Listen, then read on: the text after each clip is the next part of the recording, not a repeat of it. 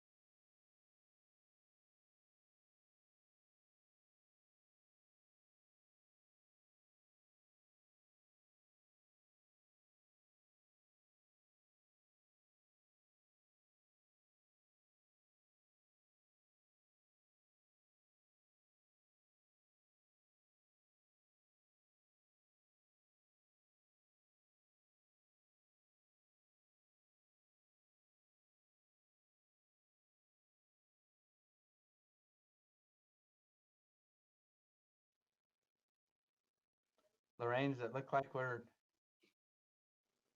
I'll do a roll call, but It we looks like better we've get got started. 11. I see we've got 11 board members, it looks like. I'm not Jerry, getting, can you send Sean Newell the password so that he can just click on it? It wasn't clickable. That was the problem with it today. Oh my gosh. it's that link. Get that link in. Mine was clickable. I had to be rescued with a link, a direct email with, not that general one. Mine wasn't, but the password should let him in if he pastes that link into the internet. I sent it to him. Well, I hope everyone's had a really nice Thanksgiving holiday, and I know I have. You know, we've experienced turning the clock back for daylight savings time and getting over that, but one thing I look forward is rolling the scale back 10 pounds during the holidays, and so that's been in my favor. And we're 1st of December. Well, surgery helps. And you had surgery, so maybe. Well, not yet. I haven't had that knee replaced. Oh, you haven't. It's scheduled for Monday morning. if it was scheduled on the 14th, but then they moved it up a week. So Oh. they just have to kind of do the dance. Well, Merry Christmas to you. New knees for Christmas, huh? Yeah, I've got a new knee coming. Actually looking forward to it. Okay, I can see that Mike Haynes is on now. And Mike, if you can rename yourself with your district number first, and then Scott Nielsen, I believe, is on by phone. Yes, I am, Lorraine. Thanks, Lorraine. I'll get that done. And I'm not seeing him on my screen listed out by. Oh, there we are. Yeah, I am. There we go. Earlier, I didn't see everybody in.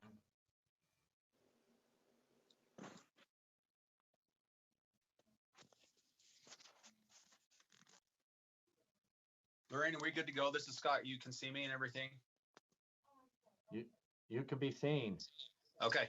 Just wanted to make sure I was on.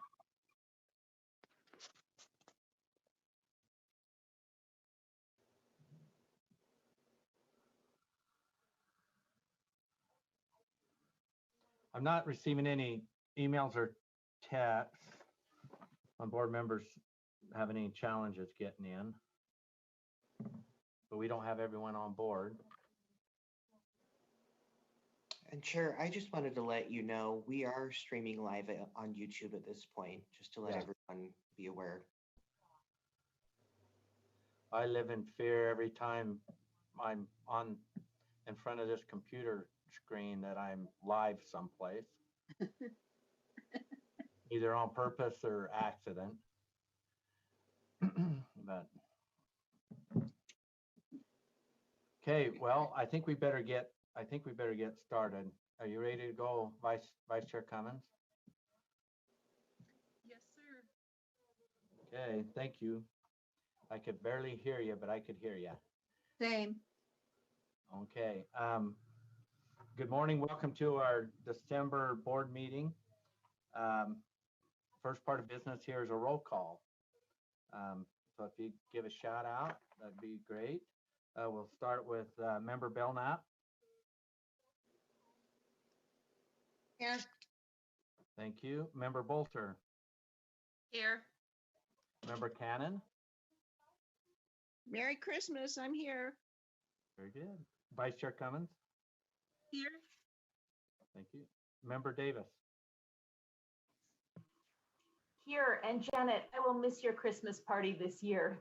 Oh, I will too. Thank you, Cindy. Member Earl. I'm here. Thank you. Member Gravitt. Here. Member Hanson. Good morning. Morning. Member Haynes. I'm here. Good morning. Okay. Member Lear. I'm here. Member Marsh? I'm here. Good morning.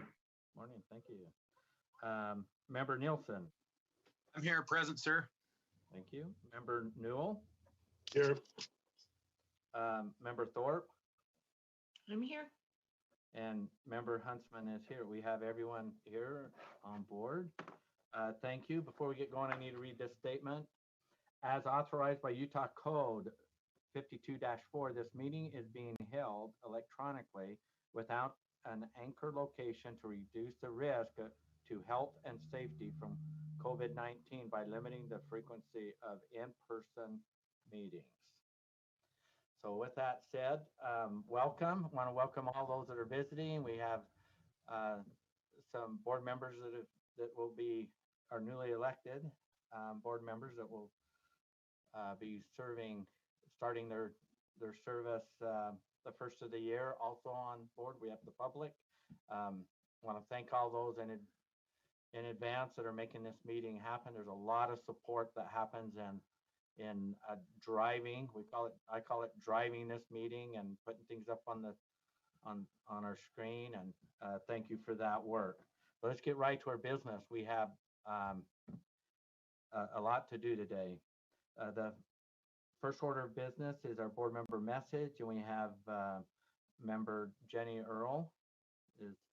Are you ready to go? I'm ready. I'm ready.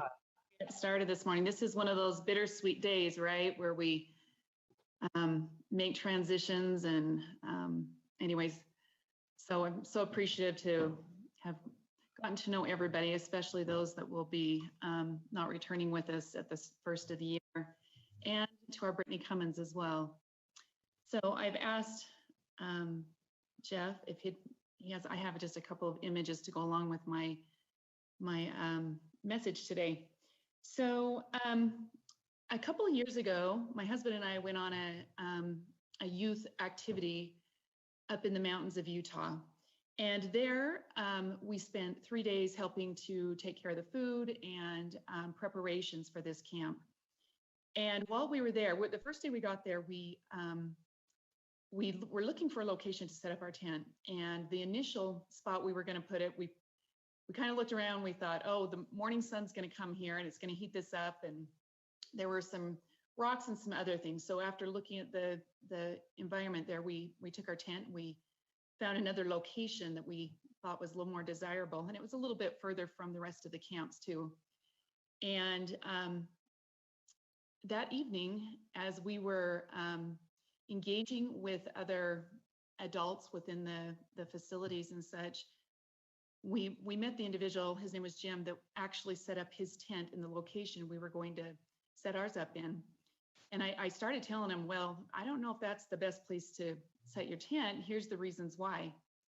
And he said, well, why don't you come over and let me show you something. So we walked over to the location, and he said, when I stood here for a few minutes and observed where I wanted to be looking during the day, and he went throughout the whole day, and he said, if I look this way in the morning, this is my view, this is what I see, and this is what I can observe and take in. And he listed out this whole series of thought out reasons why this was the perfect place and the optimal place. At this point, well, it just left me thinking throughout that day. And the next day, one of my assignments was to up on one of the trails that the youth were hiking on, and they were going solo. I was asked to sit, bring a chair and water and stuff, and for about 2 hours, whenever the youth came by, I was to make sure they stayed on the right direction. And I wasn't supposed to say anything. I just pointed to make sure they were going the right way. So I set up my location, I sat down, and as I was sitting there, because it's peacefully quiet in the mountains, you've got the various sounds of nature going on around you. And I thought of Jim from the night before, and I thought, what is it I can observe about this location that makes this ideal, or that I can appreciate? And it wasn't long, and I've got my image sitting here with the spider web, that I observed that through a couple of the branches of the sagebrush there was a beautiful spider web. And I was taking that in a little bit, and then I started thinking, maybe a little mischievous, I thought, I wonder if I can pick up a little piece of, rock or something and just get it to sit right inside of there. So I kind of started throwing little pieces at the web to see if I could get them to stick in the web. And of course, one of those ended up being too big, and it broke through the web. And as I continued on that day for that several hours that I sat there, I observed that spider, not long after I had created a hole within his web, he began the repairs. He removed any of the debris that I had previously put into it and carefully reconstructed his web in such a way that it was usable and could be used. And Jeff, will you go to the next picture? So I recently read Up From Slavery by Booker T. Washington, which is his autobiography that he wrote at the turn of the century. And there were some fabulous things in this book. First of all, I love that he highlighted truths that traverse history. In other words, truths that could be found in any era that people live. So this is him. And the gentleman on his, I guess in the picture, I'm hoping it's the right, his right side, or on the left part of the image there, is Julius Rosenwald, who was a son of a German Jewish immigrant who fled persecution. And at a young age of 16, he left Illinois, and he decided he was going to go and learn how to make clothing. And so he went to New York, and he learned all about the clothing trade, and he learned how to make men's suits. And he came back, and him and some family members started a business. And at that time, he invested in a company called Sears and Roebuck Company. And that investment, it was kind of a struggling company at the time, but his investment led to him working with this particular company. And because of his incredible organization skills and innovation for business, he helped to make this company, the Sears Company, extremely successful. And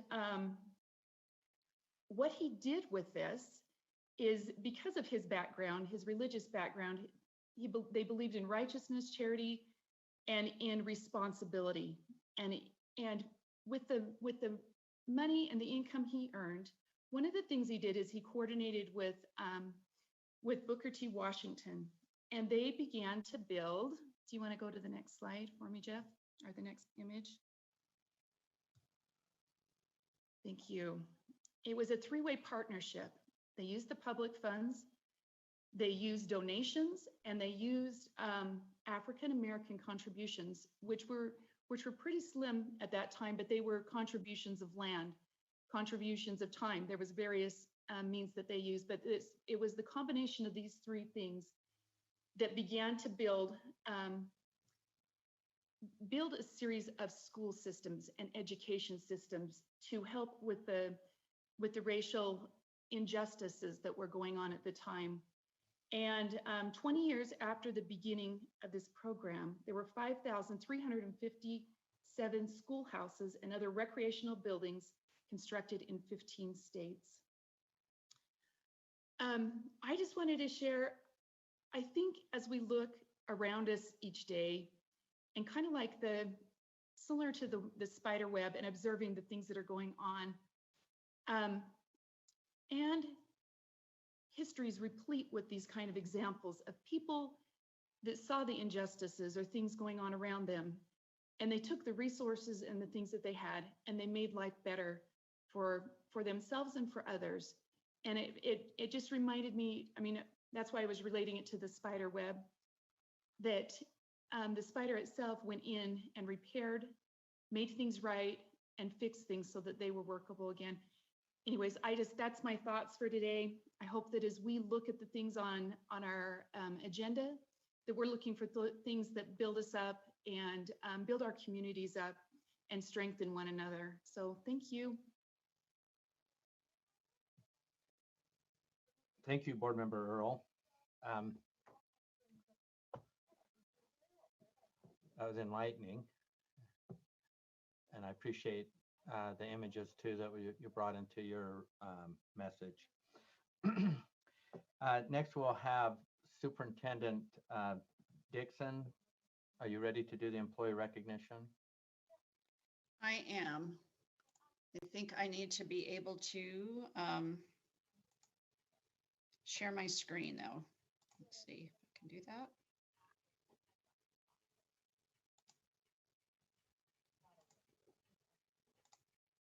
Okay. Hopefully that works.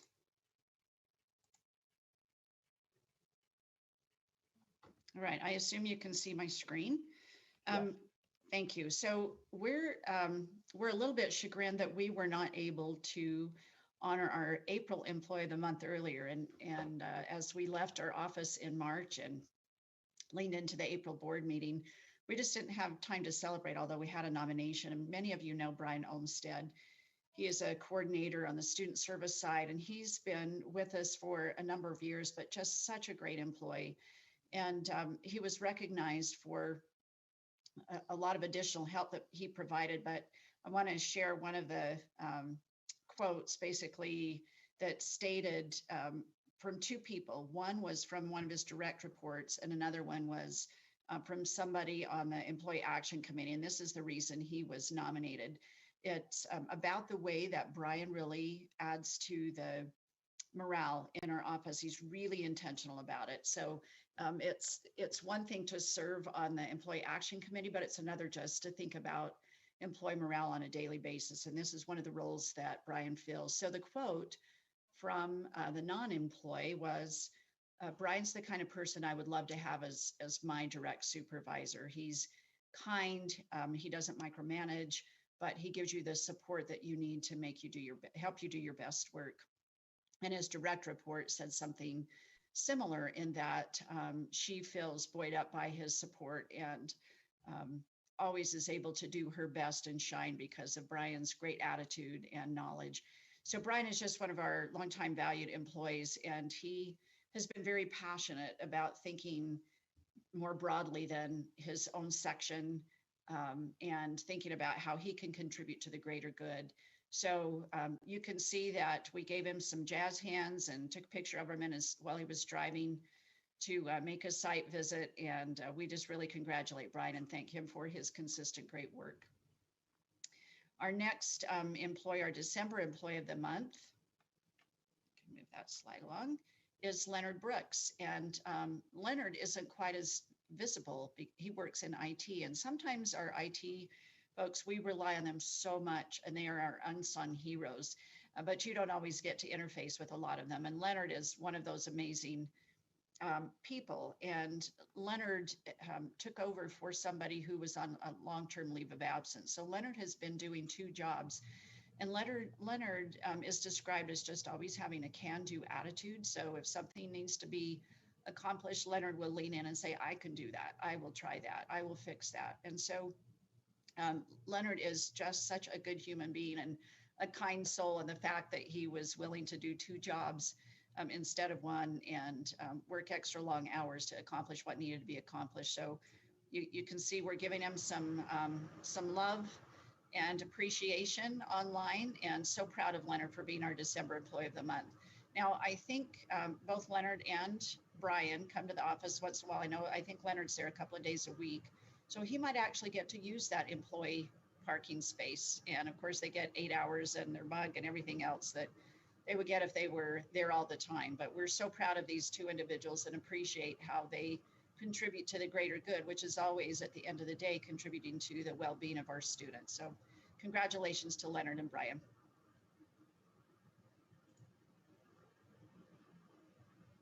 Okay, that concludes your report. It does, sir. Okay, thank you.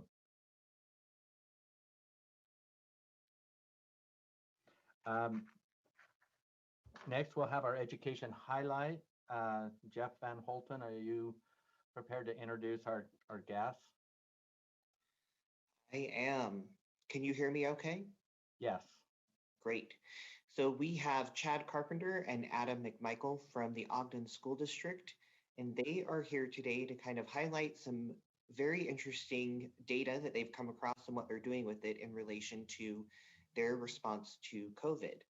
I'm going to pass it over to Adam, and Adam, make sure you have sharing rights. I do, thank you. Great, take it away.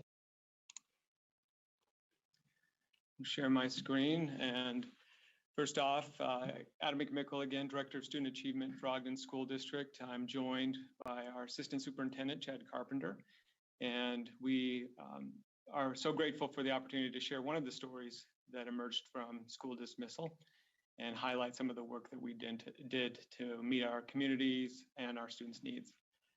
And to get started, I'm going to just take a brief moment before we get into the business of talking about how we planned for a community survey, how we executed that plan and the results of that plan.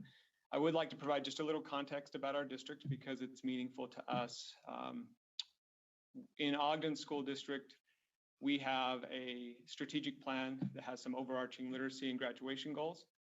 And for us, because we live this strategic plan, it's present in everything we do. We believe the origin of this story, as with most of our work, started well before school dismissal, before the crisis, really the inception of this particular strategic plan, because it guides all of our decisions. And it's one thing to note and try to live consistently through your strategic plan under normal operations, but it was certainly a stress test to face this crisis and still be able to meet our students' needs. And I'm grateful to be able to say that we saw the strategic plan as a source of strength when facing the complexity, uncertainty, and ambiguity of school dismissal, where we were seeking information, where we were trying to find our footing. We found our strategic plan as a great source of strength in guiding our decisions. And you will certainly see that some of the decisions we made, some of the courses of action we decided to take were certainly guided by our desire to protect the integrity of our plan and recognize that even when our students were learning remotely, when we were facing these unprecedented times, that they still deserved an exceptional learning experience, and it was on us to meet that need. So our strategic plan, as I noted, has the overarching literacy graduation goals. It's also supported by 3 anchors: academic excellence, social emotional learning, and talent development. And they have objectives and strategies therein that, again, guided our support. It's also important to note before we get into the story of our community survey that we had some structural pieces in our district that existed long before school dismissal that certainly helped expedite action during dismissal. We had a longstanding district survey committee that guides our decisions around how we use surveys to meet the needs of our community, and also how we effectively employ instruments to get those surveys out in an effective way. And for us, that has also helped, just as a note, you'll see this in our story, it's helped us employ Qualtrics under state contract, really get that moving very quickly to meet the needs of our community. And you'll see Qualtrics play a significant role as we talk about how we employ the survey during school dismissal. So that takes us into our community needs survey.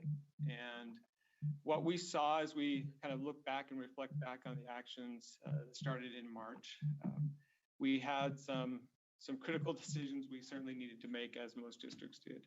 We had the dismissal announcement on the 13th.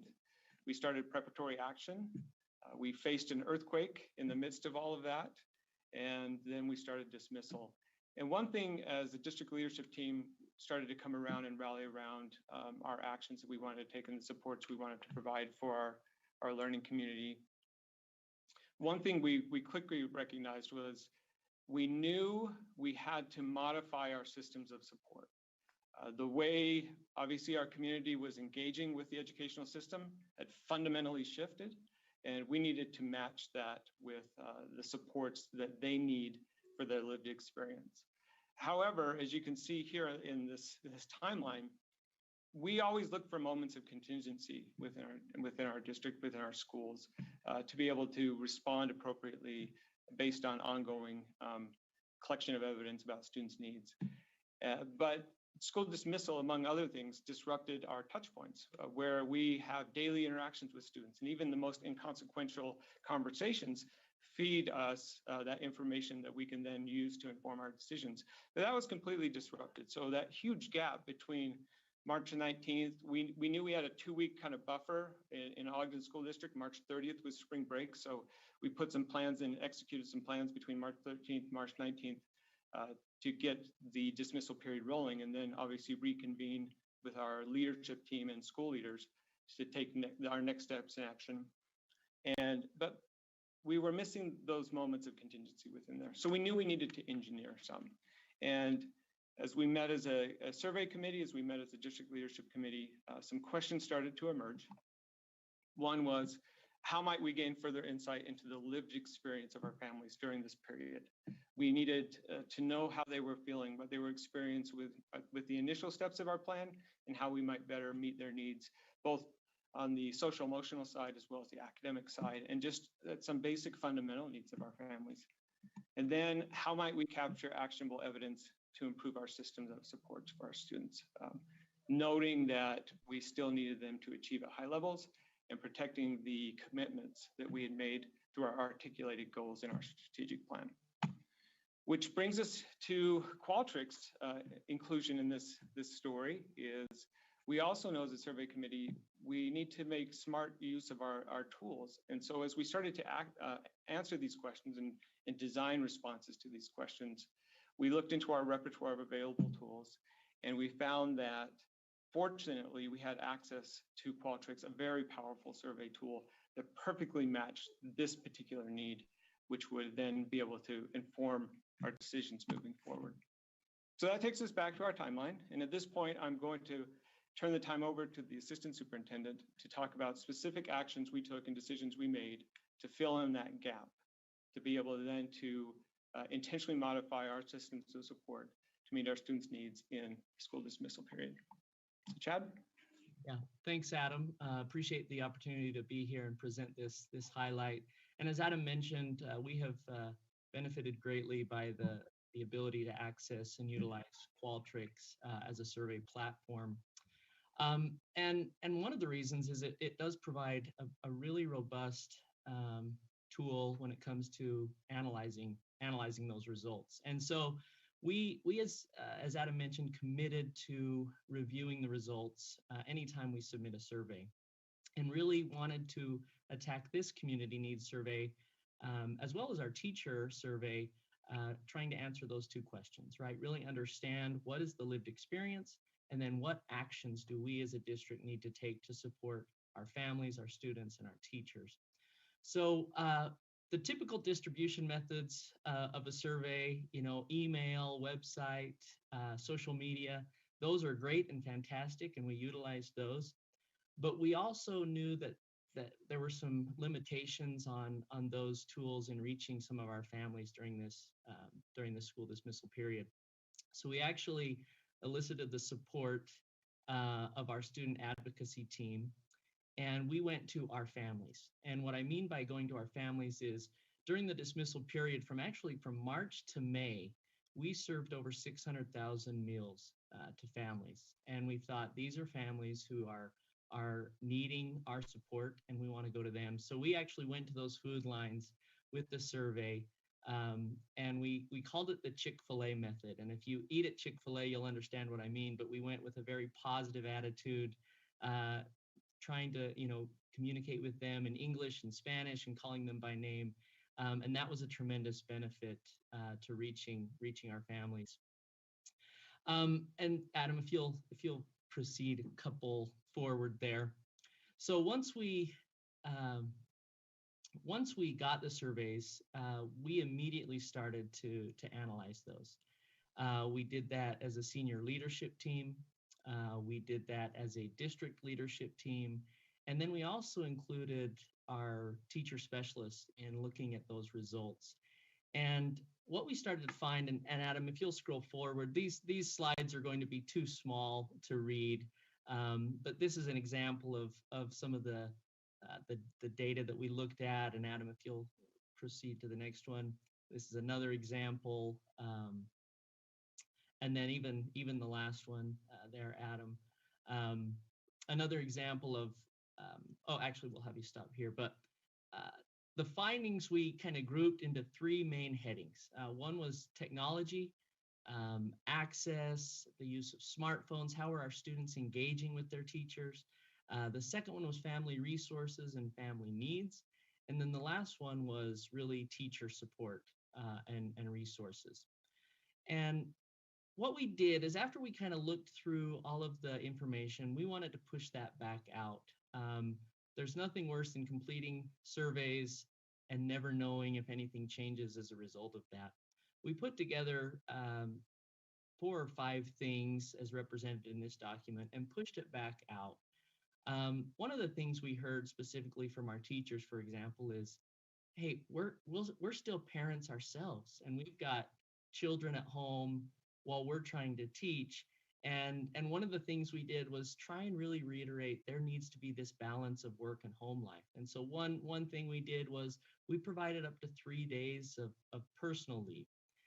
And this was kind of informal personal leave. We said you're professionals. If you are teaching, your students as part of your teaching profession, but need to step away to help your first grader or your sixth grader, you shouldn't feel guilty about that. We're going to provide you some leave to be able to do that. And that was an example of one of the things we did. And so it was tremendous opportunity to really engage with our community, hear their needs, hear from our teachers, and support them during this really scary time. We heard anxiety and depression were high. And so we wanted to support them as well as our students and parents and families. It also highlighted the need for technology. We were trying to figure out just what our technological needs were at our families, how many had access to the internet, how many had access to devices. And this, if nothing else, reiterated the need to provide that access in a very strategic way for our families to be able to engage in the learning process during the dismissal period. So Adam, I'll kick it back to you to kind of conclude here. Thanks, Chad. And as you mentioned, that decisive action then, as we look at our timeline, to start filling in that gap, to gather the evidence, connect with the community in meaningful ways, to then bring that information back to district leadership and school leadership teams to take the decisive action to kind of mitigate the ongoing issues that were severely impacting our families. Couldn't take away all the anxiety, all the stress, all the issues that arose during school dismissal, but certainly we shifted the way we mobilized our workforce to meet our communities and our teachers' needs and meet them where they were at as per their lived experience during this time. And as Chad noted, we found a lot of interesting things, even in areas where we had previously been investigating, like making sure that the off-campus technological access was there. We thought we had a pretty good understanding of what the community's needs were, but through this process, they gained clarity as the users, as did we, about what it actually means when we say, do you have access to the internet? Not just can I connect, but what type of access is necessary to fully engage in the educational processes that we put out there. And we got further insight there, and then we were able to, again, coordinate effort to meet that need. And with that, again, we both appreciate the time that we've had to share this story. It was certainly, among other things, an interesting time to work in education. And we were just happy that this was one of those pieces where we were able to take decisive action to try to better meet our community's needs and help them through such a difficult time. So thank you, board. We appreciate the time. And thank you. Board members, do you have any questions or comments? If you do, I'll recognize your hands. Make sure this is working. I'm looking at that time frame, and and that was really tight with everything else that was going on. And it is, we're glad you're able to make it today and share with the state public education community your achievement there. Thank you very much. Any questions or comments? Board Member Cannon has a comment or question, sir. Okay. I just want to check our technology here, and I'm not seeing a hand raised, but Board Member Cannon. Yes, thank you. I did try to raise it. I would just like a little more information, because one of the things that I hear nationally, at the federal level, is the concern of getting digital access to all of our students. And you went even a little deeper than that. You were saying that there was more than just having some access. And I just wonder if you could give us some advice as we look at things on a statewide basis about what needs to happen to give some equality to all of the kids who are trying to do online education. Certainly, I'll take that. I'll try to start with that, Chad. I appreciate the question. So one of the first insights we had was about the types of access. Previously, through our investigations, just as part of our digital teaching and learning grant implementation over the years, we had landed on about 15% of the population was in need of additional supports for off-campus access. That was the number we were pretty confident in. However, this highlighted the need a little more, and as Chad noted, having that direct access with parents to be able to ask some follow-up questions and engage in different ways, that number actually went up to about 25%. They were thinking in previous surveys, previous engagement with our schools, simple access to a cell phone was enough. But now that they were seeing the demands that were actually on their students as far as just engaging through Chromebooks and other devices, that was one area where we highlighted. So advice is just to continue to dig to get at the true story. We thought we had a grip on it, but obviously we dug in and scratched the surface a little more to get that precise and accurate count on the needs. And after that, we took advantages of the resources that were presented to us through the CARES Act and other funding sources to then not just meet the dismissal needs. We had some hot spots that were available. They were difficult, obviously, to come by during that period. And we were able to try to kind of reconfigure some of the other things that were available in our district. But we made strategic plans, future thinking too. So this survey didn't just meet the needs of dismissal. It certainly helped us plan over the summer. So we were much better equipped with one-to-one and off-campus access moving into the fall. So we feel much more confident that we're meeting our students' needs. Oh, Chad, if you have anything you'd like to add. Just really quickly, and it's funny because there's a simultaneous meeting happening right now to discuss some parent app features that we're looking to roll out. But for example, one of the things we heard from a parent was, my child is saying I can't, the smartphone isn't compatible, that I can't really engage. And so I think bringing parents along and providing them access and tools and resources to be partners with us in how their students are engaging is something we continue to learn about, and we are trying to provide and equip our parents at all levels, right? And all abilities to be that first and foremost teacher in the home, and then partner with us as teachers here in the field. So we're continuing to learn on that. And my final point, and the state, and certainly in partnership with Utah Education Network, are already tackling this, but what has emerged is like one of our most critical needs now, both in dismissal and ongoing, is student engagement in both hybridized environments, digital and physical, and also those that are learning online and distance, has been just one of the most critical things. And I don't think we can study enough or support enough or provide enough professional learning to continue to improve how students are able to engage in this interesting learning environment now. Board Member Scott Hansen, do you have a question or comment? Your hand's raised.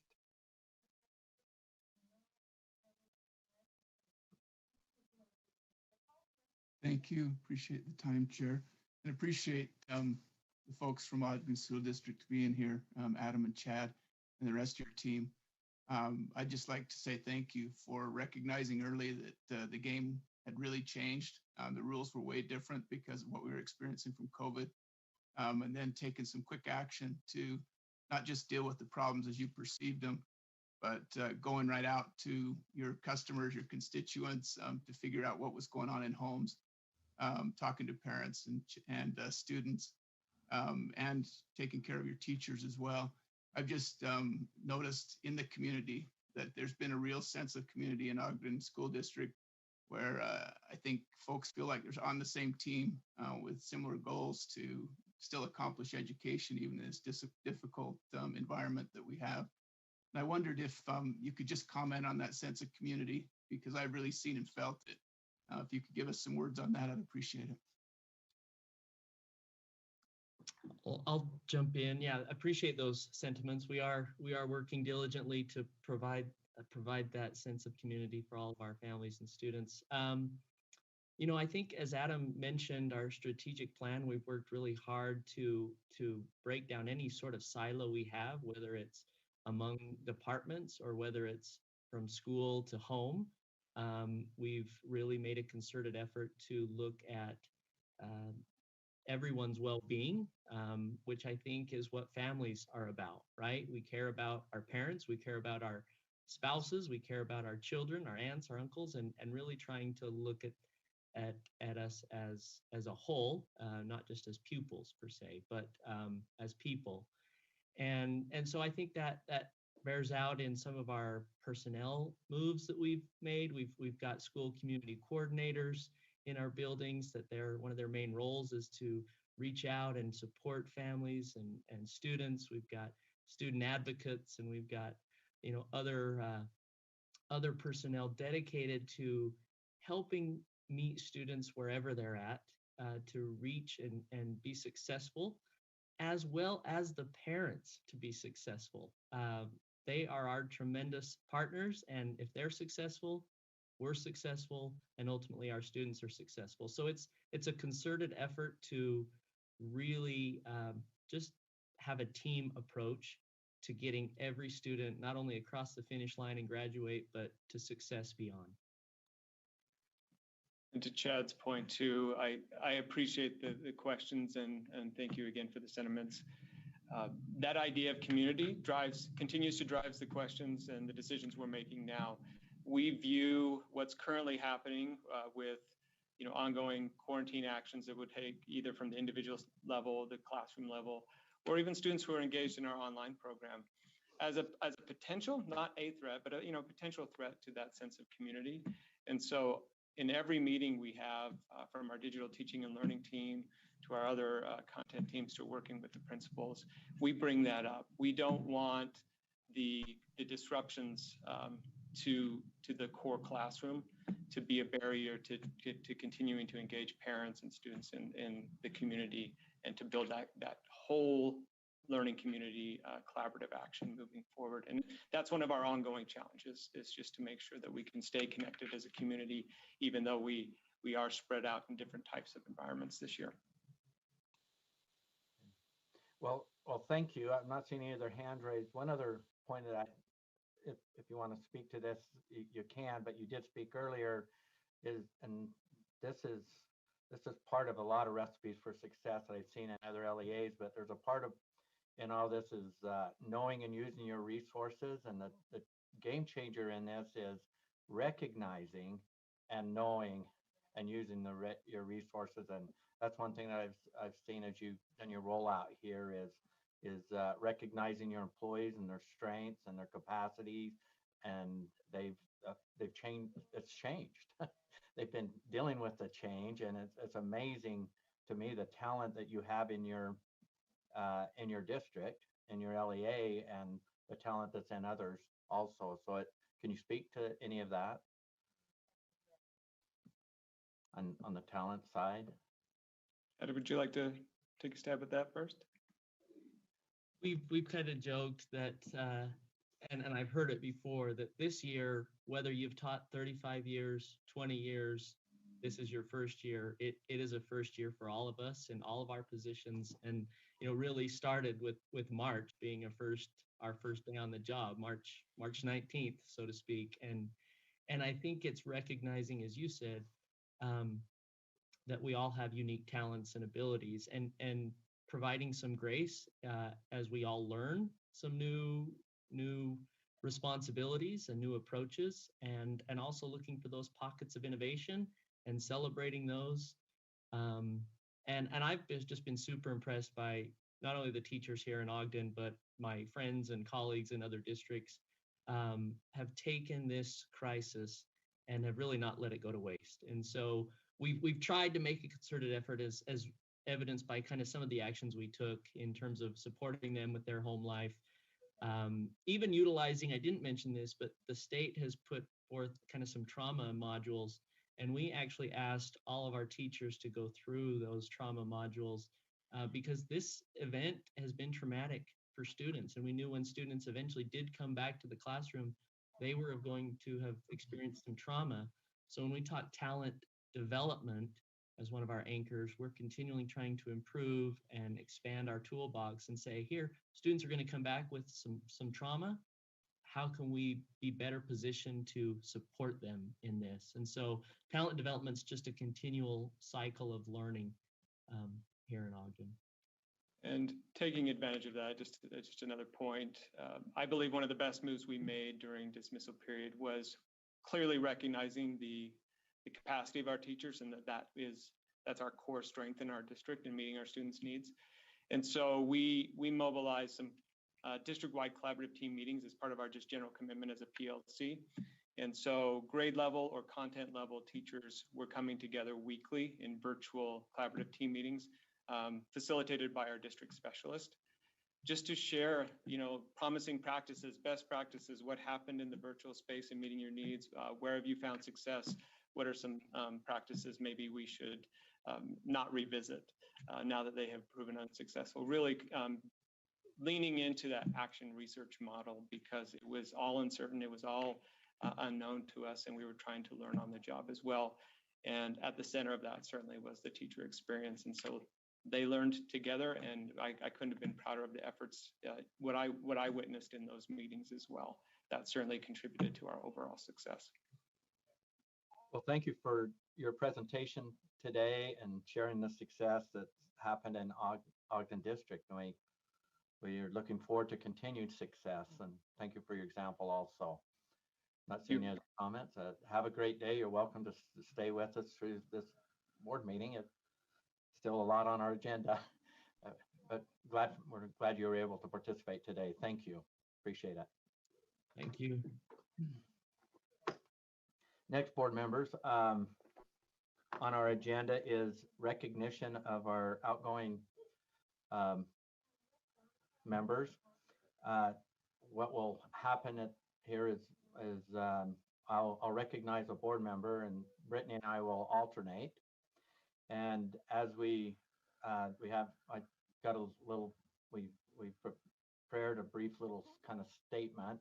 We're not going to be able to cover everything and all your accomplishments, but we hope our comments will reflect the work that you have done in serving on the board.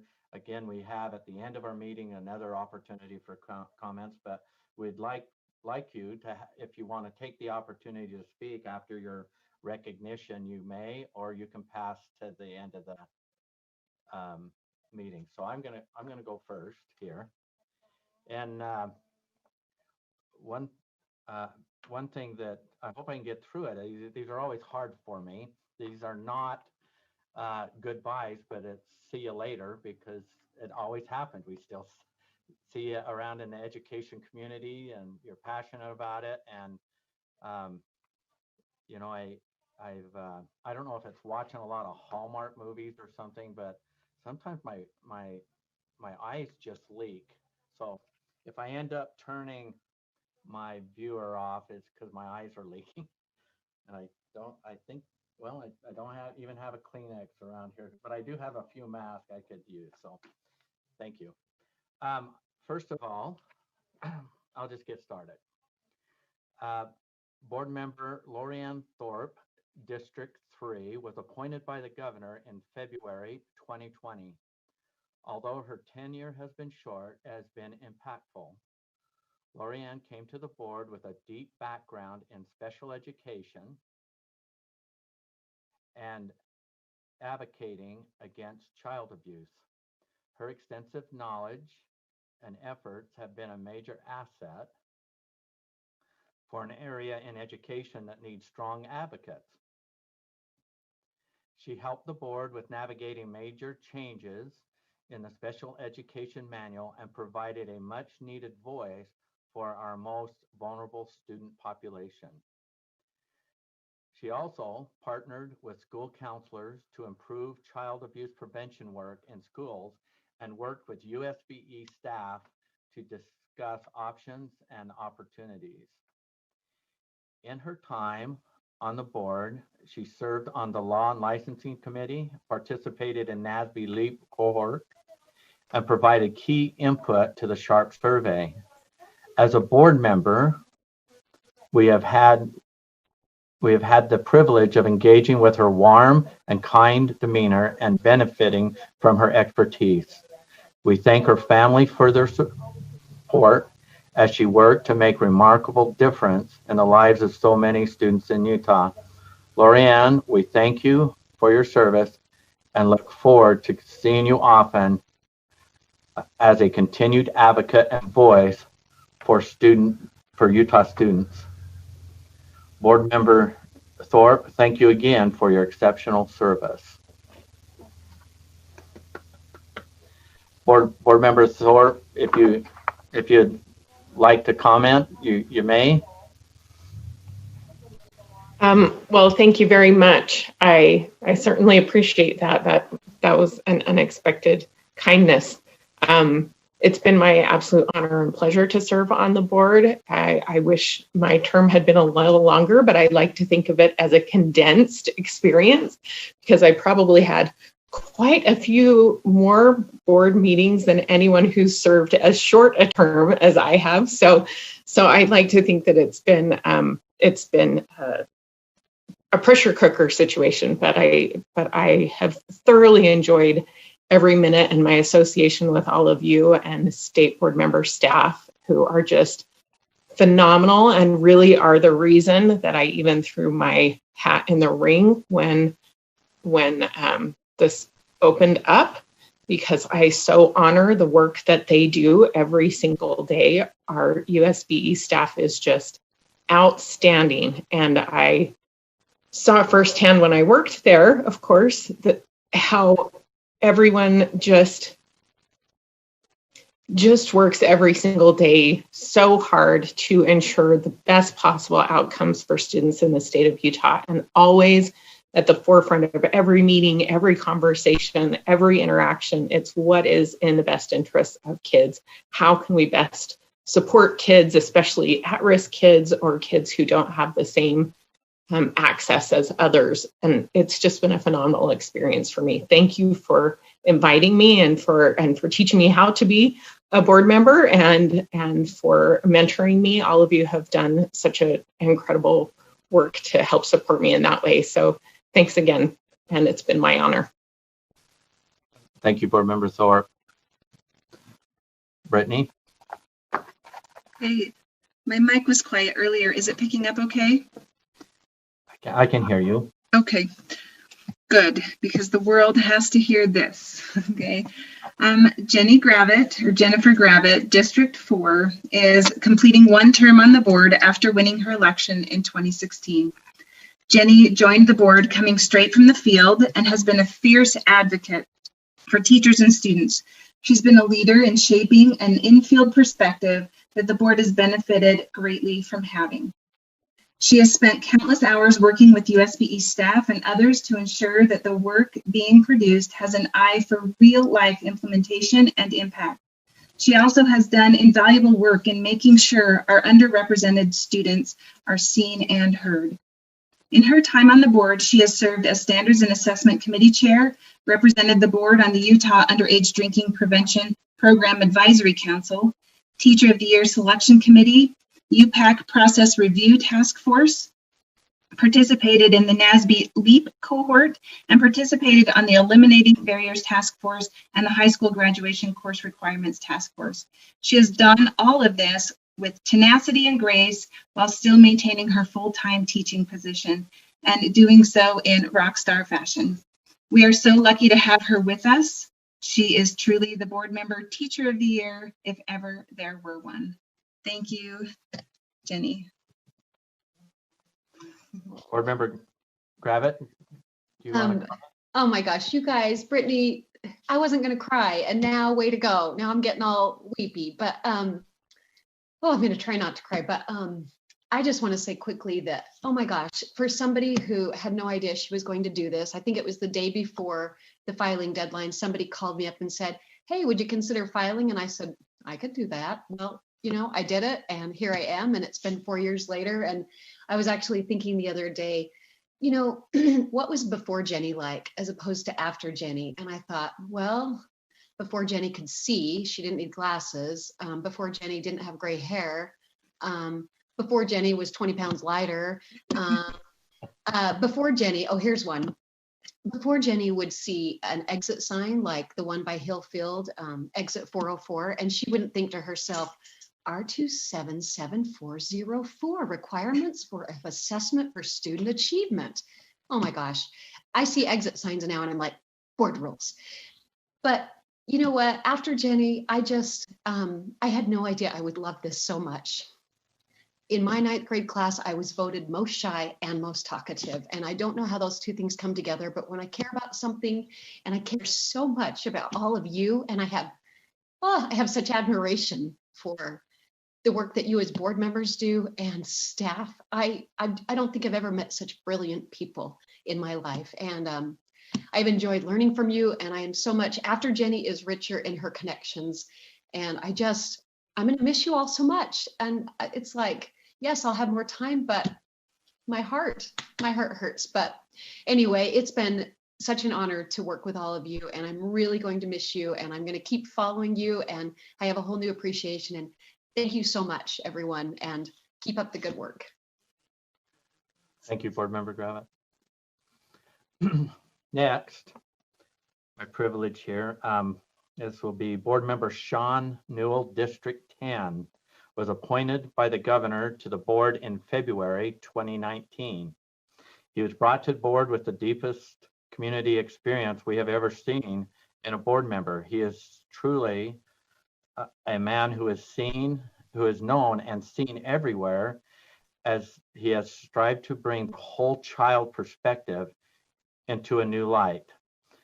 The students of Utah have been well served by his efforts to make sure our efforts as a board consider all community aspects together rather than taking a siloed approach to how a student can be given every possible resource.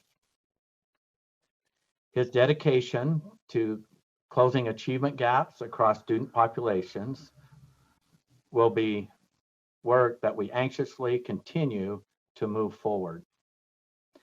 A great example of this is when Sean took the time to sit down with a post-secondary transition specialist and talked about the successes and barriers he's experienced in preparing and hiring individuals with disabilities in the field. And then he gave USBE staff the contact information of individuals in the field that they could work with to improve the workforce pipeline for students with disabilities. In his time on the board, he has also served on the Finance Committee and participated on Public Education Funding Study Group. Board Member Newell, thank you for your exceptional service. Board Member Newell, do you want to make any comments? Yeah, I'll try to make it short too. Thank you. Thank you very much. This has been one of the greatest experiences of my life to date. Having an opportunity to gain a greater understanding of the hard work that the state board does and the intersection that so many aspects of this work have in touching our community beyond just when the students are active in school, but into their lives and creating the people that are going to be able to help us to develop a world and a country and an environment that's conducive to everybody being as one, as human beings here in our lives. I don't plan on being gone forever.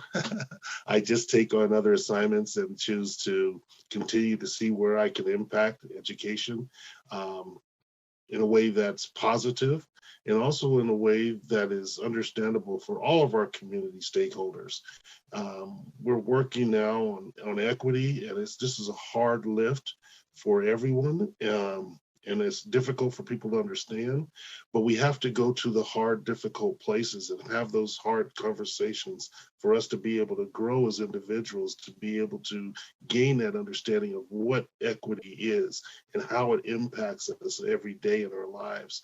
So I really look forward to the efforts that the state board is doing right now as far as equity goes. I really look forward to the continued work that you all do. I mean, the entire team should just get kudos. I don't do much. It's the team of the state board that makes all the difference in the world. And our populace needs to really understand that. They really need to take the time to step back and see what type of work is being done and see how they can be a positive influence and assist with the work that's being done in a way that's conducive to being able to help these action plans to be able to come to fruition. So I implore our community to stand behind our State Board of Education. I just can't tell you enough about the relationships that I've developed, the guidance I've received from so many of you, the help, and I'm hoping that you'll still lean on me to be able to assist you as we move forward as a state. So thank you again. The bell is wonderful. My wife told me do not use that bell on her, and I'm going to try to comply with that. But I want to thank everybody for your mentorship, your friendship, your relationship, and I hope to see you soon.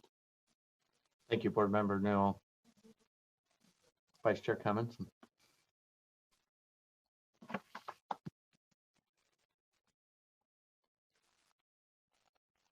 Your mic isn't on, Brittany. And it was sounding good Now too. it is. Okay. Sorry, Mike. Mike Haynes, District 11, was appointed by the governor to the board in August 2019. Mike came to the board having risen to the top of grassroots-based involvement that brought him to education in unexpected ways. His love for the local perspective and the on-the-ground efforts of our LEAs has served the board well. Mike has maintained a close relationship with all of the LEAs in his voting district in a way that is unmatched.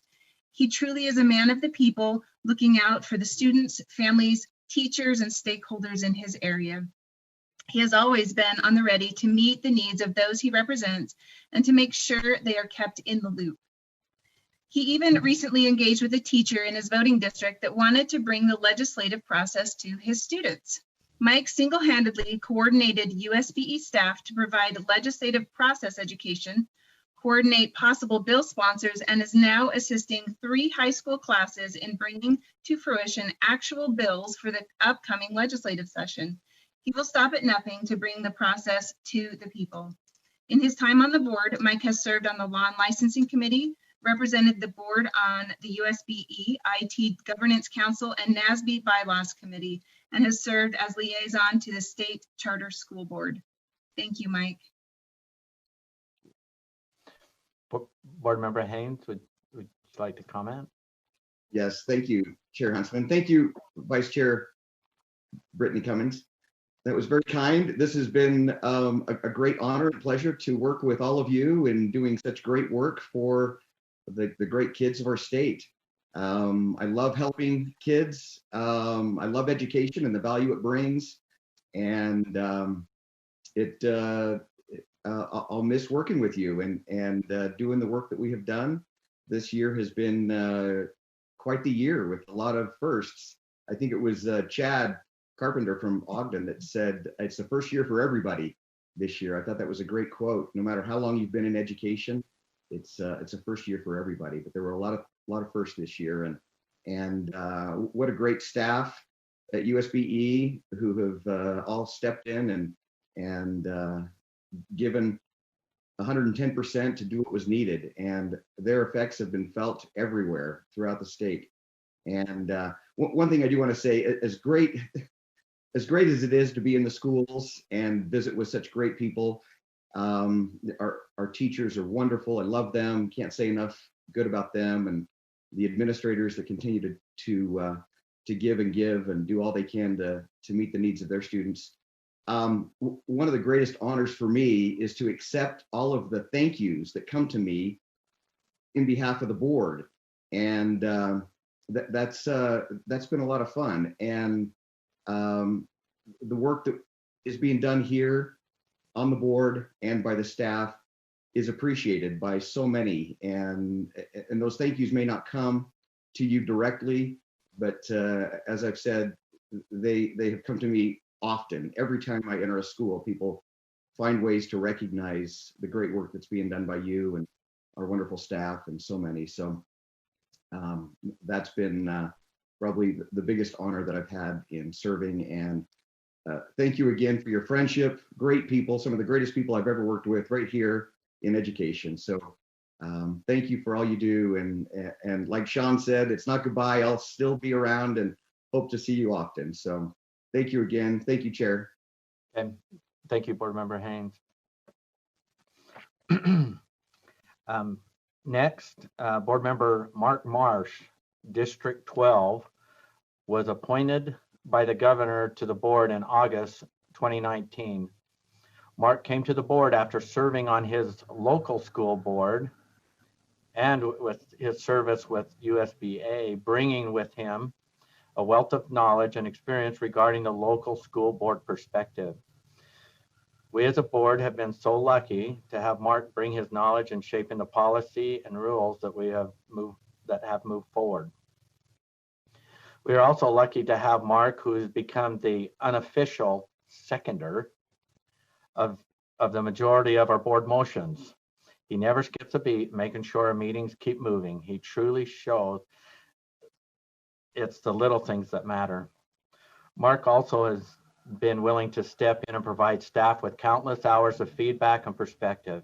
He even spent time in the standards committee to more fully understand recommendations being made by the Student Advisory Council, with 2 student presenters being present. He took care and time to make sure their perspectives were heard and understood. In his time on the board, he's served as vice chair of the Standard and Assessment Committee and represented the board on the Utah Rural Schools Association board. Board Member Marsh, thank you for your exceptional service. Board Member Marsh, do you have a comment or choose to comment? I do. Thank you, Chair. Thank you for your service and for your guidance and leadership as I have served. I am thankful for the opportunity to have served here and have loved every minute of what we've done. A special thank you goes out to board leadership for fitting into a shorter term than normal, almost as many meetings as a 4-year term would have with the pandemic that we have had. I'm especially appreciative of Superintendent Dixon and all of the staff that we have. My wife is a teacher and she loves what she does and spoke highly of many people. And I heard these names thrown out. I've been to a meeting with so-and-so and I've so-and-so called today and let me know that this was happening. And as I did that, when I sat down and started my work here on this board, it was interesting to put a face to those names that my wife highly revered. I'm appreciative of what each and every board member brings to the table because there are so many perspectives. Having chaired the Utah School Boards Association group, it is amazing that we can run a group as big as we do and try and keep focused on what we're doing with so many different perspectives, but yet we do that with respect and civility amongst each of us. Very appreciative of that. When I first started as a school board member on my local board, I had many people asking me to run when our board member was on the wrong side of the line for when the district was realigned. And I said, I really don't have an interest.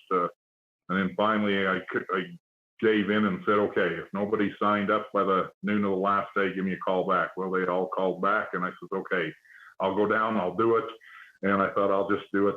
They'll get on and get signed up, and then hopefully somebody else will win and I won't have to do it. But having gotten on there, I noticed the difference of what a board can do and why we're here and why we do what we do. We're trying to make a better place for our youth and a better nation and a better country and a better world coming up. So appreciative of everybody for your friendship and love and kindness and the preparation that you have for our meeting. Thank you so much. Thank you, Board Member Marsh. Vice Chair Cummins. Scott Nielsen, District 13, is completing one term with the board after winning his election in 2016. Scott came to the board a veteran teacher and continued his journey moving into the administration of his local school district. His continued growth and expansion within public education has proved the board with a unique perspective that has been vital in shaping the decisions that the board has made. He was instrumental in the decision-making process related to board rules and policies governing the distribution of funds to LEAs. He also made a positive difference to LEAs with his input and suggestions to the board for improvements to the teacher supplies and materials funding distributions. Scott is also a dedicated member of the military, where his love and respect for his nation has come to infuse his work with the board. He has advocated passionately for students and parents with a focused eye on how the work is implemented and the water is carried to the end of the row. In his time on the board, Scott has served as Vice Chair of the Finance Committee, participated on the UPAC Process Review Task Force, represented the board on the Assessment and Accountability Policy Advisory Committee, and represented the board on the Utah Rural Schools Association Board. Thank you, Scott. Board Member Nelson. Yeah, thank you. I wasn't expecting this, but it's been a pleasure. I'm really humbled to have had the opportunity. I hate getting emotional, but humbled to have the opportunity to work with each of you. Board member, there's still much work to be done, and I'm extremely confident in the board's future success. I really am, and I've been humbled to be a part of this important work and the work that has been accomplished over the past 4 years. I'm passionate about the great work of public education, the crucial role it plays in the preservation of this republic. And you board members, regardless of your political persuasions, have enriched my life and made me a better person. And you know who you are. That's all of you.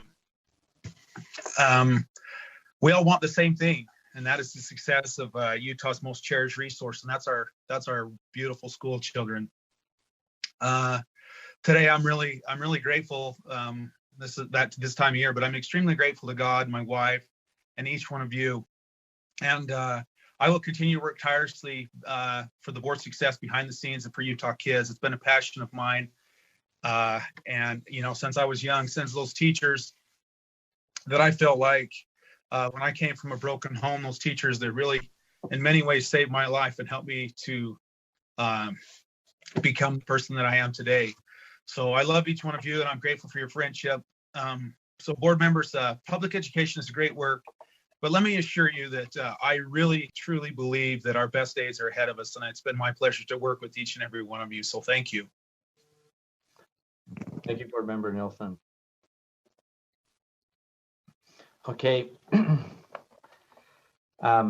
Next, Board Member Michelle Bolter, District 15, is completing one term with the board after winning her election in 2016.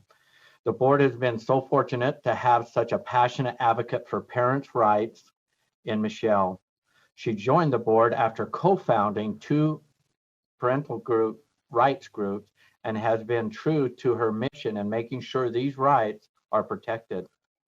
Michelle also has fiercely advocated for local control and making sure our LEAs maintain the most control of education for their local constituents. She has infused our discussions and decisions with an eye towards these important issues, leaving a long-lasting legacy reflected in the board's policies and rules.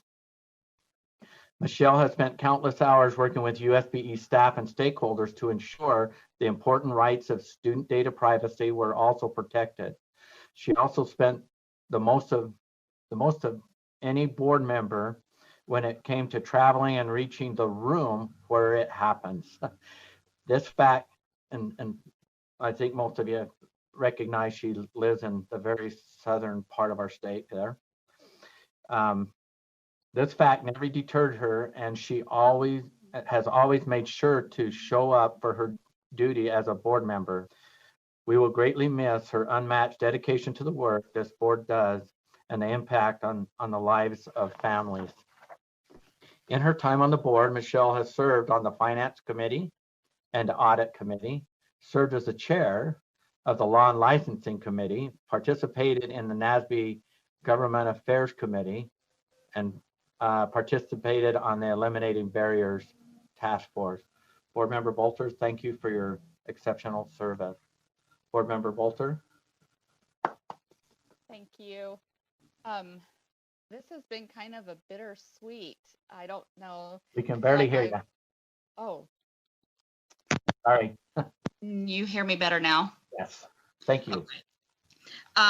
No, what I said before was really good.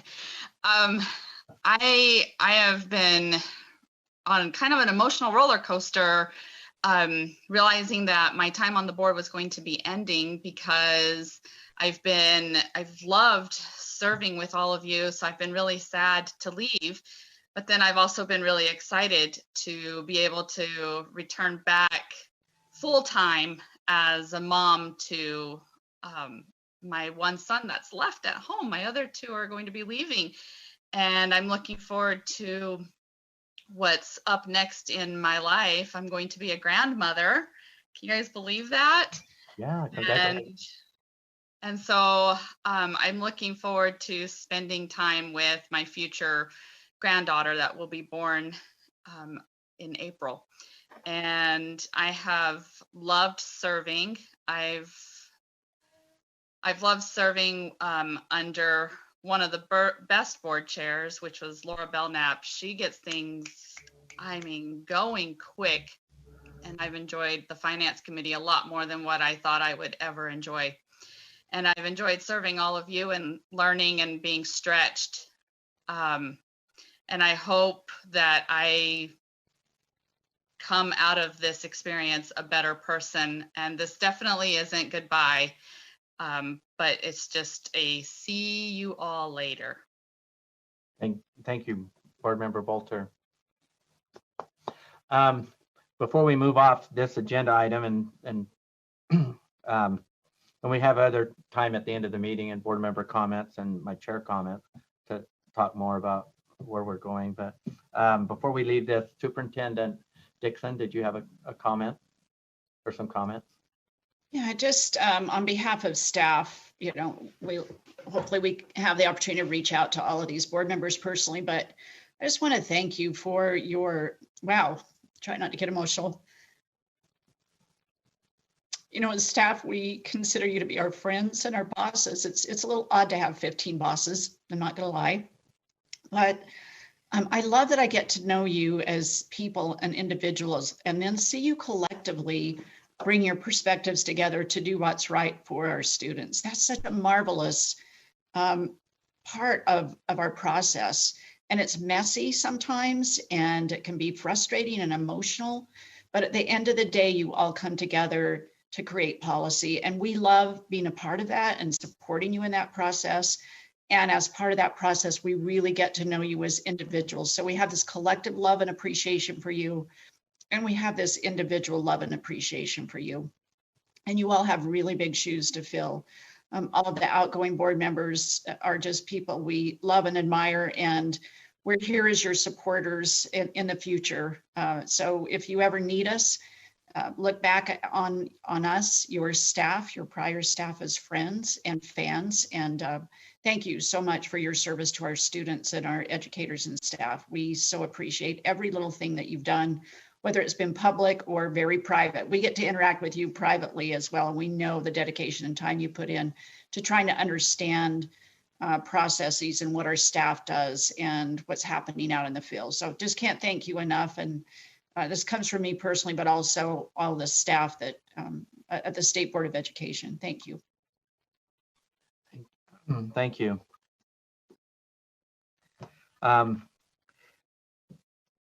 Okay, but we still have work to do today. You guys, the outgoing board members, you're still board members till the end of the month. I'm not sure how many meetings we'll squeeze in, but we do have this one. So I'm looking forward to your participation. Next on our agenda, and we are a little bit behind schedule, but we will be able to catch up or we don't. We'll do our best.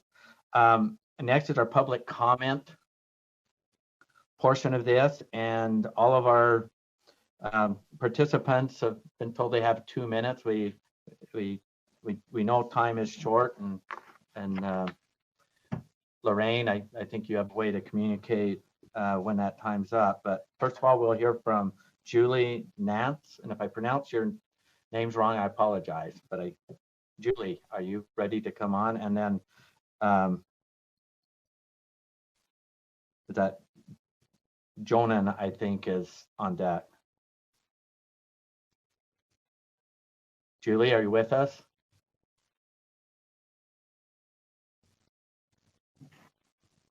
I'm not seeing that she's on. Okay, well, maybe I'll come back on. Is it Jonan? Jonine? Jonine, there you go. I like how it's on there. Joe, that's a lot easier for me to figure out. That's you. Okay, and then David Mortensen, you're on deck. My name is Jonine Johansson. I'm a professional contracts manager. I hold an MBA from Weber State University, where I am an adjunct instructor for the MBA department, and I have experience in curriculum and course development. I'm also the mother of 4 children who graduated from a Utah public high school. My comment today is in regard to the proposal to remove founding and other historical documents, speeches, and writings from the Utah Public Schools English Literature curriculum. My understanding is that part of the reasoning for removal includes that English literature teachers aren't including these writings and speeches anyway, and that they don't belong in English literature and are already under the purview of social studies standards. I assert that this proposal is short-sighted, that it does not align with the educational desires and requirements of Utah Code 53G-10-204, and it will diminish the overall knowledge, respect for, and understanding of America's founding and some of its brilliant leaders for Utah's children. Utah Code 53G-10-204 states that through an integrated curriculum, students shall be taught respect for and an understanding of the Constitution of the United States. The key here is through an integrated curriculum. An integrated curriculum is one where different subjects support each other and is especially important in the context of the humanities because these subjects are about what it means for us to be human. These documents on the English literature chopping block are recognized as literary masterpieces that should be included and valued in an English lit context, and then supported through contextual references in history, social studies, and civics courses. This will result in a well-rounded student. Within the proposal to remove itself, R1.11-12.9 and R19-10.9 actually state the literary significance of the founding documents, as well as other writings and speeches. This leaves no doubt that these documents, speeches, and writings not only belong in English literature curriculum, they are essential to it. Case in point, Letter from the Birmingham Jail by Dr. Martin Luther King is regarded as, quote, a jewel of literature. It is, quote, considered the preeminent document of the civil rights movement and designated as a required reading for many students worldwide. It has been translated into 40 languages, and it has, quote, become the most cogent and influential defense of nonviolent resistance ever written. End quote. That's Historian. time. That was Lorraine on the time. Do I have to stop now? Well, if you can finish up the closing statement. Historians and scholars say the letter is brilliant on several levels, and I believe it needs to be debated, challenged, learned from, and valued from various perspectives in an integrated curriculum. I request that the proposal be withdrawn and instead efforts be applied to integration of these vital founding documents within an integrated curriculum. Thank you for your consideration. Thank you. David Mortensen. Yes. Thank you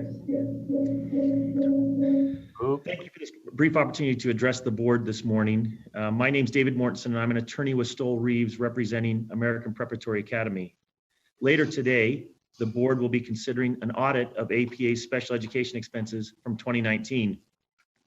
In the audit, the auditors made a couple of very important conclusions, including that one of the concerns that the auditors found was there was lack of clear information on what documents were necessary and what expenses were appropriate for state education funds. Notwithstanding that conclusion, the auditors questioned about $2.8 million of special education expenses. To be clear, they did not find that those expenses were inappropriate and rather left for this board the determination of whether any of those funds should be repaid. I'd like to briefly address those. The funds largely fall into two categories. First category is wages paid to case managers, paraeducators, and one-on-one aides. To be clear, the auditors did not say that those expenses were not used to serve special education students. Rather, each of those educators was paid specifically to serve and work with special education students. However, in the integrated special education program that APA uses, those educators also provided an incidental benefit to general education students. And for that reason, the auditors have questioned those expenses. The part that is strange is that they question all of the expenses, even though it's clear that the vast majority of the time for those individuals was spent serving special education students. The issue then will be for this board to determine what, if any amount of those monies should be repaid because there was an incidental benefit provided to general education students. And ultimately, federal law would say that you can have an incidental benefit. There's nothing in state law that prohibits it, and this board should not require state special education funds to be used in such a restricted way as that they would prohibit any program that might have some incidental benefit on other students.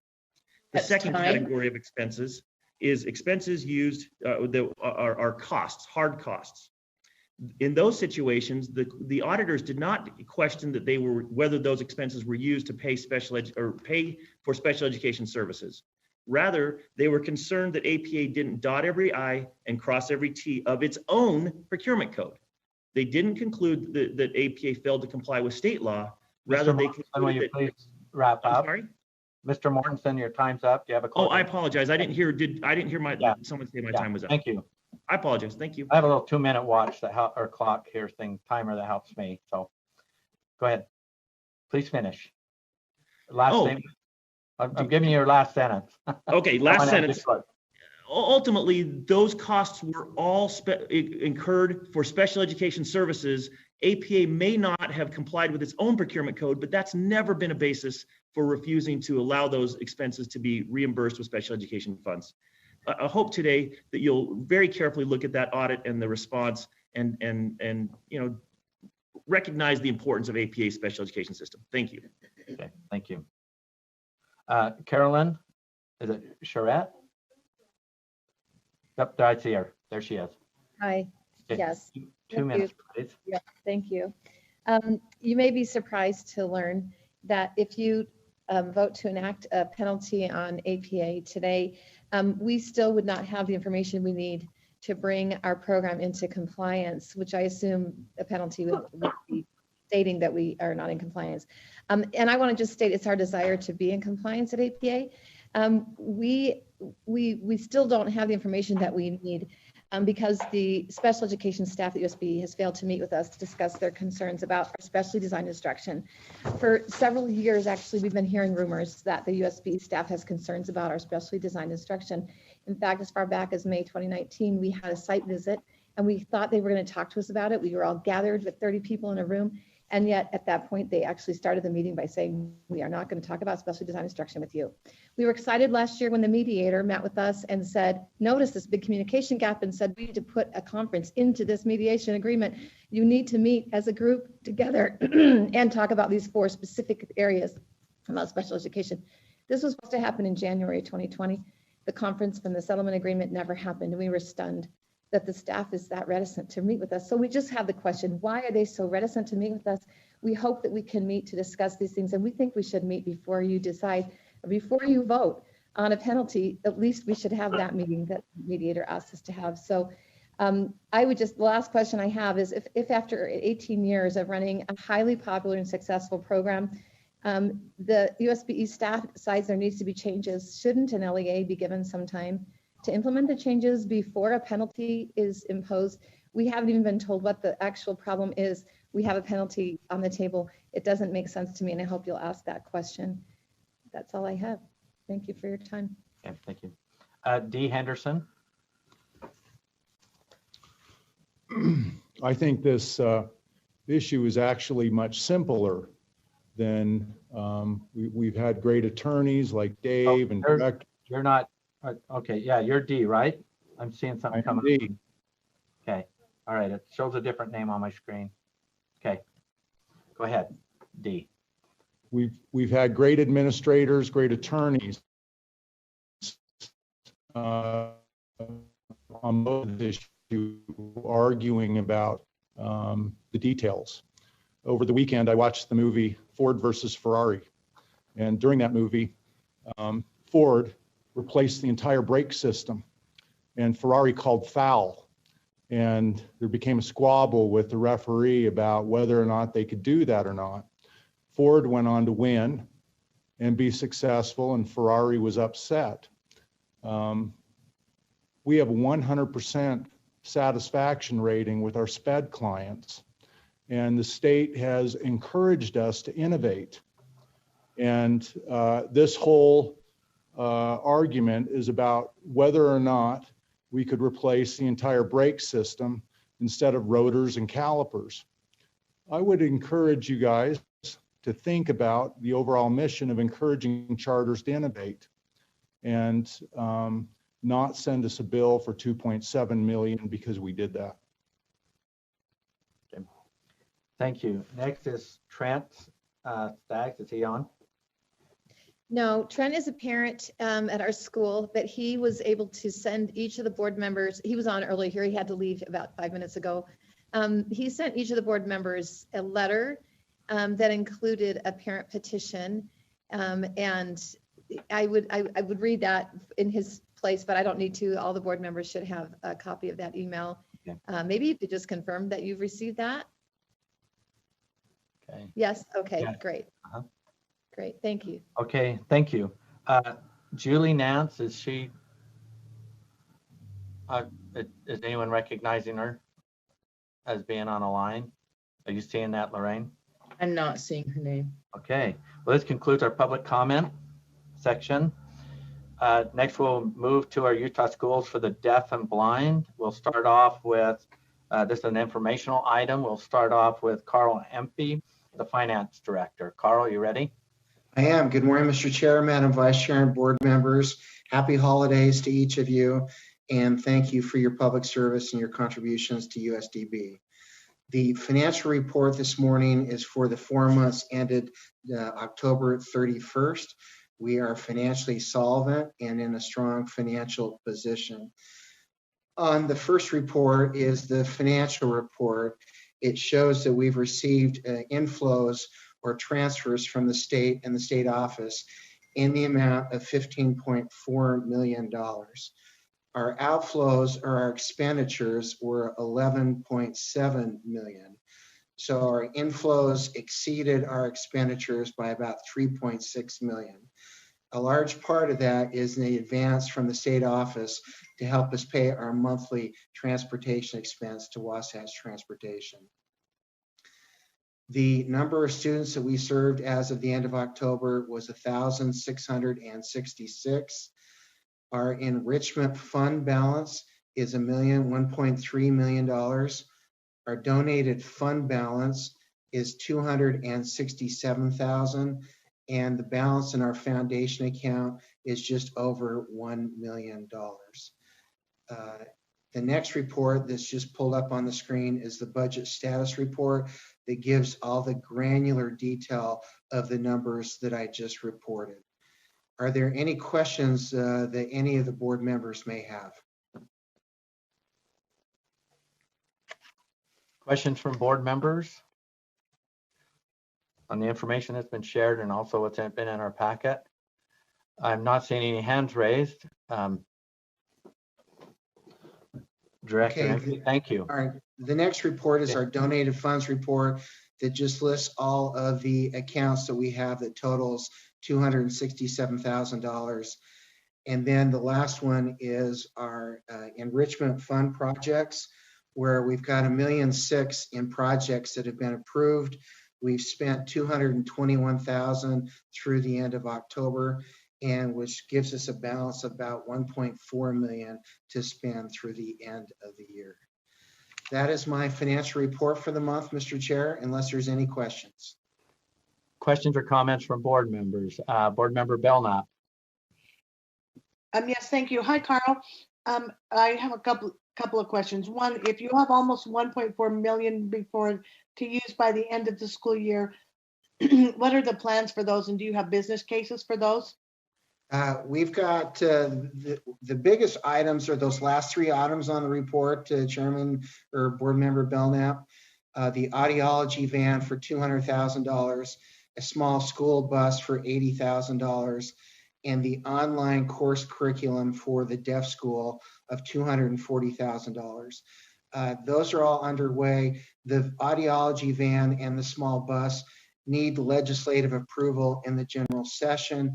Our fiscal analysts have told us they're going to prioritize getting those passed as early as possible in the session, so we can then put the orders into fleet to go ahead and spend. I think an important part is these funds do not lapse. And so if we're not able to spend them by June 30th, they'll carry forward into next fiscal year. And so we've got, as you may recall, in last month's discussion on the bus and the audiology van, it takes significant lead time because these all are custom built vehicles. And so it will take significant time for them to be built and delivered to USDB. Thank you, Carl, for that clear explanation. And my one other, what is your student count in comparison to last year? I can't remember. And so are you a fewer students, same, or higher students this year? We have just approximately about another 150 to 100 more students. I don't have that number off the top of my head, but we are higher this year than we were last year. Thank you, Carl. You're welcome. Thank you. I'm not seeing any questions or comments. So Director Empty, thank you for your report. You're welcome. Next, we'll have our USDB Superintendent, Joe Coleman. We're ready for your report. Thank you, board members. It's good to be with you today. You'll notice our agenda is a little shorter, just a financial report and a superintendent's report. We knew you had a lot of business to do, and December generally is a time when we're kind of on glide path before firing things up at the beginning of the year again. I have a few items though, and I thought Carl did a great job of explaining one of them, and board member Belknap's questions were right on point. Some of the reason we have a little bit of extra carry forward this year in enrichment funds is simply because of COVID. We haven't been able to execute some of those enrichment type activities, especially back in the spring. And I would not be surprised if, you know, this year also we won't be doing like our study abroad trips and so forth. We have our fingers crossed, but all of that takes advanced planning. So even if things lighten up with vaccines and so forth, I just don't think it's likely that'll be happening either. So great questions there. COVID update from us. We now have over 200 screenings that we've done. And I think I indicated last month that we were approaching that number. Things are actually okay though. After the Thanksgiving break, we took a look at our numbers again, and I think we're down to only one class being online with remote learning right now. So that's the good news. We'll just keep monitoring that and see what happens in the meantime. We received, like other school districts, we received rapid testing materials for our athletes. And we've spent quite a bit of time this last week, and we're continuing to do that. Superintendent Tanner is spearheading that because she, in the deaf school, that's really the only place we have a sports team right now. We did not have enough girls. We could not get enough girls to participate to have a girls basketball team this winter. But we do have enough boys for the boys basketball team. So the good news is we'll be compliant with everything, and we only have one group of kids to focus on, unlike large school districts who have so many different sports going on at the same time. So we're getting up to speed, and we'll be participating like all the other districts with that. Some great news about our foundation. You might have noticed that the press conference happened. We've got good feedback from that. I do not have numbers yet on if any specific donations have come in. That was earlier, that was last week. And so, well, but it was really an emphasis for this week. They had what's called Giving Tuesday. That's when all the donations and foundations and charities and fundraisers tend to happen for this giving season. And so I'll probably report more back on that in January. But we did receive a few in particular that I can discuss with you, even though I don't know the grand total of money that's come in. And essentially for the Christmas season, we have raised, I think we raised $15,000 for that, and we will be spending almost $20,000 on meeting the needs of some of our families who have needs beyond just what we normally provide as a school. Things like clothing and access and special things that they have need of. And so that's actually really exciting. And our schools, each of our program directors have sort of contributed to that. And so in the next couple of weeks, we'll be working at getting those things and providing them and distributing them. And that's really exciting to us. Last year, we had a donation from the Wagner Foundation for $10,000 at the last minute. And we started, that was the first time we had done some of that. This year, it's essentially going to be twice that much. So I'm really happy about that. I think it's wonderful. Another item, speaking of school growth, is just this week we started looking at our Salt Lake campus in particular for the deaf school, which seems to be bursting at the seams with classes. And we're looking at the younger classes, preschool, kindergarten, first grade. Those classes are quite full. And then on the other end of things, our high school program is growing as well. And we've brought them back to our campuses, so they're getting better service now with electives where they'll go out to the local high schools with interpreters and get that. And we will probably be looking at moving some walls and reconfiguring things to make more classrooms.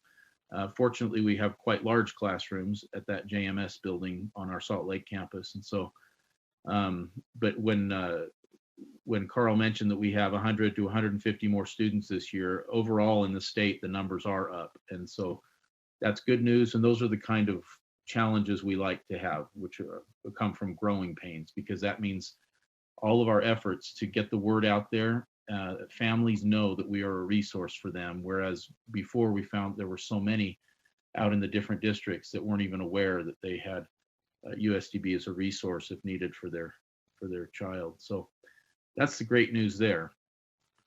And I would be happy to, I have one more item, unless you have any questions on anything that I've said so far. Are there any questions? I'm not seeing any hands raised, Superintendent.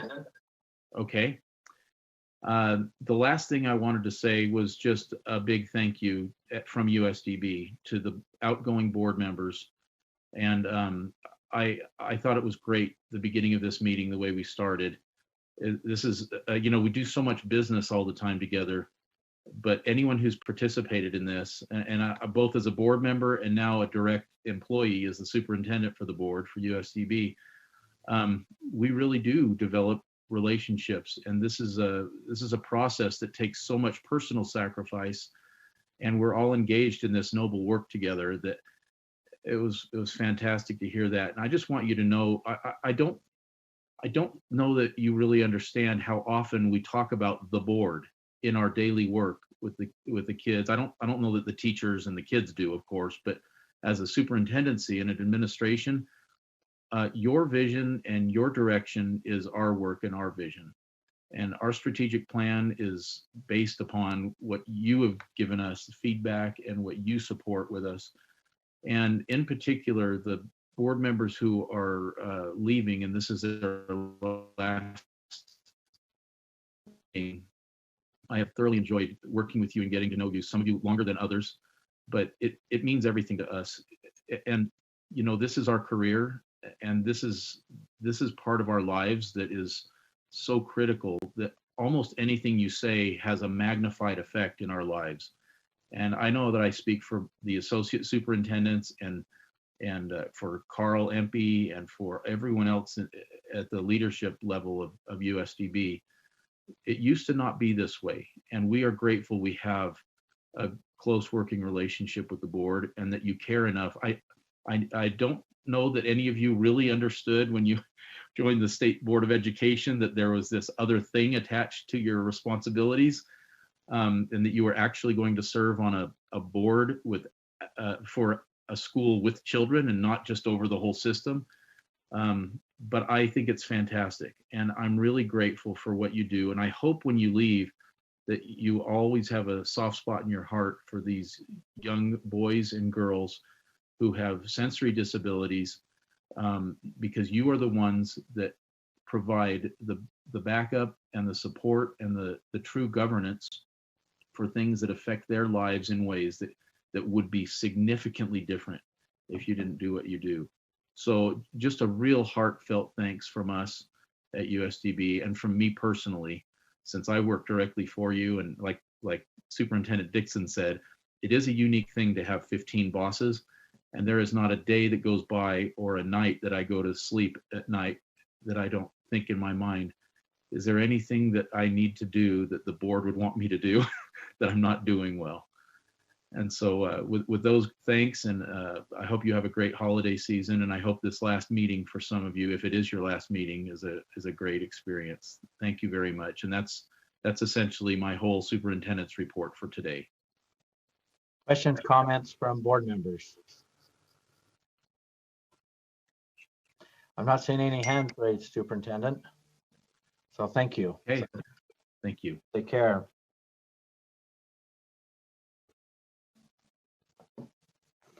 Next, we'll have our state superintendent's report. Superintendent Dixon, are you ready? I am ready. I think we're, Jeff, if you'll bring up the slide deck.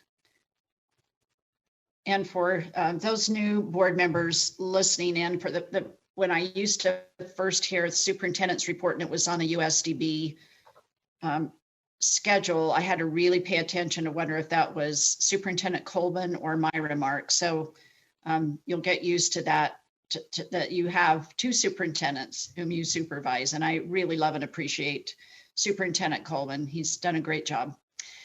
So I want to start off with just sharing one of the many events that's changed due to COVID. Of course, most of us are not in the office. And yesterday would have been our traditional holiday breakfast where we serve a hot meal to all of our employees. And the meal is nice and the activities are nice and the ambiance is nice. But what I really miss is being able to see every one of our employees come through and greet them personally. And it's one of my favorite days, if not my favorite day of the year. So we held a virtual event and it was great. So proud of our Employee Action Committee. And we did get to see a lot of our employees. So today I thought I would spend time, we have three of us sharing this report time with you. And I thought I would make sure our focus is on data. Board members Hanson and Lear and I had a really good conversation a couple of weeks ago, and they've made some requests that I think are pertinent to all of you about what do we know and what kind of data are we collecting. So we're going to go micro to macro and talk about what data we have and focus on health and safety, some academic data sources, and then a survey that we're putting out through the tool of Qualtrics, and what we'll be gathering and for what purpose, and then hopefully have a little bit of time for discussion for things that you might want to see on that survey. So I'll start out by just talking about a couple of things related to health and safety. You may have had some of your constituency contact you about testing, or you've heard about it, and there was an article in the Deseret News about Davis's efforts with testing of their students. So we've been able to access these Bionex rapid tests, and these are the tests that can be turned around in 15 to 20 minutes. And while our educators and students have been able to go to Test Utah sites and other places with the tests that take a little longer, the antigen tests, they, sometimes it can be really cumbersome and it takes a while to get the data back, et cetera. So these Bionex tests have been a game changer for us. And the purpose of the testing with our students, first and foremost, is really to decrease the transmission. When you can figure out who is infected, you can do a better job of isolating. And so the ability then to enable our school and staff members to continue to participate in in-person learning where possible, and to have them participate in extracurricular activities are also purposes of the testing. And then it can really help reduce the risk by identifying where those positive individuals are, and really quickly isolate them without them being in school for several days before they're isolated. And then we're also seeing that it incentivizes risk reduction behavior. We see, so our students are pretty good about wearing masks anyway, but it's also helping as they walk out of the doors or they're in the hallways to keep their masks on and distance where possible outside of the school. So students want to play and they want to be in school. And so all of these things together are really help mitigating the virus. So I want to talk a little bit about just the progress and proposals. We have been focused on high school testing. This came from the HERO project, and the HERO project that many of you may have heard about has been conducted with a grant at the University of Utah, and they have been testing high school students, elementary and middle school students along the Wasatch Front, and they've used the comparison of, excuse me, I'm sorry, they've used the comparison data of in-person learning in Salt Lake District with surrounding districts, and really trying to see how in-person versus remote learning can prevent the spread. And what we found is that it seemed to be about the same at the elementary and middle school level, but high school, of course, is a little bit of a variance, and that's where we're seeing the spread anyway. And you've seen that bracketed age group of 14 or 15 to 25-year-olds, and that age group is traced along with other age groups as part of the COVID Utah website and platform where all of that is tracked. And so given that high school students tend to be more spreaders and carriers, we started with this testing during the football playoffs. The kids got to the end of the season, we were ready to conduct playoffs, and the transmission rate really accelerated. So testing was conducted for that a 2-week period, kind of the end of October, beginning of November. And we learned a lot from that experience, and we could see exactly who tested positive and didn't, and we were able to have teams play through that. It also included quarantine, but students were still able to play. So then a health order came from the governor's office, from the Department of Health, the week of November 30th. And this order said that winter sports could continue, extracurricular activities rather, if there was a testing protocol in place. I'll talk about that in a minute. There was also a pilot at Granger High School that broadened beyond just the athletes. And this was conducted the week prior to the public health order. And it went fairly smoothly, and we learned a lot from that pilot. So we'll be starting test to stay pilots from next week through the, and when I say we, it's really the Department of Health running this, but we are a support system to them. And this will occur through the end of December.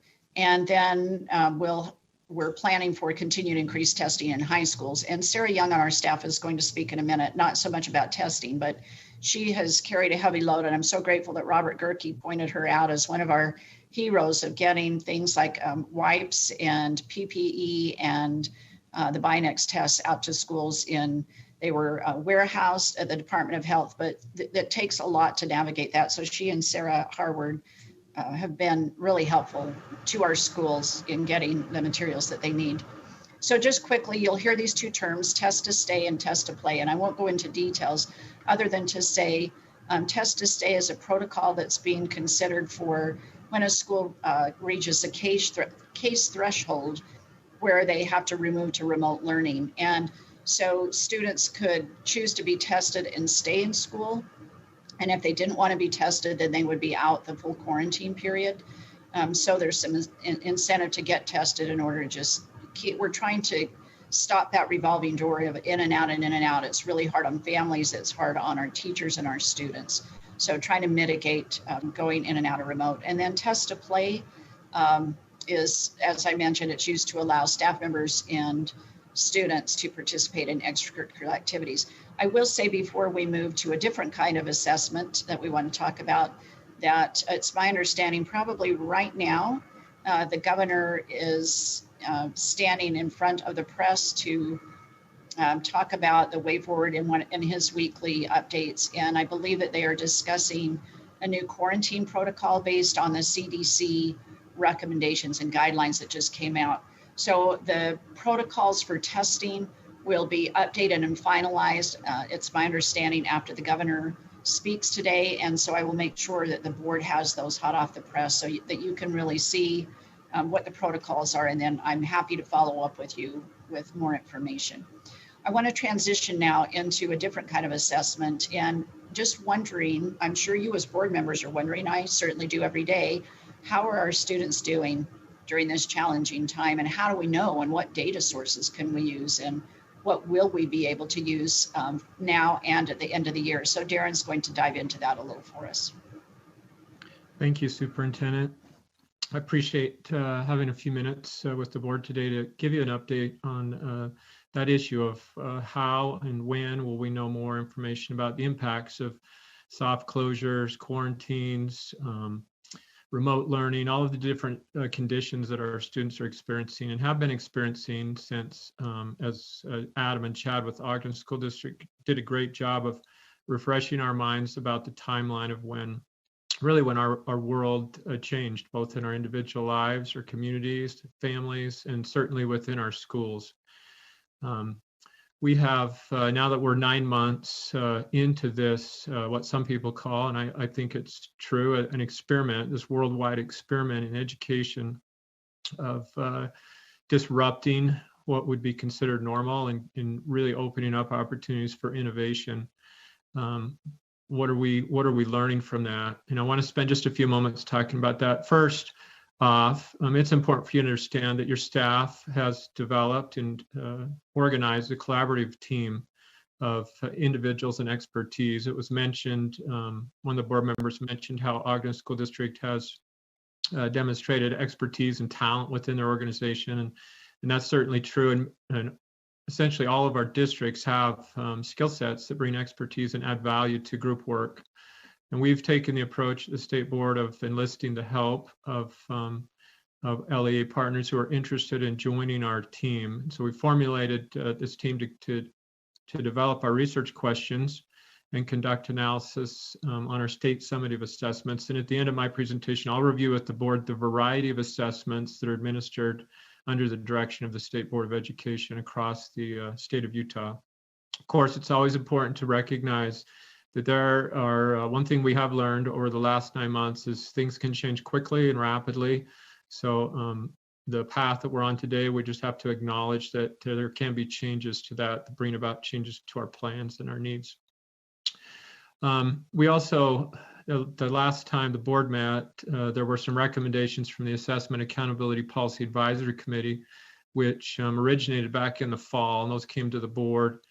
Two specific recommendations that the board authorized staff to take last month, but also a reference or a nod to this opportunity to learn, or OTL data, and a need to gather some of that information to contextualize the assessment data that we're going to get. And attached to the agenda item for the superintendent's report is a draft of those questions, which we intend to, we've been working with both our Pearson high school assessment vendor and also our grade 3 through 8 RISE vendor to incorporate these opportunity to learn questions into their assessment platform, which will add great value to our ability to understand what the impact of this experiment that our students and educators have been forced into, how to interpret that information that we collect.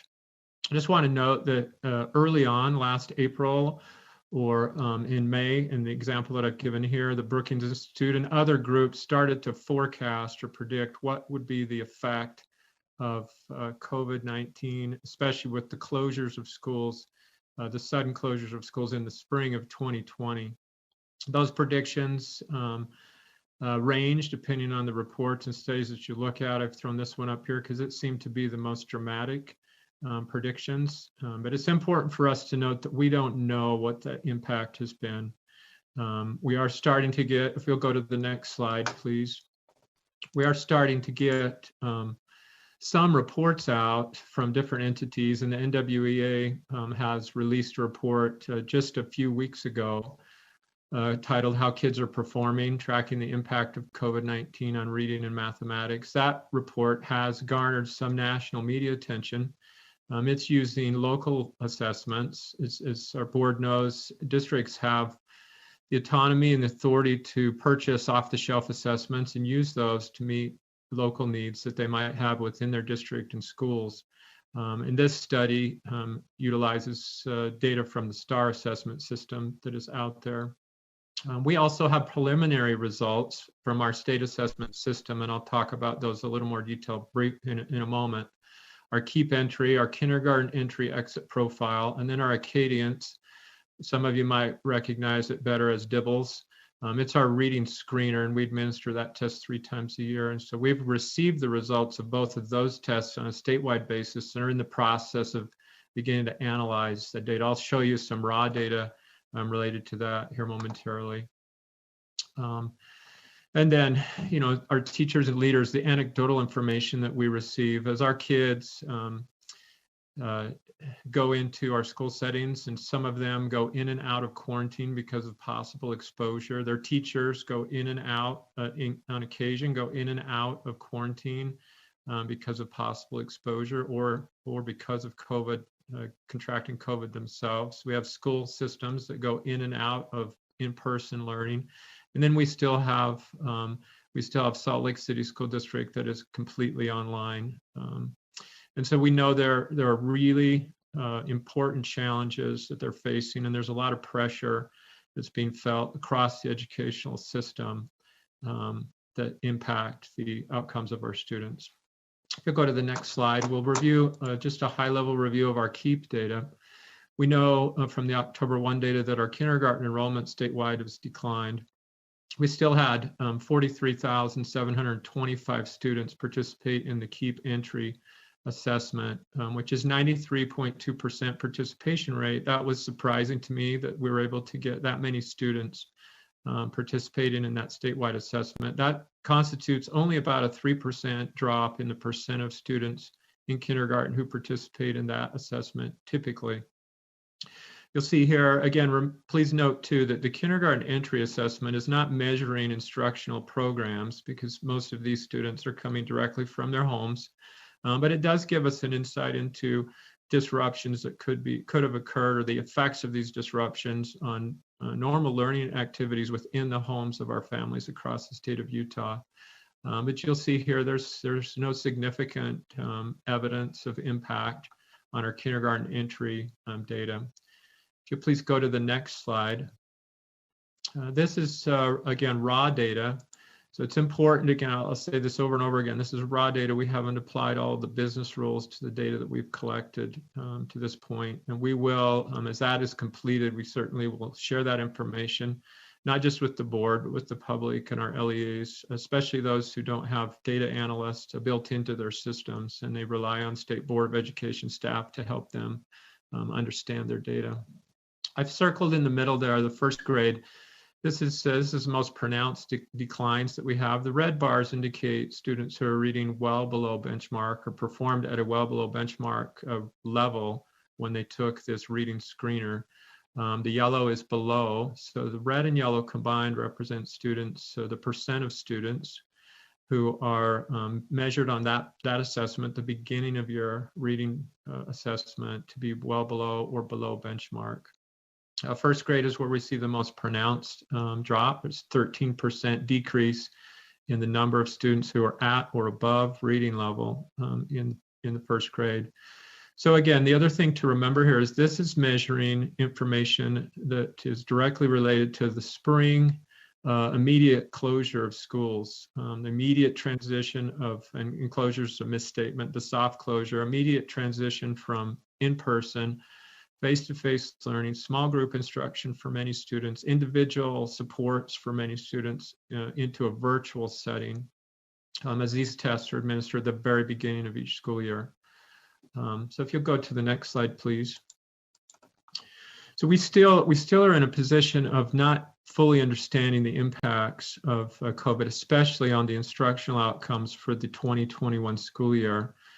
These are some things that we might expect to see based on the analysis that's been conducted outside of the state of Utah, including there are other countries that have completed their, in the southern hemisphere of our world, who've completed their instructional cycle for the calendar year, for their school year, and have been able to measure the impacts of the entire COVID disruptions in their instructional year that they've just completed. So based on that, we should expect to see some declines in achievement and reduced growth. We expect to see differential impact on student groups.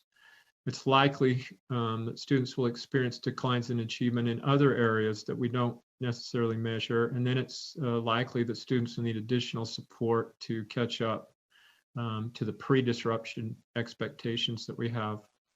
I want to just review with the board the timeline of the assessments and the timeline that are set out for the school year to give you an understanding of when to expect your staff to be able to come back with results and analysis on those results. I apologize for all the acronyms that are up there. If we write these out, it just fills the whole screen in. I've mentioned the KEEP, the cadence. The PEEP is the preschool entry exit profile. Not all students in the state participate in that test. Also note the asterisk. The asterisk that's attached to some of these indicates that those are assessments that are available to be proctored in a remote setting. So it might, when I mentioned the high return rate on our participation rate for the KEEP entry, there's a couple of factors that really weigh into that. Number one is it was available for remote proctoring. And number two, it also indicates how connected that assessment is to the instructional services that teachers, in this case, kindergarten teachers, are providing to the students. So it's a highly valued assessment across the state. And typically we get a high percent of participation in that. Our RISE mid-year window, those are relatively a small number of students, typically students who are in advanced math in the middle school level. Most of those students will take their RISE test, associated RISE test, at the end of their course, which for some students, again, in our state will be the end of their first semester of those courses. We also, I think is important to note, we administer the APPLE test. That's for our DLI students. It stands for Assessment of Performance Toward Proficiency in Languages. All of our students who are in dual language immersion programs across the state of Utah participate in those tests. We don't typically collect that data at the state level. It's available for district use to share with parents about the quality of their dual language immersion programs and the status of their individual students in acquiring their target language. Those assessments are underway right now and being administered across the state of Utah. And we'll still, whereas we typically don't collect that data at the state level, it will give us, again, an early insight into the impacts of these disruptions and changes to the instructional programs of our students. Access stands, that's the test that we administer to students who are learning English. Last year, Utah was one of a very few number of states who were able to complete all of those assessments to our English language learners before the March 19th date that was highlighted on Adam and Chad's slides. If you'll go to the next slide, please.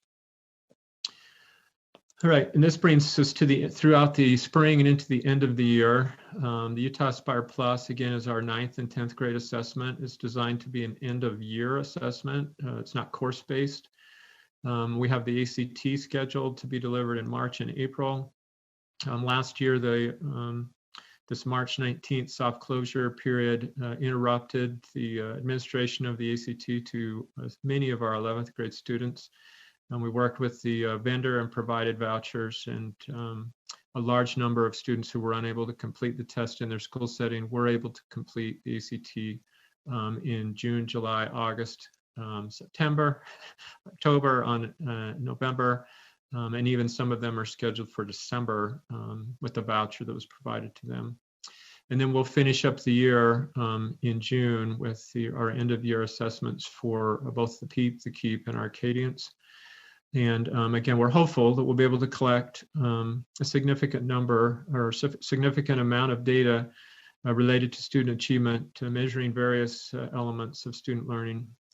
Obviously, not everything that students learn in schools can be measured, but these are data elements that we'll receive and be able to overlay with the opportunity to learn data that we'll be collecting this year, and hopefully be able to report back to the board in the summer. Typically, both of our large vendors, Pearson and Cambian, provide us our data file in July. It takes a few weeks to go through and apply all the business rules to that, and then some additional weeks to conduct the analysis. So it will likely be August or the middle part of September when we'll be able to completely report out on the impacts that we're able to measure through the state assessments that we're administering under the direction of you, the State Board of Education. That concludes my portion of the presentation. If there are questions, I'm happy to answer those. Otherwise, I think Sarah is up. Yeah, I think we've got just a few minutes left, so we'll speed through with Sarah. But just thank you so much, Darren. And one of the additional points of reflection was, all right, so we have some preliminary assessment data. What will we be gathering? And then what will we be required to report to the federal government, to the legislature? And what other things should the board know in terms of being able to leverage policy, mitigate issues, et cetera? So just so happen, yeah, go ahead. Real quick, sorry, we've got a couple of hands popped up here. Okay. So before we move on, Board Member Davis, and then Board Member Lear. Board Member Davis. Thank you. Thank you to Darren for that great update. You and I had words with a representative who was really curious as to how we were at a state level going to figure out impacts of learning modes and things. So I appreciate that. And then Superintendent Dixon, my question was actually to your presentation. And it was just a question. You had mentioned that there were higher transmission rates in secondary schools that were face-to-face instruction than in secondary schools that were online, but that elementary schools and junior high schools were relatively the same with transition rates depending on face-to-face or online instruction. If I missed this, I apologize, but could you tell us to what degree the difference was in the transition rates in the secondary level between face-to-face and online? No, I don't have that data in front of me. I can get that for you. It was something like 1% versus 1.8%. But I don't quote me on that, but I'll send that to you. There is a slide deck from the HERO project that I can send out to the board, so you'll have all of that. Great, thank you. Mm-hmm. Okay, Board Member Lear. My question is to Darren's presentation, and I have been trying to figure this out, and I think you sort of did what sometimes lawyers do, buried me, not intentionally, but you buried me with data. And I couldn't see the big picture, Darren. So I have a very simple question. That is, I give me your professional opinion of how valid our evaluation of student process or progress, I'm sorry. How valid can that possibly be given the tests that were broken up last spring and it sounds like submitted, if they were at all, piecemeal, and then the way we may have to give them, and I'm using the we as the state, we will have to give them this spring. Is this data, are these data even meaningful? Yeah, in your opinion?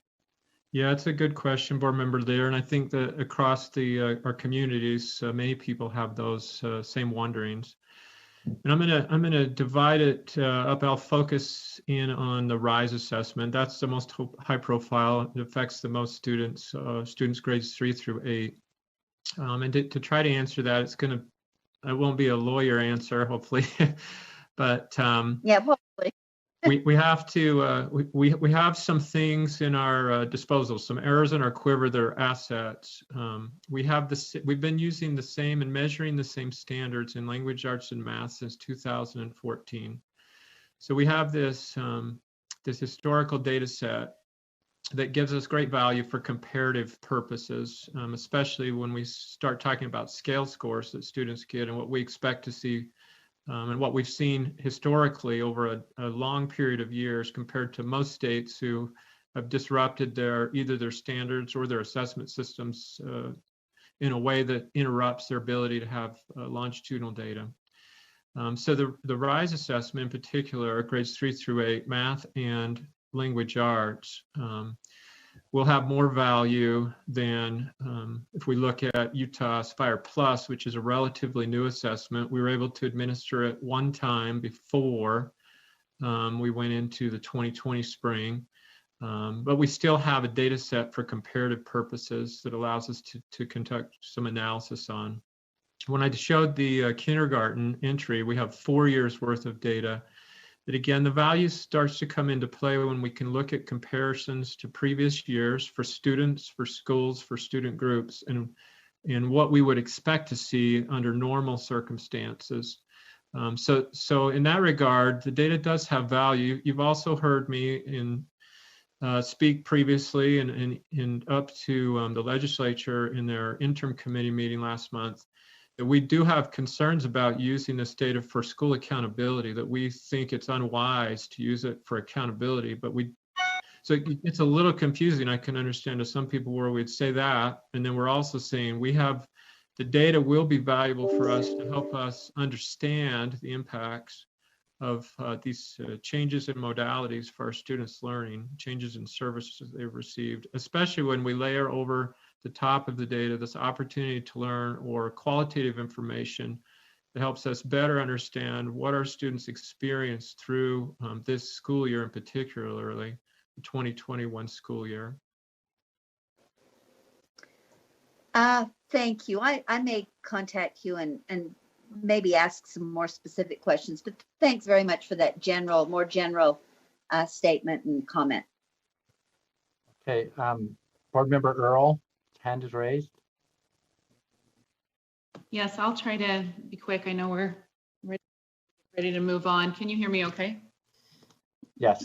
Down so you can see me. I just had a couple of comments and then a question as well. I went up to the top of Cache County School District and visited 7 schools about 2 weeks ago. And over I kept hearing from both the educators and those that the staff that work there that they were so appreciative that they were able to remain in school and the great things that they are doing there right now. I just had a question. It just seems to me that, do we know the data or the numbers of transmission outside of school?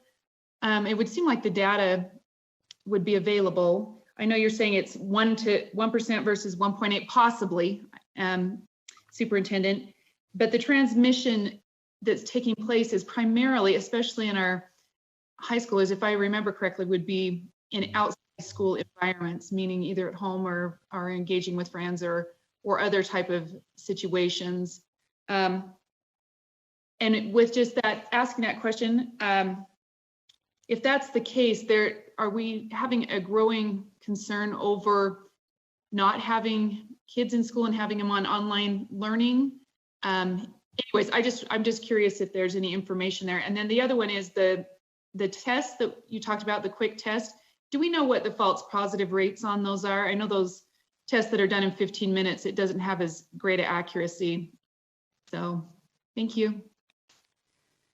We are asking great questions, and somebody from the health department should be here to answer those, not me. But I will say, I will say that the results that we get in regards to the testing of students, that's not necessarily indicating where they got it, if they got it at school or they got it in the ecosystem outside of school. So you ask a really great question. And a lot of people say, how do we know where they got it? A lot of that's done through contact tracing. But it doesn't matter whether they're getting it outside of school or where they're getting it. That's if a student is considered positive, that is in the count. And those counts are posted on the COVID website of the covid.utah.gov. So you can see those case counts as reported up to the Department of Health from the testing centers, from the schools, from the the local departments of health. Also, we're engaging in a new software, and by we, I mean the school system of RedCap, and it's reporting that will happen at the school sites and be fed into the system as well. So can we pull that apart and say, where did you get that, and count those differently? That's a little bit harder to do. So the count is just the count that we get of students who have been tested or who have tested positive, and versus how many have been tested, just like the count that you see reported in the news every day. It just seems like it might be a little bit relevant if when we're closing schools that kids are having to go to grandparents or other places where they may be either spreading or Right. Anyway, so, and you're right, once a child's sick or shows symptoms, we don't want them at school. So that is an accurate statement. So thank you. So Superintendent, I thought you were going to get to your end of your presentation before questions, but Darren said, are there any questions? So the hand. No, it's all right, sir. I still have one hand raised, and that's Board Member Hanson. So we better take that. I'll be happy to defer to the end, Chair. No okay, problem. Thank you. All right, please continue, Dr. Dixon. All right, so we'll turn it to Sarah so she can go quickly through the process forward with conducting a survey and what we are trying to capture through that survey purpose, and then hopefully have time for you all to tell us what we're missing. So, Sarah. Thank you, Superintendent and Chair Huntsman. Sarah Young, Director of Strategic Initiatives. So currently, staff has been in the process of working on a CARES survey in collaboration with other state entities, including the Governor's Office and our partners at the Legislative Fiscal Office as well. The CARES survey is based on a couple of elements. The first one I'll highlight is the federal reporting requirements related to both the ESSER and GEAR funding that was received through the U.S. Department of Education. This is 69 questions that we are asking our local leaders to respond to allow us to complete the federal reporting requirements that are due to the U.S. Department of Education in February of this upcoming year. Those questions are very specifically selected in looking at the existing requirements, and we've broken it down in terms of the data sets we already have available to us at USBE and the data sets that we need from the local level. So we've really scaled it down to try and be thoughtful about the information and the reporting burden that's placed on our locals, as we know that their capacity is stressed.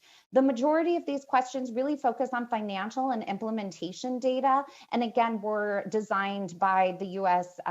Department of Education in compliance with our funding as received.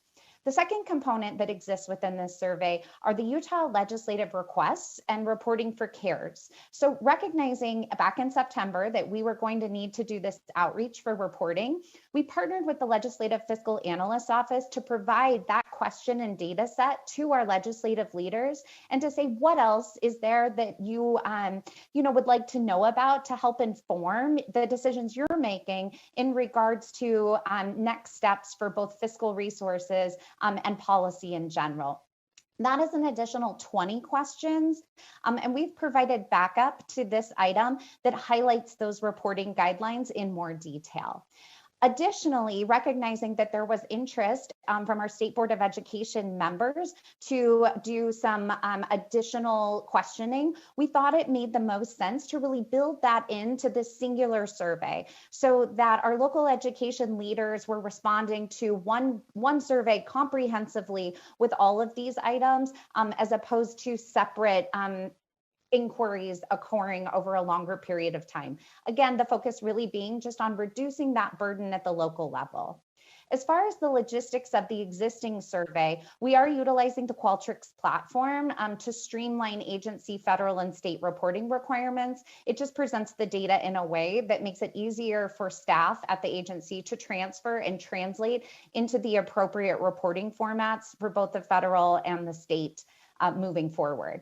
The current plan is to release this tool tomorrow, Friday, December the 4th, and that email will be sent to our Title I directors, business administrators, and grant points of contact associated with ESSER and GEAR. We've asked our LEAs to respond by January 8th, 2021, giving USBE an opportunity to compile that data, do any follow-ups as necessary for individuals who may not have submitted, and be able to prepare our required reports for both legislative session as well as the U.S. Department of Education.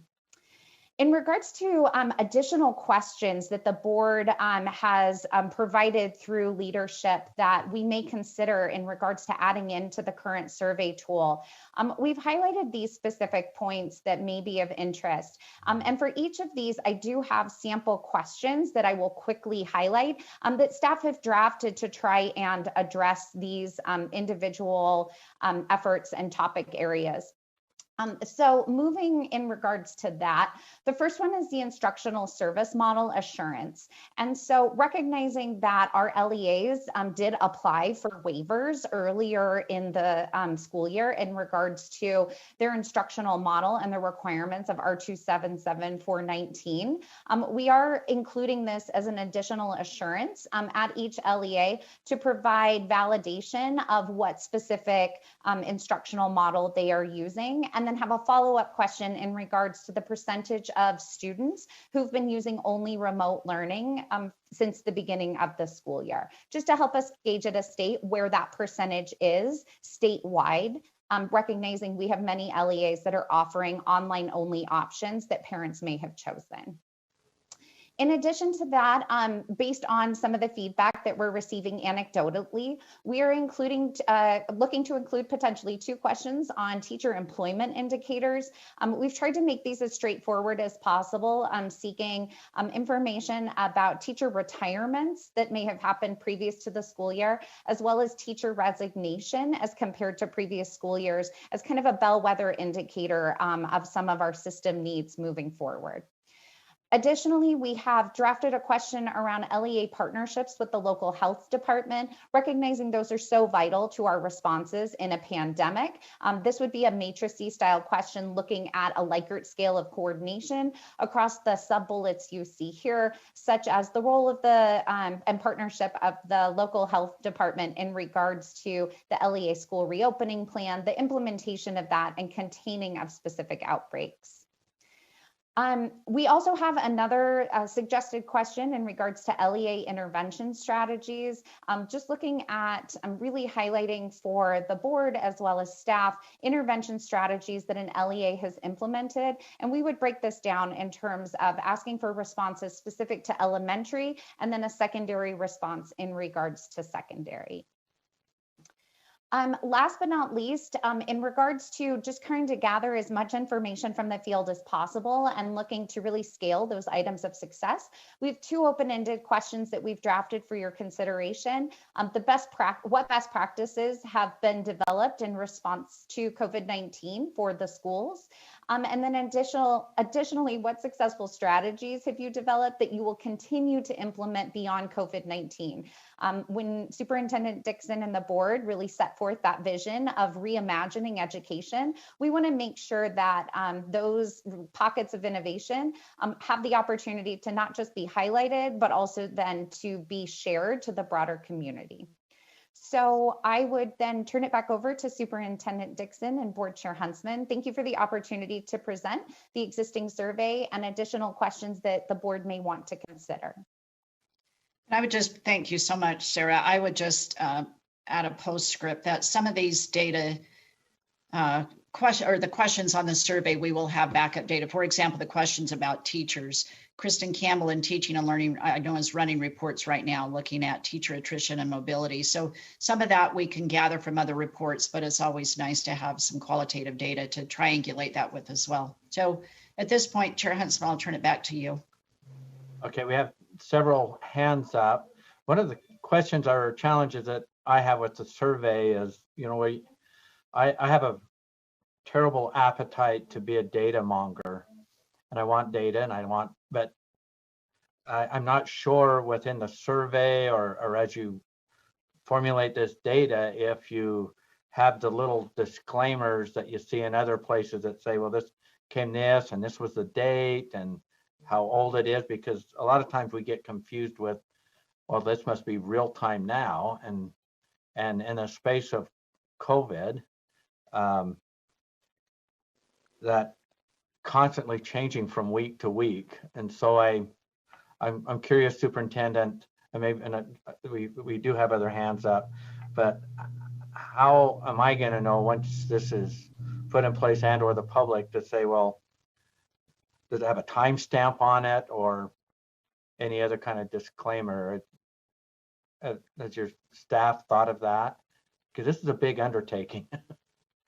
Yeah, one of the benefits, a great question. One of the benefits of Qualtrics is that we can date stamp things, and then we have the data so that we don't have to go back and keep sending out other surveys. We can house the data to see what information we already have, and then again, triangulate that with other sources. So that date stamp, and that's always in the heading of the survey that goes out, and Sarah will take care of that. Sarah, I don't know if you want to add anything, but we generally state the purpose, the time, what it's being used for. And these are due back, as she mentioned, the beginning of January. So our goal is to report to you back in the January, report back to you in the January meeting.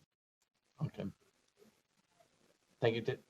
Sarah Young, did you have something to add?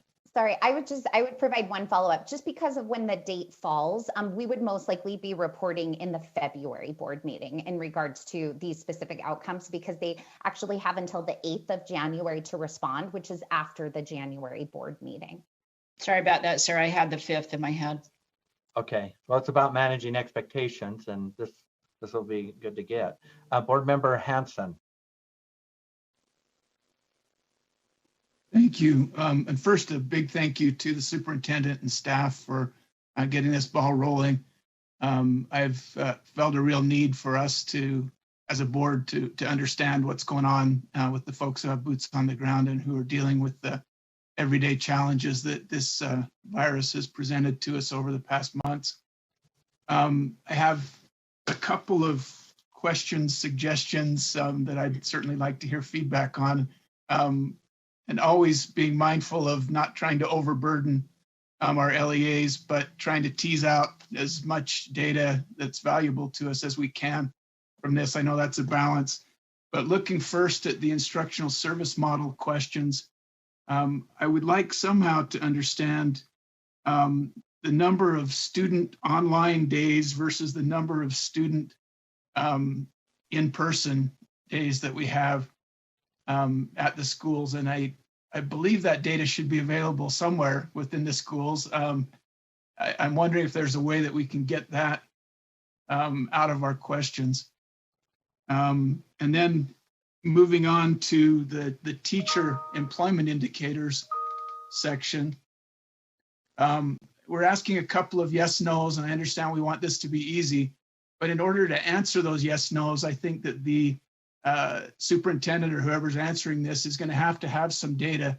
And I'm wondering if we can request, instead of the yes, no, that data. For example, how many teachers retired last year and how many teachers retired this year, so that we could see that and see if it's a difference of 1 or a difference of 10 or 15 or 20%.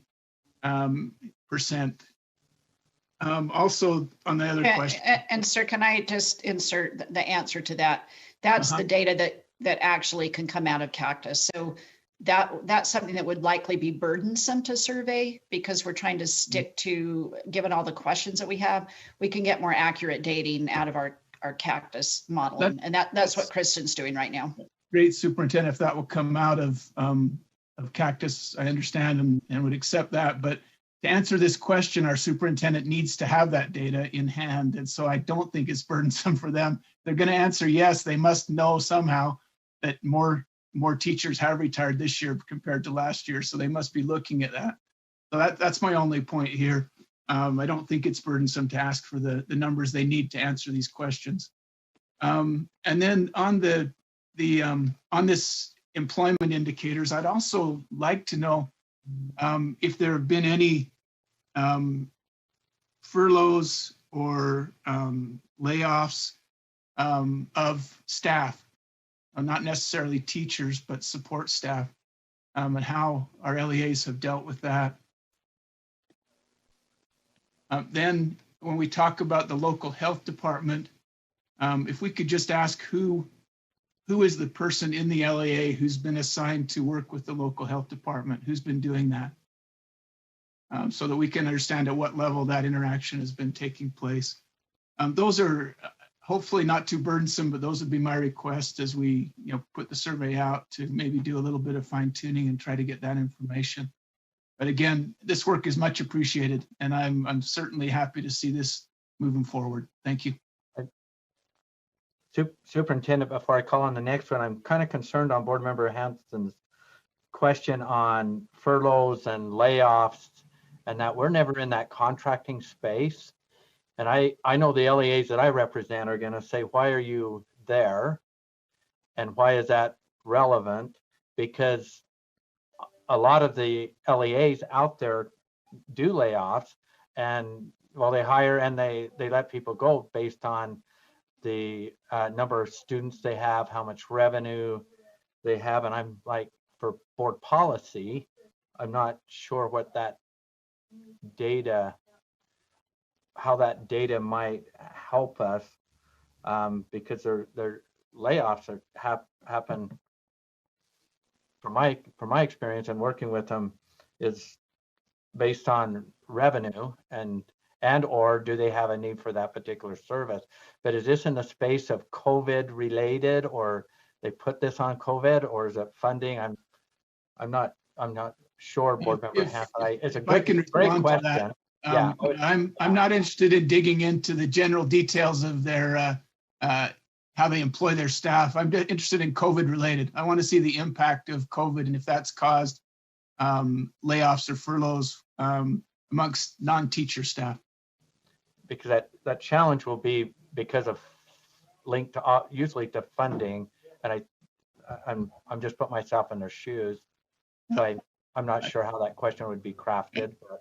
COVID related furloughs or layoffs of non-teacher staff, that would be what I would request, just to see the impact on the school community. All right. Okay. Board Member Cannon. Thank you. As I've listened to this presentation, sort of an overarching concern keeps coming back to my mind, and that concern was brought to us in a public comment in our November meeting by Sarah Jones, who said that educators want to know who has the ultimate authority to respond to a COVID-19 outbreak. And I believe that as this came upon us and we were scrambling to try to figure out what to do, that there's been some muddy water there. But we have local LEAs who are interpreting the guidelines that we put together. Was it our intent that local boards be able to override the health department recommendations? Because I think that's happened in some cases. And I believe that as we go through this, surely the final output should be having some clear guidelines from the governor and the health department, if indeed the health department is the ultimate authority for what happens, in terms of a pandemic outbreak? Or do we rely on local boards? Do they have the power to say they'll agree to the number 15 as being able to close schools?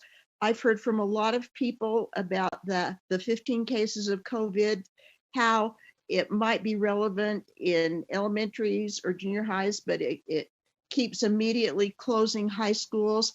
There should be better numbers in place. And I believe as we're going through this, we should gain that information and know how to put better numbers in place. And if we have to call upon the health department to do that, we should do that. Or maybe as a state, that's something we should do so that we can give appropriate guidelines to the locals. But that's just been a real concern and a constant irritation to me as I see the state and all the districts going through and the kids going through what COVID has brought to them. So I would really like to have carefully drawn lines of authority and maybe better numbers, guidelines, either from the health department or from the state to give direction to what happens in this kind of a situation that we're in now.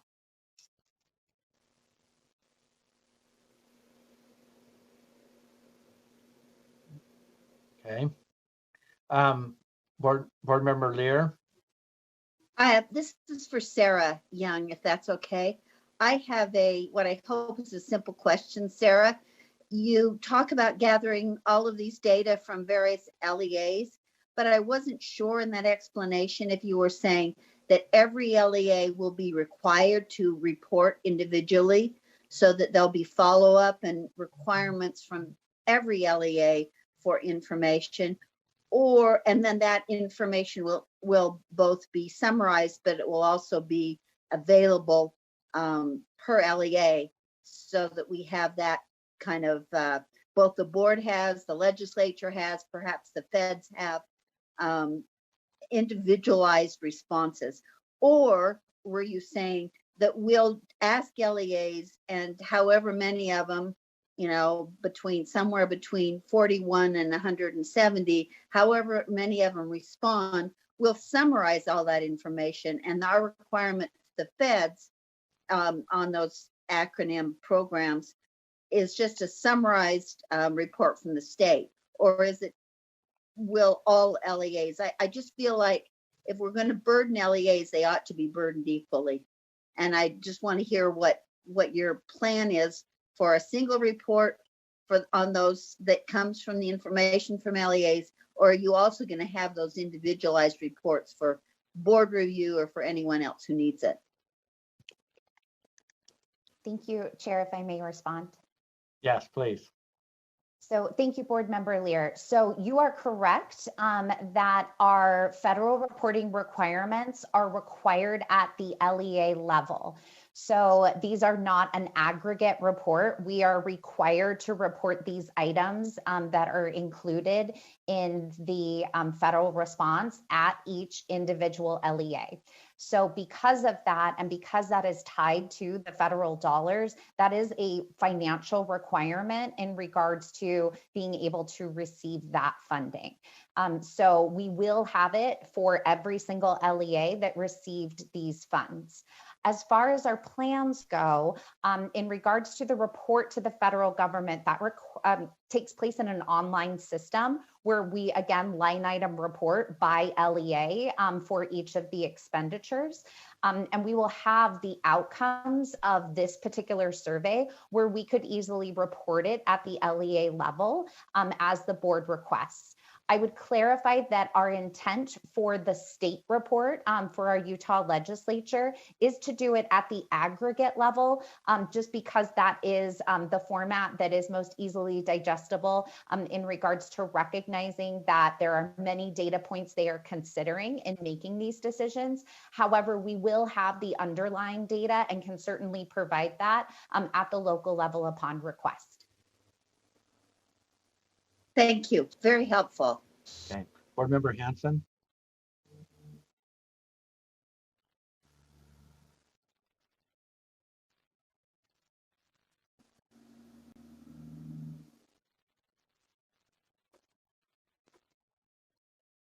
Oh, maybe Board Member Hanson, did you have something additional, or your hand was still? No, just keeping my hand above my head. I apologize. Oh, well, we all need a stretch now and again. Okay, Superintendent. you Yeah, have a wrap up? I think we're good to go, or we need to launch this tomorrow. So I just want to make sure, Sarah, I think earlier you looked like you had a question or a comment. Did you get everything covered that you needed? I just have one follow-up question for Board Member Hanson. I put it in the chat, but I'll send an email so that we can get that clarified. I just want to make sure, related to the first question, that I understand the specific numeric value he's seeking in regards to student online days versus in-person days, and how we're going to capture that. And then also, Board Member Hanson, the point of contact question that you mentioned, we have the point of contact information readily available. So I don't think that's something that we need to survey. We have that in other places and we can capture that. Okay, do you have anything else in your report? Thank you so much for the additional time. I do appreciate Board Members Lear and Hanson engaging in the conversation to help us think about, since we already have a tool going out, how we can gather information that will be helpful to the board. So look forward to getting those responses back that will meet multiple needs, and moving forward from there to see how it might influence policy, funding needs, et cetera. Thank you. Okay. All right, moving right along to item number 6, our general consent calendar. And just note that we do have a time certain at 1. So I'm not sure how much we'll get done between now and our quick lunch break. I'm having some technical difficulties in accessing Civic Clerk. So I appreciate the driver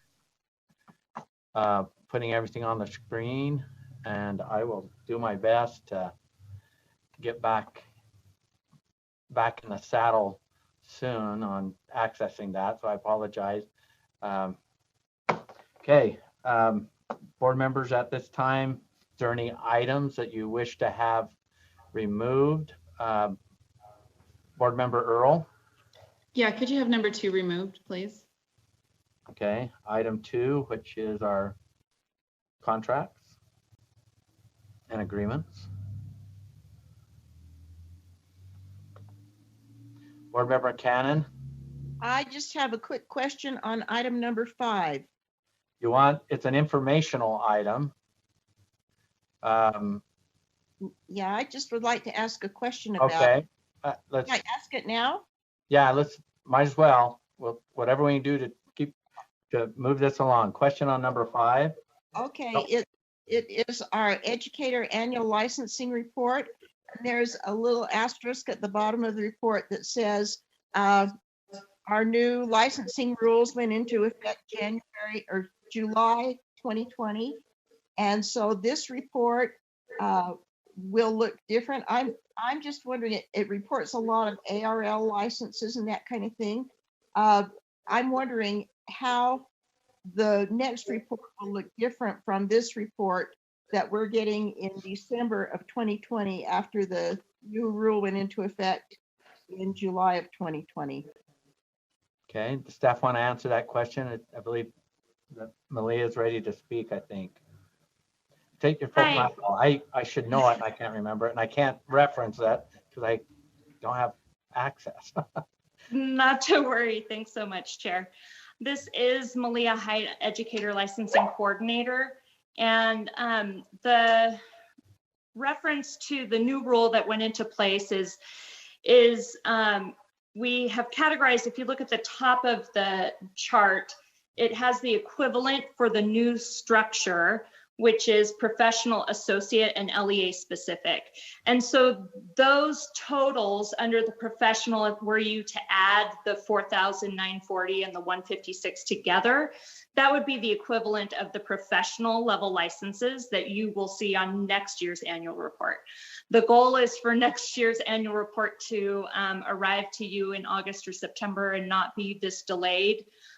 We had a lot of issues around our data reporting and just switching to the new model, which delayed this report, as well as some COVID delays due to the extensions that were granted in the spring. Okay. Will you just give a comment on the ARLs that we're seeing? Yes, so the ARLs that were there were granted in the last year before that program ceased or began their sunset. So today, there are no additional educators being licensed through ARL, and those educators today now hold an associate level educator license rather than the ARL. That was converted in July. Thank you for the information. You're very welcome. And Chair, thank you for letting me ask the question. Oh, no problem. Board Member Davis? Your hand is raised. Thank you. I just have a question on the second to last column where it says authorization under the LEA specific license. Could you remind us again what that means? Is that we those or what is the authorization? So the authorization is in reference to the letter of authorization that the LEA submits and the board approves that is an emergency type of licensing for the educator. And those have gone away and will become all the LEA specific licenses in future. Okay, thank you. You're welcome. Okay, I'm not seeing any other requests to have items removed. Is there a motion on the consent?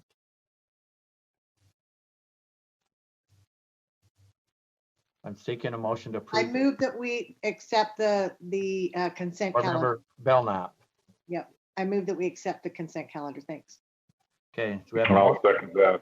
Board Member Marsh. Thank you, Board Member Marsh. So we have a motion to approve the consent calendar with item number 2 removed. Any discussion to that motion?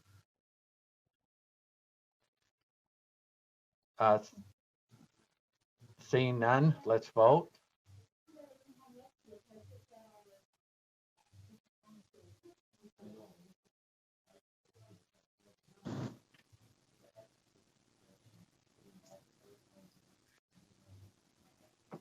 I believe Member Lear's name is on the list, but farther down.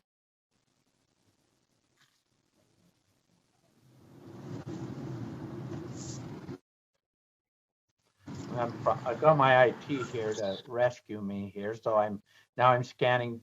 Vice Chair Brittany Cummins says view. It appears the voting's complete. Yes, it looks complete and unanimous. And unanimously, so the motion passes. Thank you. Hey, let me get back. I love you, lovey. You gonna go eat some lunch? Okay. Is this your school? Hey, Scott. There you go. All right. Board Member Earl, do you want to speak to number 2? And Vice Chair Brittany Cummins, can you take the helm for a sec? I'm going to take my screen off. And I've got some people coming in trying to help me on this IT side. So can you follow up on our consent calendar? Yes. Okay, thank you. I'm going to mute and turn my video off. Okay, thank you. Okay, Board Member Earl, you had questions on item 2, is that correct? Is that where we are? Yeah, that's correct. I love Scott's interruptions periodically, by the way. So down at the funding and payments, there's $400,000 in federal funds to purchase PPE. I have a pretty good idea what that means. I don't know what the number 2 is, $3 million in federal funds for grants to LEAs for COVID-related costs, related testing costs. Can someone give me an idea of what exactly is, or will that come before us, the specifics to that, or is it just whatever an LEA decides they need in relation to that item? Is there someone that could give some specifics on that? Sarah, if she's still on, can help with that, or Zach. Sarah? Yep, of course, happy to help. So thank you, Board Member Earl. Sarah Young, Director of Strategic Initiatives.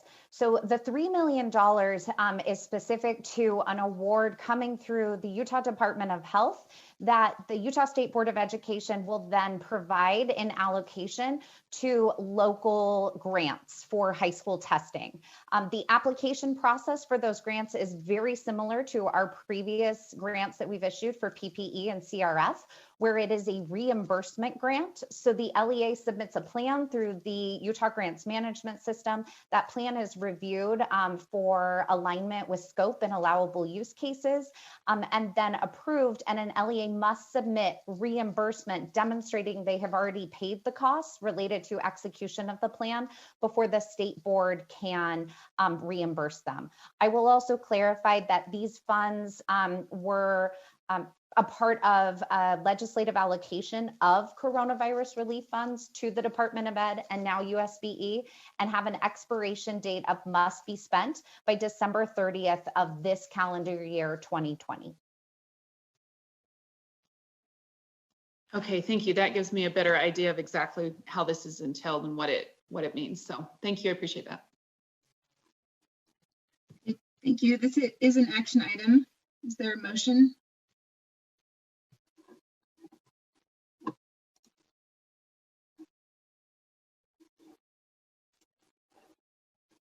I move approval of item 2 from the consent calendar. Board Member Cannon. Thank you, Board Member Cannon. Is there a second? I'll second that, Board Member Marsh. The motion before us is to approve item 2 on the general consent calendar, contracts, agreements for approval. Is there any discussion to that motion? I see none. Please vote.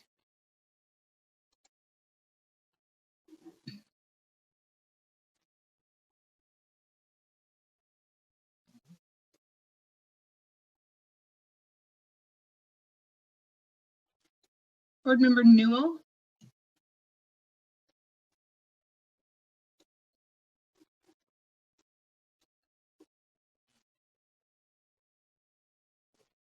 Board Member Newell, are you present? Yes, sorry, present. No, are you a yes or no vote on? Yes. Okay, thank you. This motion passes unanimously. Thank you.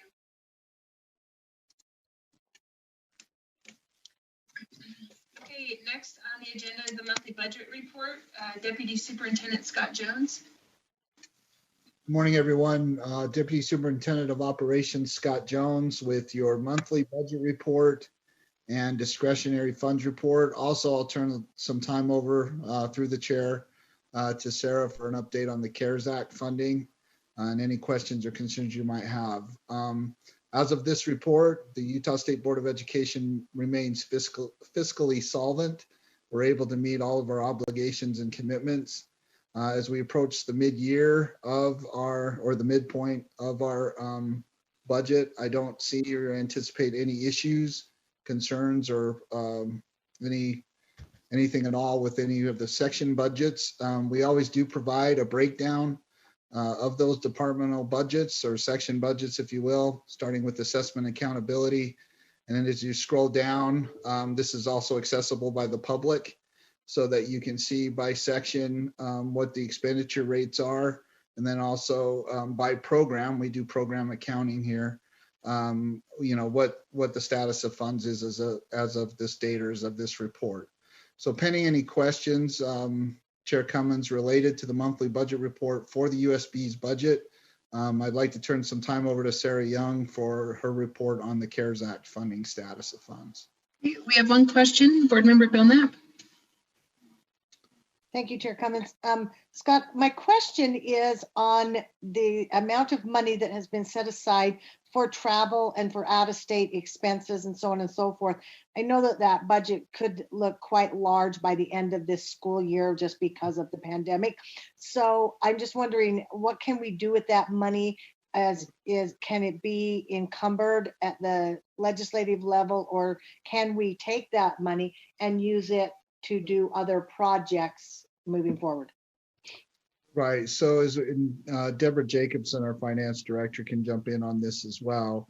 You make a great point. Obviously, with the impacts of COVID, there's less travel. I think that's what you're saying. There's less travel, and therefore, what we budgeted for, we might have remaining balances in. Depending on, the section budget and, the line items it fits in, the answer to your question is yes, we could at some point go ahead and reprogram that funding. We do it, with you, the board, then also make sure that, the legislature is aware. That process typically takes place at year end when we do the year end closure and we see what our carry forward balances are. But you make a good point. I mean, if, we're always open to the directors approaching us and saying, we had set aside X amount of dollars for this. Could I use it, for these other purposes? So, we don't necessarily have to wait till year end, but that's typically the time and the process that we follow, where we identify, excess balances or, carry forward balances and then approach it, in the processes we've taken in the past. Does that answer your question? Yes, absolutely. Thank you. Over. Board Member Earl. My question is similar and it has to do with the assessments. I have to remind me, we probably discussed this before. I'm just not recalling all the details of it. But the $8.5 million for assessments, what is there left over from last year? I guess that's my question, or is that, where are we at on that? As far as the execution of the dollars that were identified for that, I mean, yeah, we didn't administer all of that assessment in the spring, and so that's my question.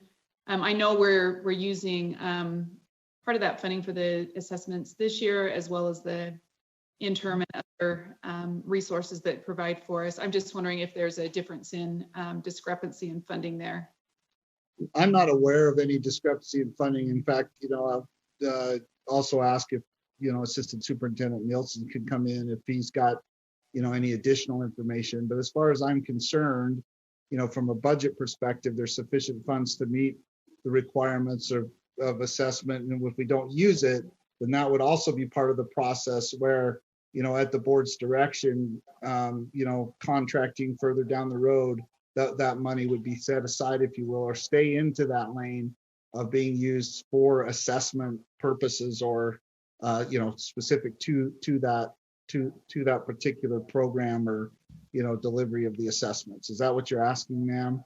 I mean, yeah, I think you're saying the same thing. Yeah. Is if we're not going to, do as many assessments, then, likely we would have these balances. My understanding, though, is of that money that's budgeted for that, it would stay towards assessments. And as, we progress together out of the COVID environment and into, what the board mandates as far as assessments go, that money would stay in that lane and stay for those purposes. If Assistant Superintendent Nielsen wants to jump in on this, I'd welcome that as well. See if I missed anything. Go ahead, Darren. The only thing I would add to that is we did renegotiate, or we worked with our vendors to adjust the invoicing for last spring. And in total, between our various vendors, we saved, we realized the cost savings, and I'll put that in air quotes, just over $1.3 million into Deputy Jones's comments. That money, is my understanding, will be retained in the assessment budget so that we can cover additional cost in the future related to state assessment. Okay, I guess that's partially where my question was. So Darren, thank you. That answered what I was thinking about. Board Member Lear. My question's also similar, and my question was regarding both, the transportation funding that the USBE has, the USOE has, and then it seems that there would be greatly reduced transportation costs in some LEAs. Will the board ever have an opportunity to see that? And then I would hate it if we lost, and if it's even the case of losing it from a legislative appropriation, I would hate if we lost it if an LEA was using it to, say, deliver meals or somehow otherwise assist LEAs. Can you just, and I know that you're not specifically responsible for transportation, but you have enough information to give me a little more information about that, and or I'm mostly concerned that it's not lost, that we can carry it over or that we can transfer it among sections or whatever. Right. The pupil transportation, I believe the pupil transportation money you're referring to is the flow through dollars that we send to LEAs. Right. It's based on a bunch, quite a bit of reporting and data that comes up from the LEAs. Obviously, there was an effect last school year, when we went into the soft closures, there was less routes. And then, to your other point, there was some uses of transportation, deliver meals and things like that. So the way forward on that is later this month, we'll be assembling a work group. There's actually a transportation advisory committee, and we're going to utilize that committee to help advise and assist us in moving with the board into the legislative session to address these questions that you have. That'll come later as part of the legislative process that we take, in order to ensure or, allow for the opportunity to ensure that that funding remains at particular levels. But I don't have that in front of me. This monthly budget report is specific to the internal budget of the USBE. It doesn't identify the flow through, but that's a great question. I mean, it's all, this is the flow through dollars, but there will be definitely more information and more details on pupil transportation to follow. And we can even talk a little bit more about that. I can get with Dale. We can talk a little bit more about that when we get to the agenda item related to the legislative preparation and process later here in this meeting, ma'am. So, thank you. Brief follow-up, Vice Chair, please. Brittany, can I ask yes, sorry, I couldn't. Yes, go ahead. I just want to make sure that to the extent possible, we can protect that money for LEAs, and that there isn't some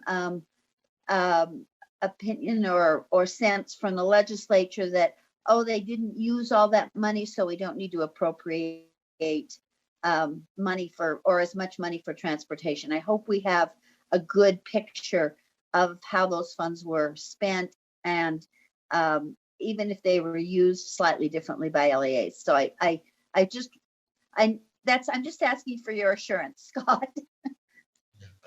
Well, ma'am, we're subject to the appropriations process. What we are doing though is we are assembling the data and the information that's necessary for us to make a case.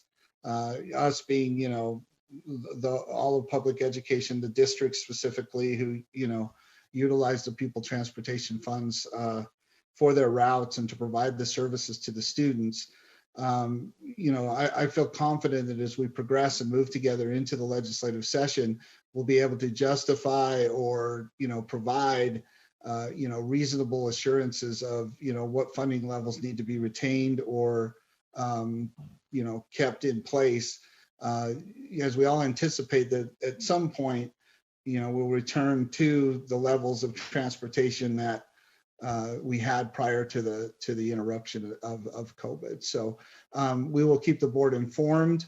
I anticipate that the first look by the board at this will be in your January meeting, at this being specifically related to pupil transportation and the way forward, following what I just, briefed you on, the whole board on, in answer to your question through the chair, that, we're working with we will work with the Transportation Advisory Committee in the days and weeks ahead to get to what right is as we progress together into the legislative session. Thank you. Yes, ma'am. Okay, there are no other hands if you want to continue. With that, ma'am, if your direction, if we could turn it over to Sarah for her update on the CARES Act funding, and then if you could return to me for just a brief report on the your discretionary funds. Okay, thank you. Go ahead, Sarah.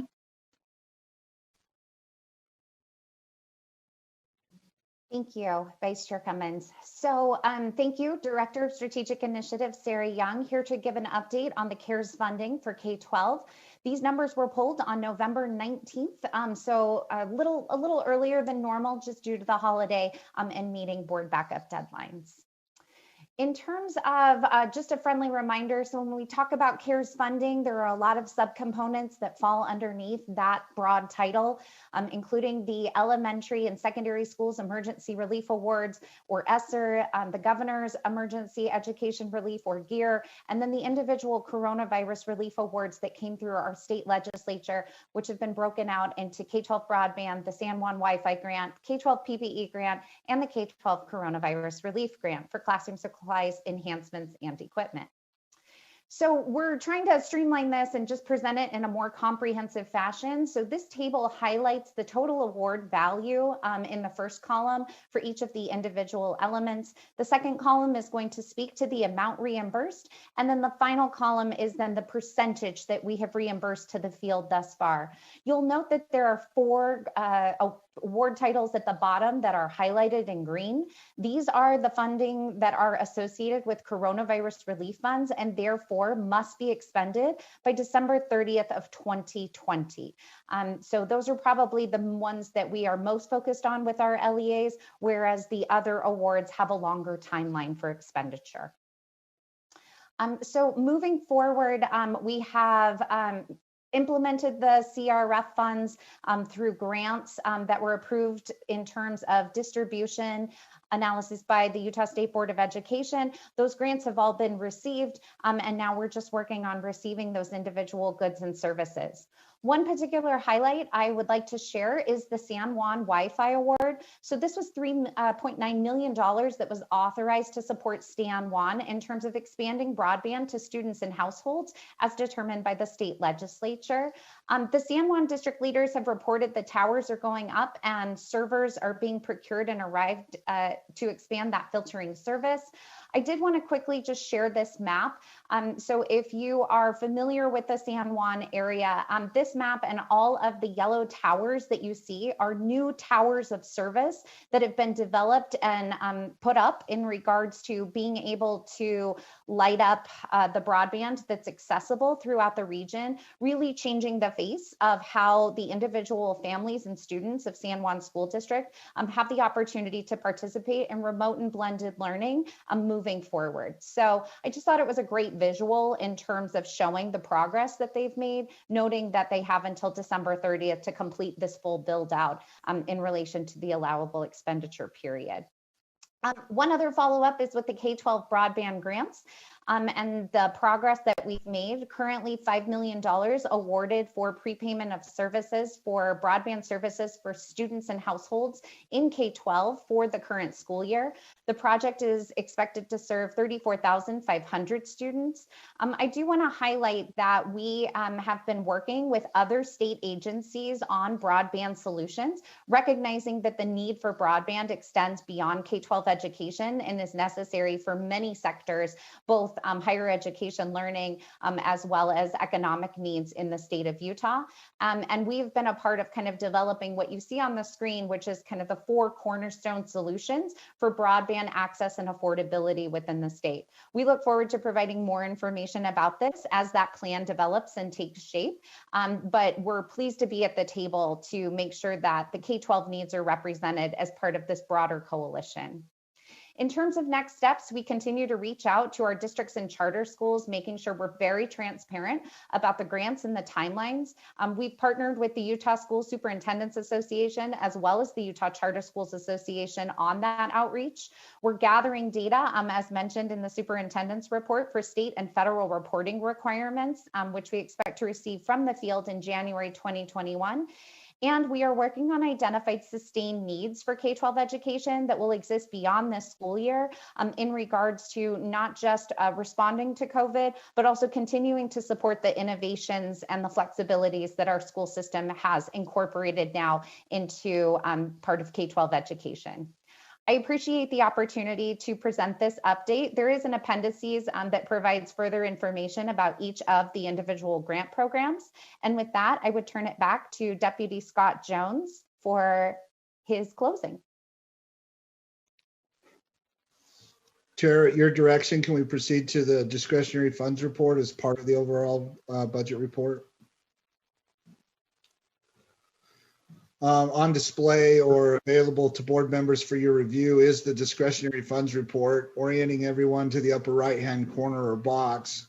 We demonstrate or show the initial balances across the state funds, general funds. FML stands for Federal Mineral Lease, Land Exchange, and Dedicated Credits. As of this report, you can see the remaining balances.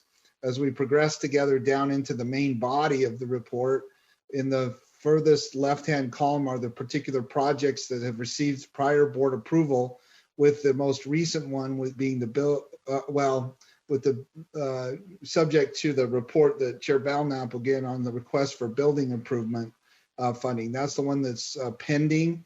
It's highlighted in yellow and will be addressed as part of Board Member Belknap's report back to the board this afternoon on the Finance Committee motion for the board to approve the amount that you see highlighted there.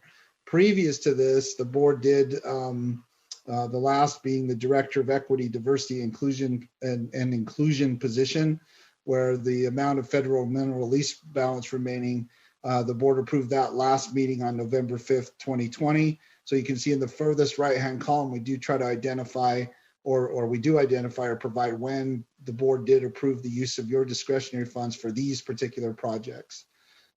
Chair Cummins, subject to any questions or concerns by board members on any of the discretionary funds, balances, accounts, or projects, this concludes the overall monthly budget report to the board. Thank you. Chair Huntsman, are you ready to move forward, or do you want me to keep going? You're here. Yeah, Thank you. I'm still can't access Civic Clerk, but we'll hopefully before the day's out, I'll be there. But I'm good to move forward. There's a few hands raised. Board Member Belknap, your hand's raised. Yes, thank you, Chair. I actually had some questions for Sarah. It is actually on her first slide on the distribution of the money, that the highest one was, I think, 32%.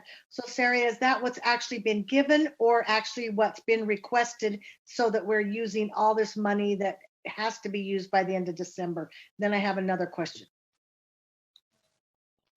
Thank you, Vice Chair, if I may. Yes, please. Thank you, Chair. So in regards to the first column is the amount that has been awarded. The second column is the one that speaks to the reimbursement amount. So how much we have put of that award back out into the field. And so then that percentage is just reflecting how much of the total award we have then submitted for reimbursement to the field at this time. Okay, so Sarah, on the Chair, may I? Yes. So Sarah, on this, I just want to be clear. All the money is encumbered so that it isn't going to be swept, that has to be spent by the end of December or counted for. No, that's a great question. So is all the money encumbered? That answer is yes. Does that money run the risk of being swept if it is not spent by December 30th, 2020? Yes. Yes. So any reimbursements, pardon me, let me take a step back. For the Coronavirus Relief Fund, each of our local education entities are required to have expended and received the services and or the goods on site by December 30th.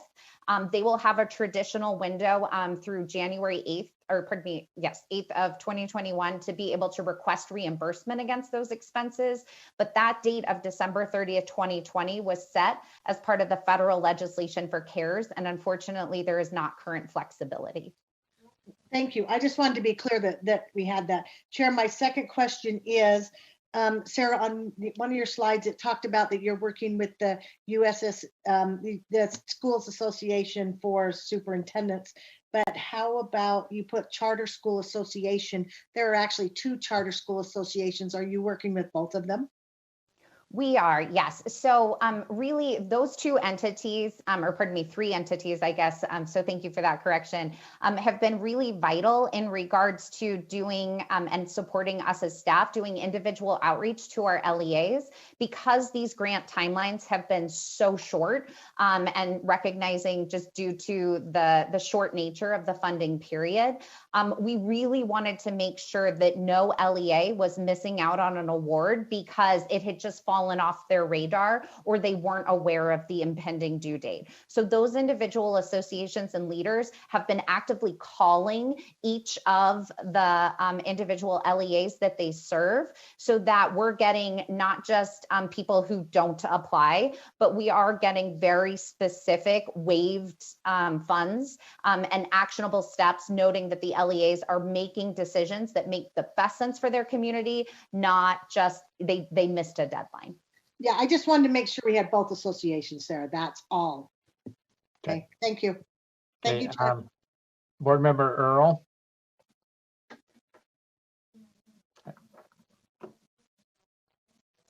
Thank you. Yes, I'm seeking clarification. Realizing in our memo last month, it said $170,000, including benefits for the equity diversity position that was asked for, and understanding that then cleared, that took the remaining balance funds from the discretionary funds of $234,000. I guess I was unclear of that at the time, understanding that I guess the motion was to use remaining funds, not just the funds that were indicated on our memo. I'm just seeking some clarification on that, please. That's probably Deputy Superintendent Scott Jones. Yeah, I can start out to clarify. When we did the memo, what we were stating was the amount of funding relative to what the requirements of the position would be. So the $180,000 estimate, or the $170,000 to $180,000 estimate in the memo, was concurrent with or conducive to a director position. And because that's, if you see and you go back to the memo, you can see the justification on why it would, why we needed a director position.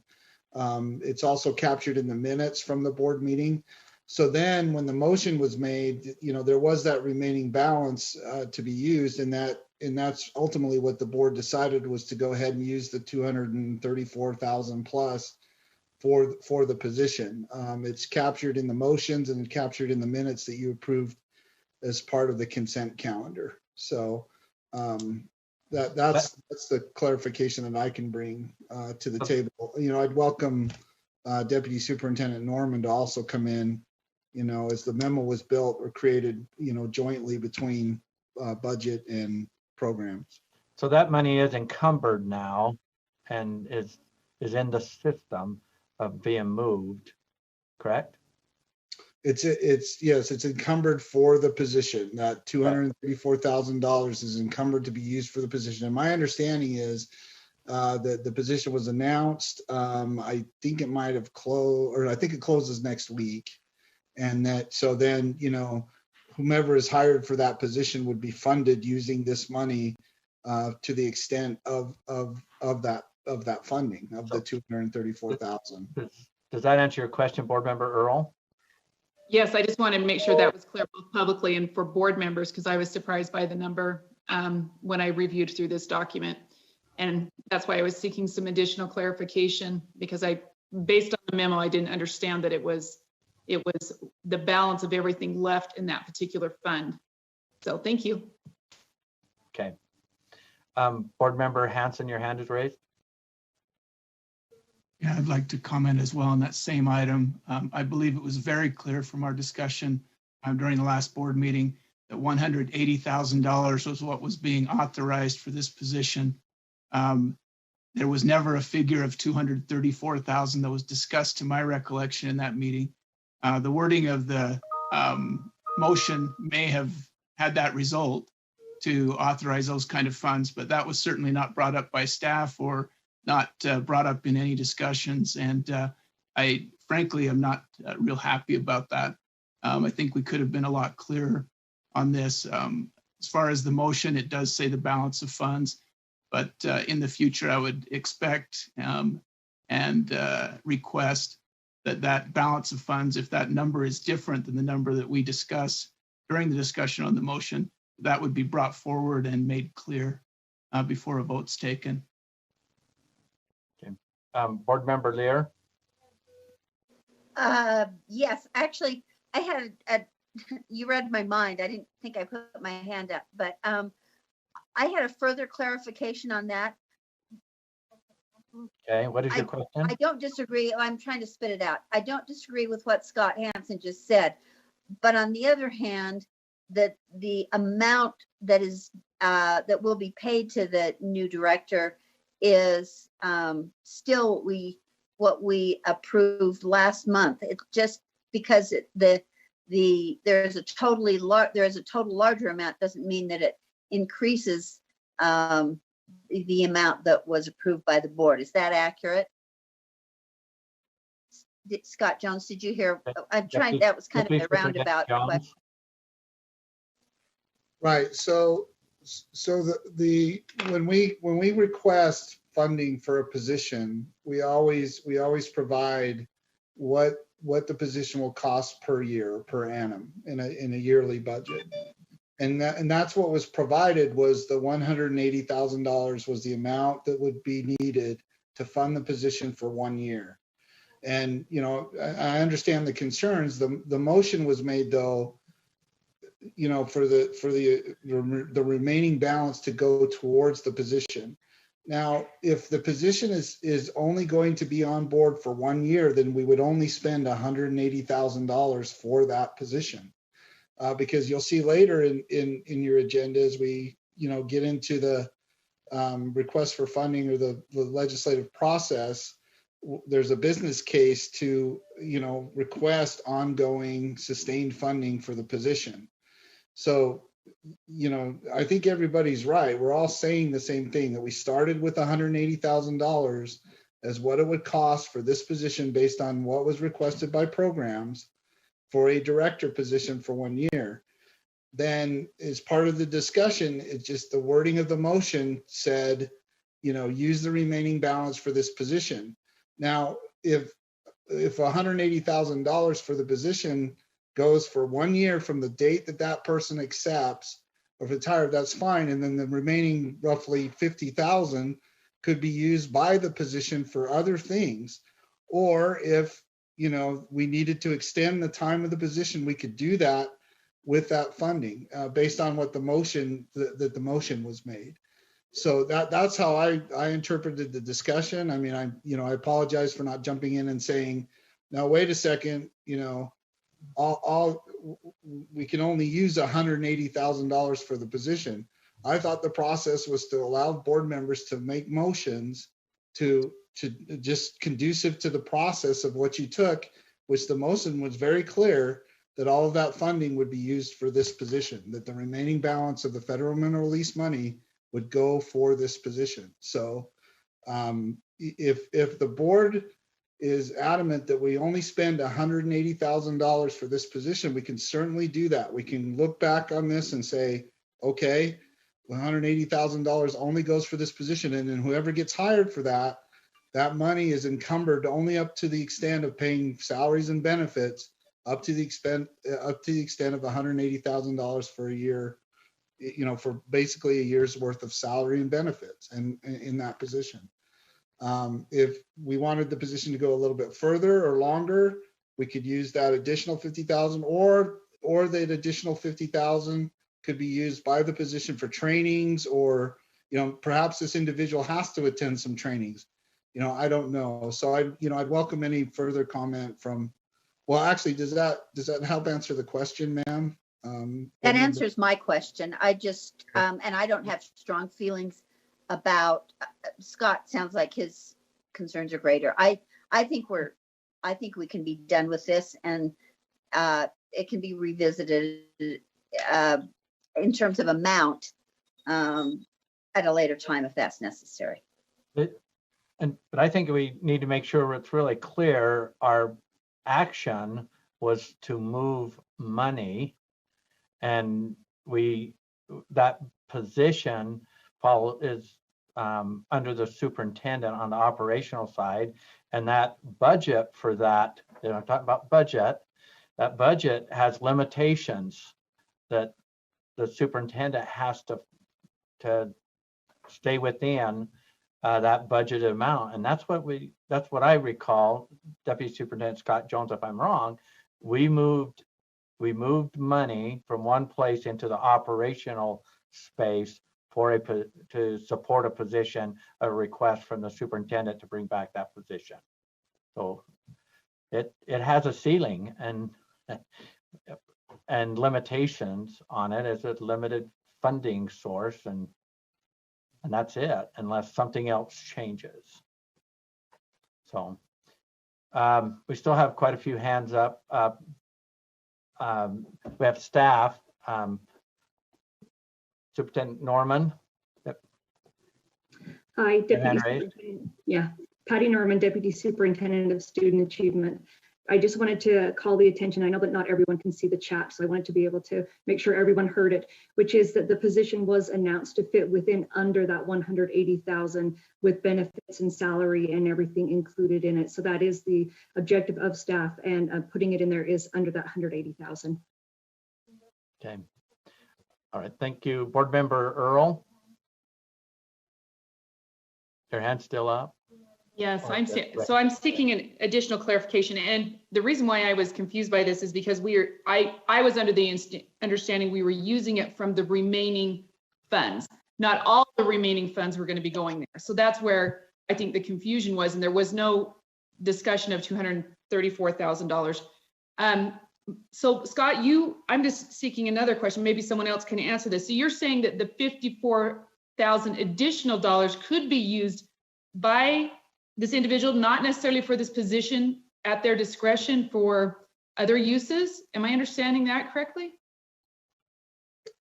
Yeah, yes, ma'am. You know, it might help. Could we pull the minutes up and show the motion? The motion was very specific that all of this money would, the remaining balance, which at the time was $234,000, would go to this position.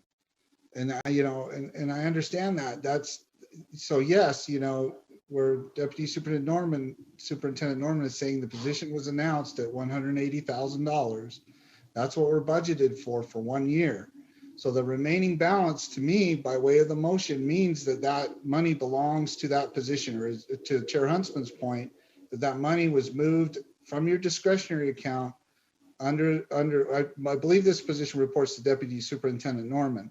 So that's basically her budget. It goes into her budget to fund the position at $180,000 per year, with the remaining balance, or the entire 180 of the 234 going for the position, and then the remainder of that money they can use at their discretion, either to continue to fund the position or use it for training or other purposes. So if we miss that and we need more clarity, and we only say that the board authorized $180,000 for the position for 1 year, and move that difference between 234 and 180 back into your discretionary account, then we would need that. I just like that clarity. I mean, is that what the intent is? Is the intent was that there's only be $180,000 for this position, period, and that none of the other funding would be used at all for this purpose, or for this position, or by the position? Because I think that's what you're asking, right, Board Member? That is what I'm asking. I just am asking if that additional $54,000 right wasn't really discussed at all, can be. And I understand the numbers were there. I understand the language was there, but there was no discussion about that can be used for other purposes. So it sounds like that is the case. Thank you.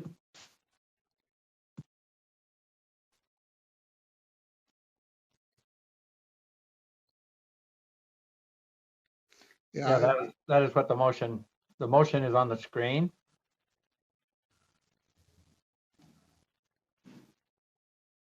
And we said, that was the proposed motion.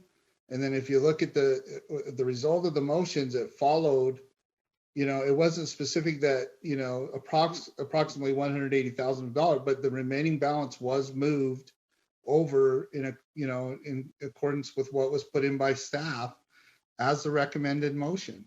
That the 234, 150, 155 would go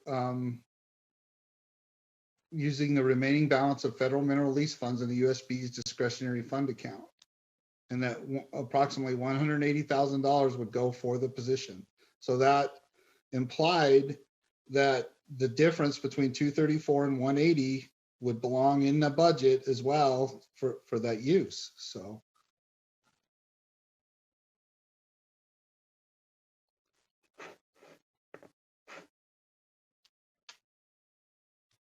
Okay. Board Member Hanson, your hand's raised. Yeah, thank you.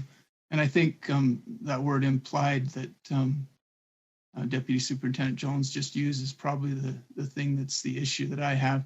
And we had quite a robust discussion about this position and the money allocated to it. Deputy Superintendent Norman was quite clear that $180,000 was the amount for salary and benefits. We also had a discussion about the fact that this was funding that would only carry the position for 1 year, and they would have to look for additional funding if the position was to proceed for more than 1 year. I understand that with the wording of the motion, if I was to go back and check the balance of that discretionary fund, that would be allocated, but that certainly wasn't discussed at any point to my recollection, at any point in our discussion. And I think when the vote was taken on the motion, I would venture to say that our board members all understood that they were allocating $180,000 for this position, and that any further funding would be subject to another allocation or some other process as we fund next year. I think it would be proper for us to throw that $54,000 or whatever it is back into the discretionary fund. And then if we want to use it for this position, take a vote to do that rather than have it occur on this kind of a, and I'm not pointing fingers at anyone. I think that it could have been pointed out, it wasn't, but I don't think the understanding of the board was that that $54,000 was allocated to this position. If we want to allocate it to it, I think a separate vote of the board, an additional vote would be the appropriate thing to do. So Board Member Hanson, if you want, and you have more than one board member want to put this back on the agenda, you certainly can, but in almost every, I don't know of any position that we have, and maybe Superintendent Scott Jones, we can keep everything in the right context. That is every position that we have at USBE, not we, it's the superintendent and Deputy Superintendent Scott Jones. There's budget to support that position, and what I'm hearing us say right now in what you're proposing to do, board member Hanson, or if this comes back, is you want to take any other support funds that pay reimburse on miles, whatever this person's doing, is to not have. I'll respectfully disagree with your characterization of what I want to do. I want to allocate funds based on a clear vote of the board. Yeah. Where I'm just saying understand what's being done. So I understand this isn't an actionable item right now, and we'll bring it up onto the next agenda. Thanks. Well, there is quite a bit of talk on this, but that's what would be happening to a particular budget, operate on the operational side. So, but that opportunity does exist, and we'll see what happens there with what the board wants to do. Board Member Earl. Board Member Earl, your hand's still raised.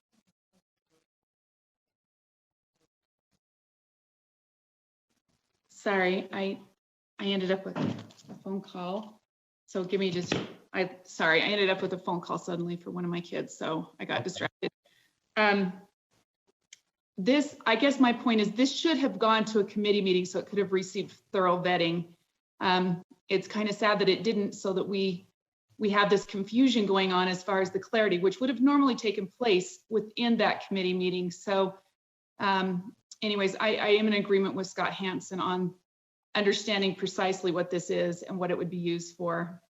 So and maybe that's what we need to do, is just bring it back for next month. Okay, I'm not seeing any other hands raised. Board Member Earl, your hand's still up, but I believe you're done on this particular comment. Deputy Superintendent Scott Jones, do you have more to present? No, sir. Subject to any other questions or concerns, that concludes this agenda item, the entirety of the reports. Okay.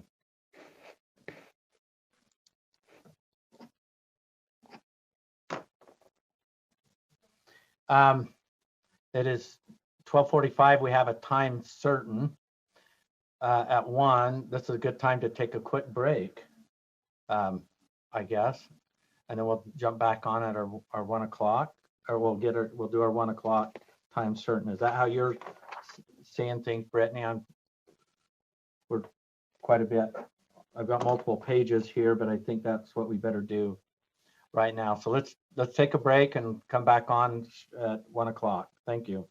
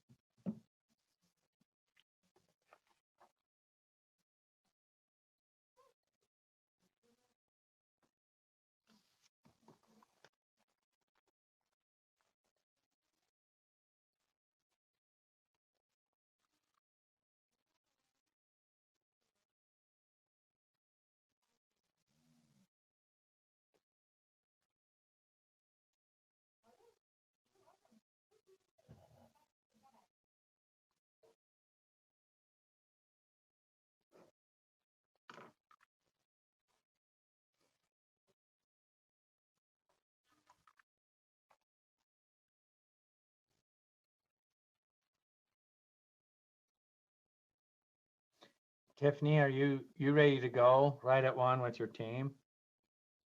Yep, we're ready. Well, that was a quick break, but we need to get going. This is a time certain. So Chief of Staff, Tiffany Stanley, do you want to take point on this? Yes, will do. Thank you. So yes, Tiffany Stanley. Let me just remind everyone it's an information discussion item. So yes. Okay. Yeah. So as you'll recall, last month we laid the groundwork for this by discussing the findings and the implication of those findings from the funding study that we commissioned back in 2019. what will be presented now are recommendations from the researchers in terms of where those findings have led, and then some modeling of the impacts of those recommendations. So because we reviewed the findings last month, they're going to move very quickly through those and jump to recommendations and pause for questions after each. So just context about how quickly we're trying to move. And also, I believe we're aiming to stick to the hour we have slotted. So we'll just see how far we get and go from there, and take cues from you, Chair Huntsman. But with that, I'll turn it over to WestEd and APA. Great. Thank you, Tiffany. And I'll just get us started. We're very excited to share these recommendations after the study we conducted, and as Tiffany said, based on the findings we shared at last month's meeting and at the end of the first phase of the study. And we just want to thank everybody for the opportunity to do so. So I'm going to move really quickly in the interest of time through our introduction, but we did want to just highlight the objective for today, which is very straightforward, to share our recommendations. But for each of them, we will talk really briefly about the key findings that informed them. We'll talk a little bit about the goal and the policy alternatives to what we're recommending that we think are just important to have as a consideration. And then potential impact, as Tiffany mentioned, or modeling what might be the impact of implementing the recommendations. And then we will take questions at the end of each recommendation and at the end if there is time. So just to give a quick reminder of the overview of the study, as I alluded to, there was a first phase, and it covered everything listed here and that side of the screen. And then the second phase, which we're wrapping up now with these policy recommendations. And findings from both phases were used and considered in these recommendations. So I wanted to make sure that was clear. So with that, I'll just jump right into them. And I think the first thing I'll just reiterate is we will pause at the end of each recommendation for questions. We want to do, get through kind of the recommendation, the findings, the modeling, and then take questions. And then again at the end, if there's time. Before we dive in, I just want to review the overall conclusions that we shared at last month's meeting. The first of these being that overall, the study team has concluded that the fundamentals of the funding system in Utah are strong. So we're not really offering recommendations that represent a complete overhaul of these fundamentals. In fact, it's more identifying opportunities to improve within this foundation that we think is really well designed to meet state principles. And we see it as almost a return back to the foundation that was established when the minimum school program was originally enacted. And there are 4 areas in particular that we're focusing on for our recommendations: funding generation, funding distribution or allocation of funds, targeted funding, funding that's more categorical in nature, and then a little bit of a look at what's happening locally in terms of effective practices and how the state can potentially support expanding those effective practices. So I'll also just briefly, again, go over the recommendations in summary so that you have the full picture as we dive into them in detail. And the first recommendation is that funding generation topic, and it is to increase the basic tax levy to rebalance the defined local share in the basic school program, and also will mitigate some impact of other potential system improvements with respect to how the funding system adjusts for differences in context and how that affects different resource needs. The next 3 recommendations all deal with how funds are allocated, distributed, and they focus on different ways in which the system, we think, can be improved to better address differences in resource needs that stem from different contexts. And that includes the size of the economically disadvantaged student population, the scale of the operations, how large a district is, and how expensive it is to hire teachers in a part of the state versus another. We also are making a recommendation that the state re-examine the related to basic programs to optimize how that set of programs are really targeted, how they function within the system to be coherently reflecting strategic intent and priorities, be stable, to be continually improved and evaluated, and to balance well in a systems context with the basic school program. And then our last recommendation is really to create a competitive grant that's focused on supporting schools to develop and to improve at scale some effective processes within 3 key strategic areas. So then the other thing we wanted to do before we dive in is to talk about where these recommendations fit within the system as we're kind of conceptualizing it. We've shared this graphic before, I believe, with this group. But essentially, it follows the flow as we see it of the funding from how the funds are prioritized and appropriated to how they're distributed and how they're balancing sources of local and state funds. And then what happens once they're received locally in terms of how they're expended at the local level. And so recommendation 1 is very much in that sources side of things and the funding generation where it comes from state or local. Recommendations 2, 3, and 4 are really all in that distribution, allocation of funds, part of the system. Recommendation 5 we see as being a part of how the state thinks about priorities and appropriating funds. And then recommendation 6 is really at that local level. What happens with the funds? How does the state really support, encourage effective practices locally? And with that, I will turn it over to Justin to talk about our first recommendation. So as we talk about the recommendation on increasing the basic tax levy, this is focused on this funding generation and that balance between state and local sources that we discussed a couple weeks ago. So if we go to the next slide, our findings that really drove this in phase 1, so the next bullet, we were really focused on fiscal neutrality and this concept of how closely linked are the resources students have available for them and the property wealth of the district. And so what we are finding is that that neutrality is not at the level we'd want. So there is a pretty distinct link between that property wealth and the resources students have. And as you can see in this table, you don't want to see a correlation coefficient above 0.5. And all the places you see those bright green arrows, we were seeing that, especially in 17 and 18. So we're seeing a lot of correlation coefficients above 0.5, be it if you're looking at state and local revenue or total revenue, if you're looking at it for raw students or weighted by student characteristics. Over and over, we were seeing it get above 0.5 and actually getting a little bit worse generally from 13, 14 to 17, 18. So that link was higher than we'd like to see. If we go to the next slide, what we also found is that Utah is generally more reliant on state funding than the national average. And we don't believe there's a link between overall equity of the system and that kind of balance between state and local. And what you'll see on slide 13 is that there's been a bit of a U pattern over that kind of decade we were able to look at, with the anomaly being during the era funding from the feds. There was a lot of federal funding coming in. But if you look at 15, 16, and 05, 06, Utah's on average about 5 percentage points higher in their state share than the national average, around 4 percentage points lower in local share. And so there's just that heavier reliance on state dollars than what you see in other states. And again, we don't think that that split in itself creates or impacts equity in any way.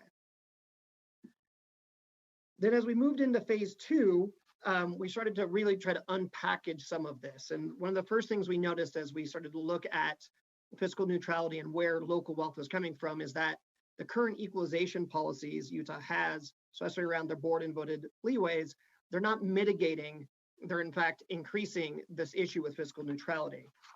And you can see that on the slide 15, on the bottom piece here.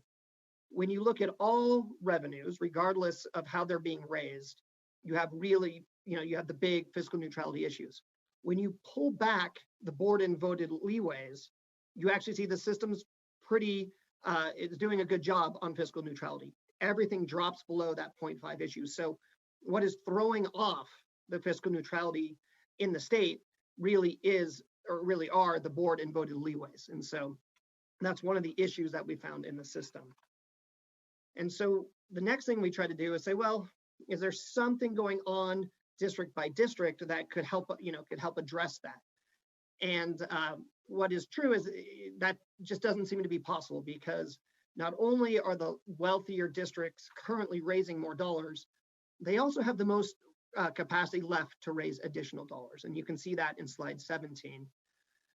There are a handful of districts on the left side of this chart that have capacity, and some have all of their capacity remaining. So any place you see light blue is additional local capacity remaining. But what the scale on this is a per pupil amount. And so you'll see the districts on the right, who are your wealthiest property districts, they all have the most capacity overall, and many of them have more capacity left than any other district in the state. So you can't really solve any of the fiscal neutrality issues by, fully by digging into the voted and board leeways. We've got two more findings that came out of phase 2. The first is that we went out to Ed Week and we looked and ranked all of the states who rank all the states' school finance systems with a letter grade on equity. We looked at the top, the most equitable and the least equitable. And what we found is that the most equitable states have most of their funding going through their state school finance formula. So they are not relying on local dollars that are held locally and spent locally. They're relying on the overall system to drive the priorities of the state. And then what we also found is looking at the basic levy in Utah and comparing that rate to other states who use a fixed dollar or a fixed rate to drive their systems. Utah's rate, which we can see on the next slide, is actually the second lowest of any of the states we looked at, and New Mexico seems to be a bit of an anomaly how low they are. So Utah is very low in kind of what they're asking taxpayers to pay as part of their overall school finance system. So if you actually, so those were the findings we just went through. We're going to bump over to slide 21, and this is the recommendation, which Alex had talked about a little bit. It's to increase the basic tax levy. And we want to do this really for two reasons. One, to rebalance that split between state and local, so get more reliance on local share. And then second, if we do that, free up some of the some capacity we hope in the system to focus on the student equity or the distributional equity issues that we're going to talk about later in the presentation. So giving the states some ability to go that way. There are alternatives, and for each, or for many of the recommendations, we'll talk about an alternative. You could go to the board, the voted and board leeways, try to either increase caps or really change how you're equalizing and get more equalization at the lower property wealth districts. We don't think it does quite the same thing, but that would be kind of the alternative to this recommendation. And then we have two examples of kind of what the impacts are here. In each of the next two slides, what we're going to model are three scenarios. The first, on this one at the bottom, the darker blue, is the current basic levy. And what you see on the left side is the percent of the basic school program each district is picking up based on the current levy. And then the lighter blue is if we went up to a 0.0002, and then the gray line is if basic levy went up 50%, which would increase the local share of the basic school program from 17% to 25%. I mean, what you'll see is the higher property wealth districts start to get much higher shares of their total basic school program. The lowest property wealth districts have to increase, but they're still going to get the vast majority of their funding from state revenue. And so you just start to see the shift, what will happen for the districts. We did exclude Park City here just because they are almost off the chart and it kind of skews the chart. They are already over 100% of BSP and would get above 180% of BSP at the 50% increase. And so slide 24 starts to show what it would be raised per pupil. Again, the dark blue is the current basic levy. The next box up would be if it was increased to 0.002, and then the light blue is if it went up that 50%. What we do want to highlight is that over at Park City, you would start to really think of recapture because they'd be raising more than their basic school program at a per pupil level calls for. But also highlighting again that what you're really doing is getting a lot of capacity generation from your wealthier property, your property wealthy districts in order to increase local share. And then, in a constant state that would really decrease state share. And so you're leveraging the wealth in those wealthier places. And I will open it up for questions. And we flew through that, so.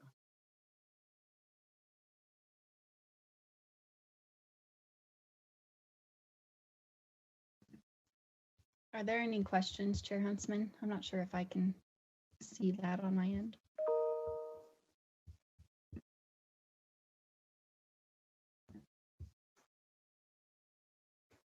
Perhaps not, or perhaps he had to step away. Can anyone else see? Otherwise, we can just jump to the next and then circle back to questions.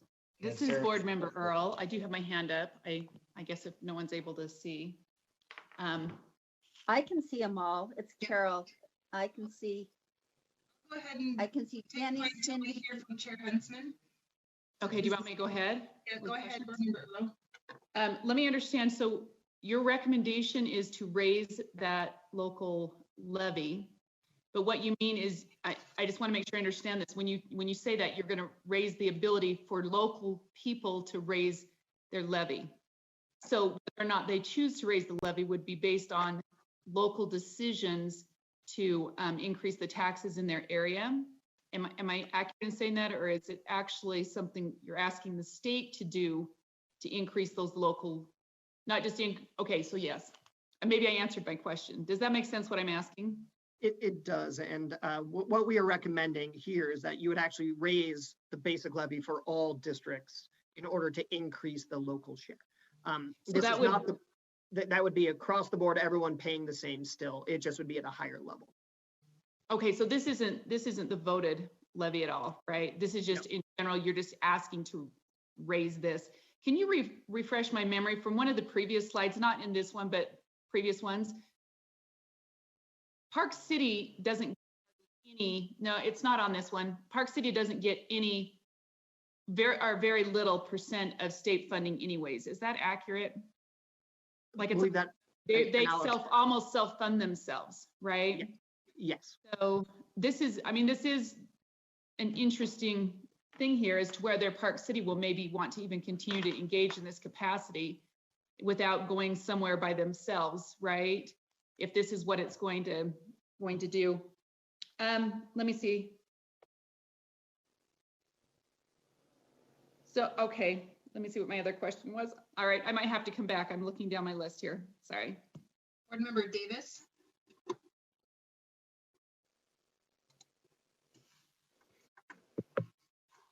Thanks. Appreciate the information. It's really helpful. I'm just curious as to your findings about special education. I mean, that typically is our greatest area of inequity when it comes to funding, and what your findings are and where those recommendations are coming, or is that going to come in the next phase, or how does that fit in?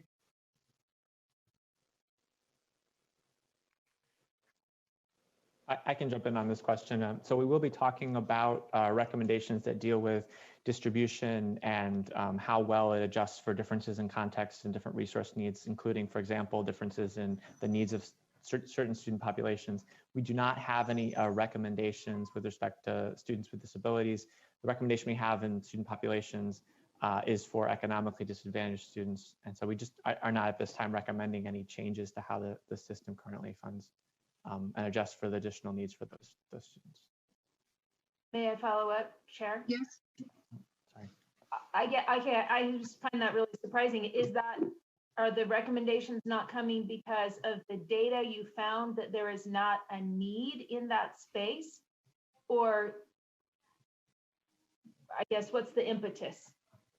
Yeah, absolutely. So I'll be brief, but just because for time. But what I will say is that the cost function analysis is where our ability to sort of look at evidence around student needs and how those are different. And with respect to students with disabilities in particular, we found a couple of things that limited how well we were able to look at that, and therefore limited how much we wanted to kind of draw implications from the findings.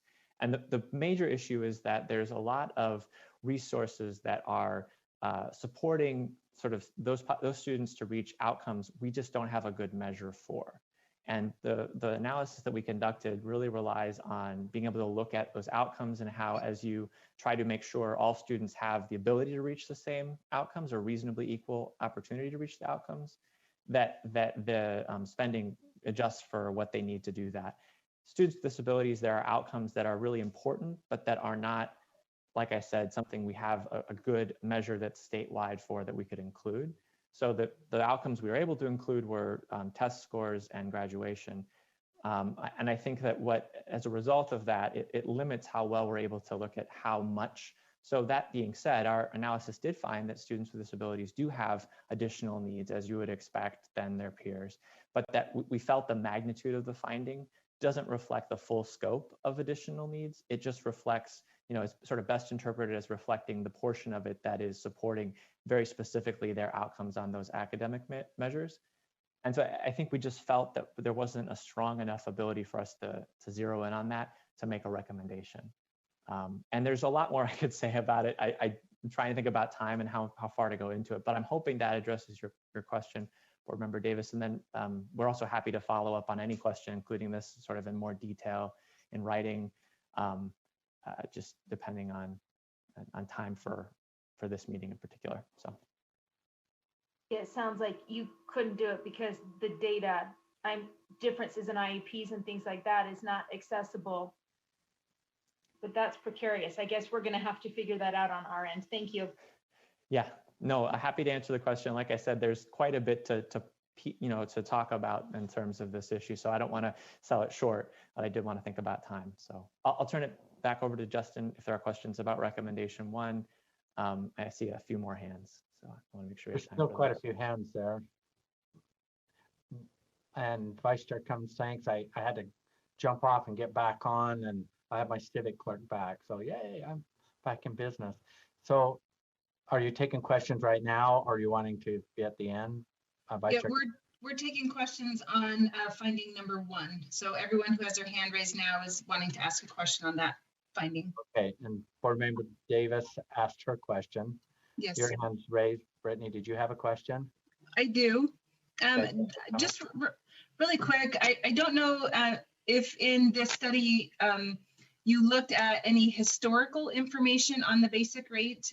I don't have a very good recollection of what happened, but as a board member, I recall that it was maybe about 4 or 5 years ago that the basic rate was set as a frozen rate instead of having it vary for revenue each year. So I'm just curious if you were able to acquire any information, or if there was any information available on why the basic rate was set at the level that it was at that time. I will have to go, and maybe Alex has that piece. I can go back and take a look. I don't have that with me right this second. Okay. Did you have a follow-up, Brittany? Vice Chair Cummins? No, I was just wondering if that was readily available information, or if there was any information on the reasoning on that number. Board Member Lear? I had a question similar to Jenny Earls. I'm trying to make sense of the conclusion about increasing the basic tax levy. I can't quite, it feels like a circular answer, because I feel like allowing the locals to raise their basic tax levy only helps those that already have enough money. I feel like the locals who haven't raised their basic tax levy, they haven't because they can't. And so I feel like that's a false hope. Am I misunderstanding that? Can you help me explain this? I think you're actually hitting the nail on the head of where we got there and making it pretty clear. I just didn't walk through this explanation well enough. I think that's exactly what we are finding, is that if you kept relying on voted and board levies or leeways and locals to do it themselves, that the disparities both can get greater because your wealthiest districts have so much capacity to keep levying, and it's been difficult in some areas, even with the, what is a good equal kind of support system at the lower property wealth districts to get districts to do this. So I think the recommendation around the basic tax levy and moving it for all districts, so it'd be a state action to move it for all districts. It's not really a choice, creates more capacity, and it just means it kind of has to get done. It's a pretty small dollar amount in your lowest per pupil wealth districts, and it's a much higher amount that would be raised in your wealthiest, but that's going to then offset how much state money those wealthier are getting, which frees up state dollars actually to take care of other needs.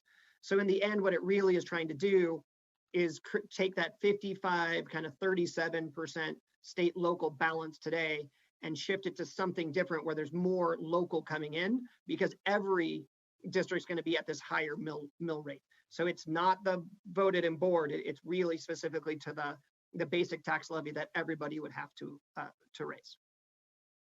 Can I follow up a minute, Follow Chair? up there. Follow up, Board Member Lear.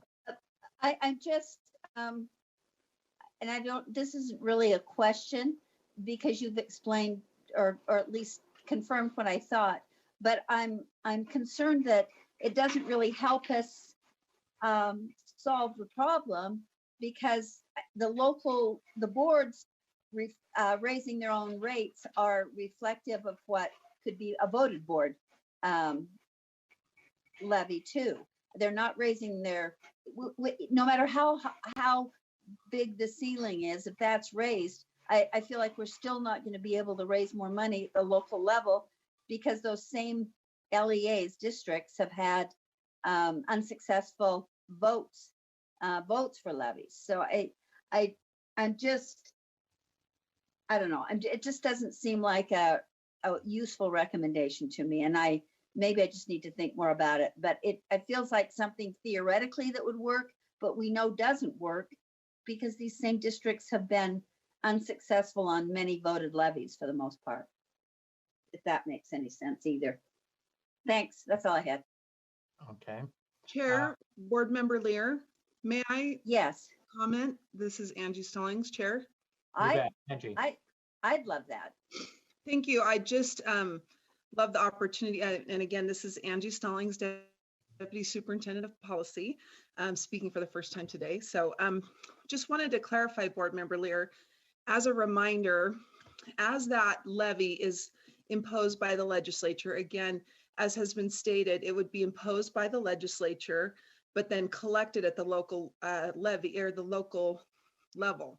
So those local boards would not have truth and taxation hearings on that. That's done at the legislative level. The other thing to remember is that if you look at the graphic that's on the screen right now, you'll see South San Pete on one side, Park City on the other. So for a South San Pete, for example, very little revenue is going to be collected by that increase in the basic levy. You can see it's a very small dollar amount. But what you don't see is that then the rest of the funding that funds the WPU for South San Pete is going to be state funding. So if you kind of think about that white area as being filled in with state dollars, you can see that Park City would get 0 state dollars. Rich would get maybe 1/3 of their funding from state dollars, whereas 2/3 would be funded by that property tax. And then all the way down in South San Pete, they'd be contributing maybe 10 at the most % of the amount of funding that they're getting for the basic school program would be in property tax. All that white area, essentially 90% of the revenue they're getting would actually be from the income tax or education fund.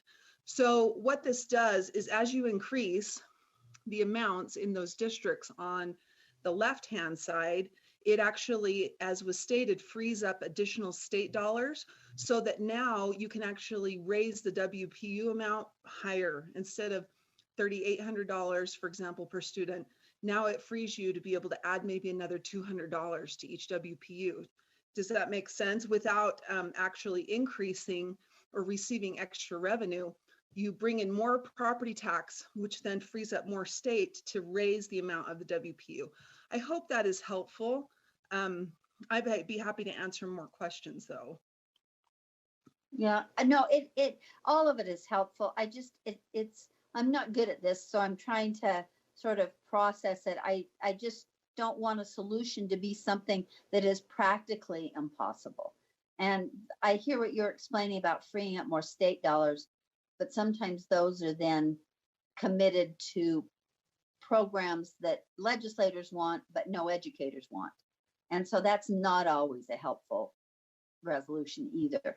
So I'm just trying to figure it out in my own non-mathematical brain. So thank you. Thank you. Board Member Earl. Thank you. I'll be quick.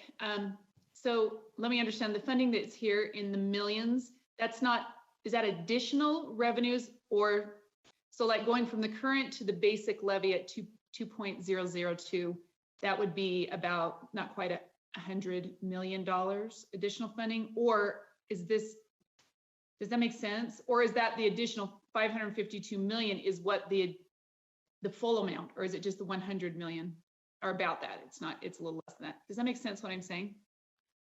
Yes, so the bottom line is what's current, so it's currently raised, and then everything above that is the marginal amount that would be additional.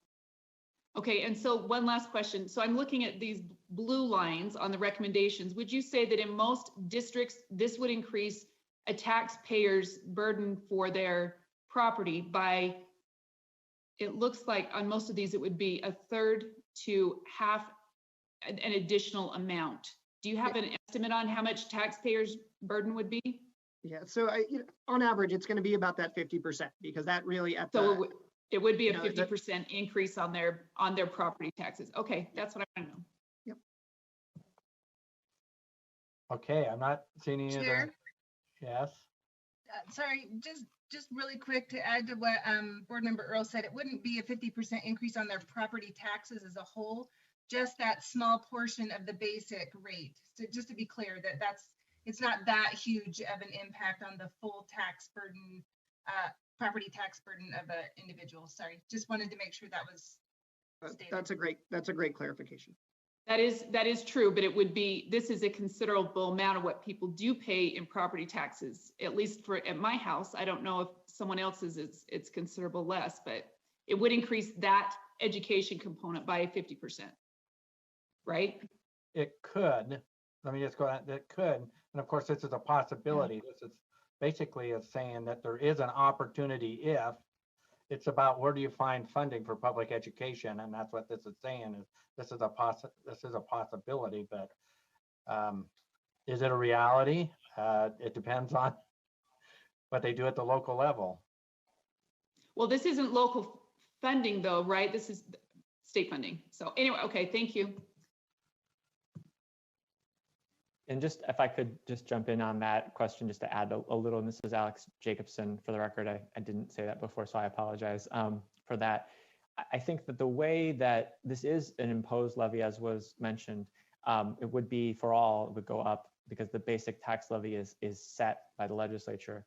However, the total tax burden includes voted and board. So I believe it's correct to say that if locally those were adjusted, then overall the burden could be affected differently than how much the basic tax levy changes. So there's an opportunity locally to make decisions about how much is contributed through the other parts of the tax burden, and that would influence on net how it changed overall.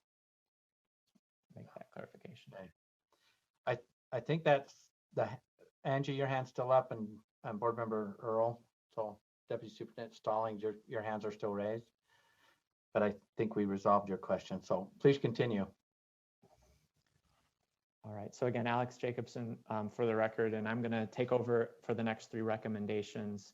And just to call back to the question that was asked earlier about student populations and additional resource needs. And I think more generally, this idea of whether certain communities have additional needs because of their context in order for them to reach the same or to provide same equal educational opportunities for their students, whether there are additional resource needs that would imply additional funding for those communities. And there are three areas that we're looking at with these recommendations. One is with respect to economically disadvantaged students and the additional resource needs for those students in particular, the impact of economies of scale, the impact of the scale of a district's operations on how much they need to provide the same equal educational opportunities to their peers.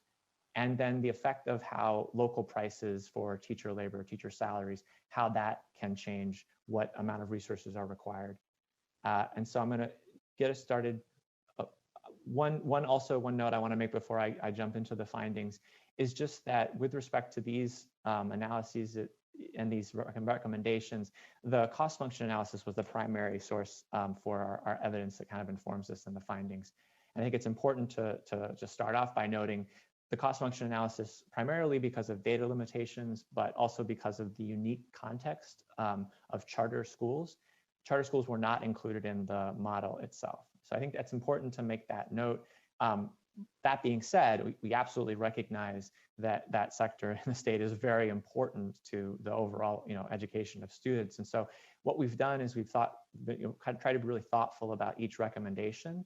And even though those schools weren't included in the cost function model, we thought about which recommendations we think could be extended to that sector, because we believe it's likely the case that the resource needs are very similar or the same, and which ones we think require some additional analysis, some sort of very specific look at the charter sector before we would recommend extending them. So I wanted to make that note in each recommendation. I'll talk a little bit more about this as well. So first, I'm just going to move through the findings really pretty quickly for economically disadvantaged students. Our first finding was from phase 1 and just suggested there's likely some opportunity for improving how well the system addresses their additional needs. This is a callback to the table from that report. The second finding that we're drawing on is from the cost function, and it essentially we found that as the population of economically disadvantaged students increases, as it grows, predicted spending increases when you hold student outcomes and all other cost factors constant. So if we're trying to understand how do resource needs change just based on the change in this population, we're finding that as it grows, resource needs also grow.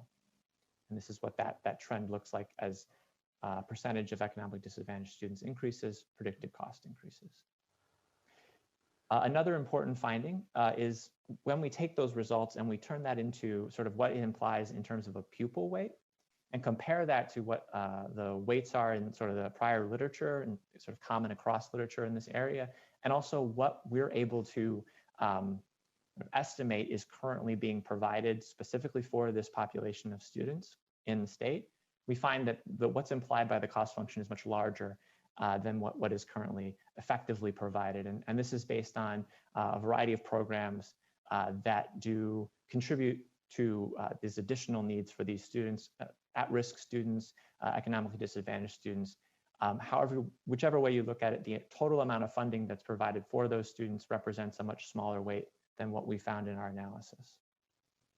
And then the last finding that we're drawing on for this recommendation is that as in the cost function model, when we look at how the predicted spending changes as outcomes, student outcomes increase, holding all else constant, we're finding that spending also goes up. So that it's a little difficult to sort of counterintuitive, but what that's saying is that as your outcomes are growing up, you're spending more when you take into account everything else that influences what you have to spend.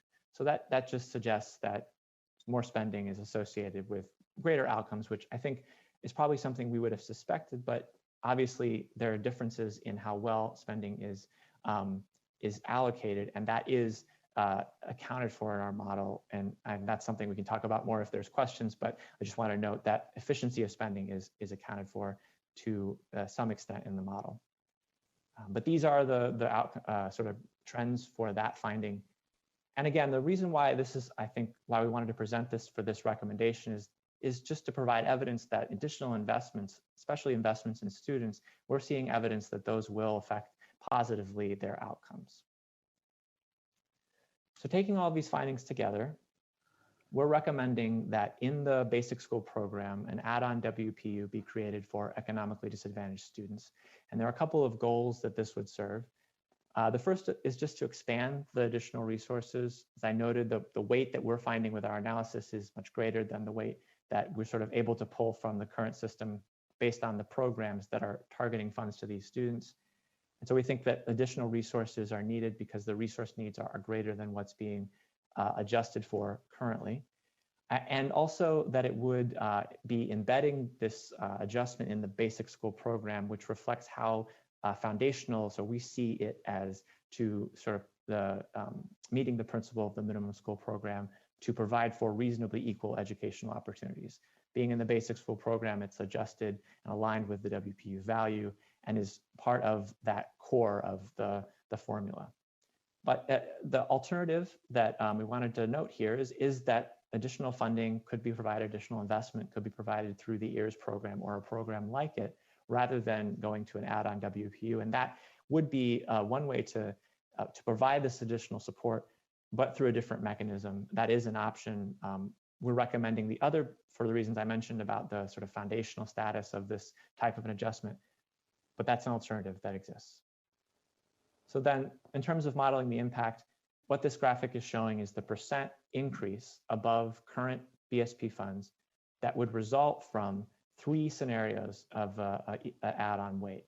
And these 3 scenarios reflect the range of uncertainty in our analysis, so that there's never a perfectly certain result. And we wanted to give that, really illustrate that uncertainty. There's some uncertainty about, what the weight would be, and we think this is the appropriate range. So it ranges from 0.32 to 0.52, with 0.42 being kind of the point that the analysis is, that's the estimate, and the other 2 represent the range. So again, what you're seeing here is the percent increase in funds for districts based on each of these different weights, the dark blue being the bottom of the range, the lighter blue being the middle, and then the sort of turquoise on top being the additional. And the other thing I'll say is that it's ordered in the greatest to least in terms of additional funding. And also in parentheticals, you see the rank in terms of percent economically disadvantaged students. And as you would expect, as you have a larger percentage, you're on the far end of the sort of on the higher end of what additional funds will be received. But because it is a pupil weight, percent economically disadvantaged doesn't necessarily put you in that order in terms of your rank. And also, I think that it's a percent above what's currently received. And so what's currently available in the BSP is impacted by all the other programs in the basic school program. So with that, I'll stop and open for questions. Okay, questions.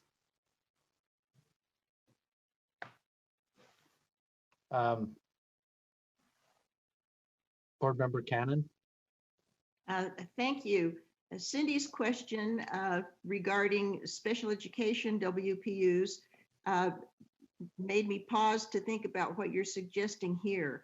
So as I understand it, currently we have children who are special ed or special needs, and they receive additional WPUs to help with their education. And so I guess I'm wondering how does this increase for economically disadvantaged students mesh with the already increased WPUs that we have going to many of these other students? Would they get, if they're special ed and economically disadvantaged, would they get both add-ons, or how does this all work in terms of add-on WPUs? I think it's a bigger issue than this little part that you're talking about here. So I'd just like clarification, please. Yeah, absolutely. So it's a great question. And I think the first thing I'll say is that the cost function model that we ran this is based on did include sort of account for the population of students with disabilities. As I mentioned, we feel like there's limitations in the result for that population. But in terms of the additional needs with respect to, I think most appropriately with respect to academic outcomes that we were able to include, that additional need is accounted for in the model.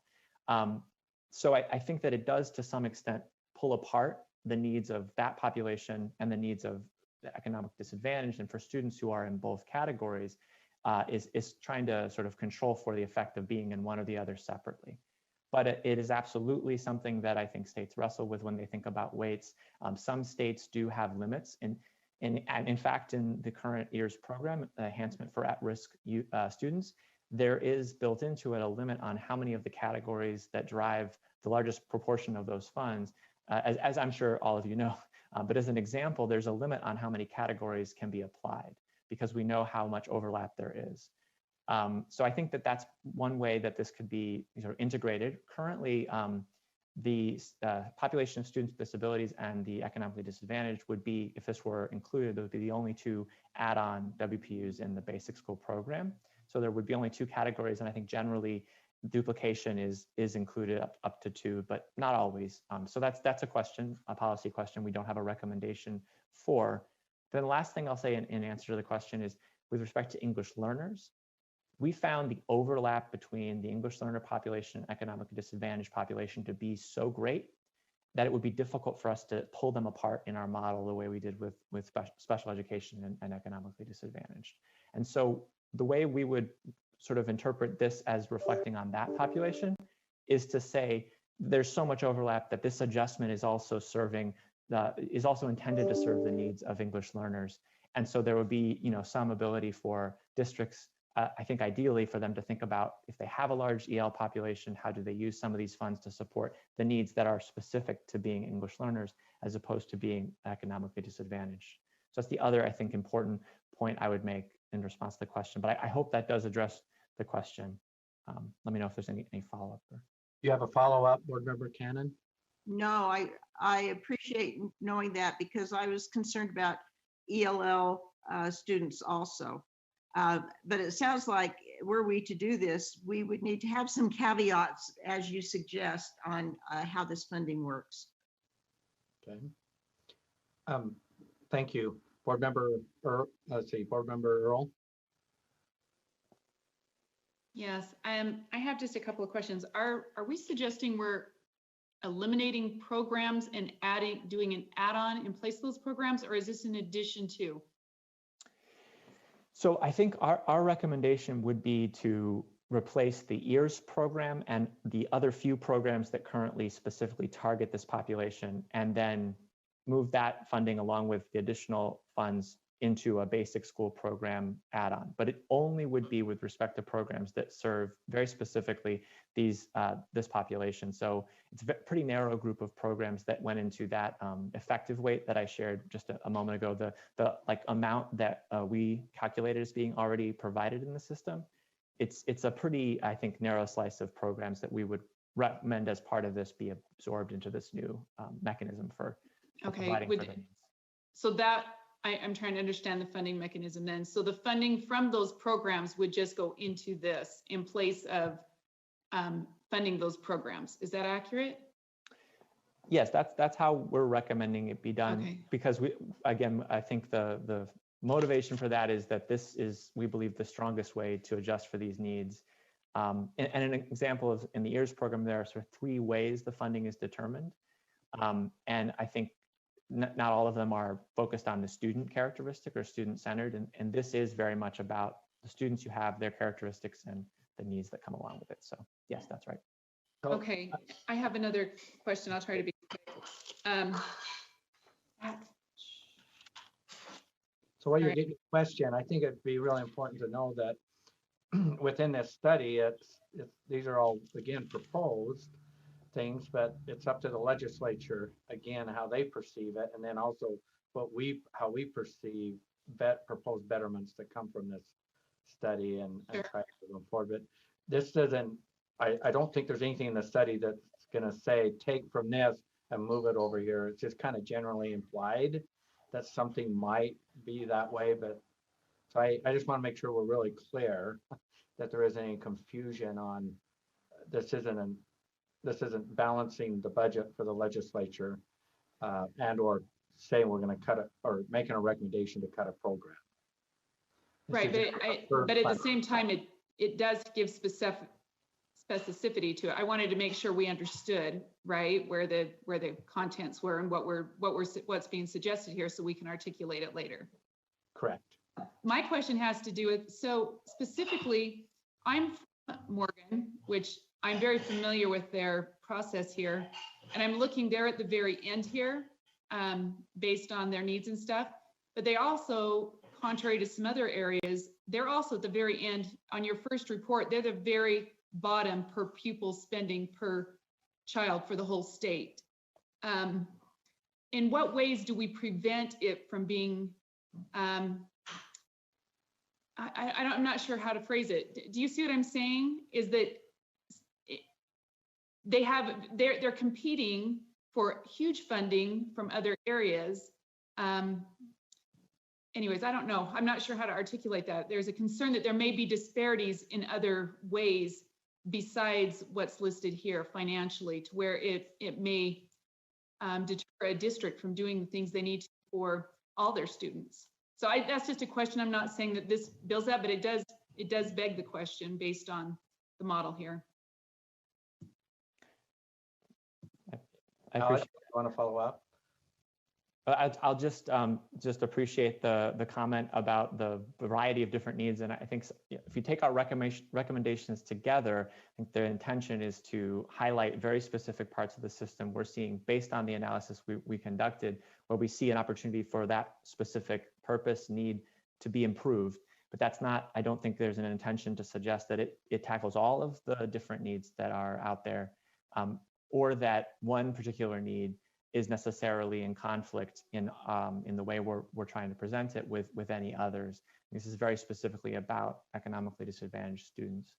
And I also do want to acknowledge the point that Chair Huntsman made about these recommendations in general. We're not meaning to suggest anything particular in terms of legislative proposals or how this works out through the system or how it's received by you as a group. We really are identifying, again, based on our analysis, where we see opportunities for improvement. And with respect to like EARS and whether that stays, I think the idea here is just to suggest where we see an opportunity to improve the mechanism for how the goal of EARS is met, rather than necessarily to identify a particular proposal or, again, how state policymakers react. Thank you. Board Member Lear. I have a question, and I want to clarify if I'm reading this accurately. On page 27, where it shows the variety of things, but I'm looking at the bottom two sections: teachers per 1,000 weighted ADM, and then certified staff per 1,000 weighted ADM, and then the change from 2013-14 to 2017-18. And if I'm reading that correctly, it's saying that the gap is increasing, and I think it's for lower income schools or lower income students, lower income students that attend schools. I think I'm seeing the gap is increasing to create fewer teachers who are licensed and more certified staff serving students of lower income status. Is that what I'm seeing? Did I even ask that clearly enough? So this is Justin Silverstein. Really what we're seeing here is just the variation within the statistics. So they don't really relate to one another. But what you are seeing is that between 13-14 and 17-18, there is more variation in the teachers per 1,000 and the certified staff per 1,000 than there was in 13-14. In either year, the variation is at a scale that goes beyond what you would want to see when you're looking at these weighted ADM. Like ideally, when you're looking at weighted ADM, which takes into account student need, you would want this to be 0, right? Once you take into account the characteristics of students, you really see no difference in the number of teachers they have or the certified staff they have. But they're separate items. So one is just getting less equitable faster than the other, but they're very close to each other. Okay, and so just let me kind of make sure I understand, because this is an important issue for me. Maybe I was reading such as economically disadvantaged students a little too literally. So it doesn't necessarily mean that for economically disadvantaged students, their teachers, their certified teachers are becoming fewer. Their staff is becoming more. It's just that's just one example of the kinds of students where this is changing. Is that true? Yeah, I think that's a good way to say it. Yeah, what's interesting about these statistics, you could actually have all students having more teachers per 1,000. It's just that you're just seeing it probably in wealthier districts. It's happening. It's growing faster, right? So it doesn't necessarily mean directionality. It's just that the difference across is growing, right? So there's more difference than there was in 13-14. Okay. Not for all students, not necessarily just for those economically disadvantaged. Yeah. Is that right? Okay, exactly. That makes me feel better. I mean, kind of. And that nobody is more disadvantaged than anyone else by less qualified employees. Okay, thanks. That's all I need. Thanks. Okay. Board Member Davis. Thank you. I just want to, I guess, piggyback on what I heard Board Member Earl say, and I'm reading back through your recommendations here. So what she's saying in a general distribution, Morgan's at the bottom.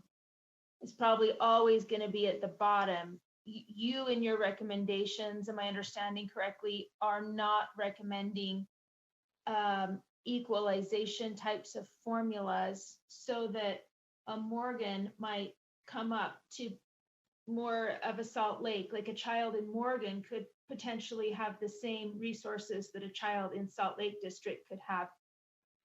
Are you suggesting in number one, it says, distributional equity, and we talked about raising property tax so that more WPU might be afforded to those who receive state funding. But if the WPU remains the same for every student, would that do anything to change the situation of a student in Morgan? Or are you not suggesting distribution equalization formulas across the board?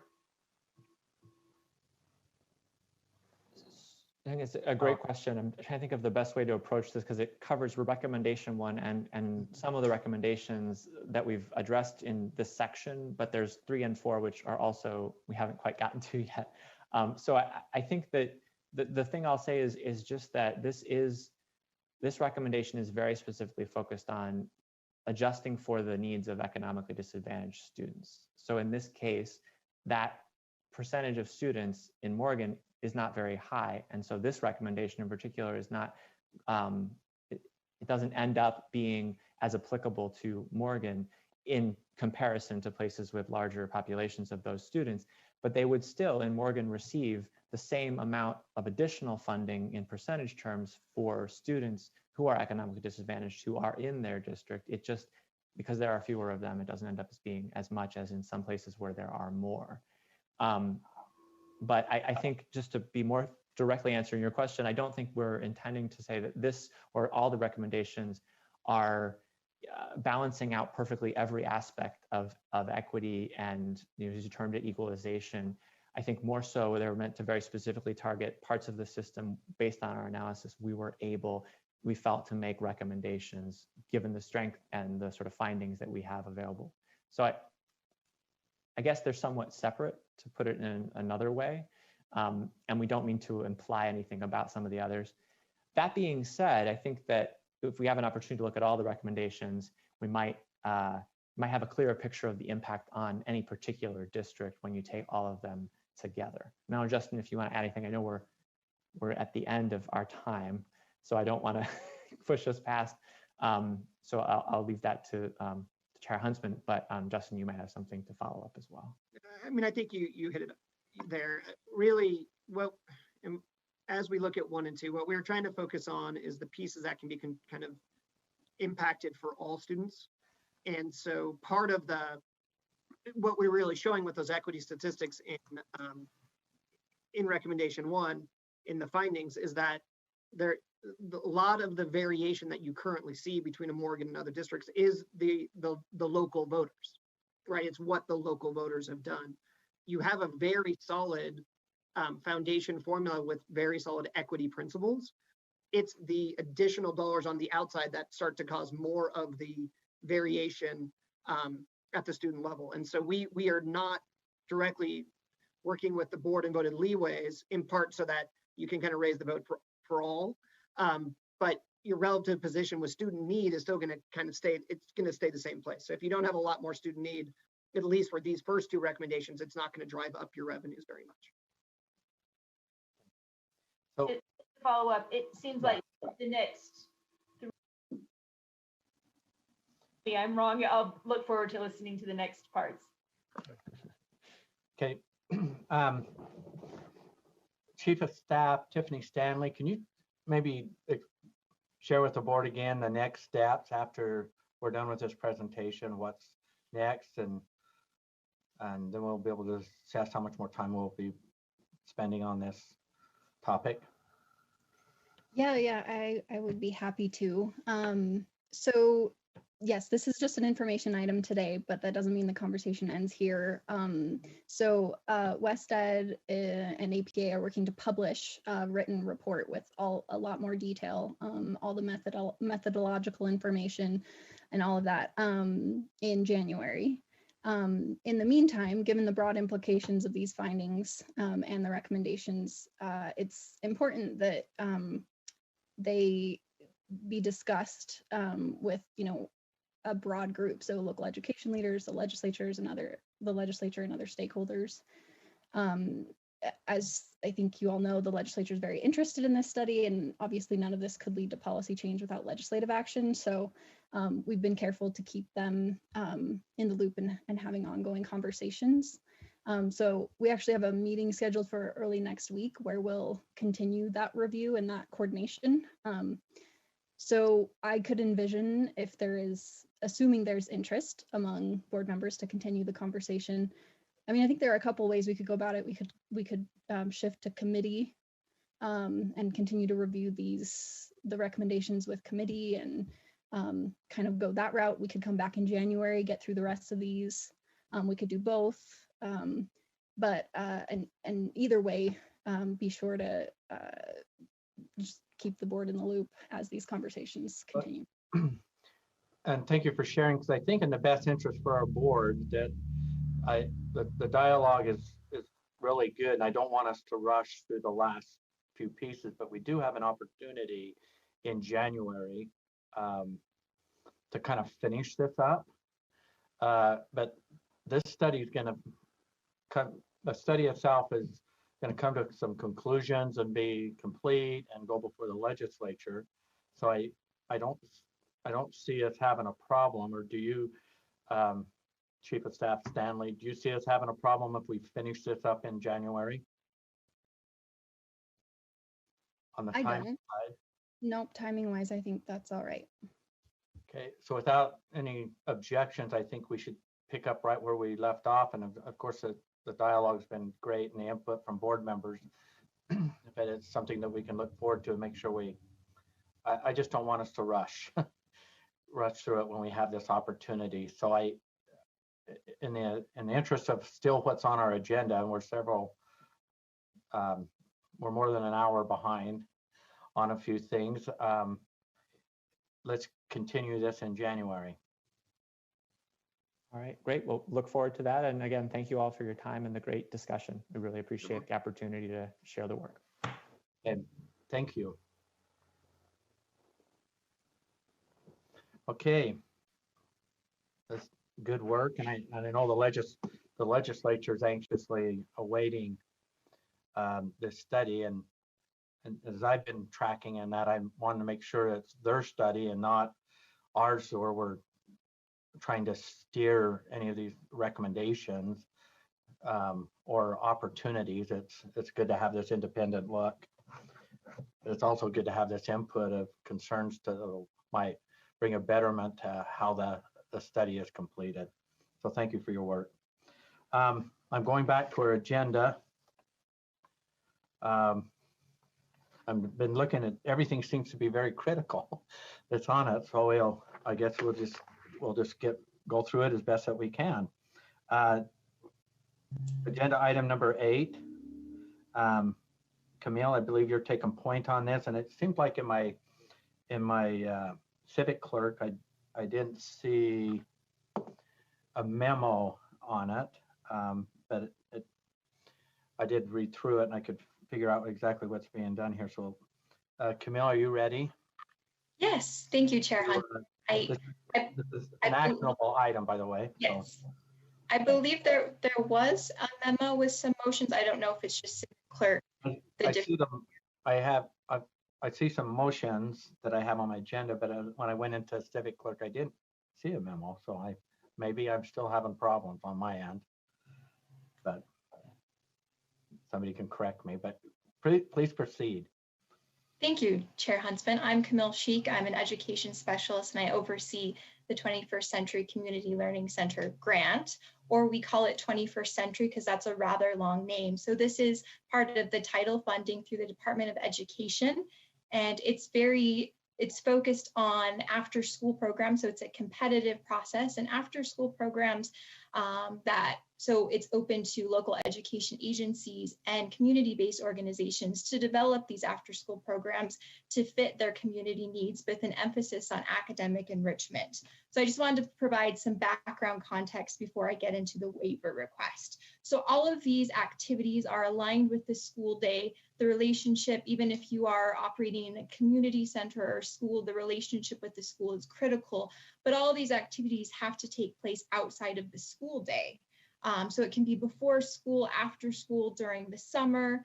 And typically there's been a clear line with that, but with the pandemic and all of the hybrid schedules or A and B day schedules and kind of going on and off quarantine, it's created some issues for after school programs because these particular programs, because they have to operate outside of the school day. So the Department of Education is allowing state education agencies to submit a waiver for this particular requirement of operating outside of the school day. So the waiver would allow these funded programs to provide supplemental activities like academic enrichment when school is in session, but students aren't receiving the in-person instruction. So working with your school community to still support these students, all of the other grant requirements would still apply. So the waiver process includes getting feedback from the public and interested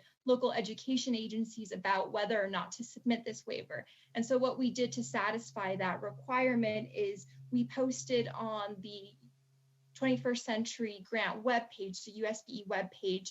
I created a public feedback form through Qualtrics to collect the feedback. So we posted it there. We also sent out an email to all of our 21st Century grantees that this is a waiver option for them to provide feedback. And Deputy Superintendent Norman also sent an email out to all of the local education agency heads about the waiver and information about this grant program. So we completed that. We kept public feedback open for a period of 4 weeks. I reviewed all of the feedback and I did post it in Civic Clerk. All of the feedback did support the submission of the waiver because it would allow needed flexibility for these after school programs to work in coordination with the school day and the staff and the teachers to still provide after school programming.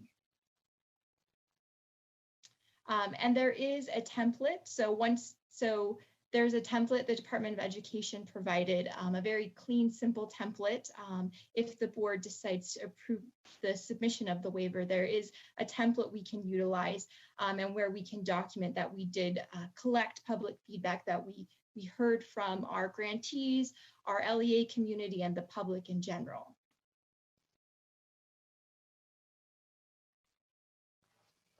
So if there are any questions I can answer or provide any clarity.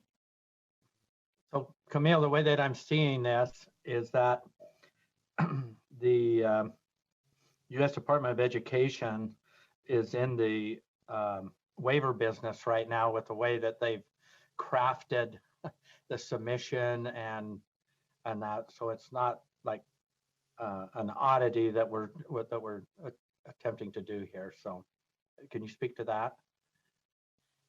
Yes, so this is in response to families and communities. Just, with these programs, we always want to follow the guidelines and the requirements, but we are facing some unique circumstances. So this would waive that requirement for this school year to allow more flexibility for our grantees to provide the after school programming. Chair Huntsman, did I answer your question? Yes, yes, but it seems like they're in the waiver granting business. And my follow-up on this is, do you have any idea of once the waiver is, if the motion moves forward to grant the waiver, how much time on their end before they accept it? Do you have any of that intel? From my colleagues in other states, I'm hearing anywhere from 2 to 4 weeks. They did want to get it quick. They did their best to try to get it up and running in, I think it was October, that this is an option, and it's about 2 to 4 weeks hearing a response back from my colleagues. Overwhelmingly, the Department of Education has approved these waivers as long as you're documenting your process. So it is quick, and it is for the entire school year. So it would span, I guess it would be retroactive in some circumstances, but. Thank you. That answered my question. Thank you. Board Member Belknap. Thank you, Chair. I have two things. Camille, can you tell me, give me an example of what you mean that they can use this money during the school day when the student isn't in instruction? So it could be on like a A and B day. So when the student isn't in person, so they're not attending, they're not in their desk, but maybe they have some assignments to work on. The teacher has assigned something. Maybe this would likely be for our older students, assign something that after school staff could help them with that. Maybe they have multiple students who have the same assignment. They could do something to help them. Maybe that's online with the assignment. So could this, sorry, Chair, could this money also be used then for a person? A staff person? Yes, it could be used for teachers, after school staff, as long as it's outside of contract hours for teachers and paraprofessional staff. Thank you. Chair, I'd like to make a motion, please. Okay. Thank you. I move that the board authorize staff to submit the waiver for the 21st Century Community Learning Center grant requirement as presented to the U.S. Department of Education for final approval. Second. Second was Board Member Scott Nielsen. Yes, correct. Okay, discussion. You want to speak to the motion? No, thank you. Okay. Any discussion to the motion? Seeing none, the motion before the board is that the board authorize staff to submit the waiver for the 21st Century Community Learning Center grant requirement as presented to the U.S. Department of Education for final approval. At this time, please vote.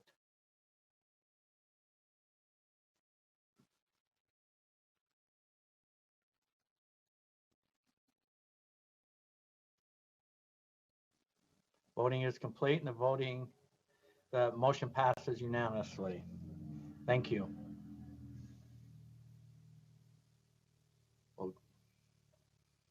Okay, that concludes that one. Thank you. Thanks again. Thank you. Okay, next is item 9, English Language Arts Standards Revision. This is an actionable item. Sarah, are you ready to come on? Yes, thank you. Sarah Wibke, Pre-K through 12 Literacy and Library Media Coordinator. I am excited to be here today and share what the committee brought. So as staff, it is my job to bring the committee's report and recommendations to you on their behalf. And the review committee, just as a reminder, was made up of 7 educators nominated by the board, 5 parents nominated by the Senate, and 5 by the House. So any questions on that report after reviewing it? Questions from board members on the report? Board Member Earl. Could you provide some clarification on exactly what this means? Just a second, let me get my screen back up here. Sorry. On the delete under place the literacy standards for social studies, science, and technical subjects into the respective content area to emphasize that literacy needs to be taught within those disciplines. When it's suggesting to remove that, what does that mean, or what is that referring to exactly? Sarah? Sure, thank you. So I'll respond using my notes from the meeting so that I can best represent the committee's thoughts around this.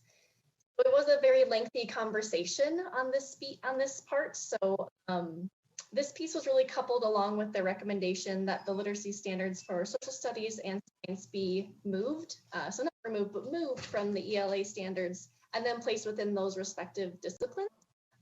Moving those historical document standards in keeping with this recommendation is really placing that responsibility on teaching those historical literacies and science literacies with the content area teacher, who is the expert as the context and analysis, to actually make sure that it's taught in a better way. And so we don't want to hold the ELA teachers bearing the weight of all of that literacy instruction, knowing that they don't have always that context and expertise that these historical literacies and science literacies deserve. In addition, they also talked about the duplication of standards across the content areas doesn't leave time to teach some of those foundational standard priorities in each content area, knowing that the day is very limited in schools, and not just now for COVID, but in normal years as well. There's also no other place in the ELA standards where specific texts are called out. They felt that this decision best ensures that the choices about the text are left to local control and to each LEA. And so this decision would not block any LEA from using any of these documents. It would just give them opportunities to use whatever documents they feel are most important. And then in addition, they were just saying that the ELA class is often the sole class where we're exposed to fictional text. And so they wanted to make sure that that is still a priority. You have a follow-up? Okay, so I just want to make sure I understand. So that's, I see that there's a deletion for those items for whatever it is, 11-12.9. But is that what the bottom one is? Place the literacy standards. I'm sorry, I guess I wasn't really clear on that. You're going to ask, I'm sorry, what is can you help me? Absolutely, yeah, I would love to. I was confused. I feel like both of those got mixed together, so I do apologize, and I'm trying to sort out the difference is what I'm trying to do. Yeah, no, that makes sense. So it would be basically taking these standards and moving them to social studies, and then the science ones as well. The ones specifically on the screen are social studies. But it would be moving them from ELA to the respective content area instead of having it all on the ELA teachers. Okay, I'm ready. When questions are done, I'm ready to make a motion. Okay. Okay. Board Member Gravitt? Yeah, I just wanted to, I hope it's okay, Sarah, to kind of speak to this issue as well. And Jenny, because when I saw that place literacy standards for social studies, science, and technical subjects into their respective content areas, I just want to speak, maybe this would help a little bit, maybe not. Part of the problem that's been confusing for English teachers is that, you know, our students go and take the test and then they see the science text, for example. And I think subject area teachers have been confused because they don't realize that literacy is under their purview as well. We are all literacy teachers. As an English teacher, my expertise is in, you know, analyzing and looking at rhetorical strategies for fictional works and literature. Whereas who's the expert in scientific texts? The science teacher. Who's the expert in social studies texts? The social studies teacher. And so that's, I think, what has supposed to have been happening, but I think there's been confusion and people thinking, well, English, reading, the English teacher should teach all literacy, when really the best teacher to teach social studies literacy is the social studies teacher. That's their expertise. And I think it's just acknowledging that those teachers are the experts in their literacy. Literacy comes in many forms. So I just wanted to add that to the context of this conversation. Thank you. Thank you. Board Member Hanson.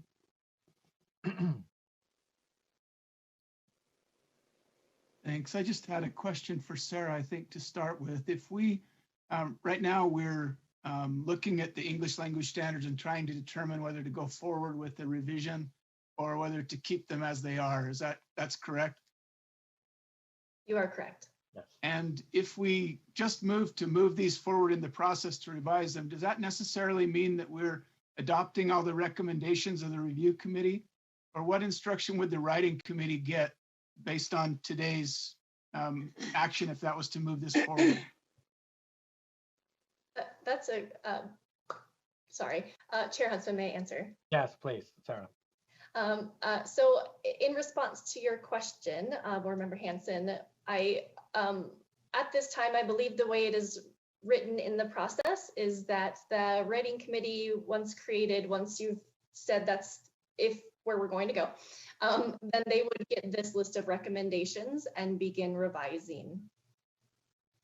So they would then necessarily adopt these recommendations, and the first revision that came out would include all of these recommendations?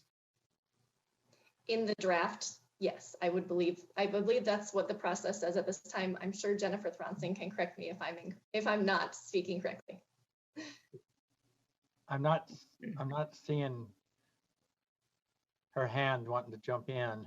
I'm here. She's absolutely right. So there you go. Okay, I found you. All right.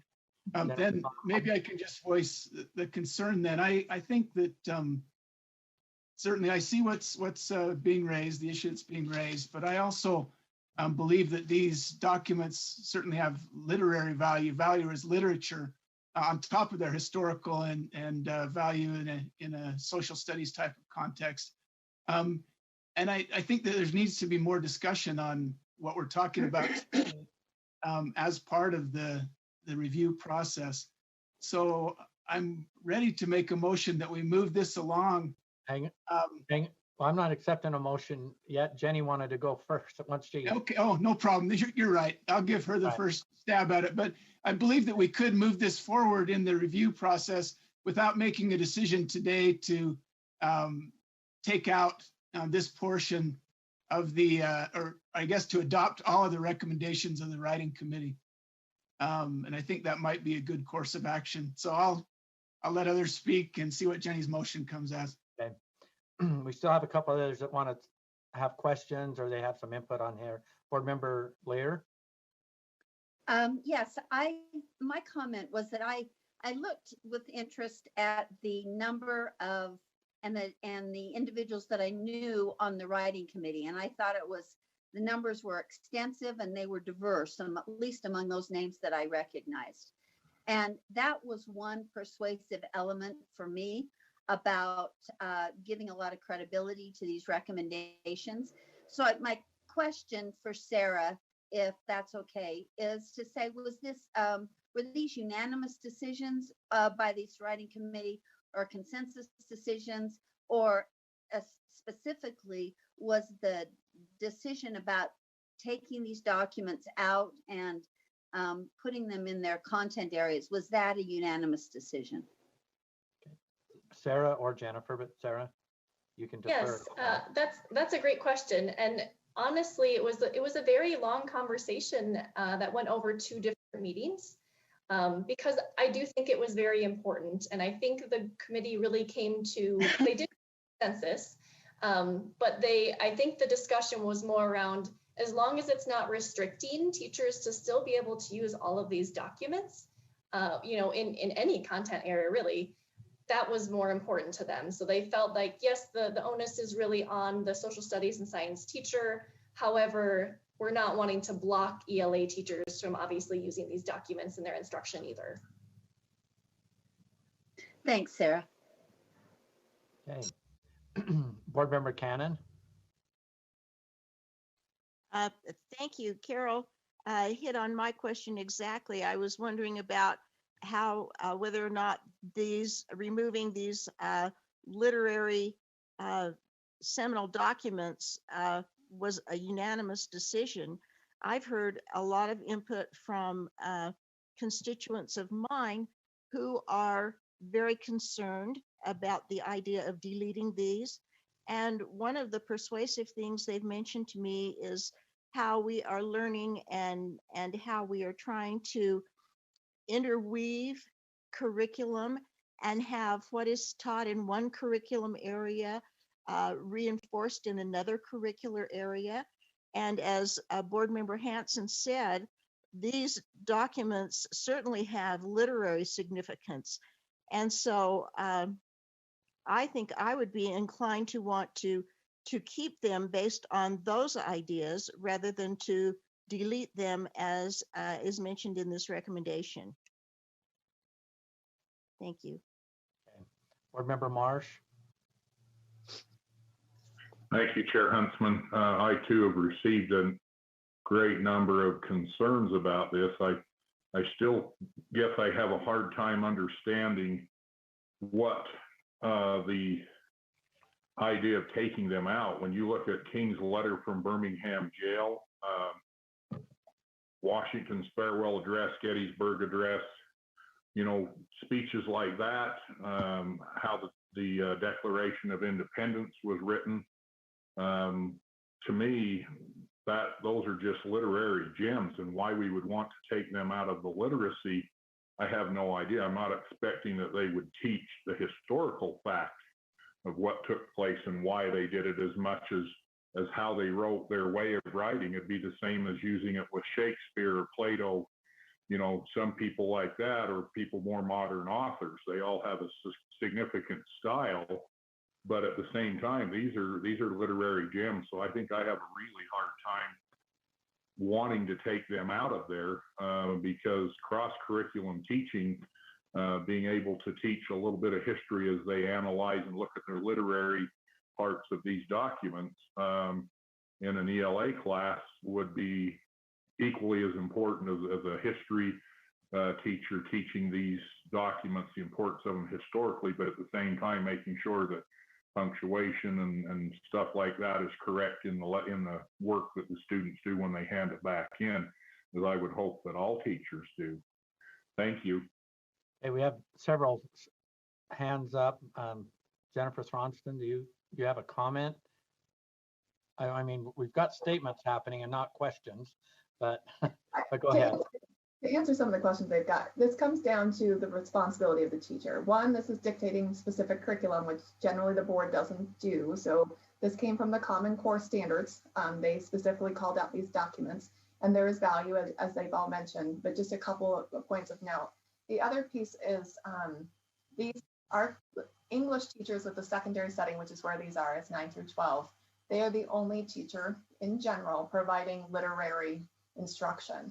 So all the other classes that our kids are attending primarily are nonfiction texts. The only opportunity in most schools for students to experience fictional text is in the ELA classroom. So mandating specific text to be read takes away from the limited time our kids have from experiencing literary fiction or other literary texts that is afforded only primarily, I guess would be the way, in ELA classrooms, because as a science teacher, they're unlikely to rely on literary text. They're going to rely on nonfiction. And in social studies, very similar. And so these opportunities to cross-pollinate and integrate, we have plenty of ELA and social studies teachers who do this work, that they'll read Birmingham Jail in one class, and the social studies teacher will be handling the historical perspective and the of the people and the time, where the English teacher is analyzing the figurative language and such and that. And so those things happen in our schools without the mandate and the standards to do those particular documents. And so that's where the committee is really coming from. Just to give a little broader perspective, it's not that these aren't important documents and that they shouldn't be used. It's just putting an extra mandate on our ELA teachers that these are the documents that you're using, which is unusual in our standards to explicitly tell them which text that they are required to use. Okay. Board Member Gravitt. Oh, thank you. Chair, I know you're you want us to ask questions, but then people got into a discussion, and so I know. So what I was saying is, may I say a few things, or do you want me to wait until after a motion is made? No, I think we might as well. I'm going to go through the list of people that have their hands raised. I'm going to go back to Board Member Earl and. Okay. Okay. I appreciate what Dr. Thronson just said, because it's funny because we don't want to dictate curriculum except when we do. And it would be like saying, okay, every English teacher has to teach Tom Sawyer, for example. And I think what's important to remember when you're looking at standards is English language arts standards are, they're a how. we're teaching kids how to do things. We're not teaching them what, we're not teaching them, necessarily specific facts, but we're trying to get them to do things like analyze rhetorical strategies and look for themes and cite textual evidence. What the issue is every year, my English department, we have to get together and we have to decide these standards are so big. There is no way you can teach all the English language arts standards. So if you're dictating that we have to do this, guess what? We have to take out other things that are only taught in English language arts. So I guess my question is, if you dictate curriculum, then you are essentially saying, but don't teach something that no other teacher teaches, like Jennifer Thronson brought up figurative language, for example. Again, removing a specific name or seminal documents from standards does not preclude the teaching of it. Of course we teach it. I just did a unit on speech writing where we looked at great speeches in history, and we use that for analyzing rhetorical strategies, but those are my mediums. I don't need the mediums dictated.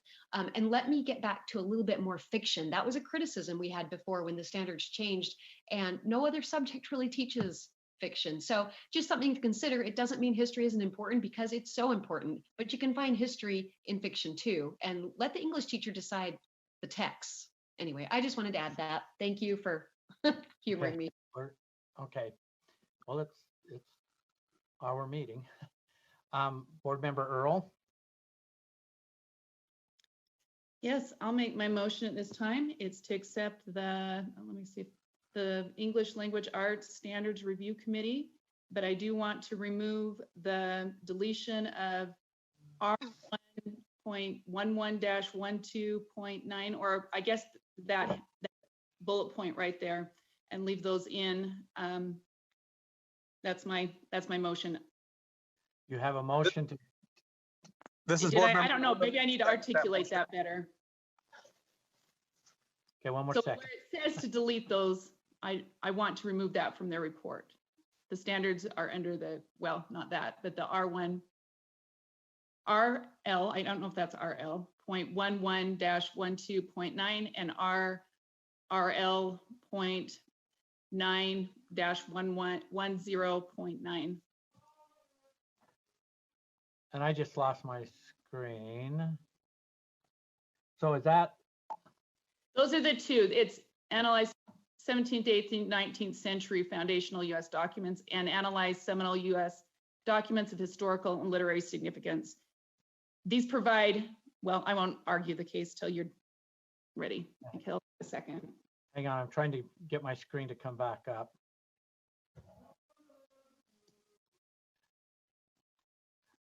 Vice Chair Cummins, do you have yours up? I am sorry. I've been having computer problems, and I went to make my screen a little larger, and now it's about 1 inch. Everything I'm trying to see. So can you take the motion, Vice Chair Cummins? Sure. Is there a second? Do you want me to? Yes, this is Member Nielsen. I will second that. Okay. So the motion is to remove from the recommendations document the recommendation to delete R1.11-12-9 and R1.9-10-9. Is that correct? That would be accurate. Okay. Is there discussion to the motion? Can I give my? Yes. Okay. First of all, we clearly within our laws are required to integrate these key documents into our educational settings. And yes, there is a choice among teachers whether they use them or not, even if they're listed in the curriculum, or not the curriculum, under the standards. There's still a choice to that. But this is key information that we should be working on. Recently had discussion with the superintendent about how if our civics education were pronounced and that we were doing it the way we needed to do it, how important it would be to help curb some of the things that we're seeing in society at this time. And anyways, I just think these are key issues, these are key literary issues and should be implemented and used. And so we'll let others discuss. Board Member Marsh? Lorraine, sorry, interrupt. Lorraine, you have your hand up. Yes, this is just a little confusion about the motion because I know what's before the board today is whether to move ahead. And this is part of your process on your revisions process is to either move ahead with the revisions or not do the revision. I'm also concerned that the report is what it is, and to remove a recommendation from the report. So then we wouldn't be accepting, then I'd have to make the motion to not accept the report, Lorraine, if that's the case. The issue isn't to accept or not accept, it's to move ahead with the standards. And then I suppose you could say something about. So Lorraine, what if I restate the motion this way? Sorry, I probably messed that up. So the motion is to move forward with the standards revision process, except for the recommendation from the committee that would delete RI.11-12-9 and RI-9-10.9. Would that be a better motion, Lorraine? Yes, that makes more sense to me if everyone else is on board with that. Okay. Does that communicate what you're trying to say, Board Member Earl? Yes, it does. Okay. Okay, thank you. Thank you, Lorraine. Board Member Lear, or Board Member Marsh, I'm sorry, were you going to speak to this?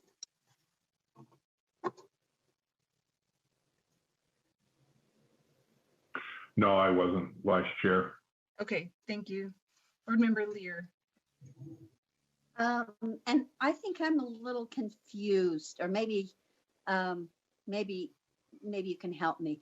To me, this is a recommendation from a writing committee that was appointed. And my comment is similar to Lorraine's, except I think she was on the right track to begin with. This is a recommendation from a writing committee.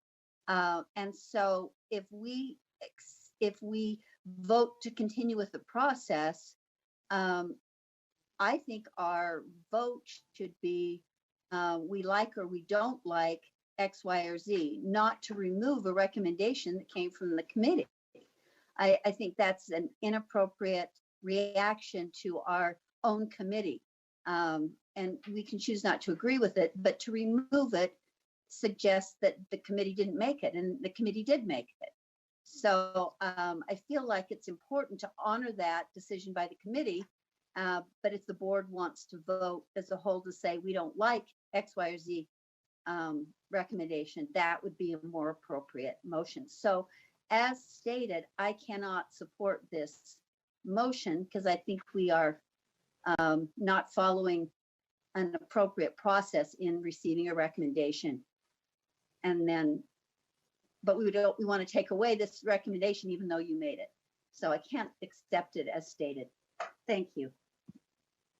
So maybe to clarify, I think the motion is meant to say that we want to move forward except for this part of the recommendation. If we were just to say we like or we don't like, then it doesn't give any direction from the board as to how the board would like to move forward with the recommendations that were provided. So these recommendations are to us as a board. And then as a board, we have to decide how to move forward. So that's our role today, is how do we move forward with the recommendations that have been provided to us. And so and I don't agree with you, Vice Chair. I appreciate your interpretation, but that's not what I was saying. And I don't agree with that. Okay. So, Chair, are you wanting to take over? We're at Board Member I think Nielsen. you can finish. If you want to finish the motion. Okay, Board Member Nielsen. Okay. Yes, thank you. I think that, I mean, I've taught government history now for the past 15 years from middle school through AP levels. And I think it'd be very, very foolish of us to even consider moving some of these documents, because I've worked very closely through the years with the English teachers in my school and other schools on many of these documents, not only for literary text, for understanding and things like that. So not only that, when we see what's going on politically. There's a tremendous lack of understanding of our founding documents as a whole. And so I think the more the better, the more civics, the more understanding our young people can get of the government, how it works, how it was founded. I think that's so important, especially now. And I think even considering getting rid of these documents in English, I just disagree with that. I think that's a terrible way to go at this juncture. That's all over. Okay, Board Member Gravitt. Thank you, Chair. I just want to go back because I've been kind of confused. I want to go back to I guess I need to speak against the motion because I agree with Carol that if somebody makes a recommendation to us, that's not the issue we're voting on. They made their recommendations. We are voting to move forward with the remaining steps in revising the English language arts standards. There's a whole process left, you know, and not all recommendations make it to the end of that process. Let's let the process happen. We don't have to make that decision now. We're just saying, here's the recommendations. We maybe agree, maybe we don't. There's a process to go through. And this is just from the review committee. We haven't even set up the writing committee yet. And so I think people need to remember that these are just recommendations and the motion should be to just continue the process. And so because this confuses it for me, I'm going to have to vote no to this motion, not necessarily because I disagree, but because I don't want to remove somebody else's recommendations. They're not mine to remove. I asked to have them. I don't want to remove them. So just wanted to mention that. Board Member Lear. No, I'm sorry, I didn't take my hand down. Thank you. Board Member Nielsen. No, I'm sorry, I didn't take my hand down. Apologize. Board Member Hanson. I'll be brief. This is why I asked the question in the beginning of this discussion. I believe that if we accept these recommendations and just move ahead with the process, that these recommendations will be baked into the first draft from the writing committee. And I think that that's what I would not like to see happen, because I believe a lot more discussion needs to come out, and wouldn't like those recommendations included in the first draft. So I'll vote for the motion because I believe that's clear, not wanting to discount the recommendations at all of the review committee, but also not wanting those to go into a first draft, but just to be considered afterwards as part of the public comment and all the other comment that we're going to be receiving on this. This is a long process that we're just kicking off, but I don't want this to be cut out of the first draft. There's been a lot of public discussion. We've all had our chance to say our piece. I just believe today's not the time to decide that. We should keep it in the first draft and move it forward. Board Member Bolter.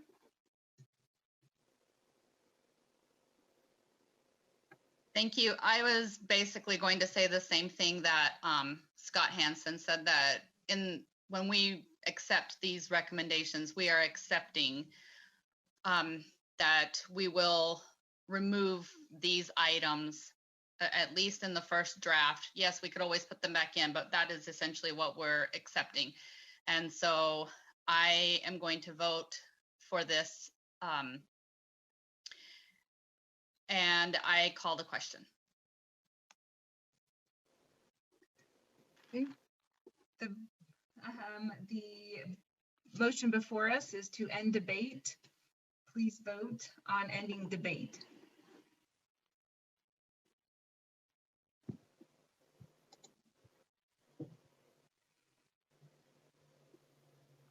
Okay, that motion passes unanimously.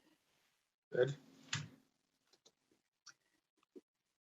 Okay, the motion before us is to approve moving forward with the remaining steps in the revision process of the English language art standards without the recommendations that we remove RI.11-12.9 and RI.9-10.9. Please vote.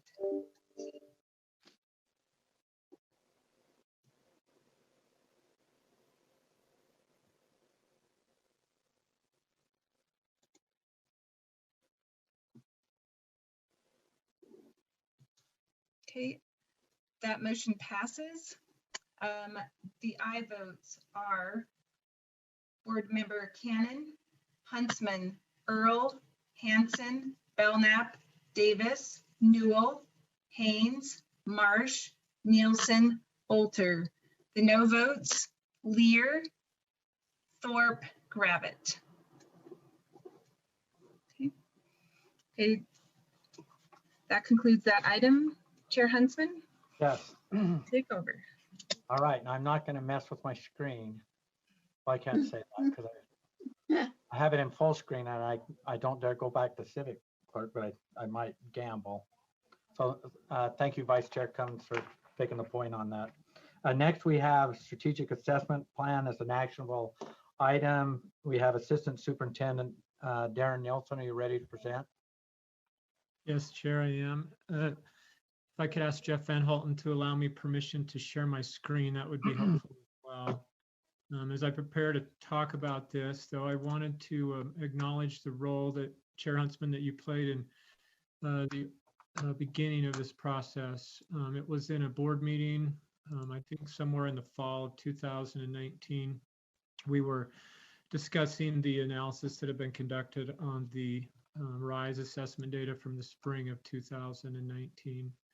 And at the end of that, you asked me if I felt like we assessed too much or too little.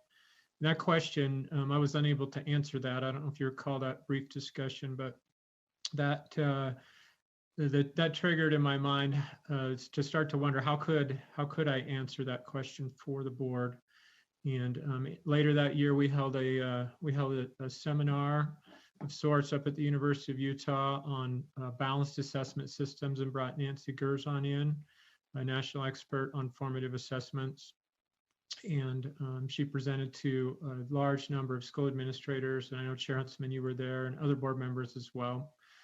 And then on May 7th of 2020, in your board meeting, you approved a recommendation from our Assessment Accountability Policy Advisory Committee to authorize staff to develop an assessment strategic plan, again, designed to help, in part, answer the question that you had asked, Chair Huntsman, and also to help make sure that we're heading in the right direction in terms of assessment. So we established a group with the basis of that group being our Assessment Accountability Policy Advisory Committee, and we'll talk about them more briefly in just a moment. But the purpose of the work then was to really look and make sure that there was alignment with assessment and the strategic direction that the State Board of Education has adopted, including room within that to support the initiatives of personalized competency-based learning and the Portrait of a Graduate initiatives, which both of which continue to move forward and expand opportunities for our students. In addition to that, the timing worked out in such a way that we could utilize this group of individuals' time and effort to help inform the process of writing the RFP for this replacement contract that we're scheduled in the coming months to take on our shoulders of, and that is for the RISE assessment. If you remember, that was a 3-year emergency contract that we put in place. The conclusion of the challenges we had with our previous vendor. And so as a part of this work, we also took specific steps to address the needs that we have with that.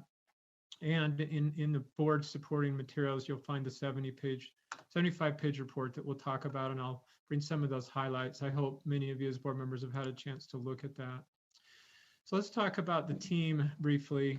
Again, the Assessment Accountability Policy Advisory Committee, which is made up of members of our educational community and others that are appointed by the board, constituted the base of that group. And then we invited additional LEA and community representatives to participate. In total, we sent out just under 50 invitations for individuals in an effort to try to get broad representation from across the state involved in this work. We had 36 of those individuals accept the invitation, 12 of which were unable to complete their full commitment to the work, which leaves 24 members that were engaged in that. And you can find the names of those members and their titles and associations in the first part of that document. We also had staff, myself included, that served as technical assistants to the work, and then we enlisted the help of the Center for Assessment. And I actually have Dr. Scott Marion, the executive director for that, is available on our call today. He's been patiently attending our meeting. I'm sure he's working on the other side while he's doing that, but he's available as well for questions as we go through this brief presentation. But the Center for Assessment, they provide consulting services to probably 35 or more states on accountability and assessment issues. They're really a go-to organization in our country and provide a lot of expertise. And so we were very fortunate to have them facilitate this work that you see the product of today. So I wanted for you, board members, and the public, just to understand the amount of work that went into developing this report and the steps. This graphic depicts all of the different commitments, formal commitments for these committee members. So if you remember what I mentioned, there were some members of the original committee, that were unable to fulfill their commitment. In part, that was due to, it was an extensive commitment. I want to take a moment to express my appreciation to our board members, Board Member Cannon and Board Member Earl. I think I've, in a written communication sent to the board earlier, just acknowledging my appreciation for them. They attended every one of these formal activities and performed their homework. If you count up the hours that were put into this, if you're an individual on the committee, you put in just under 40 hours of structured meeting time plus homework that was expected to be completed outside of that. That would be equivalent to a 3-semester college class, three credit hour college class that each member of this committee invested in their time and energy into developing the plan that we'll be discussing in a little more detail here shortly. We also, on that September 9th, we engaged a community that wanted to participate and get input. And then we also had a survey that we sent out. The survey responses, the details of this are included in the report, but we had 2,695 responses to the survey, with the vast majority of those being teachers. So 1,204 educators or teachers responded, but 892 parents and 431 administrators. We distributed this information across all of our listservs, including using the Community Council distribution list and the Utah School Boards Association, and then all of the groups that we work with as your staff at the State Board of Education is outreach to the districts and community members to try to give them an opportunity to respond to that. We felt very positive about the number of responses and the quality of responses we received to the survey. So in addition to the members of the committee, these 24 committee members that invested their time, we also solicited and got a good deal of feedback from across the state of Utah to inform this plan. So the focus of the work I touched on briefly before was really to provide recommendations regarding the pending RFP for our grade 3 through 8 assessment, and then also to support long-term vision for student learning and school organization in the state of Utah. Hopefully this document lives for 5 to 10 years out as the assessment industry changes and evolves and improves over time. This work was designed to help us look forward and reimagine what state assessment could look like. One of the key foundations to our work, though, is to try to identify and make sure we have a lens of a balanced assessment system. I mentioned the work with Nancy Gerzon that was held in the fall of 2019, and that was really one of the underlying themes as we worked through these activities to develop the plan that you're considering today. So the overarching recommendations in the balanced assessment system, you'll find more details to that on pages 11 through 13 and page 38 of the report. But that's really the overarching recommendations that we should support the design and implementation of a balanced assessment system, recognizing that each assessment is designed for a certain purpose and certain users, and just making sure that we at the State Board have a lens of and ensuring that we do our best to make sure assessments are used for the purpose with which they're developed, and for the audiences and groups that they have. In addition, we enlisted the guiding principles. We talked about early on in this process, these guiding principles around assessment. And more details about those can be found, these core principles, on pages 14 and 15 of the document. So recommendations, we'll talk briefly about these. For phase 1, which again is really targeted towards this RFP that we're preparing to release in January of 2021. There was discussion around removing subscores for individual and school reports. And the reason for that is it would allow for potentially a shorter test in each of these content areas if we're not trying to include enough questions for each individual student around reporting categories. And that came out of this work as one of the recommendations. The discussion around that also centered on, well, we have teachers who use the reporting category information that comes from the summative assessments in their instructional programs, and administrators that use that. The committee looked at research and had lengthy discussion. I can tell you also that our technical advisory committee in previous years, who are educational measurement experts, always have expressed caution about using reporting categories or subscores for our summative assessments because of concerns about reliability related to those, because we typically don't have a large number of questions in each test for each subscore reporting category area.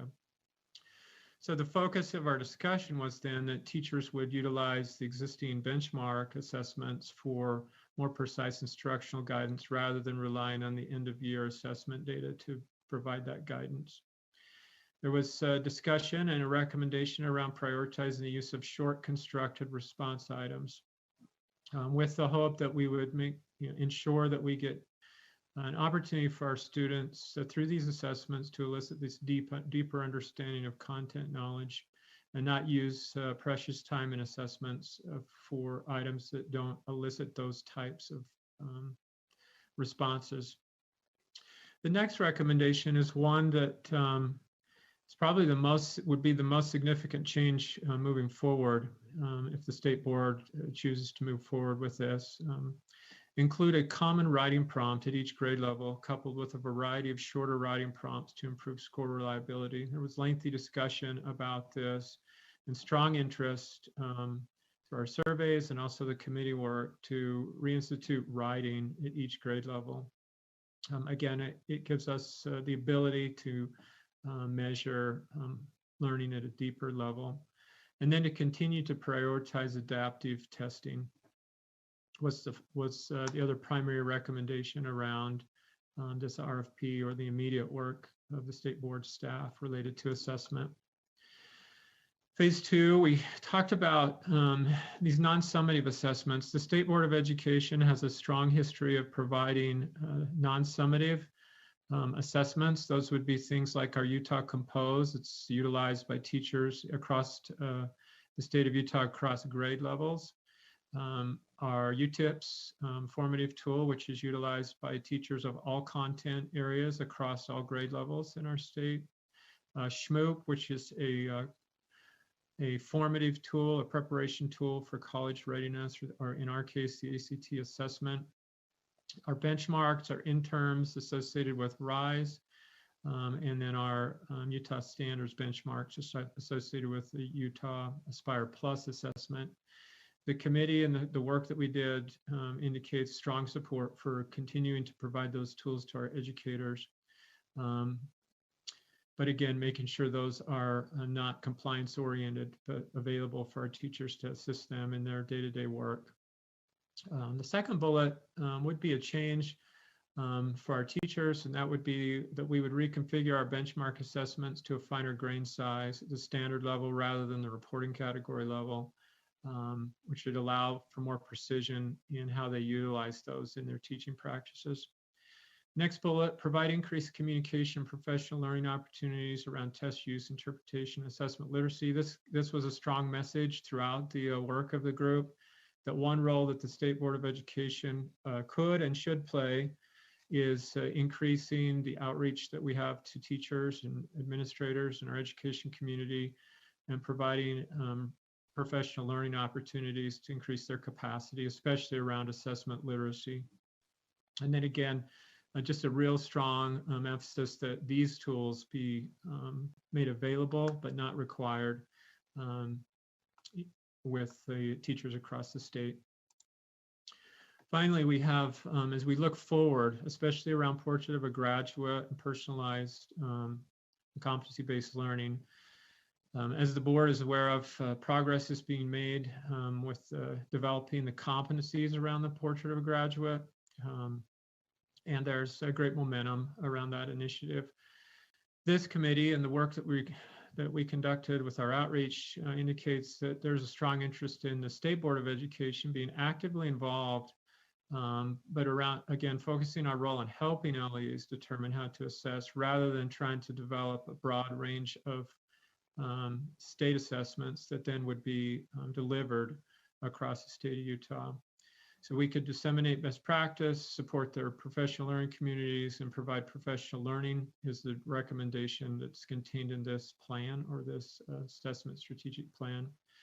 And then to support through the full state assessment system principles associated with personalized competency-based learning. So is the next slide, which will be my last one, really will focus in on the personalized competency-based learning. But before we move to that, I want to talk briefly about the specific recommendations around Portrait of a Graduate. The first one was that we would provide, the State Board of Education could provide guidance for operationally defining the various competencies so they can be assessed. Number two, to curate a resource bank seeded with high quality assessments or exemplars that LEAs could use. Number three was providing professional development resources regarding performance-based assessments and other tools. And then finally, the fourth one was to convene district personnel to create assessments and develop other resources. So assist LEA representatives in developing assessments that then they could implement as they move forward with Portrait of a Graduate. So the final slide has to do with this personalized competency-based learning framework, which the committee examined that tool, which was approved by the board in recent months. These seven expectations related to that. We'll talk briefly about these and then we'll open up for questions, Chair. Okay. These are the elements related to personalized competency-based learning, and there's interest and recommendations to this committee that we try to implement these throughout the assessment system, remembering that an assessment system includes both summative assessments where the purpose and the audience is for school accountability at the state or the federal requirement level. We have formative tools that can be used in a formative process. You have teacher-based, teacher-developed assessments, again, if we consider the full system, and you might also have a district or LEA developed or purchased assessments. And so the recommendation here is we try to implement these seven as possible as we look forward, not only with the RFP that we're going to shortly, but also decisions around assessment in the next 5 to 10 years are very forward-looking. So number one, assessments include authentic application of acquired knowledge and skills. Some might say, well, what does that look like? In our current system, areas where we've tried to implement this is developing cluster-based questions instead of standalone questions, and the way that the industry has allowed for the development and delivery of technology-enhanced items. In addition, when you can build in performance component, like we have in our skills tests that we deliver through precision exams, and then our DLI or dual language immersion assessments, where they are they're very connected to authentic application of their language skills that they're learning in their target language instruction. So those are some examples in our current system, found across our current system that are related to that. But this guidance helps us as we look forward to new and innovative ways to assess students across our system. Number two, students have multiple opportunities to demonstrate what they know and can do. This can be a challenging expectation when we talk about certain types of assessments.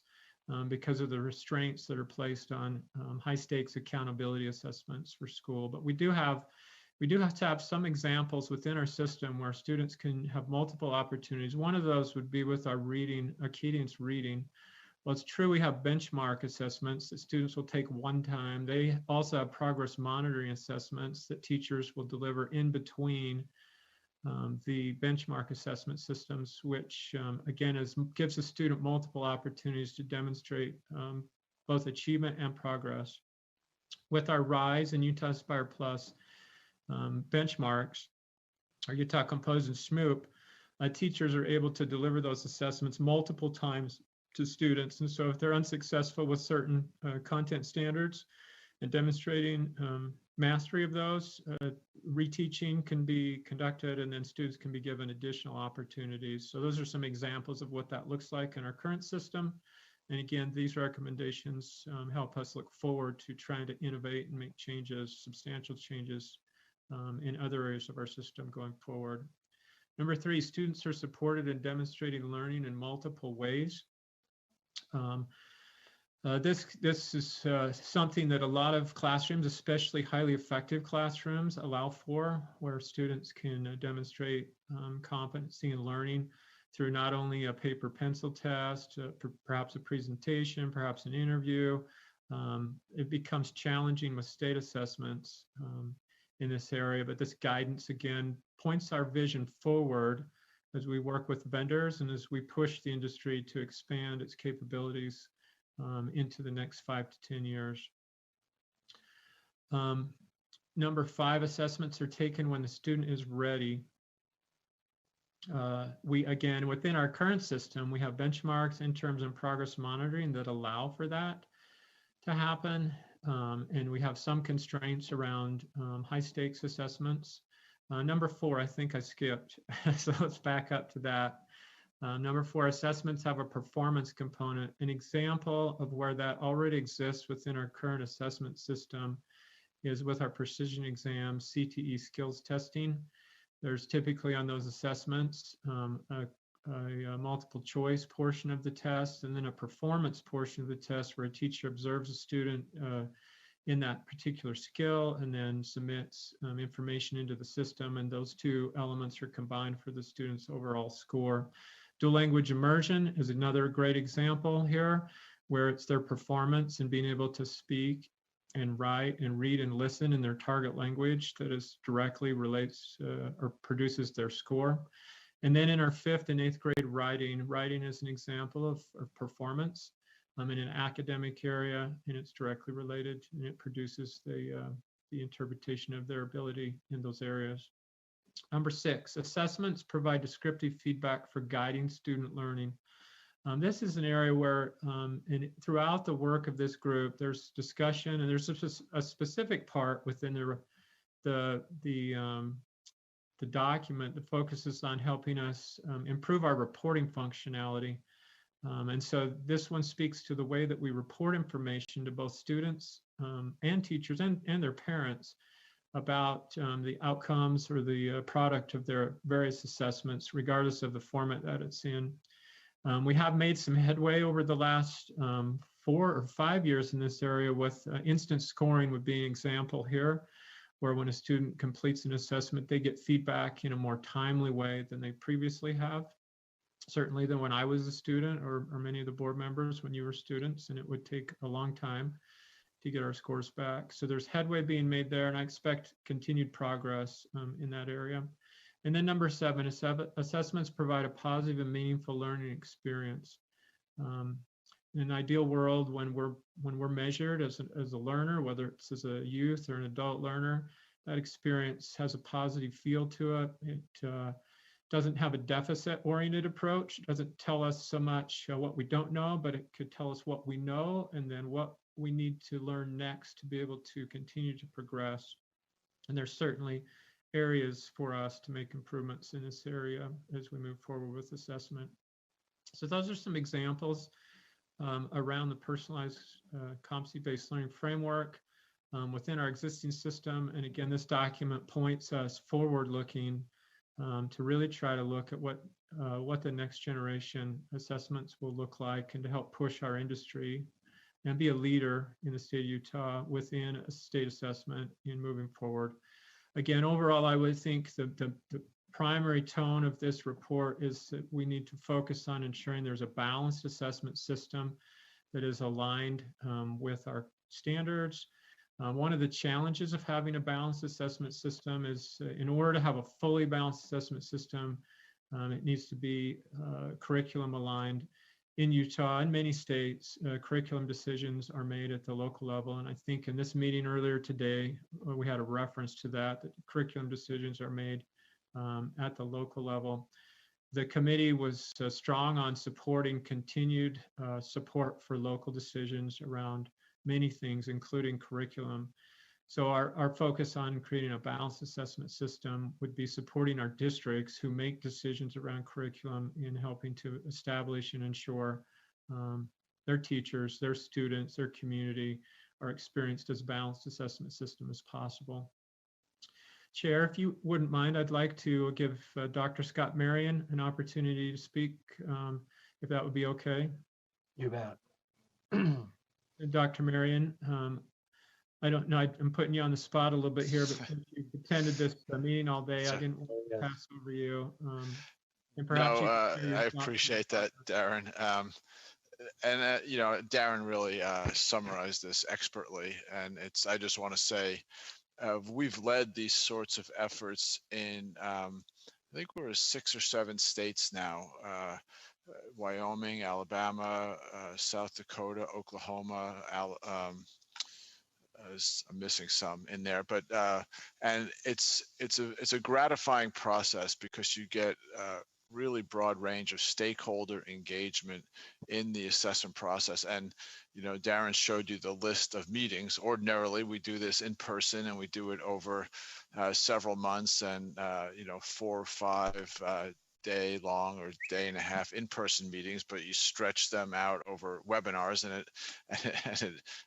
it gets long, but people really hung in there. And I think the recommendations are powerful. I think that it sets a vision for Utah going forward. And as Darren noted, Utah's already a leader in assessment, particularly in the range of assessment options the state provides other than the end of year assessments to help support learning and teaching.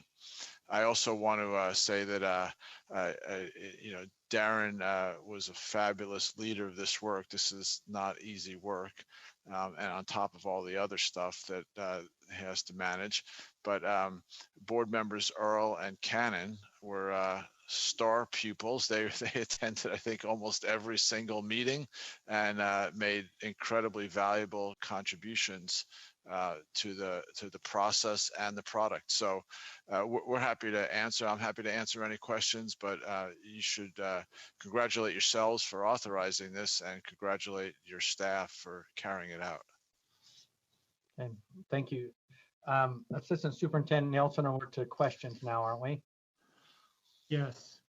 So I just have one. Is there, what, do we need to have more assessment out there so that I'm looking at, well, I've been viewing you and then Dr. Marion, there's something about snow and there's something about Utah's drought. Is there something we've got to do to get more assessment out so we can have more snow, or am I barking up the wrong tree yet? We both love skiing. Okay. Without that said, I just want to reference a couple things.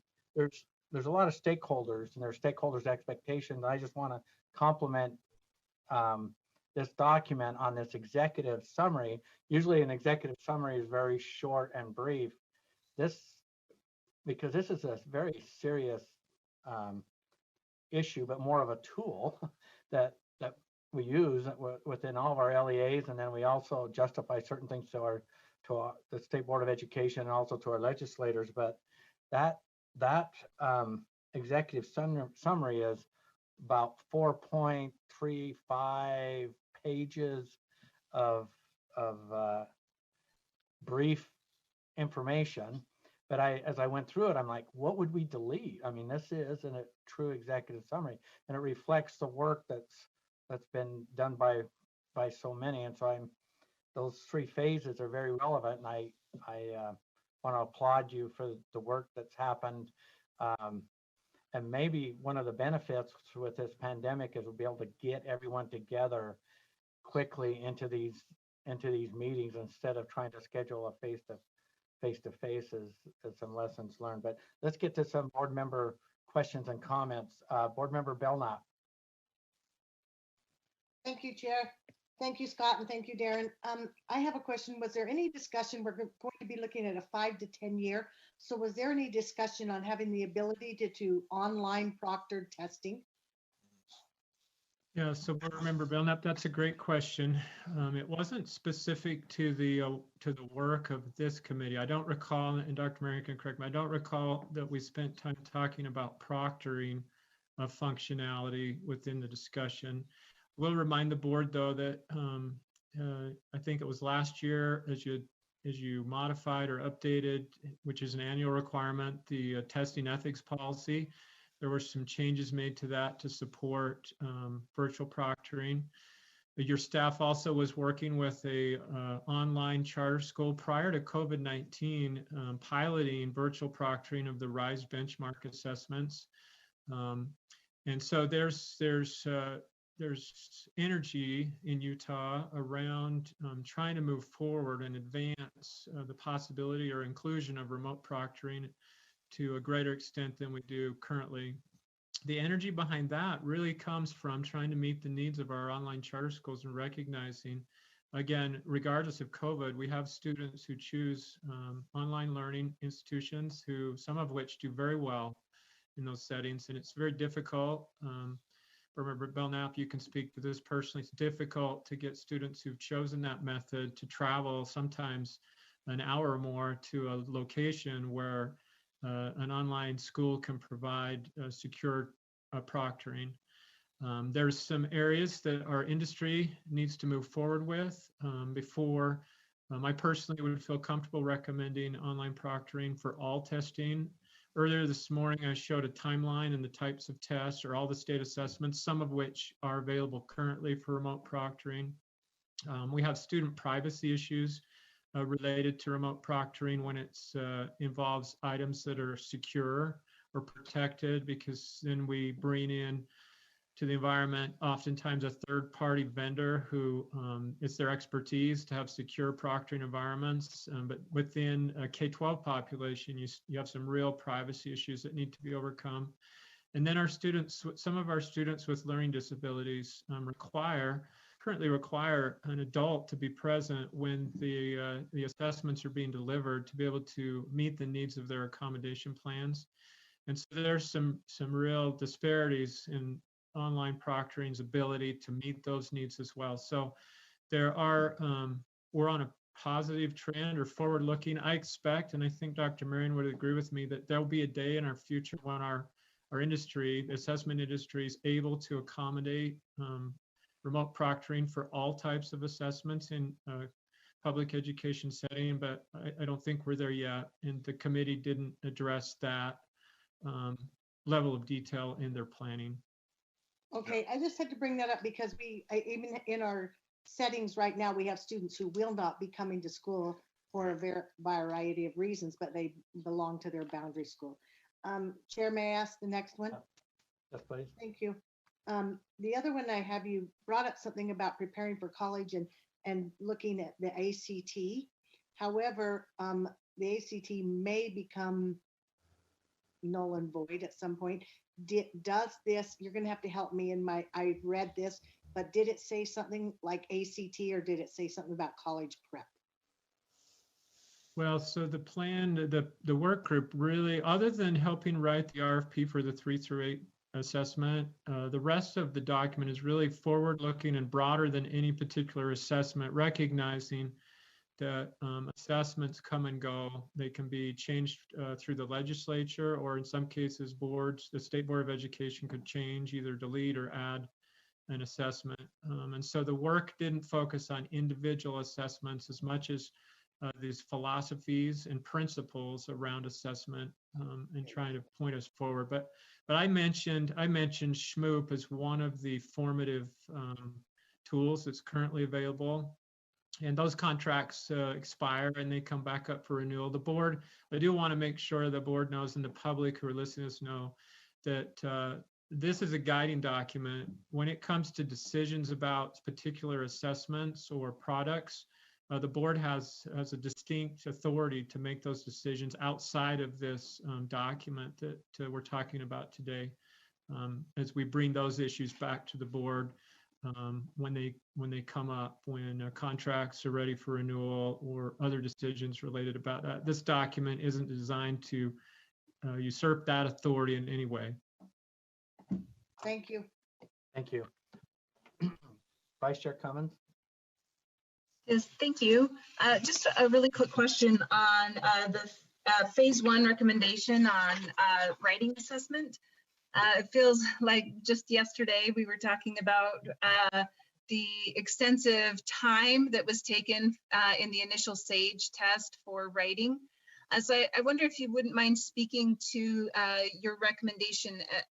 Was the committee able to find a good balance between, in this recommendation, was there an attempt to find balance between the time taking the test and the desire of many to include writing? Because it felt at the time like it was an either or conversation, like we either have writing or we don't, based on the time that it takes to have that section of the assessment. So if you don't mind speaking to that, I'd appreciate it. Yes, thank you. My recollection is that the committee was sensitive to that discussion. You know, it was a committee the board had, I think, called Removing Barriers, that came to the board with a recommendation of removing writing or at least reducing the amount of writing that's being assessed. That happened before I came to the state board, so I could, if I'm a little off on that, somebody on this call could probably correct me. So writing in Utah, and this is called out in the report. I believe we've gone through this cycle back in the 2010-ish. We administered writing through the direct writing assessment in grades 5 and 8, and then with the introduction of SAGE test, writing was included in grades 3 through 8, and I believe there were 2 prompts per grade level. At some point after that, and I don't have the date in front of me, the decision was made to go down to 1 prompt per grade level. And then finally, the decision to go back to assessing writing only in grades 5 and 8. So you'll see some detail around some surveys that the committee members responded to. There were a couple of options related to delivering writing. There was strong support for writing in each grade. If you go back to the recommendation about removing subscores, that's a nod in a way to trying to balance. And if we reduce the subscore reporting requirement that's currently in our RISE system, then it will allow us to shorten the overall assessment. And so that's a nod to this balance of trying to make sure that the tests are a reasonable amount of time. There was strong appetite from the committee and the surveys we sent out for value for measuring writing in each of the grade levels. Dr. Marion, I don't know if you want to add to that. I know you guys, I think we spent a couple of different webinars where we talked about writing. We did. It's good to see you again, Brittany. It's we did spend a lot of time, and some of the board members know this, that I and my company, the Center for Assessment, have been working closely with Utah Assessment and Accountability since 2003. So I've been on this journey of writing, and actually we introduced it at one of the meetings, you know, sort of like the circle of life of writing in Utah, that we started with, you know, direct writing assessment. We're back to the direct writing assessment, and now we want to go back. But it came through. We didn't just take it the first time through. We did numerous polls, and the committee had an opportunity to revisit recommendations, and we pressed them on it. But you know, this is a recommendation. They know they're an advisory committee. They're not a regulatory committee. And so this is is pretty strong recommendation. And honestly, one member dissented. It was the only area of recommendations where we had one dissent. And that was because of this history that, we've been down this road, and we put writing back in, worried that there'll be complaints and it'll get taken out. So, but by and large, and the survey respondents, Darren mentioned the 2,000 or so survey respondents were asked about writing, and it was a strong push for that. So. You have a Chair, may I follow-up? follow up? Yeah, thank you. Thank you for that answer. So I guess my last question, because I believe these recommendations are going to inform the RFP for assessment, do I understand that correctly? So in this recommendation, is the writing recommendation more limited than that original SAGE test that had 2 long prompts? Because the original pushback was pretty significant. I mean, students were sitting in front of those writing assessments for a very long time in certain cases, and that's why we kind of pulled back in the first place. And so, does this recommendation address that significant time component that was a problem in that original SAGE assessment? If I may, there's Darren.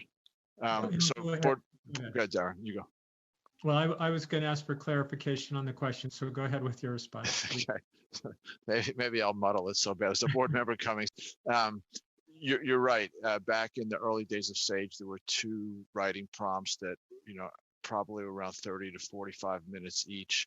And the committee wrestled with that. The challenge with assessing writing, when we only have a single prompt, you have what we call in our field the problem of one.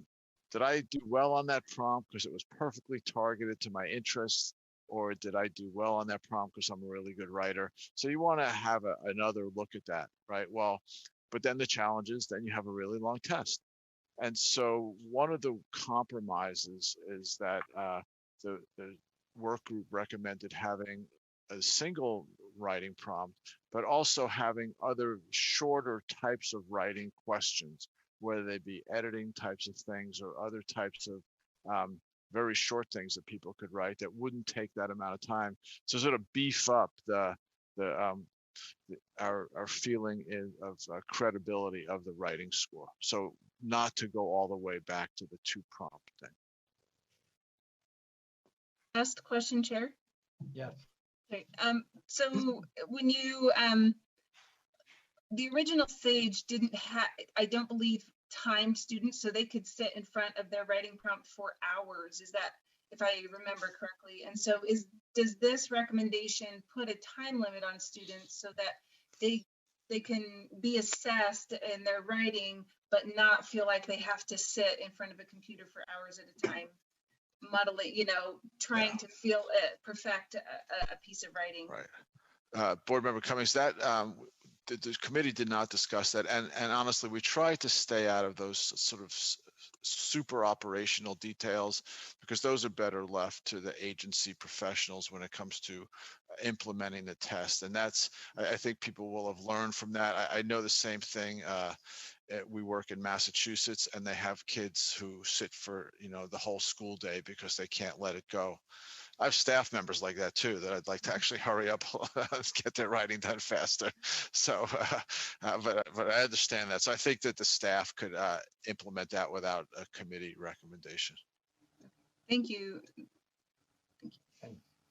Board Member Cannon.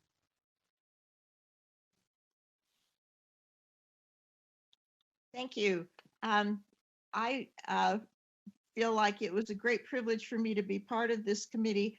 I learned so much. I found myself reading assessment documents in my free time, and we really love it. Another convert. brain size and all these things I didn't know before. But through my lens, there was a real interest in the committee in having some kind of writing assessment. I believe that several of us felt like what gets assessed gets taught, and writing is such a critical skill for students, especially students that are college bound. that the idea of giving them opportunities to hone their skills as they go along was one of the things that I felt good about in terms of making the recommendation to have a writing prompt and shorter writing questions. So thank you for the opportunity. It was a wonderful experience. Thank you for your great contributions. Assistant Superintendent Nielsen and Dr. Snow, I'm not seeing any other hands raised at this time. Oh, Board Member Earl. Sorry, I was letting other people get their questions and stuff in. I did enjoy this time as well. As Board Cannon, I think I was the one dissenting voice on the writing prompt. I do have concerns about the time and other things, and if this is the only way we get kids to write is by assessing them, I'm a little concerned with that. We might want to look at our other practices. But anyways, this was good. They were enjoyable to work with. I think we came up with quite a few great recommendations, and look forward to moving forward with this. Thank you, Board Member Earl. You were a detailed contributor. You actually were my closest reader. That was great. So. Board Member Marsh.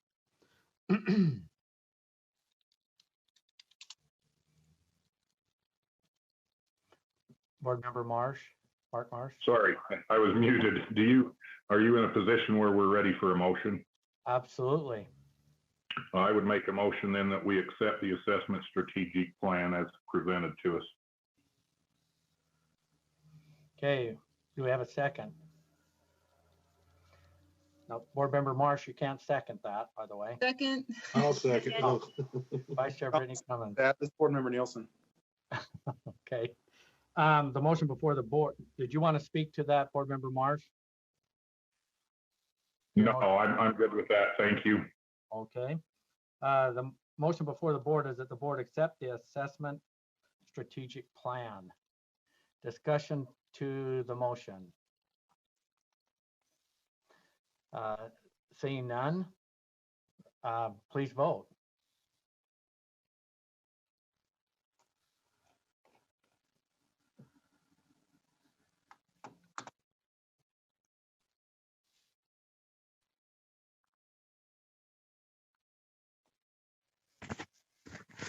Okay, let's see. Board Member Davis, not seeing a.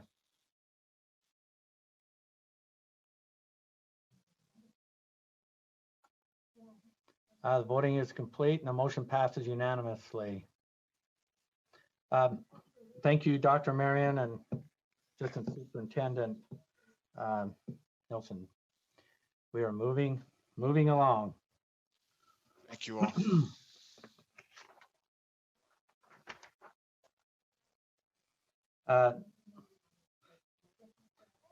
Next on our agenda is item number 11.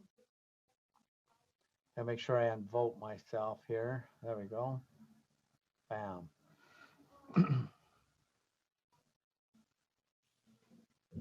We have, it's an actual item, waivers of Start Smart Utah Year 1 implementation and R277-723. Director of Public Affairs, Jeff Van Holten, are you taking point on this? Yes, I am, Chair. Okay, do you want to introduce others then? Sure. Jeff Van Holten, Director of Public Affairs for the board. Glad to be here today. And I wanted to quickly just mention, we do have some staff members that have been joining in for items later on the agenda, and I just want to let those staff members know that we're significantly behind. So if there's other things you want to go do, feel free. You might want to text a friend who's staying in the meeting to let you know when it's closer to your item. In lieu of that, I do want to be very brief with this. What we are asking you, and Director Kathleen Britton is on the line as well to answer any questions regarding this particular waiver. As you may recall, House Bill 222 in the legislative session created the Start Smart Utah Breakfast Program that requires schools to phase in serving breakfast after the bell has rung based on their student population count that is enrolled in free and reduced lunch. This is year one of the implementation, so schools that have 70% student population on free and reduced lunch or higher are required to implement by the end of the school year breakfast after the bell. Due to COVID-19, this has created a lot of logistical hardships. We have a lot of lunch staff because they work in small quarters next to one another, that once one gets COVID, they're all exposed, they all have to quarantine. And so running lunch programs in and of themselves normally is becoming very difficult, let alone adding on a new breakfast program. So the board in that legislation is allowed to waive the implementation requirement as laid out in their board rule. The process we put in the board rule is a little more robust and complicated for a year that doesn't involve COVID-19. So we're asking you in this to do two things.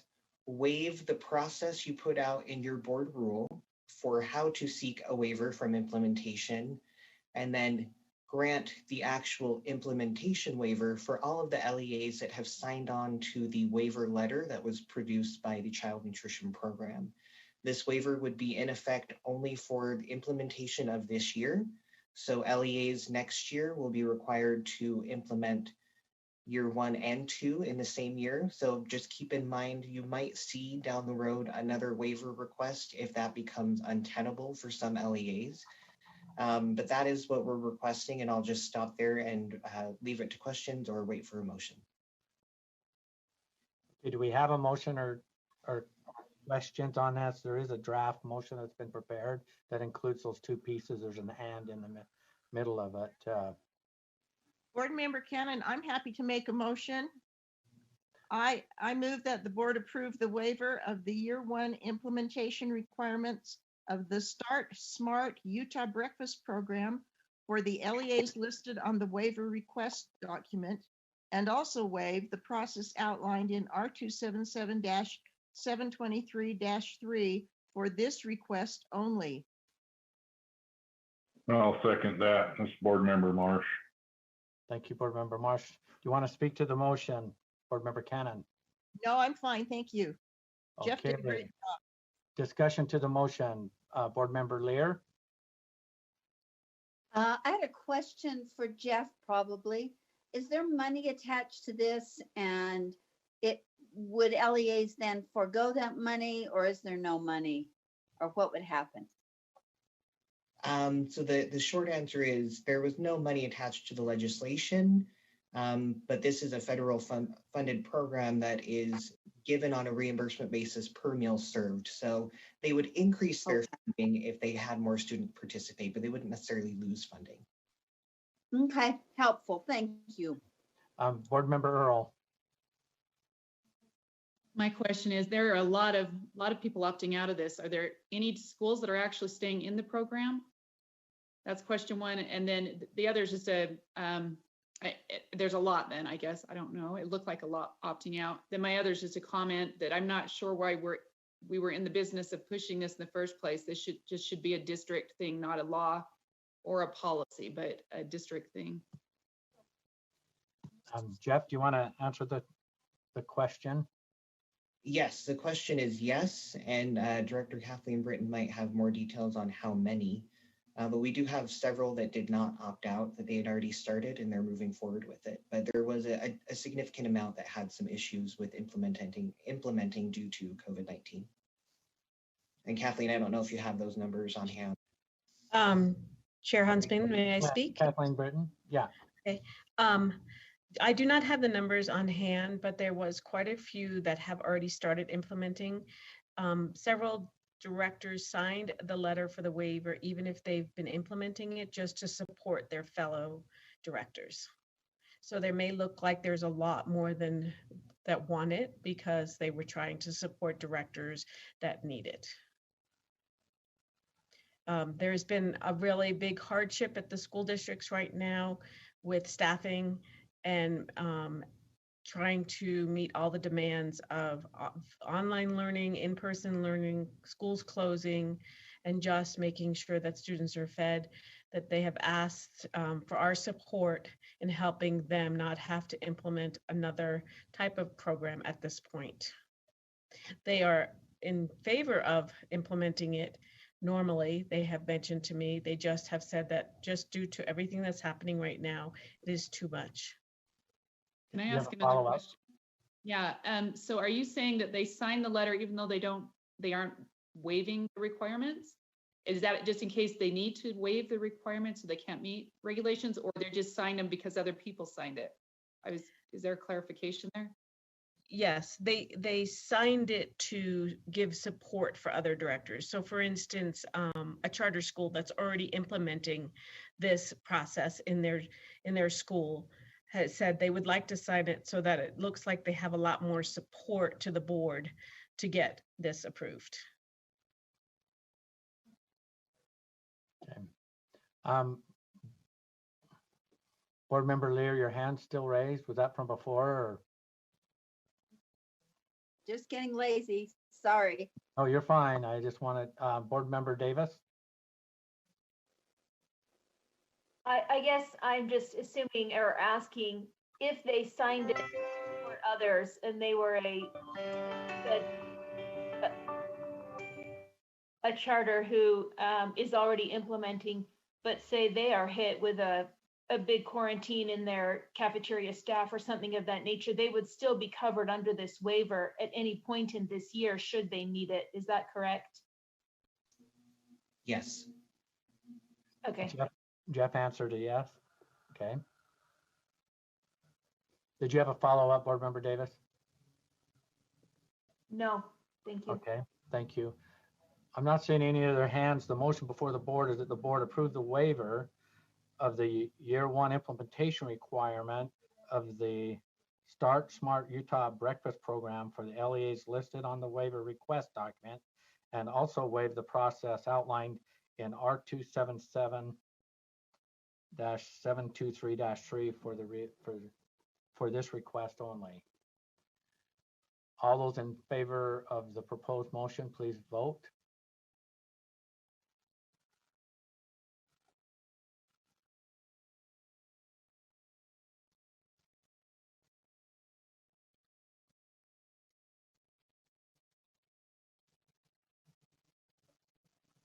Appears the voting is complete and the motion passes unanimously. Thank you.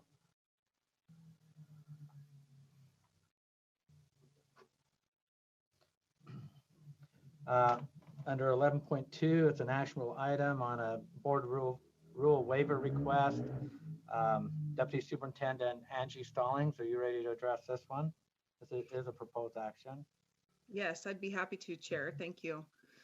Angie Stallings, Deputy Superintendent of Policy, and this agenda item is open for staff or board members to propose waivers to board rules. This month, there are no requests from staff, but I do believe Board Member Belknap has a motion. I'll just give a little bit of background just to remind the board that the motion that she's about to make is very similar to a motion that the board made back in May for the 1920 school year. What it does is it would waive the accreditation or re-accreditation or renewal process for schools who'd be required to do that during the 2021 school year and gives them an extra year of time.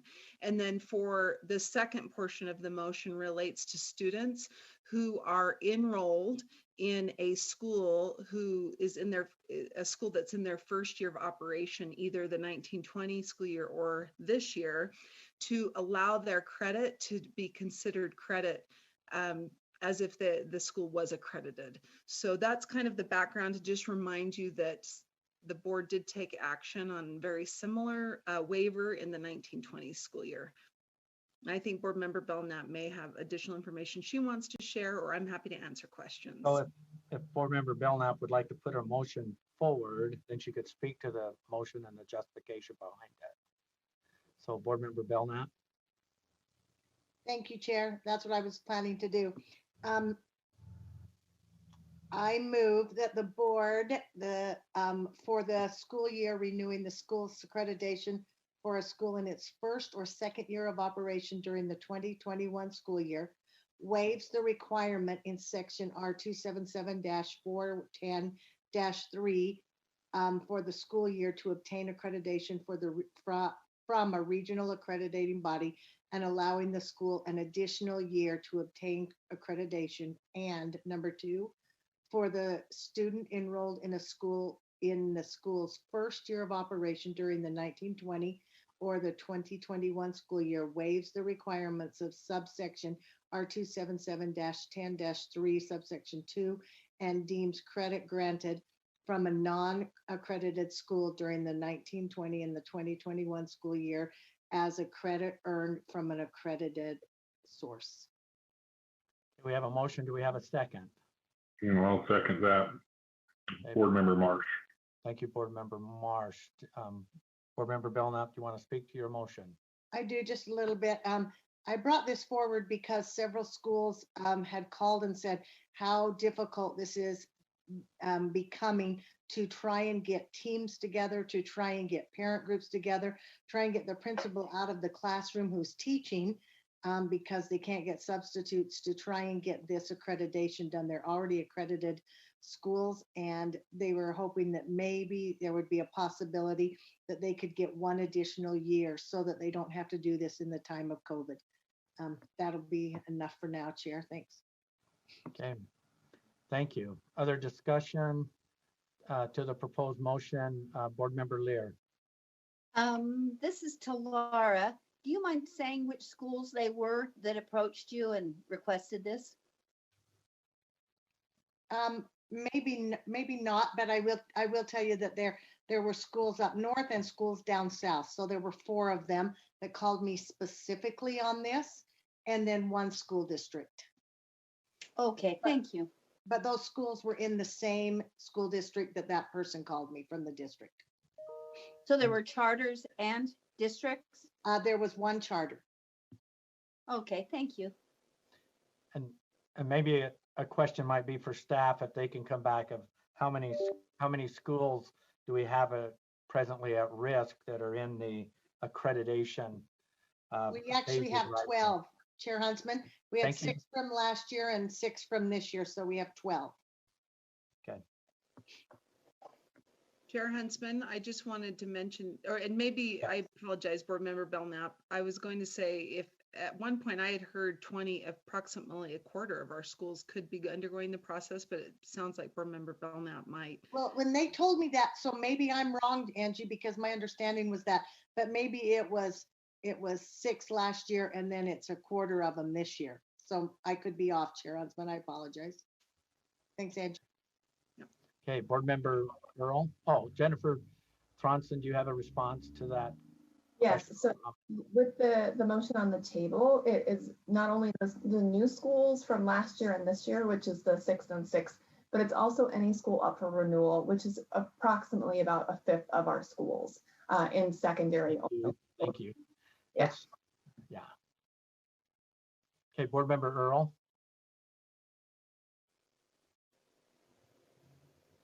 Yeah, I'm just wondering, and maybe this is more of a logistics thing. How does that work? Is it just postponed? They're midway through trying to get it done and they just start up again next year? Or do they continue at a slower pace? I guess I'm trying to think logistically how that's best, how we best meet the needs there. They just stop what they're doing till the fall of next year? According to this, the motion, it basically adds an additional year to their accreditation process. So it just allows them to add 1 more year if they need it. If they don't need it, so could they finish out the accreditation this year? I guess that's what I'm thinking. If they're able to do it. In the event they can't, yeah, then they're required to add another year. That's the way this motion is stated, but that's how I read it. Okay, I believe, Chair Huntsman, that is the way it would happen. And Board Member Earl, that if a school wanted to move forward and could get it done this year, that they could still do that. They're not required to wait a year. Okay. Thank you. Clarification in my mind. Jennifer Thronson, your hand still raised? My mistake. I'm putting it down. Everything that's said is true. Some of us like to keep our hand up, don't we? Board Member Hanson? Thanks, Chair. I'm not generally a big fan of waivers, and I think that we are still delivering education. but I think that accreditation could be really a nightmare trying to do it in this environment. So I'll speak in favor of this motion to give them the extra year. Okay. Thank you, Board Member Hanson. I'm not seeing any other hand raised. I'll get through this. I can't wait to have a break to get a drink of water here. The motion before the board is number one, for a school renewing the school's accreditation or a school in its first or second year of operation during the 2020-21 school year, waives the requirement in section R277-410-3 for the school to obtain accreditation from a regional accrediting body and allow the school an additional year to obtain accreditation. And number two, for a student enrolled in a school in the school's first year of operation during the 2019-20 or the 2020-21 school year, waives the requirements of subsection R277-410-3 subsection 2 and deems credit granted from a non-accredited school during the 2019 through 20 and the 2020 through 21 school year as credit earned from an accredited source. That's a motion before the board. Board members, please vote.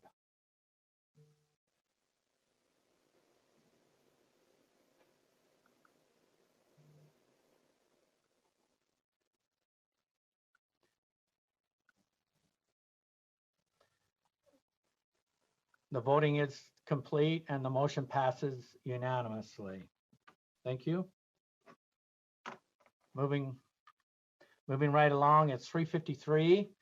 Let's take a short break and we'll come right back on at 4 o'clock or a few minutes right after that. Let's say 4:03. That gives you 10 minutes. Thank you. Is this our lunch break now? Wasn't that behind us? I guess. Thanks. We were having too much fun playing recess.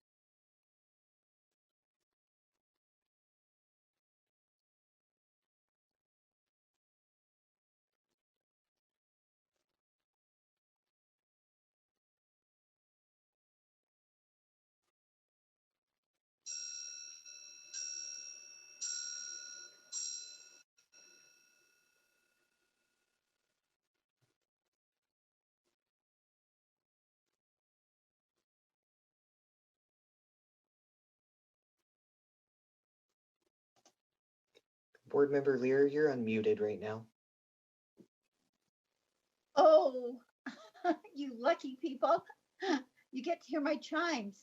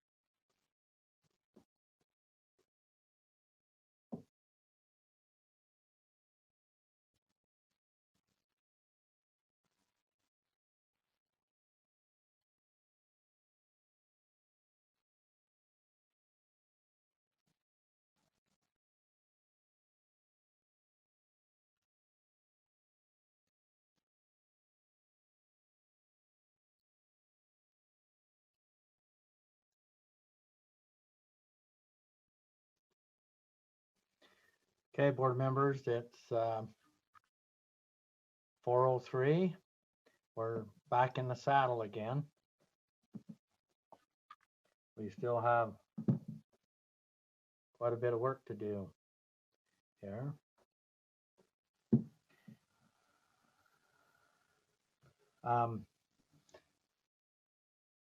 Vice Chair Cummins, are you ready for the audit report?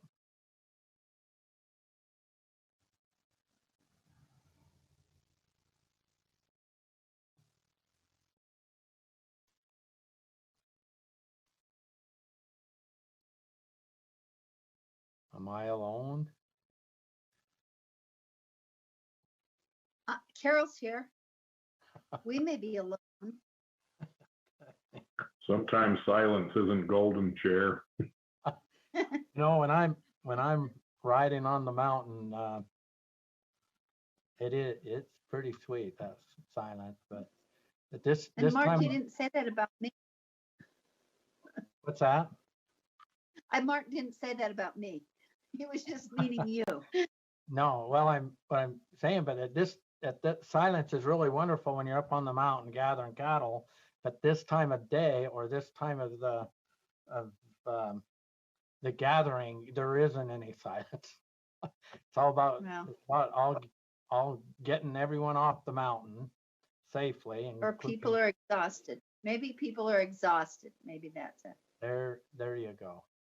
Well, we know how to get our second wind depending on the topic too. So it's been a big day, and we still have some day to continue. Vice Chair Cummins, are you with us now? Brittany?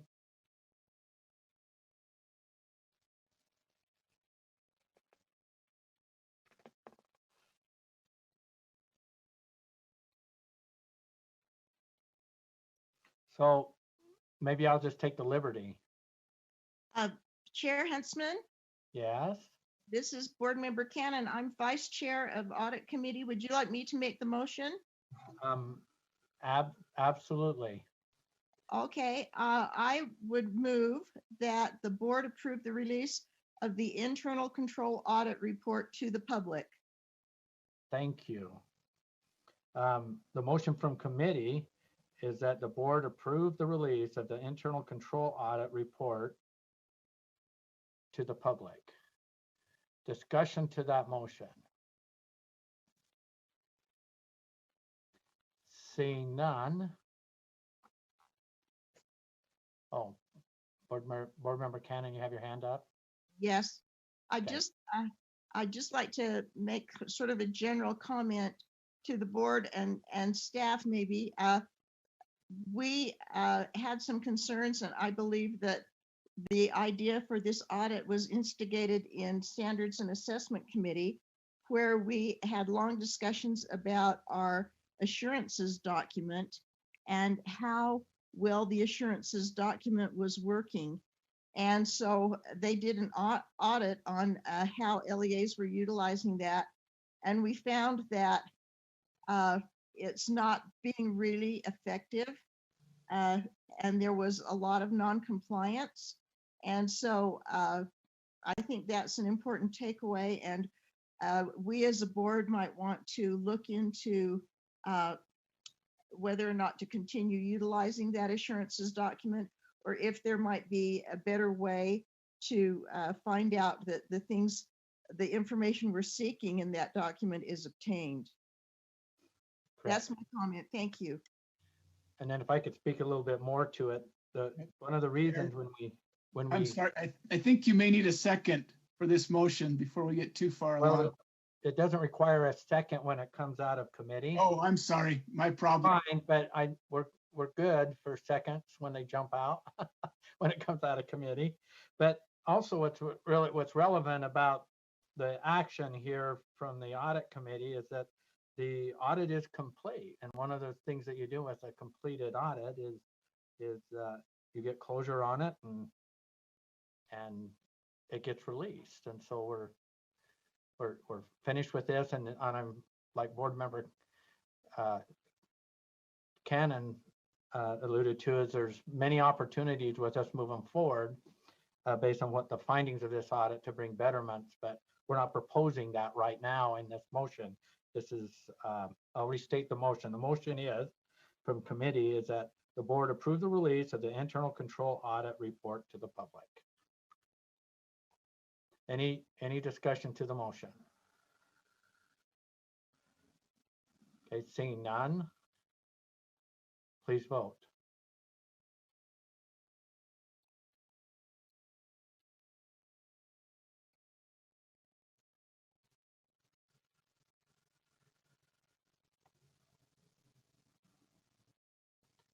Board Member Bolter, are you with us?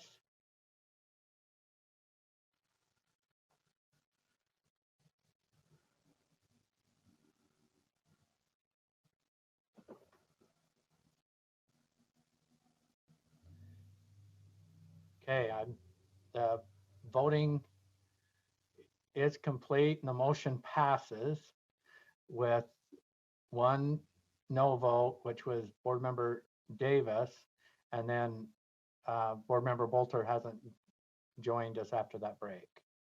Do you have that? Oh, she is with us as a board member, so we have one no vote. Do you have that, Lorraine? Yes. Okay, thank you. That concludes our audit committee report, I believe. Do you have anything to add, Vice Chair Cummins? No, thank you. Thanks, Janet. Okay. All right. Okay, finance.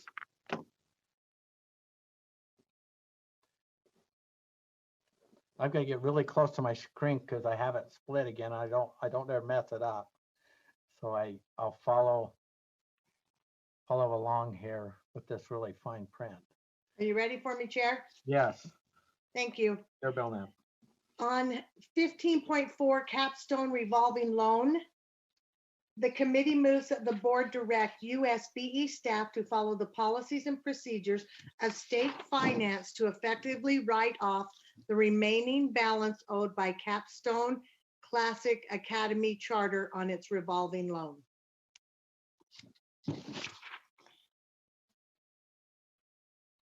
Okay, and I'm not seeing how you state it on here, but I think I can restate it by jumping because it's not on. Put the motion up. Beg your pardon? I'm just asking if somebody would put the motion up for you.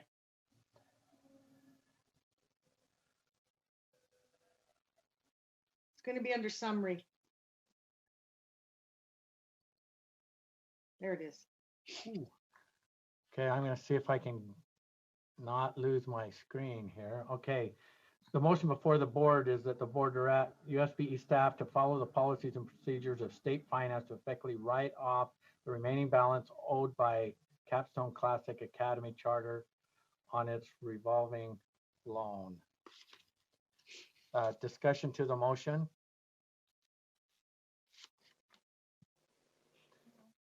Board Member Lear. Yeah, I have a question. Maybe it's for Scott Jones. Okay, ask your question. I'm just wondering, okay, I'm wondering why, if this is typical and if a district, the first part, is it typical second part, has a district ever done this? I know they don't get revolving loans in the same sense, but I think there is another, I can't remember what it's called, but there's a loan opportunity for school districts. And I just feel like, what is the reasoning in just letting this money go to waste or down the rat hole? So, Chair, if I may. Yes. Scott Jones, Operations. I wouldn't say this is typical. I mean, we've had other charter schools that have closed. I think there were 2 others. It's in the backup documentation. There was additional information that Chair Huntsman also asked for along the lines of, what is the trend here and the balances, so you can. Oh, sorry. No, you're fine. That's fine, ma'am. I'm glad you asked the question so we could point that out. So that, so this is the 3rd charter school that, we've, that's closed, right? And then had a revolving loan outstanding. What you're referring to with the districts is, and I might not have the title quite right, but it's the school building loan. And, as long as I've been here, there haven't been any defaults on that, or any issues there. So did I answer both of your questions? Yes, I'm sort of frustrated that, and not at anybody other than Capstone, but no bank would do this, no government entity would typically do this. I just feel like it's unfortunate that money was essentially wasted, and I wish we had a better process. That's all. Thank you. Yes, ma'am. And then to add some clarity to that, on the district side that Superintendent Scott Jones talked about, I think the only challenge that we've ever had was an interest rate.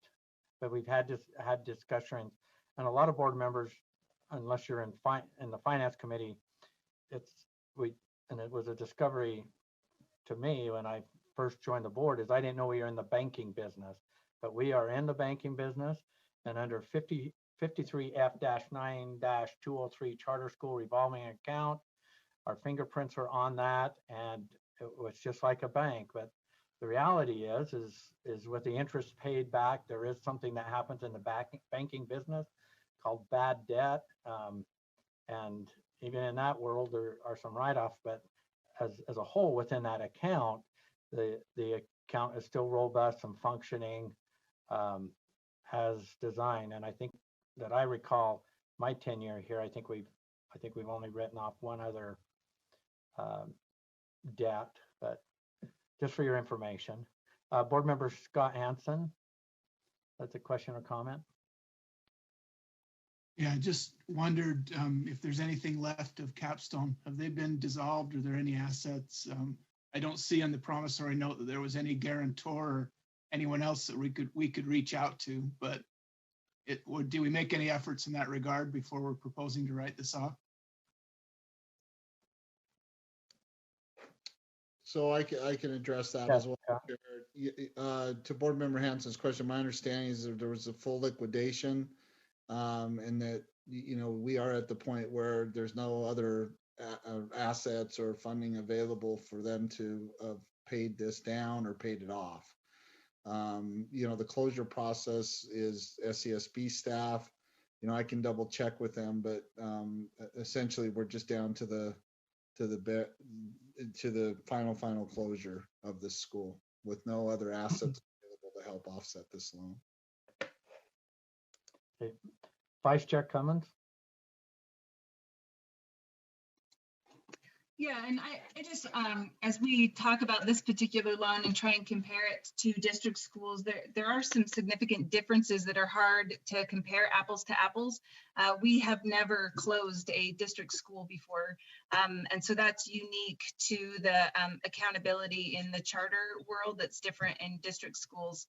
And also this particular loan, if I remember correctly from a few years ago, it loans out at a slightly higher interest rate than what is loaned out to district schools with that building loan that Deputy Superintendent Scott Jones was talking about sooner, because of the higher risk that is involved in loaning to schools that have the potential of closing within the window that they still owe this money back.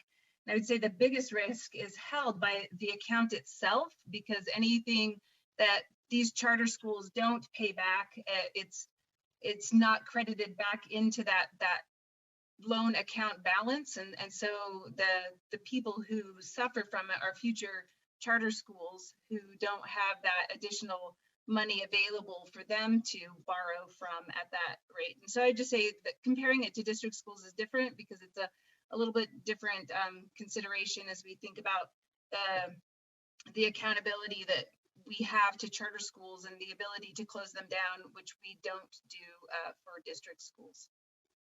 Okay. Board Member Lear? Your hand's still raised? Yeah, sorry to speak twice. But I think this might be instructive for us, and I understand what Brittany's saying. But I also do recall one time, maybe 15 years ago, when the USBE was contemplating an action against a school district, and that school district was able to pull itself out of the situation. So I think there are some similarities, but I would like to ask Deputy Superintendent Jones, just as in terms of lessons learned, is there something we could have done to have, and again, no, without blame, is there something we could do in the future to be more vigilant so that we don't just in 5 minutes blink and give away $330,000? I feel especially bad that it couldn't go to charter schools in need. Are there obvious things we should have done, the board should have done, or someone should have done? Chair, if I may. Yes, go ahead, Scott. In the case of Capstone, I'm not sure if there's anything that we could have done better other than, potentially, I mean, at the end of this, it really became an enrollment issue, right? That the projected enrollment didn't come in, to what they had anticipated or projected it would.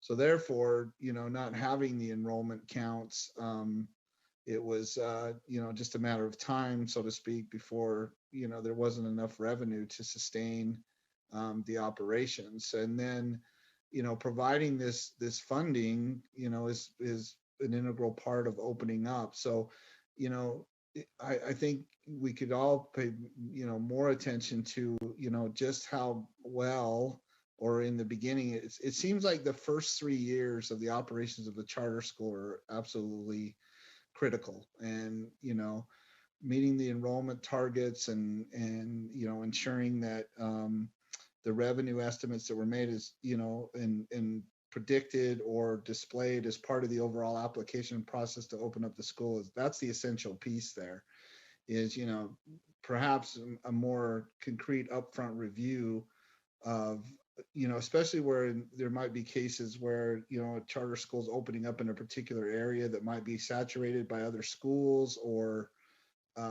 things like that. I'm certainly could, I'm sure improve or do better on that. So, but nothing glaring, nothing really that, if we had have done this, it would have meant that they would have not defaulted on this loan. If we would have done that, there's nothing like that.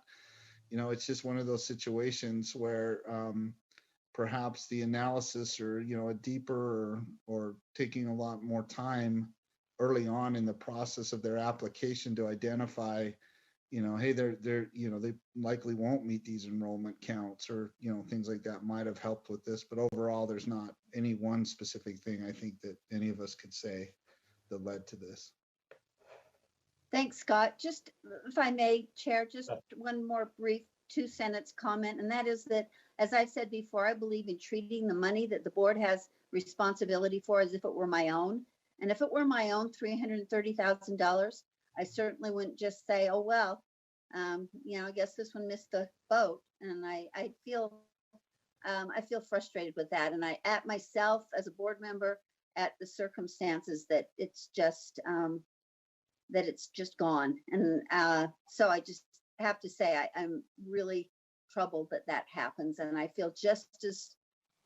feel just as pained as if it were happening to me. And I would not let that happen again. Thank you. Okay. Deputy Superintendent Scott Jones, can you speak to to the loan itself and how it was set up by the legislature and how it was supposed to sustain itself through good and bad times, and of right now when everyone pays back the loans, the account grows. When they can't, it shrinks. Can you speak to that, just so the board knows that this is a part of a process that we didn't go get the money. It was earmarked a certain way, but we are partial stewards. When I say partial, we are partial stewards. Can you speak to that, Deputy Superintendent Jones, to help everyone to understand the context of this particular loan or this particular fund? Right. So it is a revolving loan, which implies that, you know, we make these loans go out, and you know, the fund grows or is basically reinstituted by way of the payments that are made by the other, you know, by the recipients of the loan. There's promissory notes are provided, and you know, we do a great, you know, staff do a really good job with the State Charter School Board staff, and our staff do a really good job of, you know, ensuring that when the time comes for consideration of these loans, that, you know, we see the amortization schedule or the schedule that's necessary to pretty much keep the amount of funding that has been deemed and have been appropriated or necessary to reconstitute this fund. So back to Vice Chair Cummins' point, the interest rate is 2%, typically is 2%. I'm not sure it's varied from that since I've been here, but you know, that's what we've set. And then we're also considerate of you know, and back to Board Member Lear's point, you know, what's the trend here? Well, if this is the only third charter school, there's multiple charter schools that have benefited from this source of revenue, if you will, or this revolving loan. So we could also show the benefits of it. And, you know, it is always, I agree with Board Member Lear, it's always unfortunate to see or to experience, you know, situations where there's a closure and then, you know, this balance has to be written off, or that, you know, that's money that won't return. But I mean, the gist of it is that the fund is dependent on the ability of whomever, you know, whichever schools receive the funds to pay those back in a timely manner. So I think that's what you're getting at, Chair Huntsman, you know, is that it needs to keep, you know, revolving and ensuring that, you know, as we open more charter schools and other charter schools that have been recently opened have access to this funding. Because my understanding, and I think I can speak to this, that it has made a difference. It has made a difference to charter schools, you know, in keeping open, and especially in those critical first 3 to 5 years of operation. So hopefully I answered your question. Thank you. Board Member Hanson. There's more details in the backup. It's really detailed on the balances and things like that. We really broke that down for all the board members. Yeah, I just wanted to comment that this is an unsecured loan, and it's set up that way by the legislature. And as long as we're in the business of making unsecured loans, we run a risk. If this was on the open market, that interest rate would be a lot higher. It would be like a credit card with higher interest, because they plan on writing off, because they make a lot of unsecured loans to all of us when we charge things. But I don't know. I mean, we can check the plans of the charter schools and do our best due diligence, but in the end, there's no security to fall back on. And some of these are bad things are going to happen, unfortunately. I wish there was a better system, but I think with the structure that we have to work with, this is just part of the deal. And I've been exactly where a lot of you are talking right now. When I first discovered we were in the banking business many years ago, I think Deputy Superintendent Scott Jones was in the meeting when I'm going, we are really in the banking business then. But and so I'm not, we take it very seriously. But the upside to this is I talked to the legislature, just for your background, they did not want to get into the grant business. They said, okay, if you're going to do this, this is loans. They added this as this layer of difficulty, and they're not keep funding it. And so it's operating the way that they designed it. And on our end, we're doing the best that we can with that and unsecured loans, but through transparency and everything else, this is part of that mechanism of when it goes south. So it's very unfortunate. Scott Hansen, your hand's still up, or is that from before? I didn't notice. Sorry. Oh, I'm not seeing any of their hands. The motion before the board is that the board direct USBE staff to follow the policies and procedures of state finance to effectively write off the remaining balance owed by Capstone Classic Academy Charter on its revolving loan. That's a motion before the board. Board members, please vote.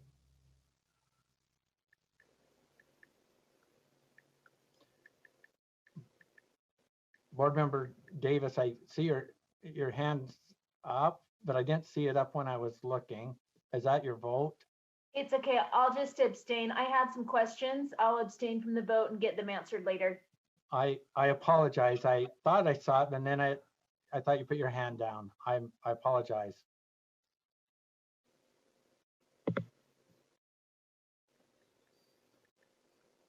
No problem. Are you going to vote on the motion, Board Member Davis? No, I'll abstain and get my questions answered later. Okay.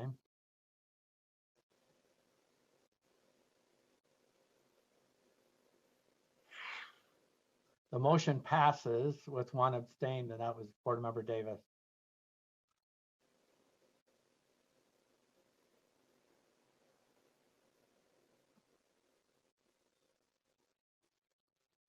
Do you have that, Lorraine? Yes.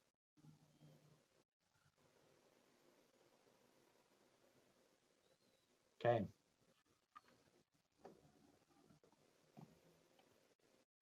Chair Lear, will you please continue? Or not Chair Lear, sorry, Chair Belknap. We're not. Okay, if Carol wants to do finance, she can. Let's finish finance first. Struck fear in my heart. That would be scary for me to do lawn licensing, so that's good. All right, we are on 15.5, a report on building renovations and requests for additional funds. This was actually very interesting, just so everyone knows that. For the motion for the board, the committee moves that the board approve using the remaining $46,215.35 balance in the board discretionary funds to continue the building renovations and modifications. Okay, the motion before the board is that the board approve using the remaining $46,215.35 balance and the board discretionary funds to continue building. We have in, was this really our motion, my motion? The renovations and modifications, but it says something different there. I'm like, oh, did I say that? So that's the motion before the board. Discussion to that motion.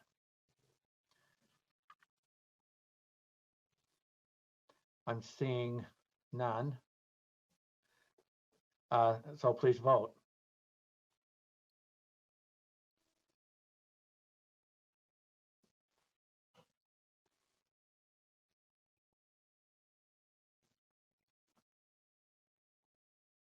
The voting is complete and the motion passes unanimously. Thank you. Please continue. Thank you, Chair. I'm on 15.6, the board bylaws. The motion from the committee moves that the board approve bylaws sections 1, 2, 3, 4, 5, 6, 7, and 8, draft 3. Okay, the motion before the board is that the committee moves that the board approve board bylaws sections 1, 2, 3, 4, 5, 6, 7, and 8, draft 3. Board Member Belknap? Yes, I would like to make an amendment.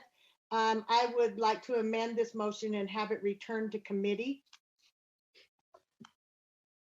Okay, we have a proposed amendment, and that is to have this motion return or this item returned to committee. Is there a second? Second, Board Member Cannon. Want a discussion to your motion? Yes, thank you, Chair. There's been some additional insights from staff and particularly from our AAGs and also our audit, our internal auditor as well, that I think that we need to review. Thank you. Any other discussion to the motion?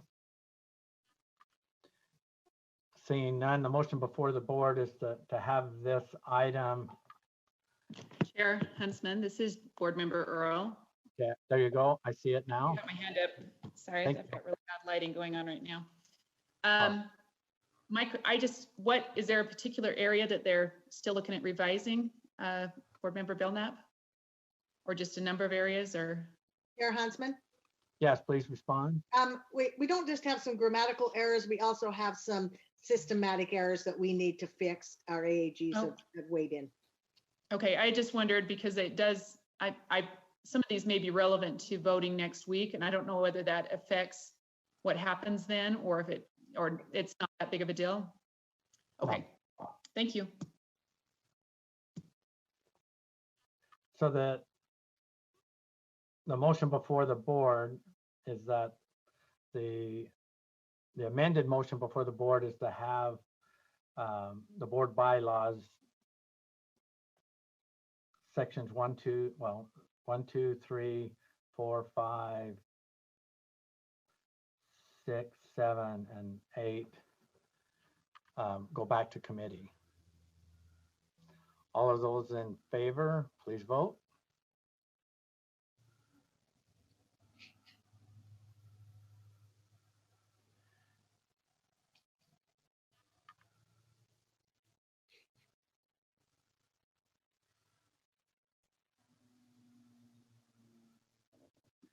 The voting is complete and the motion passes unanimously. Thank you. Chair, point of privilege, please. Yes, please. Thank you. I wanted to thank everybody who worked on the bylaws, but more than that, I want to thank those people who work in our committees and our staff, and particularly Scott Jones, who is ever relentless at making things right. And I appreciate his service, and the others, our IT director, our budget people. I could name all of them. I'm starting to name them, but I won't. So thank you very much. Thanks, Chair Husband. Okay, thank you. That concludes the finance report. Next, we will hear from the Chair Lear regarding our law and licensing committee report. And I apologize, Brittany, you might have Vice Chair Cummins help me out. I am having some problems with my screen. So I think I'm seeing full view, and now I know I'm not. So every time before I act, I will go up, slide up and down, make sure I see hands. But so thank you for any interruptions. If you're being missed, please dive in. I apologize. A little technical difficulty. Thank you, and I apologize for this is Carol Lear from on the law and licensing report, and I apologize for not turning on my video. But every time I do, everyone sounds like they're in tin cans. So if I turn it off, I seem to be heard better. So sorry for not being more personal and present. Anyway, we have item 16.2 from our committee, which was a request for waiver from Board Rule R277-419 for Box Elder School District. The district is needing for some COVID-related issues to cut some time off of their schedule, their planned schedule, and they were very prepared to explain, and we appreciated that very thoughtful and thorough explanation. So the motion for the board is that the committee moves that the board approve the request for waiver from the 990-hour requirement in R277-419 for Box Elder School District. Okay, the motion before the board is that the board approve the request for waiver from the 990-hour requirement in R277-419 for Box Elder School District. Discussion to the motion, Board Member Hanson. Just a question, is this a complete waiver or are they committing to some amount of hours, say 850 or something like that? Angie can probably speak to this better than I could, but this is a complete waiver. It is due to problems with increasing student COVID-related problems, as well as their administrators and their teachers. And Angie, you want to add to that? And Deputy Superintendent Stallings, will you speak to the question? Yes, thank you. And I apologize, but I was not there in the committee during the discussion, so I don't remember the exact hours. sorry. But I do believe, Board Member Hanson, that it is around 850 hours. But I wanted to remind the board, just for your consideration, you may remember that we, or the board, gave all LEAs, all 160 LEAs, the opportunity to file a waiver, a complete waiver of the 990 before September 1st of this year. At the time, Box Elder did not file a waiver request because at the time they anticipated doing in-person instruction for the full 990.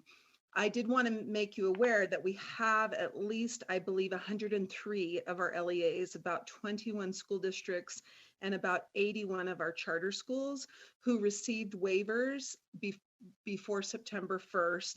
And as a condition of those waiver requests, we did not ask them to give us an hour commitment of a minimum in lieu of the 990. And then when I say 850, I actually meant 950. I believe that Superintendent Carlson, who happens to also be on today, mentioned to me that they wouldn't start to be short until May of in the spring. So I did want to remind the board that you have provided a complete waiver to the 990 hour requirements for more than half of our LEAs already, and that we did not require of them to give some sort of a minimum on the hours. Instead, we required them to provide formative assessment practices to demonstrate that they'd be measuring student engagement and progress. Box Elder, unfortunately, because at the time they did not anticipate they'd ever need the waiver in September or August, they did not file at that time, but had they wouldn't be coming before the board. So they did file this waiver request later once they found themselves in a position where they needed to take advantage of some of the flexibility that the other 100 plus LEAs currently have. You have a follow-up, Board Member Hanson? Thanks, I do. And I'm not trying to be punitive towards Box Elder. I think I appreciate their efforts in this, trying to make it work without the waiver. Looking back, we were probably too free with our waivers before, and maybe should have required some kind of a minimum hourly or some kind of accounting there, but we were in a different situation then, and things have stabilized a little bit now. And I'm okay with granting the waiver for Box Elder because of the history, but I think in the future we should, rather than complete waivers, we should put some kind of a floor to what we're waiving, just in general. So I'll vote yes on this one. Okay, AAG Buse, did you have some feedback in on the question? Yes, there wasn't a complete waiver. Their own board set parameters on how many hours they were going to reduce it by. So Board Member Hanson, they didn't just ask to be completely given a blanket break from any number of hours whatsoever. Their board very carefully considered it and set some very specific parameters about how many hours they would reduce it by and under what conditions they would be reducing their week by. So they were very cautious about how many hours and for how long they would be allowing the week to be reduced by. So they were very considerate of that by your same concerns, I believe, sir. Well, thank you. And this is Box Elder specifically that we're talking about? Yes, their school district, their Board of I Education. do appreciate their efforts to try to achieve the 990 and the thoughtful way they've come to us with this. Just again, looking back, I would hope that in the future we're not as free with the waivers and maybe put a few more strings attached when we do that.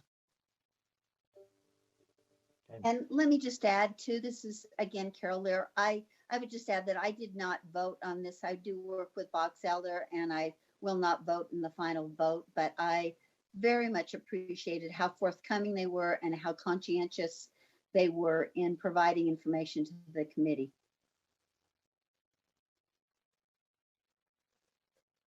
Okay, the motion before the board, so I'll restate it, prepare to vote. The motion before the board is that the board approve the request for waiver from the 990-hour requirement in R277-419 for Box Elder School District.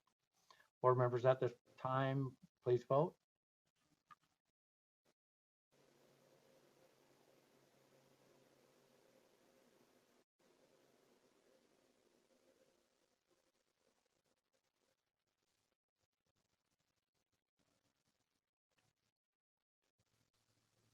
The voting is complete. The motion passes with board member Lear abstaining, and there isn't any no votes.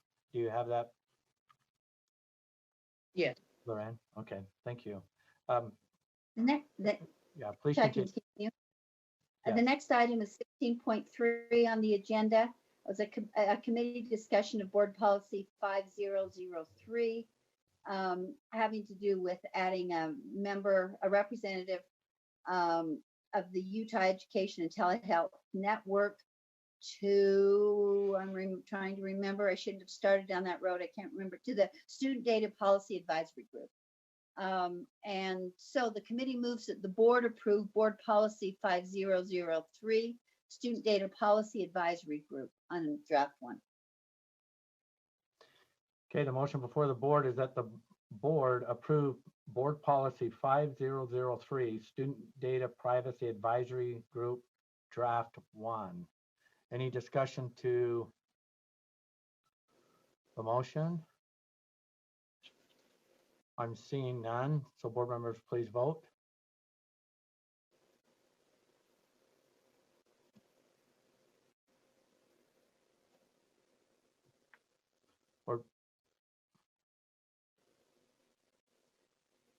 The voting is complete and the motion passes unanimously. Please continue.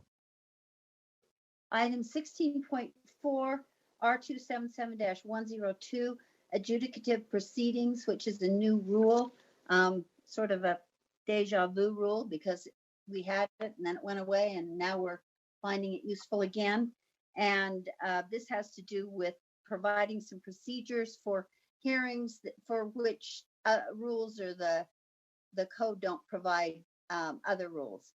And thank you very much to especially AAG Buse, who did a lot of work on this and was very patient and invited a number of those affected by this potential rule, not potential, but this rule who could be potentially affected. She invited them to participate, and I think that made for a better rule. So the motion for the board is for the committee to move that the board approve R277-102 adjudicative proceedings, draft 6, on second and final reading. Okay, the motion before the board is that the board approve R277-102 adjudicative proceedings, draft 6 on second and final reading. Discussion to the motion? Seeing none, please vote.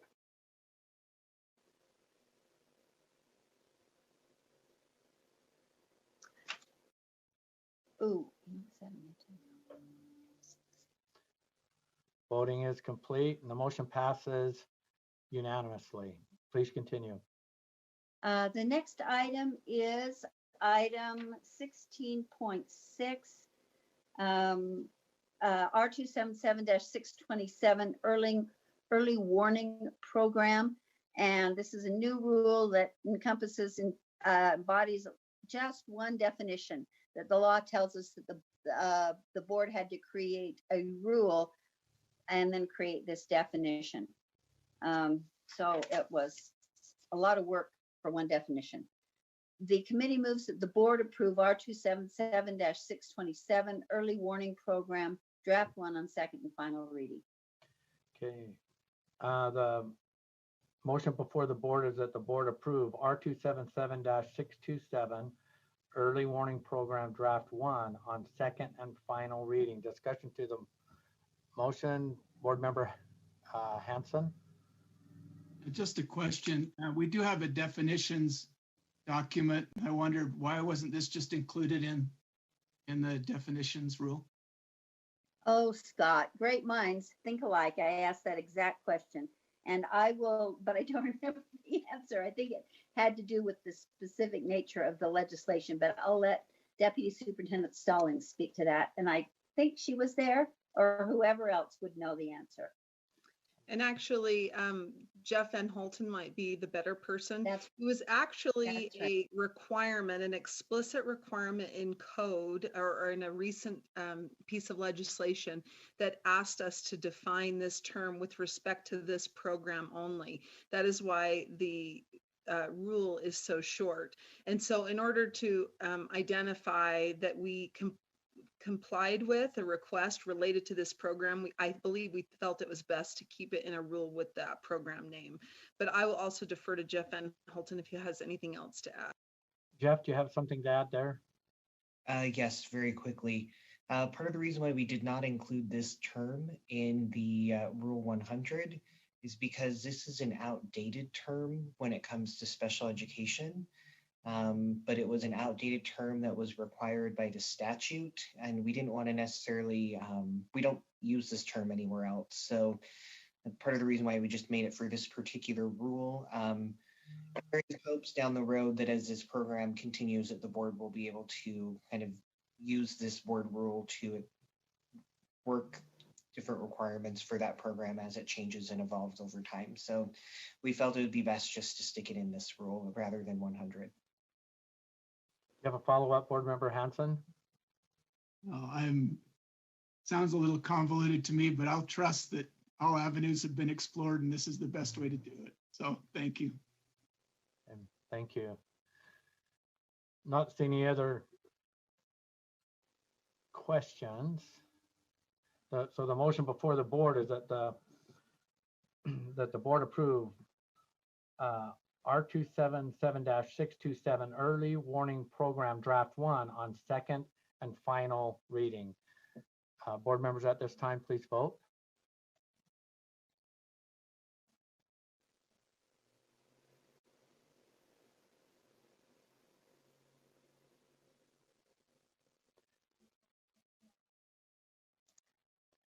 Just to clarify, are we on 116 or on 627? 627. 627. Thank you. Did I state the motion wrong? I don't think so. Okay. I just didn't have a vote on 116, so did I miss it? Oh. Okay, let's finish this one. The voting is complete and the motion passes unanimously. So let's continue. You did skip one. Did we need to go back? Did I skip one? Yes. Oh, I'm so sorry. Okay. Yes, I did. Thank you. Lorraine, item 16.5, R277-116 audit procedure, which is an amended rule. The committee reviewed the proposed changes and made a few of our own, but right now the committee moves that the board approve the, sorry. Let me get to the right page. Hang on one second. Right now, the committee moves that the board approve R277-116 audit procedure draft 2 on second and final reading. That's correct. So the motion before the board is that the board approve R277-116 audit procedure draft 2 on second and final reading. Discussion to the motion. Board member Belknap. Thank you, Chair. Carol, did our audit committee team weigh in on this? I recall that was true. Somebody else Angie Member, said yes, they did. and Member Cummins made the motion, so I'm quite sure it's true. Because she's the audit chair. Okay. Yeah. Thank you. Thank you. Okay, I'm not seeing any other discussion. So the motion before the board is that the board approve R277-116 audit procedure draft 2 on second and final reading. Board members at this time, please vote.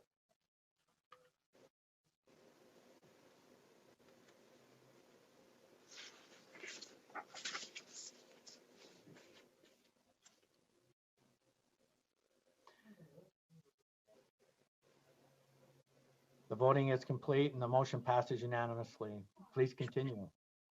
Thank you. The next item is, the next two are related. And the next one is item 16.7, R277-550, charter schools definitions, where our staff astutely saw a problem coming and made some recommendations in the form of this amended rule, making it clear that a satellite school has to have the same authorizer as the original school.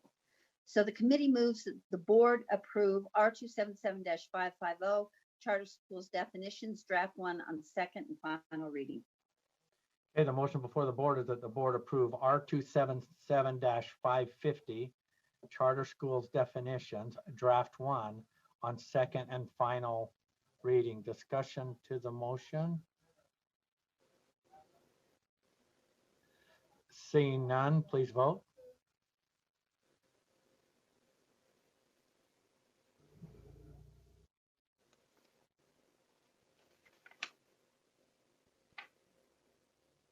The voting is complete and the motion passes unanimously.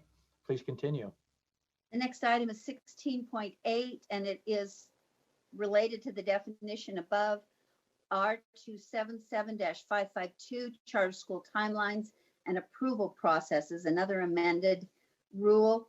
And this would be the implementing rule using the definition that's now revised.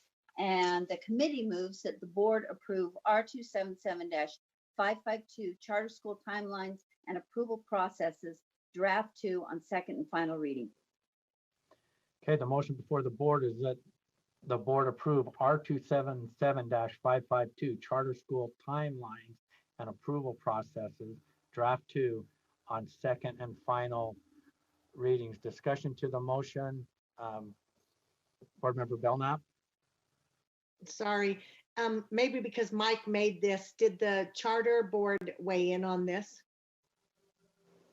And I would ask Deputy Superintendent Stallings to speak to that. I don't know the specific answer. Thank you. I can tell you they did not opine, as far as I know, or provide testimony during the committee meeting. But Jennifer Lambert did reach out to me to say that they had reviewed both drafts of 550 and 552, but that they did not plan to make any comments or provide feedback or requests for changes. So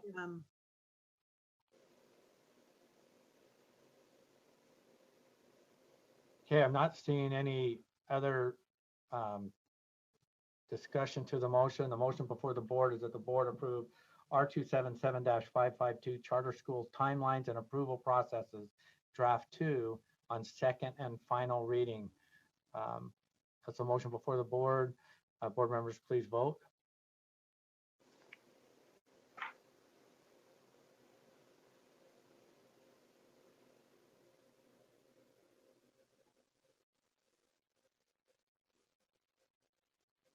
The voting is complete and the motion passes unanimously.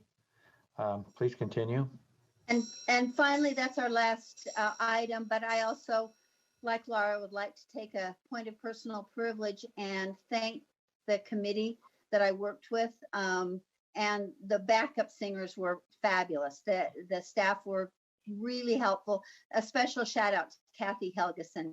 We had a number of visitors to almost every meeting, and she was extremely professional and helpful to the visitors, I was told. And I really, really enjoyed working with this committee. Everyone was there every time. very prepared.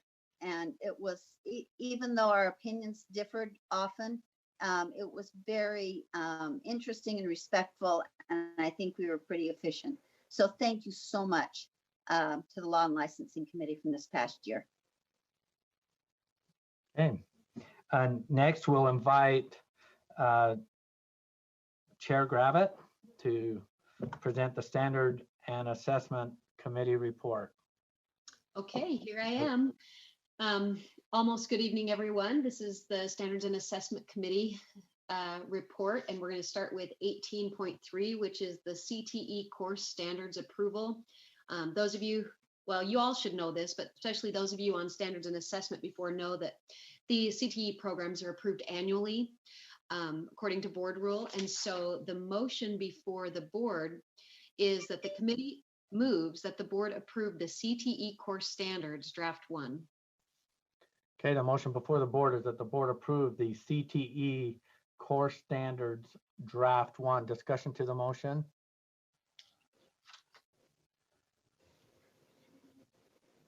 Seeing none, please vote.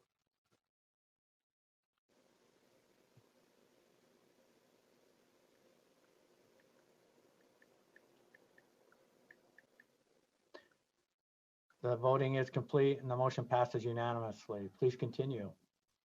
Okay, the next item is 18.4, R277625 Mental Health Screener Program. And this is the result of so much work by staff and committee members. And after some feedback from public comment from the Disability Law Center regarding data sharing and feedback from DUSAMA about, definitions with mental health screener, and mental health services, we have 2 motions for the board. The first one is this. The committee moves that the board approve R277625 Mental Health Screener Program Draft 3 as amended on second and final reading. Okay, the motion before the board is that the board approve R277-625 Mental Health Screener Program Draft 3 as amended on second and final reading. Discussion to the motion. Chair Huntsman, before we start, this is Lorraine. Could I just ask, on the motion, should it be draft 3 as amended or just draft 3? Oh, I'm sorry, it should be as amended. Sorry, Lorraine. Has draft 3 been amended? Is there a draft 4 then? Well, I have to look back. It seems like the amendment was. If it was just a draft 2, it should just be draft 3. I think that may have been a. Oh, you know what? Just looking at my notes from last month, it was draft 2 as amended, so it is draft 3. Okay, let me restate the motion. Okay. The motion before the board is that the board approve R277-625 Mental Health Screening Program Draft 3 on second and final reading. Discussion to the motion. Board Member Earl. Yeah, I just want to mention that all the individuals that worked on this has been an extensive project, and that from where we started to where we are right now, and not only the data privacy, but also the effectiveness of these tools has been greatly enhanced, and the information that's available for the public, for educators, as well as for parents is once again greatly enhanced. I won't be voting for this. I think philosophically, I think we should be going in a different direction. I know there's needs in our schools, and we have a needs of counselors, but the screening of all children for these behaviors, I think we could be increasing instead of decreasing what we're trying to prohibit here. And so I'm just explaining my vote.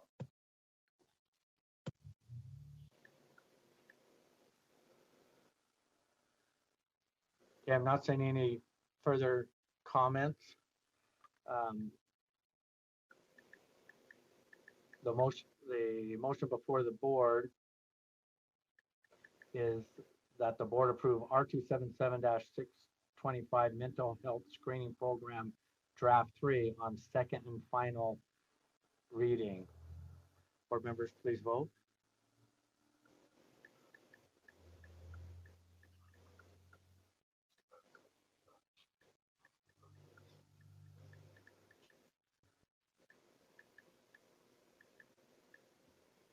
Okay, the Motion passes.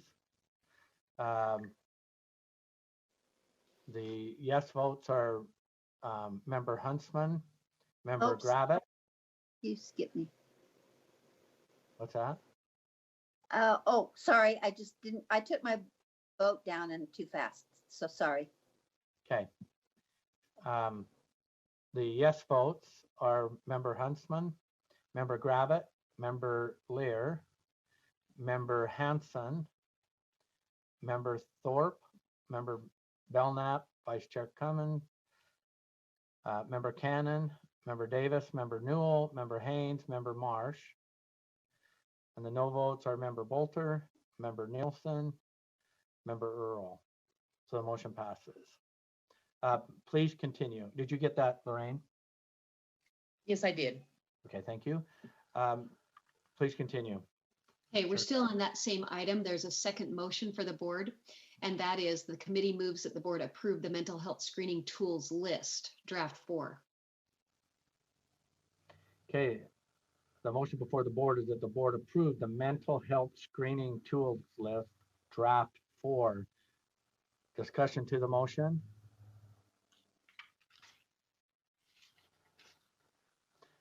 Seeing none, board members, please vote.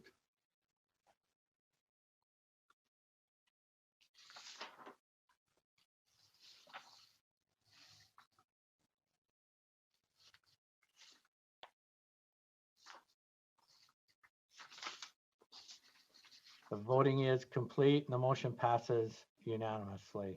Please continue. Okay, next item is 18.5, the annual core standards trigger rubric data review.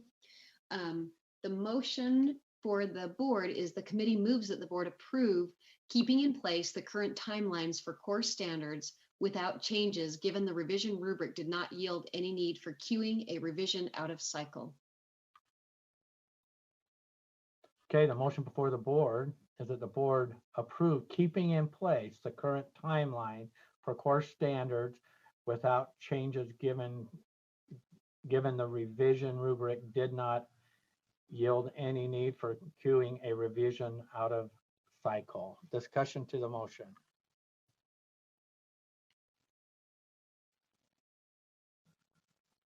Seeing none, board members, please vote.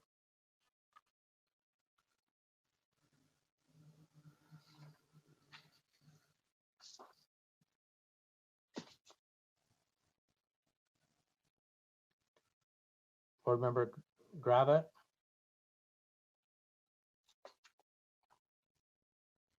The voting is complete and the motion passes unanimously. Please continue. You're supposed to read my mind. Okay, next item is 18.6, the supplemental standards. This one was just kind of fun to look at, looking at standards like strength and conditioning, dance, recreation, yoga. The motion for the board is the committee moves that the board approve the supplemental core standards for yoga, strength and conditioning, dance, and outdoor recreation as amended. Okay, the motion before the board is that the board approve the supplemental core standards for yoga, strength and conditioning, dance, and outdoor recreation as amended. Discussion to the motion. Board member Lear.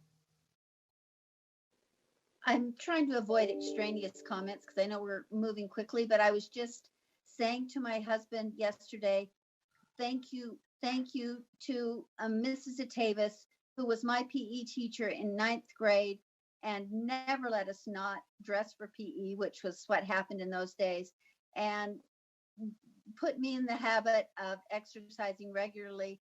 And as a young woman in the 1960s, that was not as common. So I really, really appreciate that our core standards include PE, and I'm just grateful to expand it in any conscious way we can. Thank you. Okay. Thank you, board member Lear. I thought when you raised your hand, you were going to ask for staff to give a demonstration on yoga or dance, but good idea, though. Okay. I'm not seeing any other discussion on this item. So the motion before the board is that the board approve the supplemental core standards for yoga, strength and conditioning, dance, and outdoor recreation as amended. Board members at this time, please vote.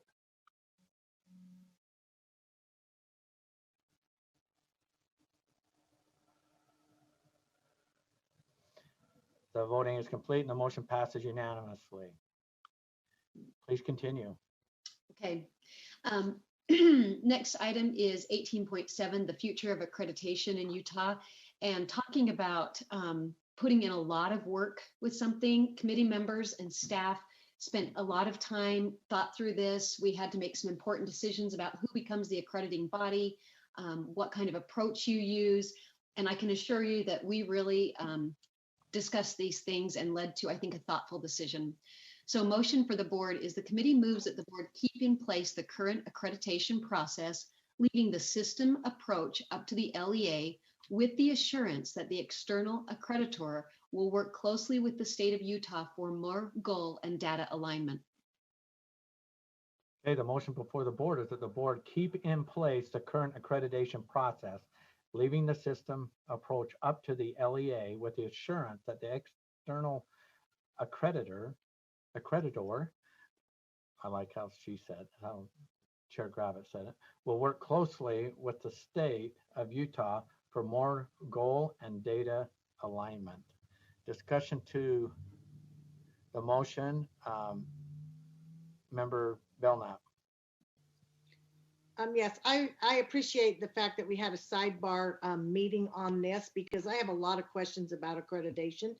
And I still would like to ask that we get a list of schools in the state of Utah that have been accredited. And I know the term isn't provisionally any longer. Do you remember what it is, Jenny? That continue to be accredited provisionally for year after year after year, while other schools are working to make sure their accreditation is solid. And it kind of makes it that accreditation doesn't matter. It weakens the accreditation in the state of Utah. Okay. Board Member Davis. Yeah, I hear what Board Member Belknap is saying. I had a similar question as to the teeth, I guess, so to speak. And Jennifer Thronson and I had an interesting conversation with some folks from Virginia, and they do kind of a leveled accreditation.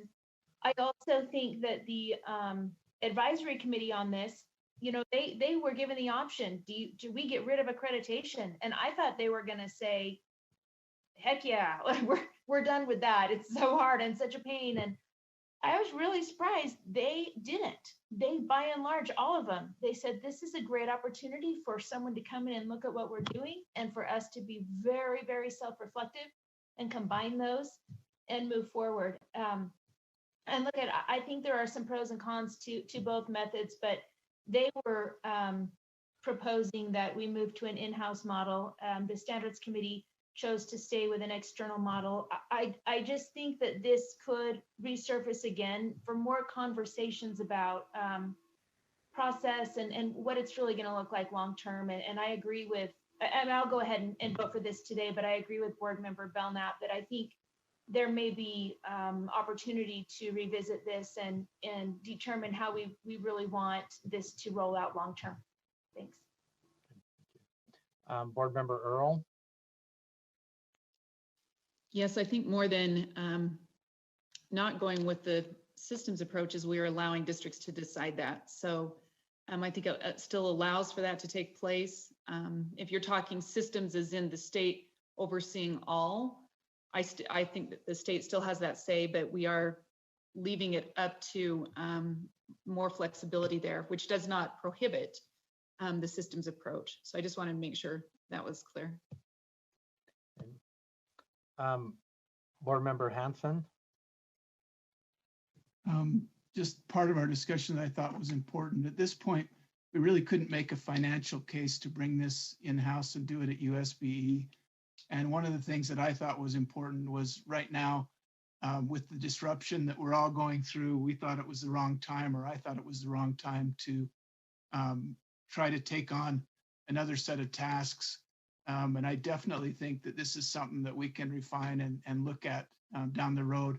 It may make sense to do something different and to bring some of this in-house at USB in the future. Thank you, Board Member Hanson. Board Member Gravitt?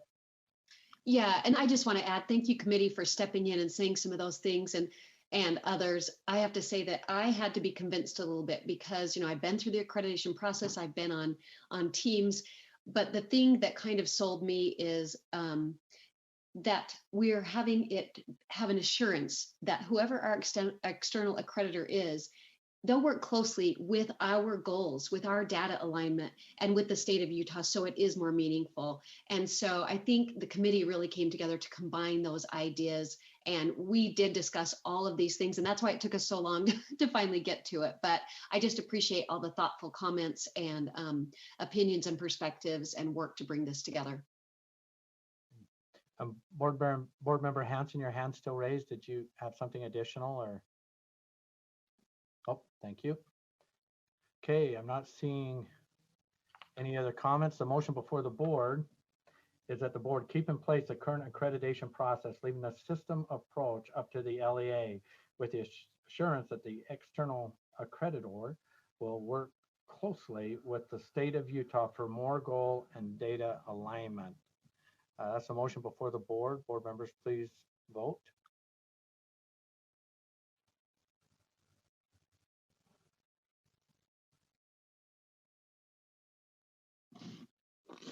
The voting is complete and the motion passes unanimously. Please continue. Okay, our last actionable item is 18.8 R277929, the Purple Star School Program. This is a new rule and it affects military impacted students. And the motion before the board is the committee moves that the board approve R277-929 Purple Star School Program Draft 1 on second and final reading. Okay, the motion before the board is that the board approve R277-629 Purple Star School Program Draft 1 on second and final reading. Discussion to the motion? Seeing none, board members, please vote.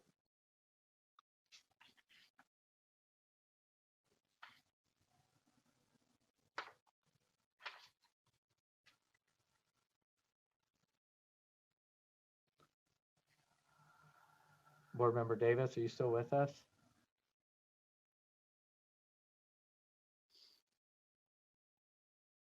Thank you.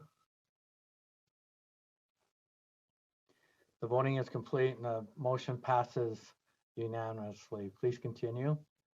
That continues our report, but I can't leave without telling my committee, thank you, and staff, thank you. And I was thinking, you know, when you go last, you have to steal other people's metaphors. And Carol, the metaphor of the backup singers is great because I was thinking if you have a bunch of great backup singers, they can disguise or they can kind of help the main singer, you know, look good.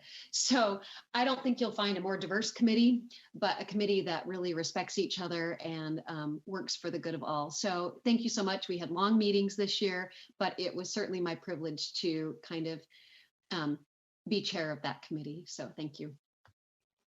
Okay, thank you. And the way I view the way that I see backup singers, their job is to support and complement the work of the lead. And so I agree with you and all of our committees. We have a good group there. And we appreciate your service, Chair Gravitt. Thank you. Chair Huntsman, Yes. Board Member Cannon, I just would like to tip my hat to Chair Gravitt because we did not have a standards and assessment committee that did not begin with her sharing with us some kind of wonderful literary poetry. And it was a wonderful way to start our meetings and it enriched all of us. And she was just one of a kind and we loved having her as our chair. We'll miss her. So we still have tomorrow, so. Well, we'll have to see if that tradition continues. Thank you very much. Okay, under 19, it's an information discussion item on strategic plan report. And Superintendent, I'm wondering if I know there's preparation in this, but is this something that we can package? I mean, it's in our backups. Is this something that we can package and send out? I'm just looking at the interest of time. What? Yeah, yes, Chair Huntsman. This is one of those reports that we used to be called on by the legislature via statute to be present at a meeting and provide oral reports. And a number of years ago, many of those were put to a list that they can just be sent to the legislature. And this is one of those reports that a piece of legislation required this report. I think it was either last year or year before. Tiffany can clarify that for us. So it is an information item, just so that you know and you're aware as a board that we will be sending this to the legislature next week. And we hate to not get this in front of you. So it's very easily one of those that can just be sent directly. You have it in backup, and we can also send the slide deck and the report, so it's easily accessible at any time. So I'll turn it back to you to make that determination. Okay, instead of going through the report, because people have had access, I want to ask board members, do you have any questions or concerns on these slides? That will save us a little bit of time, because we and others that can see this absolutely can read and go through the slide deck. So I think I'll go to that point, because I'm not sure if board members had specific questions or concerns. And I'm seeing one hand up. Board Member Earl. Are you wanting recommendations where this is an information item? Is that what I'm understanding? Well, the question is, do you have any questions or concerns about what's in this? We're not making motions, but if you have questions or something, this is a good time to bring it out. Sure, that's why I was asking, though, if you're sending it on and then you're asking for any input, that's why I was trying to get clarification. Just getting input on what you see. This is a report of USBE operational actions that has been taking place, and they'll see this. So, and if I may, Chair Huntsman, there are very specific things that they asked for in the report, and so that's what you'll see in the compilation of the update, the implementation update. So it's very targeted and purposeful according to what was asked for. And then in the slide deck, we just added some background information. Okay, I guess I had a question on a number of the numbers that are listed in there. In that, this is the question. The numbers listed don't always tell us exactly why, right? That requires further in-depth research. And would you say that's accurate or not accurate? Do you have a specific page that you want to refer to? Well, a lot of the, well, yeah, for example, I don't have it up in front of me. I could try to pull it back up. Is there, I don't know if there's anyone else that has another question or anything. Give me just a second. And if I may, sir, I'll just answer. We had a question in the chat from board member-elect Molly Hart, and we will send this out to both our current board and incoming board members, so that you're not waiting through the 1,800 pages to find it. The report itself is about 64 pages, and then the slide deck. And I would invite the incoming board members to contact me, and I can walk through it, or Tiffany Stanley, either one of us. But go ahead, board member Earl, did you find what you needed? Sorry, yeah. I had to get back through. Actually, I can send my question or comment on. It may take me a minute to get to the location I'm looking for, so I don't want to take more time here. I talked to Tiffany Stanley actually just a little bit about some of my questions I had with it, so she's kind of familiar, but I will, I'll send that on. I apologize. I should have had that pulled right up, and I was looking at something else. So. Okay, board member Cannon's got her hand up. If you find it while we're still on this item, let us know.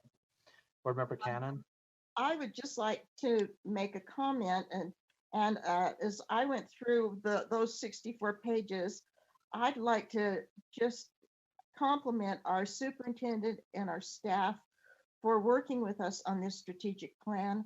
I think a lot of the things that they are working towards and have targeted for improvement are spot on in terms of where we need to be and what we need to be working for. And I think they're very ambitious goals, and we are making progress towards a lot of them. There are some of them that we're having a harder time with, but we've set ourselves some high benchmarks. And that's what I like to see us do. And I love to see us reaching towards those targeted goals. And I think it's really important that we as a board have a strategic plan. I think our 4 primary areas are all essential. And I was really looking forward to going through all this, but I understand the time issue. I just want to let the staff know that I think they've done very well. And I love the idea of strategic planning and hope we can continue to have this on an agenda. Board Member Earl? Yes. So, okay, let me give you an example. So on page, I guess this is more in the framing, right? So on page 14, and looking, and I'm just going to give you an example of the first here, our English proficiency. So 20.2%, if I'm understanding this right, that's our success, right? Is the 20.2%. They're meeting the criteria. Is that an accurate statement? And so with that in mind, that's finding out why these areas are successful instead of the 80% that are still working towards that, but really honing in on where we are seeing the great improvements in these areas. So we know these are the successful examples going on. I just know, like up at Logan School District, this year they're implementing a couple of things with their English learners that are helping to further the use of their verbal dialogue up there in this particular area. And some of the strategies they're using will benefit all the students in this area, but they found that there's particular pieces that are highly successful versus other practices. So I guess that's just one example, but I'd love for us to point out where the successes are and to find those pockets of success and hone in on those. So that, I don't know, that's probably a broad comment, but does that make sense? Yes, thank you so much, Board Member Earl, for that clarification. I think some good examples of where we're doing that. We reported to you and highlighted some schools that we're doing amazing work with language acquisition with our students who are learning English. We've done the same with mathematics in 8th grade with our students with disabilities. And so hitting some of those high points and bringing that to you. And then I think other board members have brought this up in the past as well, that having a place as we engage in a new web redesign, we're really thinking about a place where we can highlight those best practices so that they're easy to find and very visible to the public. So thank you for that. We're on the same page with you and appreciate it.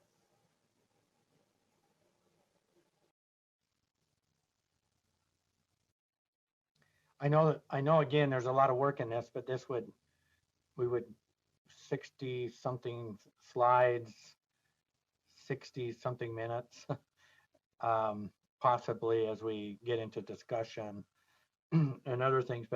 And this is again in response to, I mean, it's good work and it's good that we have, and we certainly can glean more of it out of this maybe in our future meetings pull pieces of this out. But I'm just looking at the clock and we still have quite a bit of work to do. So I don't want to shortchange you. No, if there aren't any other comments, I think I'd just like to make a summary statement and then make sure that Tiffany has time to comment if she'd like to. But I want to highlight 2 things. One is Board Member Cannon's comment about the important work of a strategic plan. Having been at the state board now for almost a decade, I can tell you that we did a lot of great work, but I always felt a little rudderless as an employee, just responding instead of being proactive and leading. And I feel like having a strategic plan, to Board Member Cannon's point, and then I am so proud to see that Board Member Lear is a convert to our strategic plan. Thank you, Board Member Lear, because I think you're spot on that as staff, it allows us to always have something to, not just to fall back to, but to lead out with, to say, our board believes early learning is important because, and therefore develop theories of action and strategies around that. Or our board believes in excellent teaching and leading because. So having these goals and the theory of action and strategies really does help us help legislators, local policymakers, looking at resources. All of those things can be tied back to this strategic plan. So it's not just a document that's nice to have. In my opinion, it's essential to have for the board so that we can lead out with high leverage goals and strategies that we know will make a difference for outcomes for students. So I am so appreciative of you as a board being willing to engage in this. And then just also a little postscript that 2022 is coming up quickly. And so our new board members and current board members will have an opportunity to revisit some of the numbers and the metrics that we've set for ourselves and revisit that a bit. And with that, I'll just see if Tiffany wants to add anything as we send this up to the Hill to the legislature. Tiffany? No, just thank you. And I'll just echo a couple of things that Superintendent Dixon mentioned. I mean, the strategic plan really, it's not just a document, it's what drives our work. And I just want to give a shout out to staff. As you look at the progress update, you'll see so much great activity and progress being made and progress upcoming. And staff really, deserve all the credit in the world for driving that progress and improvement. So yeah, thank you. Okay, I'm not seeing any other questions or comments. Board Member Earl, your hand's still up. Was that from before or? So I do see the opportunity. This is not going away, and I see opportunity for the new board members to comment and get very familiar with the strategic plan, the way that it's put together now with our goals and objectives. And so this isn't going away. So the data and everything in the slides are still going to be part of future conversations. So I apologize that we're not going to go through every single slide today, but because of the interest of time. So thank you. Let's just make sure this gets out.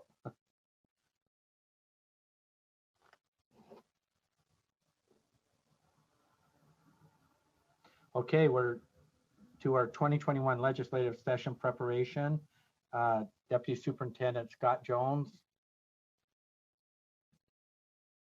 And board members, if I think we can endure the next couple items, and then I think as we go into executive session, we'll try to have a break, if that's okay.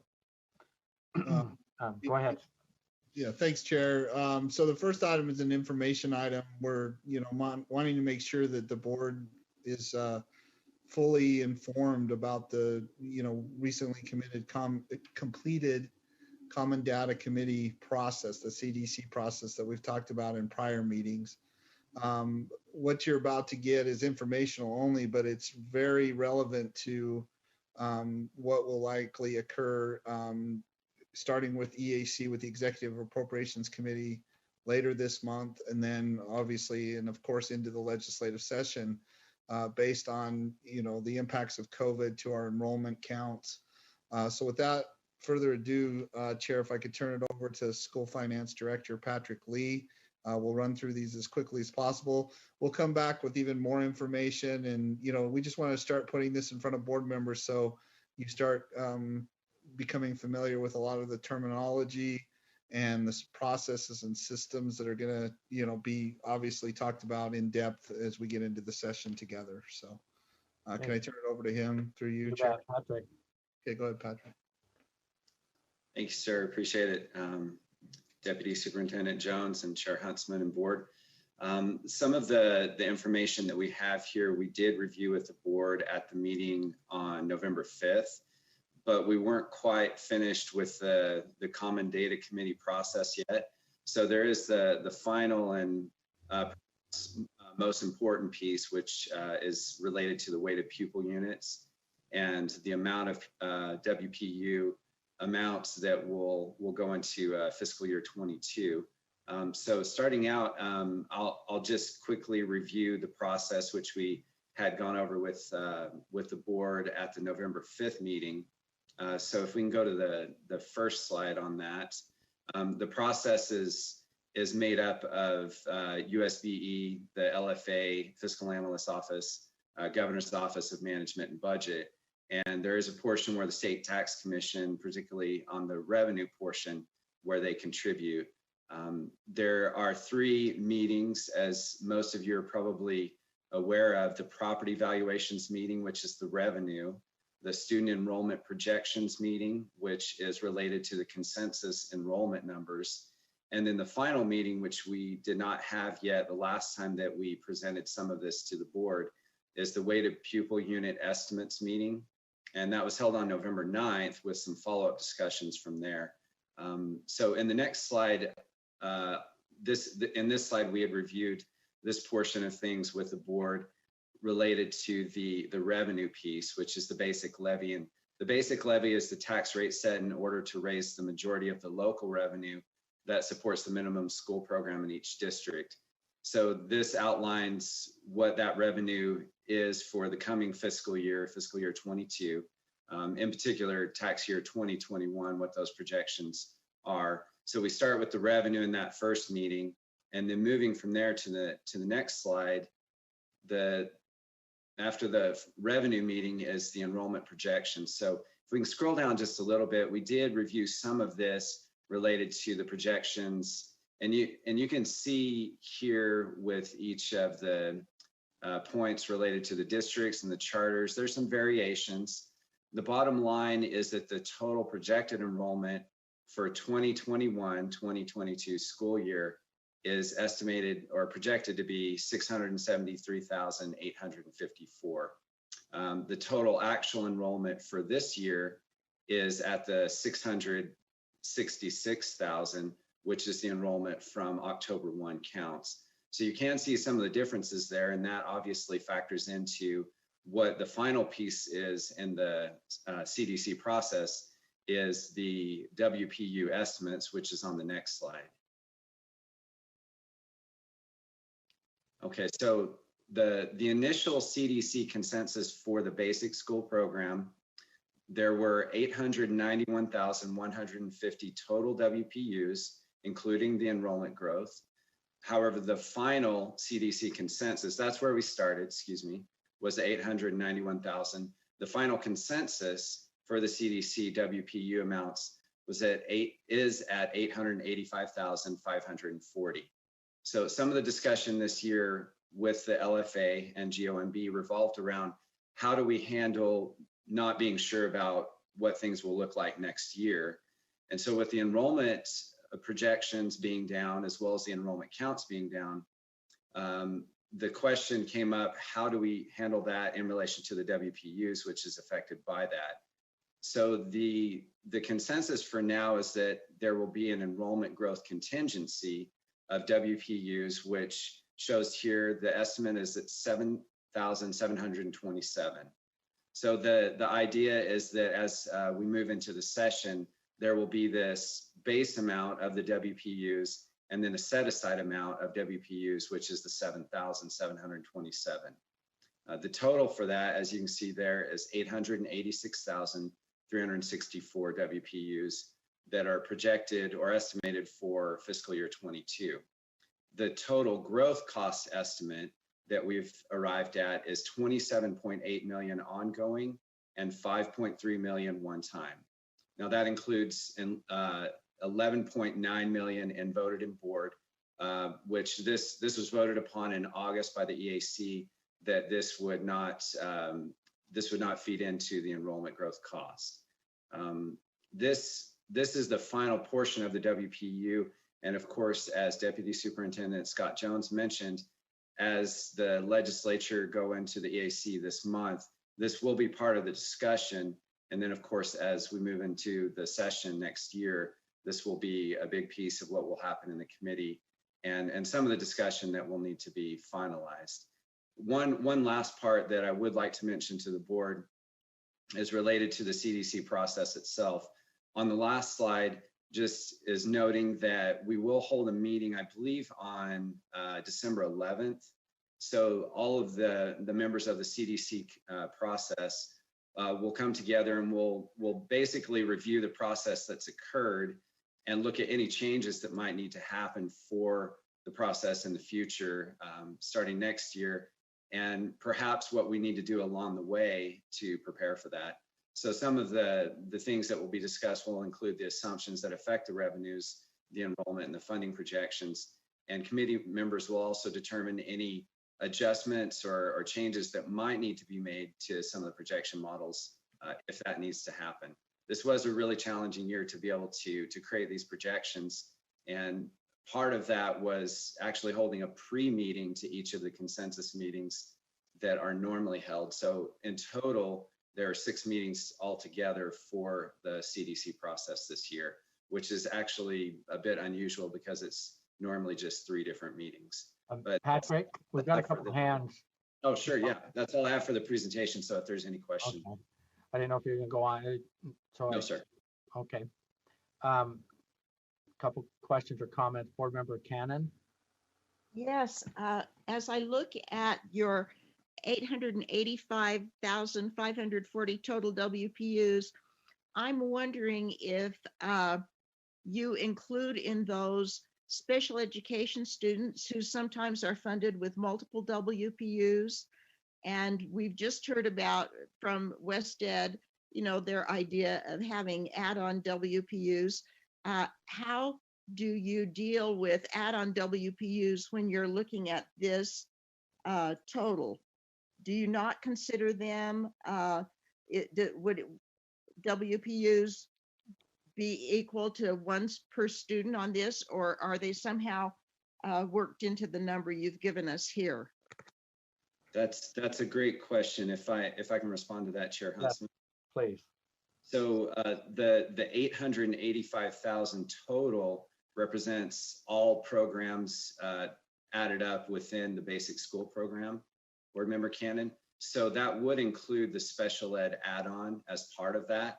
That is a piece that's broken out, of course, and the WPU amounts are estimated individually for that program, partially in relation to prior years, but that is part of the formula for that estimate. So it rolls up into that total number of WPU amounts of the 885,540. Chair, if I may, this is Scott. Yes, yeah, Scott. I appreciate Board Member Cannon's question, because the next step in this process with the board is to take this briefing and those numbers that we gave to you today and break those down in more detail in your January meeting. So there's this one more meeting that you have before the legislative session starts. So we'll be providing all the details, subject to this other meeting that's taking place on December 11th. We'll have a lot more information on revenue estimates and things like that for your January meeting. And we'll provide more granular level detail behind these WPU numbers and what programs and categoricals, how it's arrayed. So we appreciate that question. If that's helpful to Board Member Cannon and the board, sir. You have a follow-up, Board Member Cannon? No, I appreciate knowing the answer to the question. Thank you. Thank you. Board Member Lear? Yes, Patrick, and this is kind of a subjective question for a numbers guy, but I'm looking at this bullet that says enrollment growth contingency and then total growth cost estimate. I remember one of the provisions of Amendment G was that the growth we would be given, the board would be given how do I say this? Growth won't be broken out. If I'm remembering correctly. You can just say, nope, that wasn't there, or didn't make it to the final 3 or whatever. But I recall, and so I'm sort of troubled. I'm wondering if you feel okay about, they're not going to break it out, but we're going to break it out anyway. I feel like it's maybe sort of a violation of the spirit of Amendment G. What do you think about that? Scott, Deputy Superintendent Jones? Is that too uncomfortable? No. Scott? Well, so, I think maybe we can answer that. It's not uncomfortable. I'm not sure I understand your question though. You're asking if, because, with HB 357 and, Angie can give the policies perspective on here, growth is an integral part of that. It's almost a requirement now. So I'm not sure I understand. Are you, Here, let me try one more time, and I won't belabor this because it's a philosophical question, but I understood that Amendment G would promised the board not to break out growth. They just fund all students, not treat it like we gave you something special because we are now funding all students. And so I feel like in continuing to break out growth, instead of just saying we're giving you whatever 885, 540 plus 7727 is, we're giving you that many WPUs, and we might have to adjust that based on changes in enrollment. I feel like they're still breaking it out and pretending like they're giving us some special gift. Do you feel like the committee felt that way, or do you feel like it was a fair discussion? Though I thought that was, we wouldn't have to beg for growth, which is just funding all the students that are there. Right. Yeah. Okay. So that helps a lot. I think we'll be able to drill down further next month on this. But no, basically though, the formulas still require us to be able to differentiate, with the counts and come to terms with the WPU distribution, right? And how much we project for growth in order to formulate just how much funding is going to be necessary to provide across the whole MSP, the minimum school program. So no, I don't, I see, I really believe I see your point in the sense that, we're breaking it out like this, but then, what the intent of 357 was. So, when we get final, when we follow the process of Amendment G and 357, I don't think you'll see the breaking out of it like we're doing here, but since it's a new year and a new concept, I guess for Amendment G, we felt like we had to do that. I hope that makes sense. There wasn't anything, the committee didn't do anything nefarious or, in order to do that. We just simply had to come up with the calculations, in order to ensure that there was that distinguished, those distinguished amounts between the, with based on the enrollment counts we got. And one thing that's really important, Board Member Lear, is that in the name of transparency and through the CDC process, it's important for us to know what that growth is. We're just not asking for growth. They need to know what the growth thing is too. So we get to know in advance, because of this process, of how much of the pie is going towards the growth piece. And then of course we talk about the WPU. So the benefit of Amendment G and House Bill 357 isn't ready to come into effect quite yet, the way that I'm seeing the process, but we want to see the process to have those assurances in place that growth is covered. And then we can say, yeah, Amendment G and House Bill 357 says X, and so that's where X is. So but I appreciate your comments too on my a brief follow-up, Chair, and I'll just say I've made it really clear that I loathe Amendment G, but given the unusual nature of this year, I'm at least willing, before I'm completely cynical, that I'll at least see how this develops and goes forward, and hope that those promises come to fruition, which I would think eventually there is no need to break out growth, perhaps in a planning way, but not in terms of differentiating the funds. So I just appreciate Scott's candor, and I appreciate that you felt good about discussing it, and you felt good about their intentions. We, if I may, Chair, just real quick, ultimately we have to fund growth, and we need to have an amount to put into the base budget bill. So, there is this calculation aspect to it as well, but you know, I think I understand your question, but there was nothing, you know, done, you know, behind the scenes or anything. I mean, we'll hit the intent of 357 and growth will be funded. So. Thank you. Yes, ma'am. Okay, not seeing their hands up. Okay, that concludes the information part. May we segue into the action part and turn it over to Dale Frost, sir, real quick? For the ready to take the action piece. Yeah, Dale, are you on? I'm here. I finally made it in. Okay. Go ahead. Chair, if I may, and Angie, can I share my screen? Am I able to do that now? Yes, you can. I stopped sharing. Okay, great. Thank you. I'm bringing up, so in your board backups, the main document I want us to look at is this Excel file called the 2021 General Legislative Session Budget Tracker. Can you see that document now on your screens? Yep. Yes. Okay, great. So if you recall from last month, the board prioritized two critical budget items, and that's a 4% increase in the WPU and enrollment growth. And segueing or piggybacking on the discussion we just had, you know, a good portion of those should be covered by House Bill 357, and we're watching that closely, and they are still placeholder amounts on what we think those will cost, and that should be finalized for the executive, the EAC this month.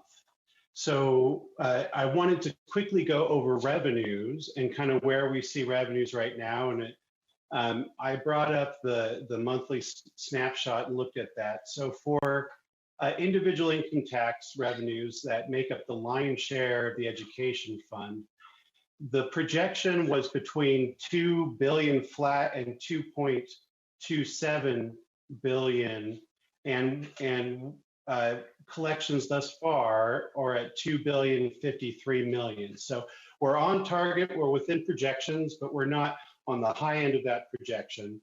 And what the joint publication between GOMB and LFA said was, overall, as with sales tax, there's considerable uncertainty about how income taxes will perform in the coming months, although current indications are positive.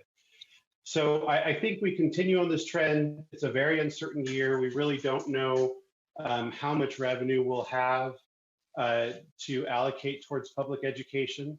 And that's, you know, the uncertainty we have to work with. I think it would be wise to, assume that it's going to be more limited than in prior years, but luckily the economy is still relatively strong considering everything we've gone through during the pandemic, and we'll remain hopeful. But I just wanted to kind of give you a revenue picture to the extent that we can. By next board meeting, we will have had the EAC meeting where they will adopt the December revenues. And as you remember, those revenues will be revised again in February. So the main part of this discussion I wanted to bring up, I've already talked about the 167 million.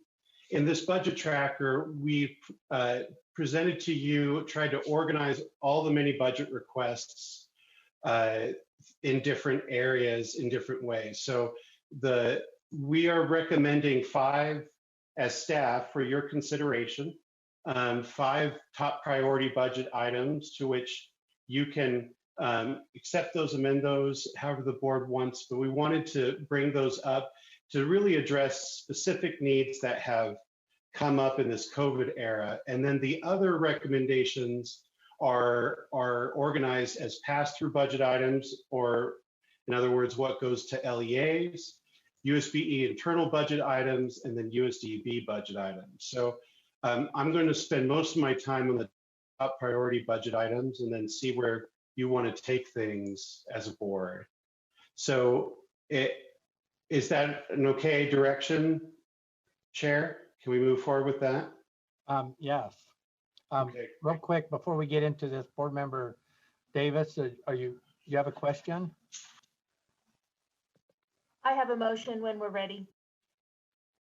Okay. So did you want to get to your what you're having into your recommendations? Or so what if if I can go over those 5 that are recommended by staff for your consideration, and then I can answer any specific questions about the other business cases. And I do want to reiterate again, this is an iterative process, and we'll have other chances to look at this, but wanted to go through those very briefly. So the first one here, and let me see if I don't want to make it too small so that you guys can see that. This first recommended, so we have this category that we're calling other top priority budget items. And so these are our top priorities other than the 2 clear critical budget items that we've already discussed. So the early grades professional learning is requesting that House Bill 114 from last year be funded with some streamlining and really providing professional learning strategies in those early grades to improve instruction and meet the needs, especially due to learning gaps due to COVID. The second here is to continue the request for OEK. Last year, we received 10 million that went into the base. So to get to that 40% of all students more or less needing interventions according to the KEEP assessments, our estimate is 8.692 million. And those are the 2 principal ongoing requests that are recommended for your consideration into this category. The other 3 are primarily one-time items. The clear message we've gotten from both the legislature and the governor is that if there's going to be revenues available to allocate above, these basic needs, they're likely going to be one-time items. And so we really discussed what are the top needs that can be addressed with one-time funds. And the first has to do with broadband access. So there's a program that we've rolled out with partners using coronavirus relief funds. It's a competitive grant program for LEAs to help students address the digital divide and broadband access. But that is only for this year. And so the third request would be a one-time request of $5 million to USBE to continue that program, and 350,000 of staffing that actually would be through the state library because they have the staffing and the program already installed over there, and as well as some seed money for libraries to continue to provide access to students to broadband. We can go into more details if you need, but the business cases for all of these are in the backups. And the final 2 are really about targeted populations of students that need our help due to COVID. As we know, students who are at risk of academic failure, students in poverty, high mobility students, ELL, limited English proficiency students, homeless and chronically absent students, those are the students that have really been impacted by the COVID-19 pandemic. And this request here would be for an infusion of funds, one time, targeted towards those students to be addressed at the local level and for local priorities, but to really address the needs of those students who are at risk. And the final one would be a reimbursement program to pay for paraprofessionals, tutors, and other things to really engage those students who have gone dark, who have not in this COVID era need additional help, need people to reach out to them, provide them technical support, whatever is needed. And this would be a one-time funding source to fund LEA efforts to really get to those students and get them progressing academically. I could answer more questions. I know we have a lot of staff on the phone who could answer those types of questions, but wanted to kind of give you an overview of those top 5 that we wanted to recommend that you consider, and then move forward in whichever way you as a board see fit. So I'll pass it back to you. Thank you, Del. But once we get into motions, not sure what order anything will go. So we'll do our best to navigate this and be able to track motions from board members. Board Member Davis? Are you wanting to speak to this particular item, or do you have something Yeah. outside of this? Or I have a priority motion. Are you ready for that at this point, or do you I want? think well, I don't know how to sort. I don't know what everyone else is wanting to do through here, but we are in the business of making motions under this actionable item, and so I guess we need to get started. So yes, you have a written motion or one that's you've already submitted, or is this? Yeah. Okay. Yes, thank you. I move that we add the following on the list of funding priorities. $12 million for a 3-year intensive services pilot program as funding priority number 3, and $6 million ongoing for the MOST program as funding priority 5, and moving early grades professional learning to priority 8. Okay. Does staff have this motion? Or is this one that you have? They should have it. I sent it to I think Dale has it. But I Sure. Yes. the move for number 8. Chair, I do, I do have that. So let me share the screen with the Member Davis's motion. Let me see, I have to stop sharing. We have that motion. Well, that's coming up. Do we have a second? I'll second that. This Board Member Marsh. Okay, we have a motion and a second. You want to speak to that motion while this is coming up? Sure.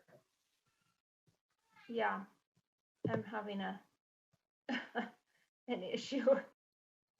Are you able to see the screen with the motions? Yeah, I am. Okay, great. So I will have to follow along. So it was a 12 million for, and that would be priority 3, correct, Member Davis? Correct.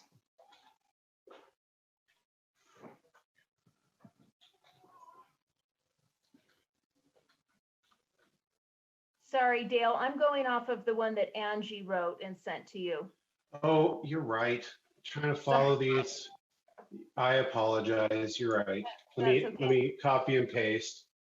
And Dale, can I just remind you that I sent you a link to a shared doc that has the language there, although I didn't have the third part of that motion, but I can add it there. If you want to go into the shared doc, I can help you draft these motions. Oh, that would be great, because this is then you could your focus on the expertise. tracker. Okay, that would be great. So maybe if you want to share that and I can follow along with the tracker, and would that work, Angie? Yes. Do you want to disengage then for a moment and have me share my screen? Yes, please. Okay.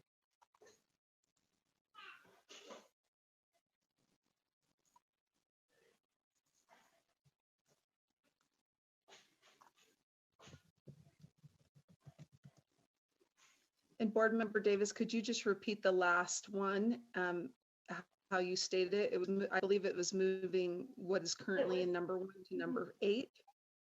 Moving number 1 to number 8, and I can give you the names of those. That would be early grades professional learning.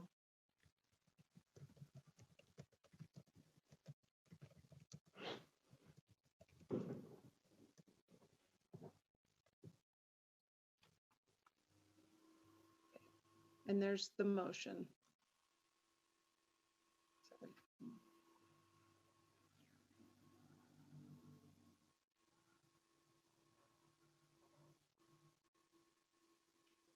And I can speak to those. Okay, please do while these are being put together. Okay, sure. I feel like, especially with the amendment of passing Amendment G, if we're going to use funds that were traditionally earmarked for education for people with disabilities, it should start with students with disabilities. And our special education programs are typically underfunded. Every single GASB meeting that I go to with NASB, when they ask, what are your needs? Every single time, the board members from other states are saying we need additional special education funding because it's just not there. We have requirements, but we don't have resources to meet the requirements and the needs of the students. So I feel like it's timely, and we should really act following Amendment G. And we've also, I studied intensive services ad nauseum this last year. Last year, we had $39 million worth of reimbursement requests for students with intensive service needs. After fine-tooth combing those for compliance issues, our wonderful staff cut that down to $12 million of valid requests. And we had all of that for like, $1 million in federal funding and $2 million in state funding. And it just isn't enough, and it's not right. And these are our most vulnerable students.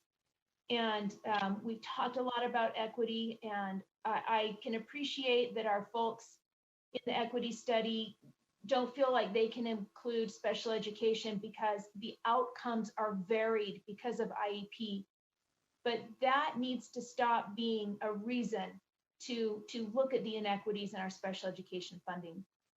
So I also think people are trying to stockpile special education money. In fact, I know out of the people that I contacted, because they feel like as funding fluctuates, their mandates and their laws and their responsibilities on IEPs don't go down. And you can't say to a family, well, we have lower funding this year, so we can't meet the needs on your IEP. So we really have to tackle this and look at it hard. I know a team has been meeting, and they suggested looking at this as a 3-year intensive service pilot program along with input from the LFA. And they, the original ask in the business case was an 8.2, I think, million, which is only status quo, and that doesn't move the needle. This at least adds, it's a drop in the bucket, but $1 more million per year as we try to figure out how to eat this elephant. On to number 2, as far as the MOST program, I know that each of you were sent by Cami Dupree, our awesome program director, input from lots of LEAs, principals, teachers, students. We've heard from them all across the state.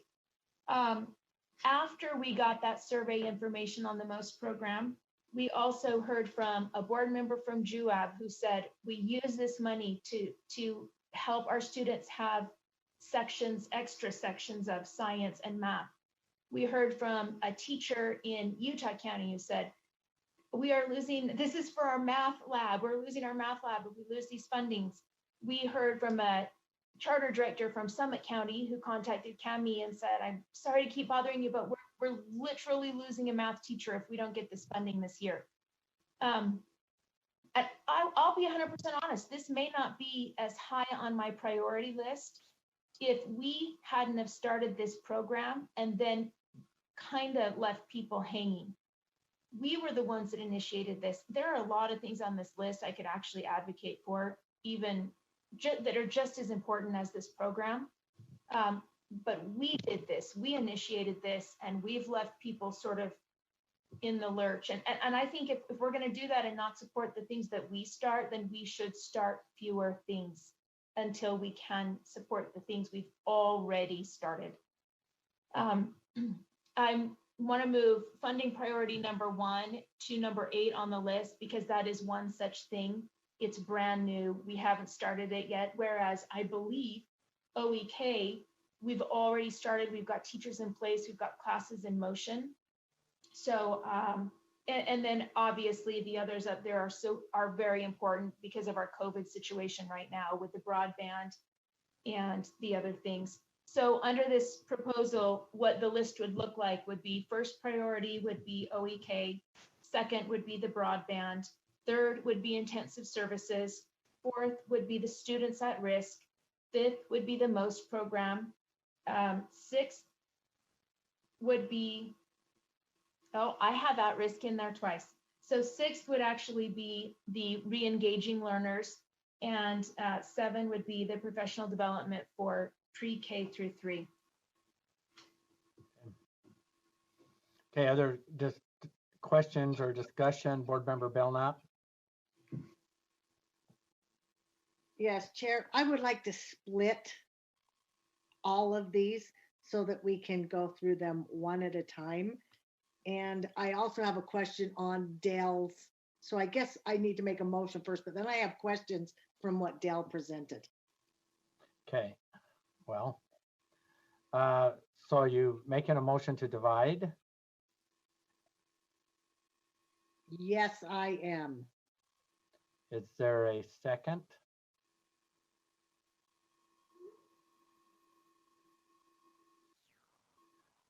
I'll second it. Discussion to the motion. I still have other hands up, so I'm like, okay, Board Member Earl, motion to divide. Are you discussing that?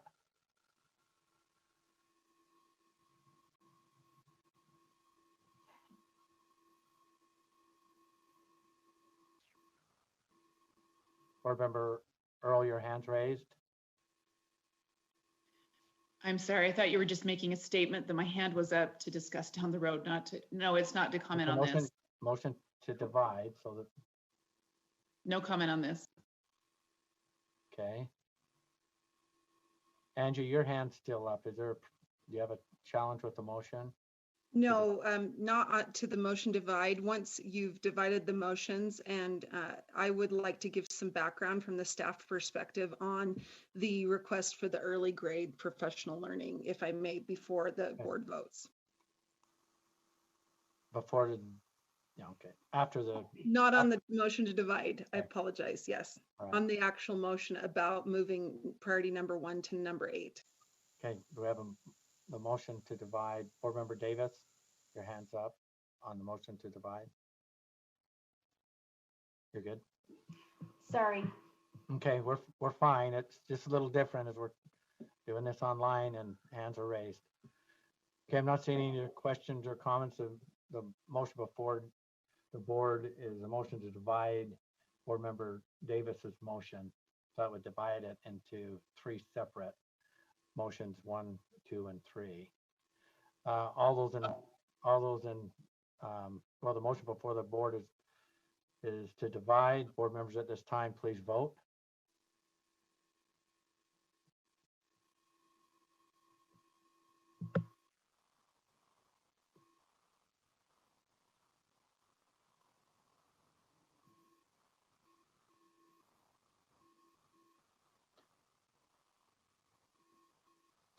Voting is complete and the motion passes unanimously. So we'll take these one at a time.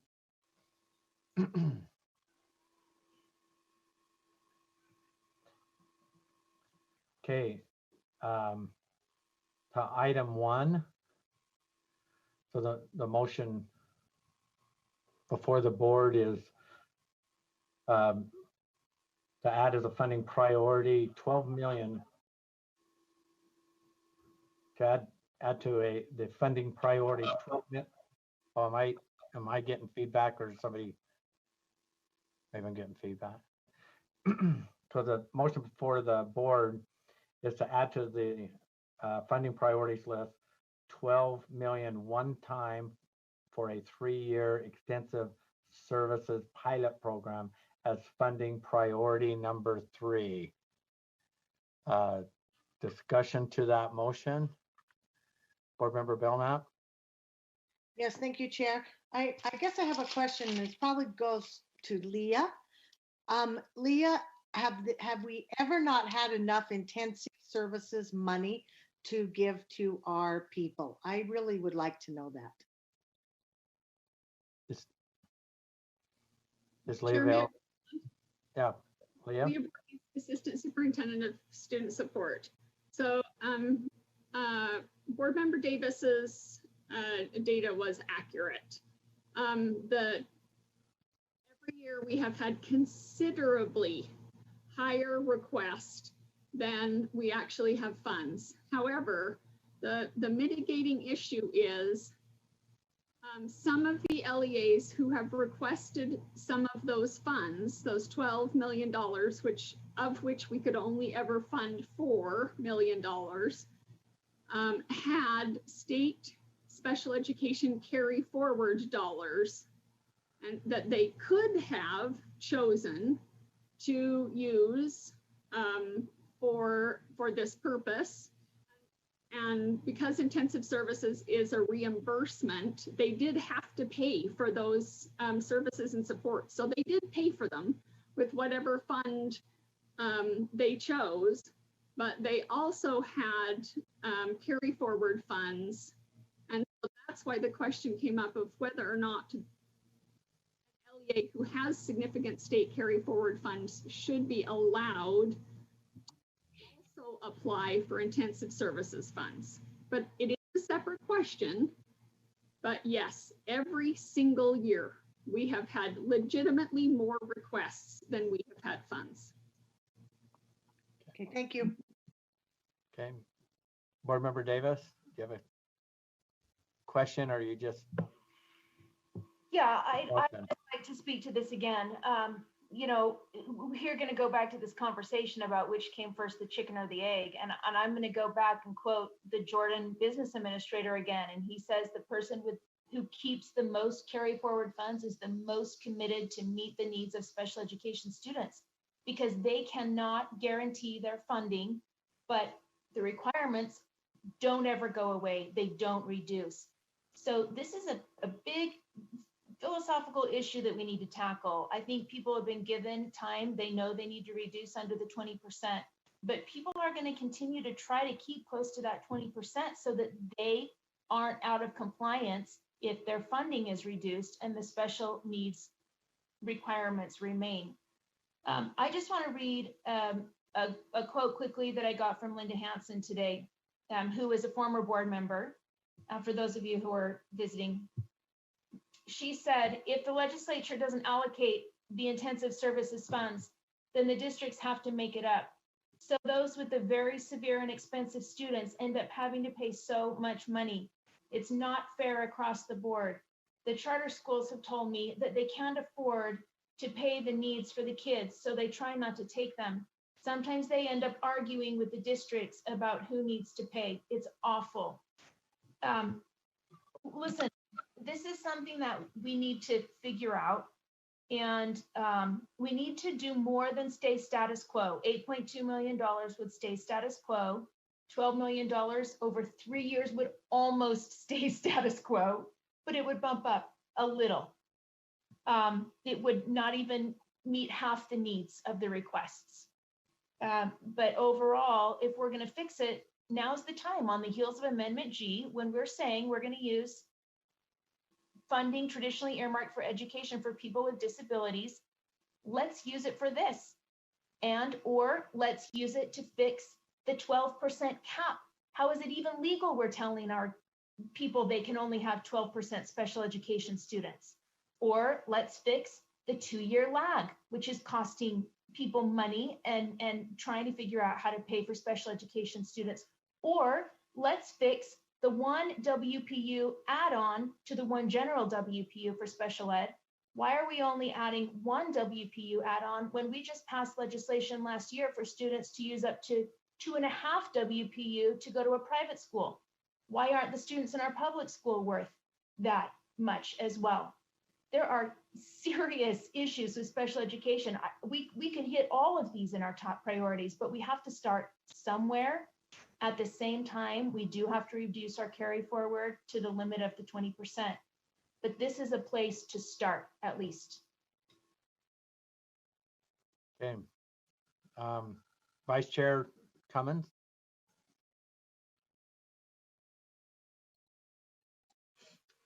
Yeah, just a quick question.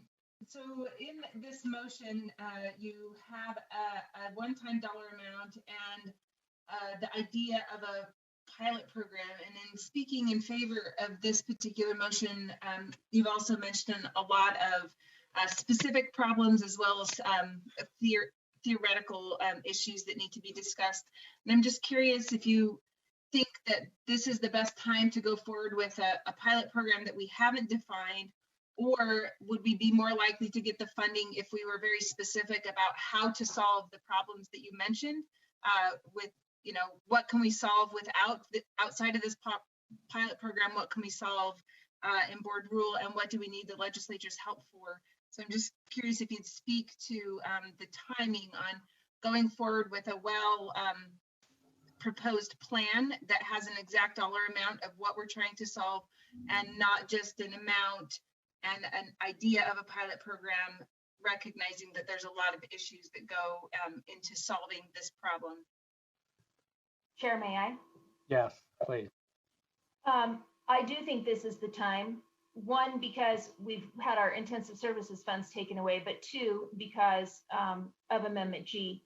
But the reason that I would rather have a very specific plan and ask for 5 million right now of ongoing funding every year. But the LFA suggested the 3-year pilot program. And then a committee of people who were working with Dale Frost met and agreed that might be a wise thing to do, to try to figure out how to more equitably distribute these limited intensive services funds. I think we should ask for 12 million and fund all of these requests, because these are already costs that have been incurred. But I am realistic, and I know that we need to work in steps, and we probably need to listen to the LFA. So this is why I'm going ahead with this motion at this time. Okay. Chair, may I also add one thing to Yes. Vice Chair Cummins' question? For board members, you'll see the intensive services pilot program is actually the first item in the pass-through budget items list on the tracker. And yeah, I have worked as co-chair with Lindsay Cunningham from the special ed office.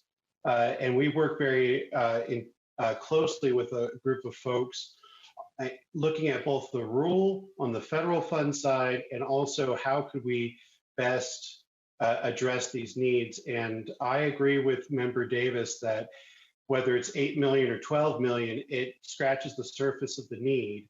And trying to be, realistic, about where we think we can land, both of those would be well utilized. And the pilot program, if you look at the business case, there's specific objectives that we want to get out of that. We won't be able to address all of the concerns that Member Davis brought up, but we will be able to learn a lot about the issues related to finance and special education. So it is a good place to start with this issue.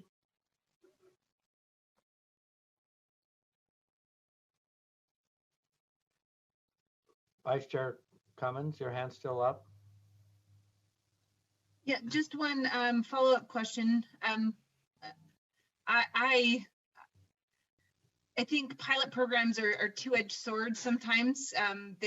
We have the opportunity to really learn things, but if the pilot program is not funded into the future, we've created some financial dependencies that then we can't continue forward with. Do you mind, in your conversations as you bring this forward, was there any discussion on that potential issue after the pilot program ends of not having funding available for things that you felt were very effective or were helpful during the pilot process? Chair, if I may. Yes, please. Vice Chair Cummins, absolutely agree that pilot programs can be a two-edged sword. No one is disputing the need, but the actual structure of the program on how it was funded beforehand had a number of significant equity issues. We surveyed LEAs across the state. I think we got 60 LEAs to respond to try to ascertain the number of high-cost kids throughout. You are correct that there is a danger in getting one-time funds and then no funds, 3 years from now.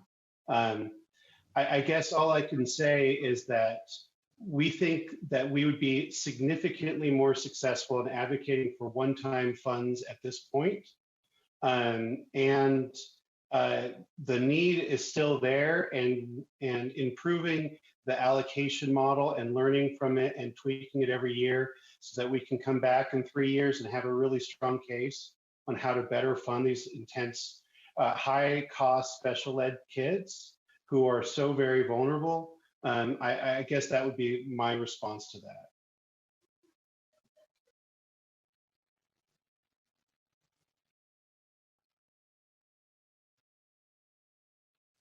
Okay, I'm not seeing any other hands. Board member Belknap. Oh, yeah, board member Belknap, yours was up before. Sorry, Kat. Chair, I put my hand down, but Janet asked a question about who was the LFA that was taught, who suggested this 3-year pilot, and number 2 was Leah. For my question, was Leah involved in these discussions and in helping with this process? I can answer the first part of that question. So Lindsay Cunningham and I have been tasked by Leah, and she's been very involved, and I know that she's been working closely with Leah, but I'd have Leah answer that part. But specifically, these were ideas that were to try to address some of the fundamental concerns of the previous program that was eliminated. And that was Ben Leishman and Emily Willis from LFA when we met with them. Do you have a follow-up? I do. And when you said you met with them, who else met with the LFAs and you, Del? Patrick Lee and Lindsay Cunningham, myself. I don't remember if there was anybody else. I know that Scott wanted to be there, but wasn't there at that meeting, but he's been very involved in these discussions too. Thank you.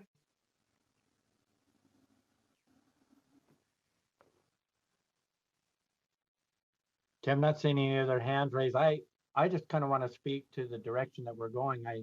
I think the dialogue is really great on all of these items. One of the challenges that I'm having as a board member is I'm constantly reminded that we have a pandemic out there and with COVID and how it's affecting schools. And I'm also concerned about limited funding.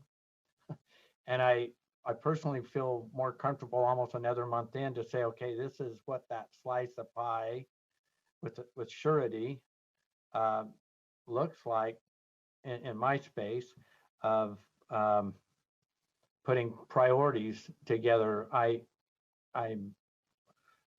been really close to the LEAs that I work with, and right now their lifeline is all about the WPU right now, and I'm really leery of putting a big shopping list together. And I also know that as these meetings evolve and that it'll be fine-tuned as we get into the legislative session. So I have a few concerns, but I don't have concerns over any betterment to public education. It's all about priorities and how much money we have, and managing expectations of all of our LEAs. Board Member Earl, your hand is raised. Yeah, it's maybe a little bit along the same lines. I do think we need to, special education should be one of our priorities, but if we're going to be doing this today, then we should be putting something forward that says these are priorities, whether or not these change down the road. From the LEAs I've talked to, from the schools I've talked to, the number one concern, and it kind of speaks, Chairman Huntsman, to what you're talking about, is they're saying, I need reduced class sizes and more support that way, because I can get to my kids, but there's so many that if I had a smaller class size, that's the priority I'm hearing from them. They're dealing with a lot and trying to reach all their students. That would be a priority I would be looking at. And I'm not even sure I see that on here anywhere, but giving them the WPU, whatever, so that districts can do what they need to do. Okay. Board Member Lear.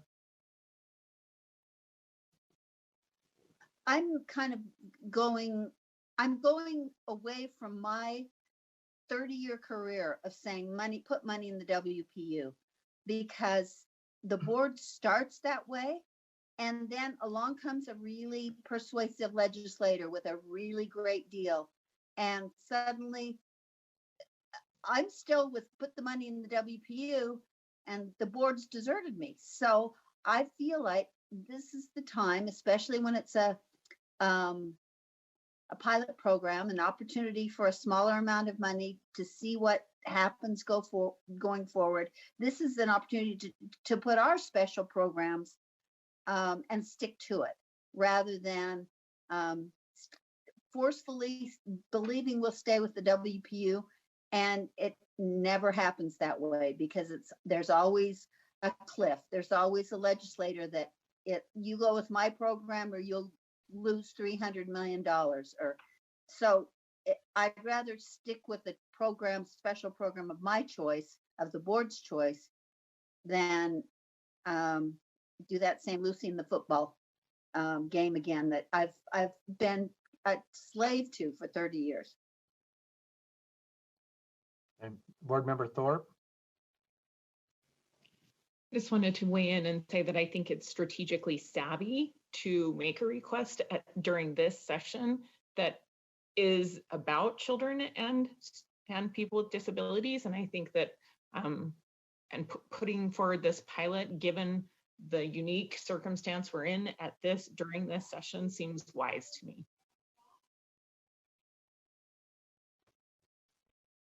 Okay. Board Member Lear, your hand's still up. Board Member Davis, your hand's up. Okay. Yes, I'd like to reprioritize. I may need to amend my motion, and now that we've divided the question, you'll have to guide me as to how to do that. So if you would like, we have one on the table, so you can take away or add to the motion. So right now you see the motion's red, and that is to add to the funding priorities 12 million one time for a 3-year extensive service pilot program as funding priority number 3. So if you want to add something or take away, or if you want to change a priority, that would be a change. So you're welcome to amend the motion. And that's faster. Are you wanting to change your priority? Is that what I There, don't get frustrated with me, because 3 is going to stay 3, but I do want people to know that I'm going to amend the others for 1 to stay 1, early grade professional development. I'm getting a lot of feedback that needs to stay 1. 2, I'm going to propose OEK. 3 would stay 3, intensive services. 4, broadband. 5, student service. 6, engaged learners, and then 7, the most. Your motion, well, because of how we started, we only have one motion on the table. And that's fine. I just want to give that heads up to folks that consider this one. Okay, so what's on the motion before the board is, as I stated, this is priority number 3. Okay, I'm not seeing any further hands up, so I'll state the motion and then we'll vote. The motion before the board is that the board add to the funding priorities 12 million one time for a 3-year extensive service pilot program as funding priority number 3. Board members at this time, please vote.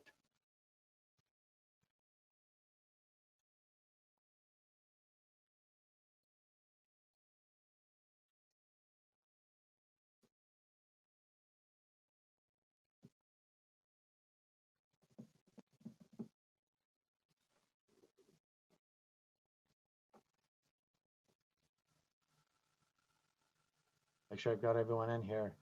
The voting is complete. The motion passes. The no vote, but not unanimously. The no votes are Board Member Earl.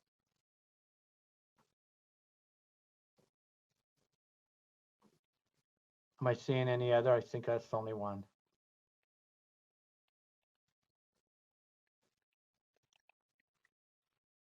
Okay, do you have that, Lorraine? I need to know, is anyone absent? Is Member Nielsen still on? Oh, I'm here, Lorraine. Oh, okay. I was just sorry. I just wasn't seeing your name on the list.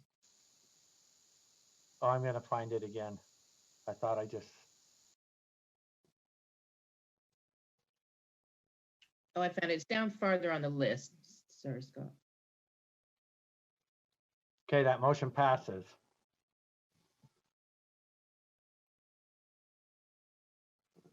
Okay.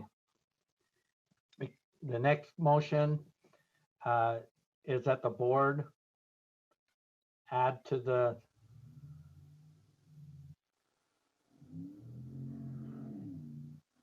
under the second part after the divide, 6 million ongoing for the most program as funding priority number 5.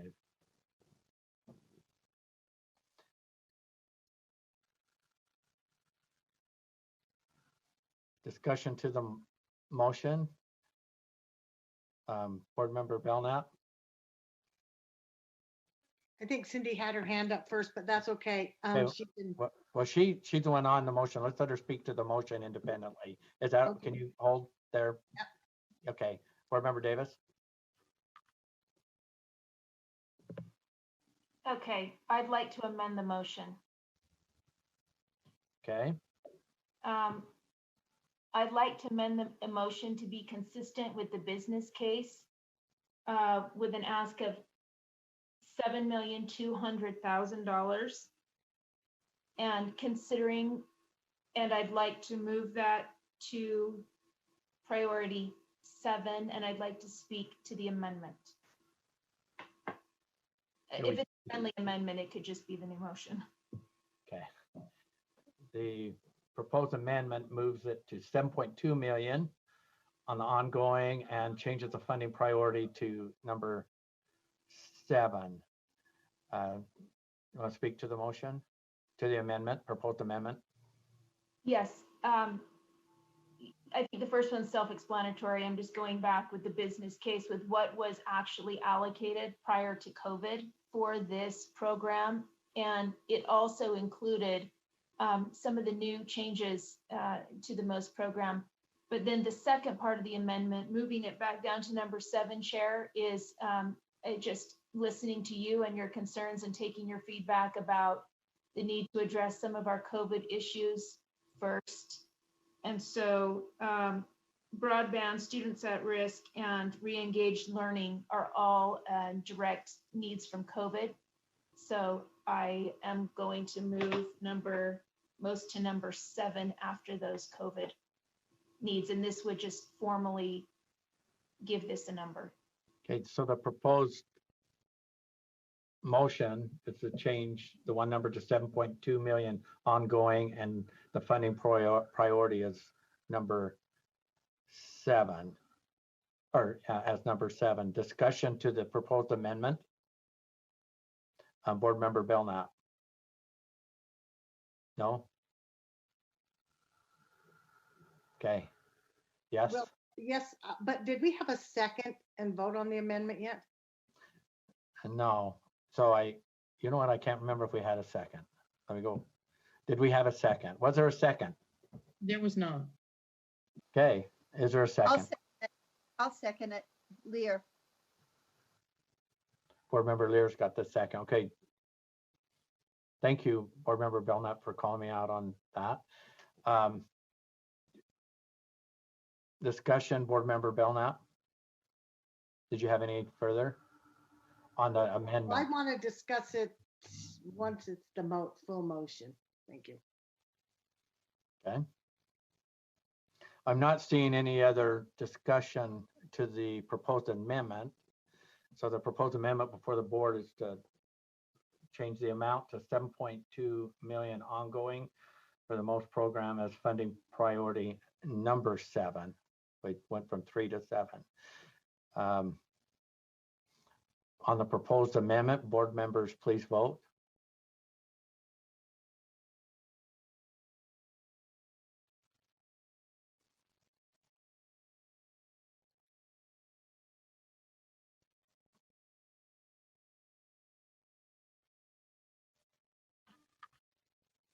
Okay, the motion passes. I believe 1, 2, 3, 4, 5, 6, 7, 8, 9. Okay, the motion passes. Yes votes for the motion is Member Hanson, Member Thorpe, Member Gravitt, Vice Chair Cummins, Member Lear, Member Cannon, Member Davis, Member Newell, Member Haynes, Member Marsh. The no votes is Member Bolter,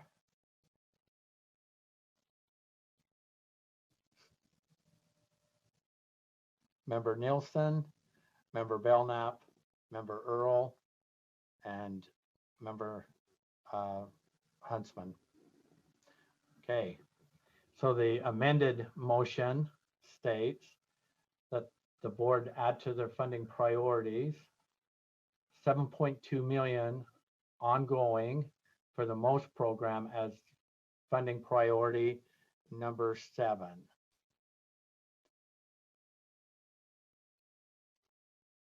Discussion to the motion, Vice Chair Cummins. Yeah, I'm opposed to this motion. The reason being is I dream of a day when we have a more simplified budget where we don't fund or create very, very specific programs that not only require budgeting complications, but also with reporting complications. This is money for teacher hires, and if we focus this money into the WPU, then LEAs have the freedom and the ability to hire and to pay as they see fit. And I just struggle as we pull apart the flexibility of LEAs to create solutions to their problems when we just kind of pull apart the whole funding into less flexible, smaller pieces of the pie. And so I'm not in favor of this moving forward. Member Davis?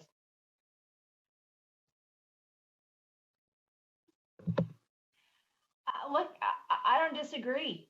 So let's not start stuff then. But we started this and a lot of people are left hanging and they're using that last bit of carry forward that they didn't use in spring to get through fall.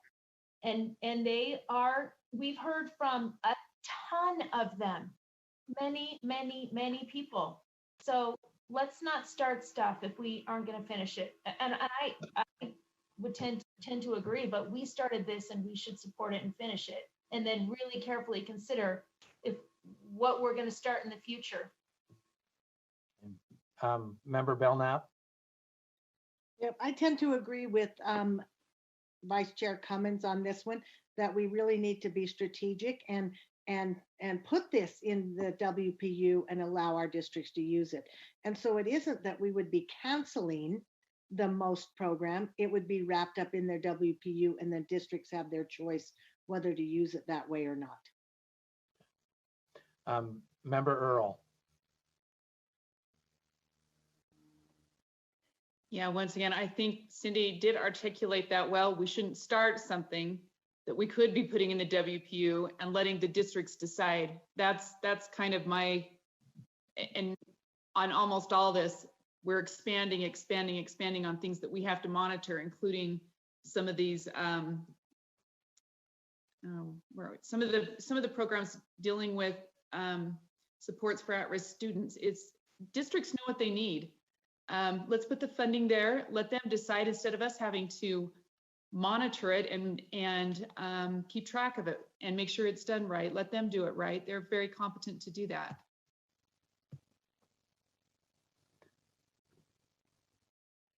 Member Davis, your hand's still up. I'll just say, sometimes you can achieve goals with a state driven initiative. I think this one was a good one because what I have heard from people is this is one of their favorite that's ever come out of our office. Again, I think we need to support what we started and then just carefully figure out what we're going to start in the future. Okay, I'm not seeing any other hands up. The motion before the board is,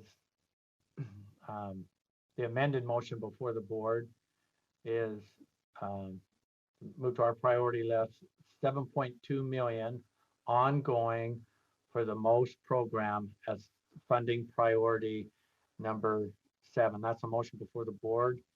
Board members, please vote.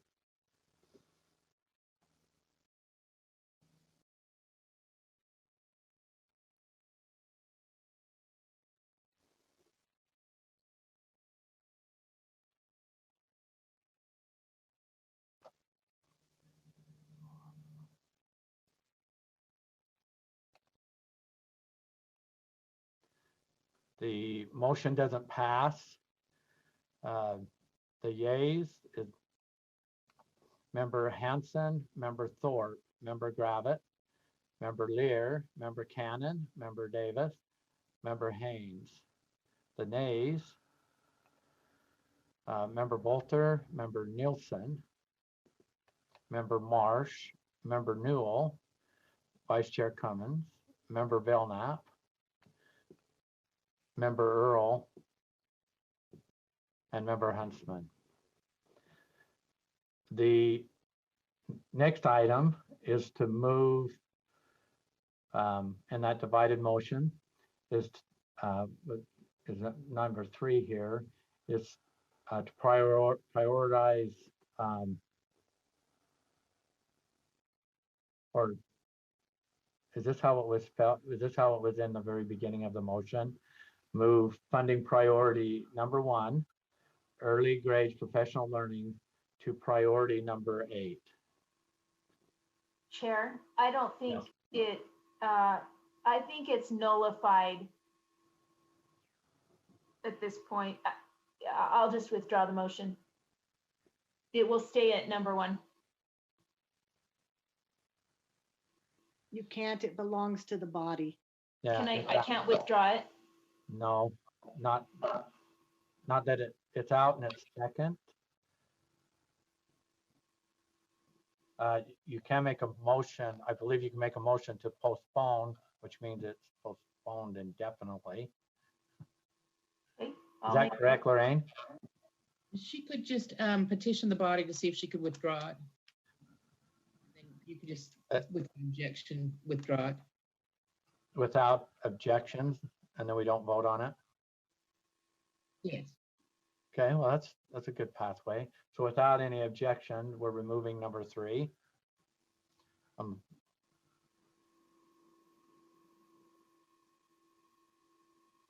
Not seeing anybody objecting. Okay, so we're gonna please, I guess we're gonna continue.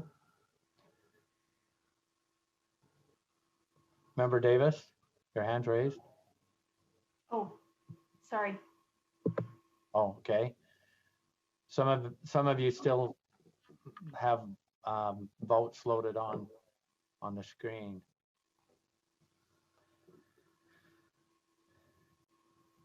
Okay. Any other input or motion from the board?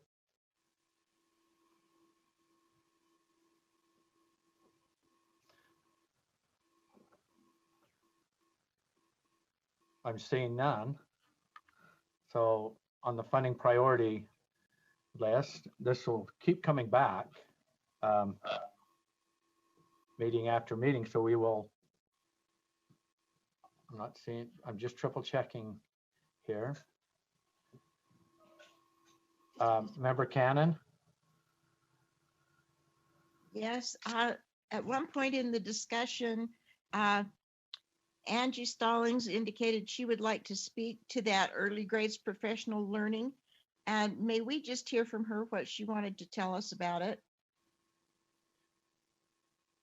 Okay, it's a fair request. Deputy Superintendent Stallings. Thank you, Board Member Cannon. And now that the Board Member Davis withdrew her motion, it was just to give some background and context as to why staff had prioritized the early grades professional learning $5 million ask as number one. Now that it has been withdrawn, I don't want to take the board members' time, but if you did want to hear the reason why, I would defer to Jennifer Thronson, who has some data about how our early learners, those in our K-3 grades, have been impacted most by COVID learning loss, and how staff have identified a need to provide professional learning to those early grade instructors to be able to support students who've had some learning loss issues. So could she send that information to the board? And Chair Huntsman, if I may, I think that Assistant Superintendent Nelson addressed this a little bit when he was talking about assessment. He did share those data points. Okay. Thank you. Board Member Davis, your hand's raised.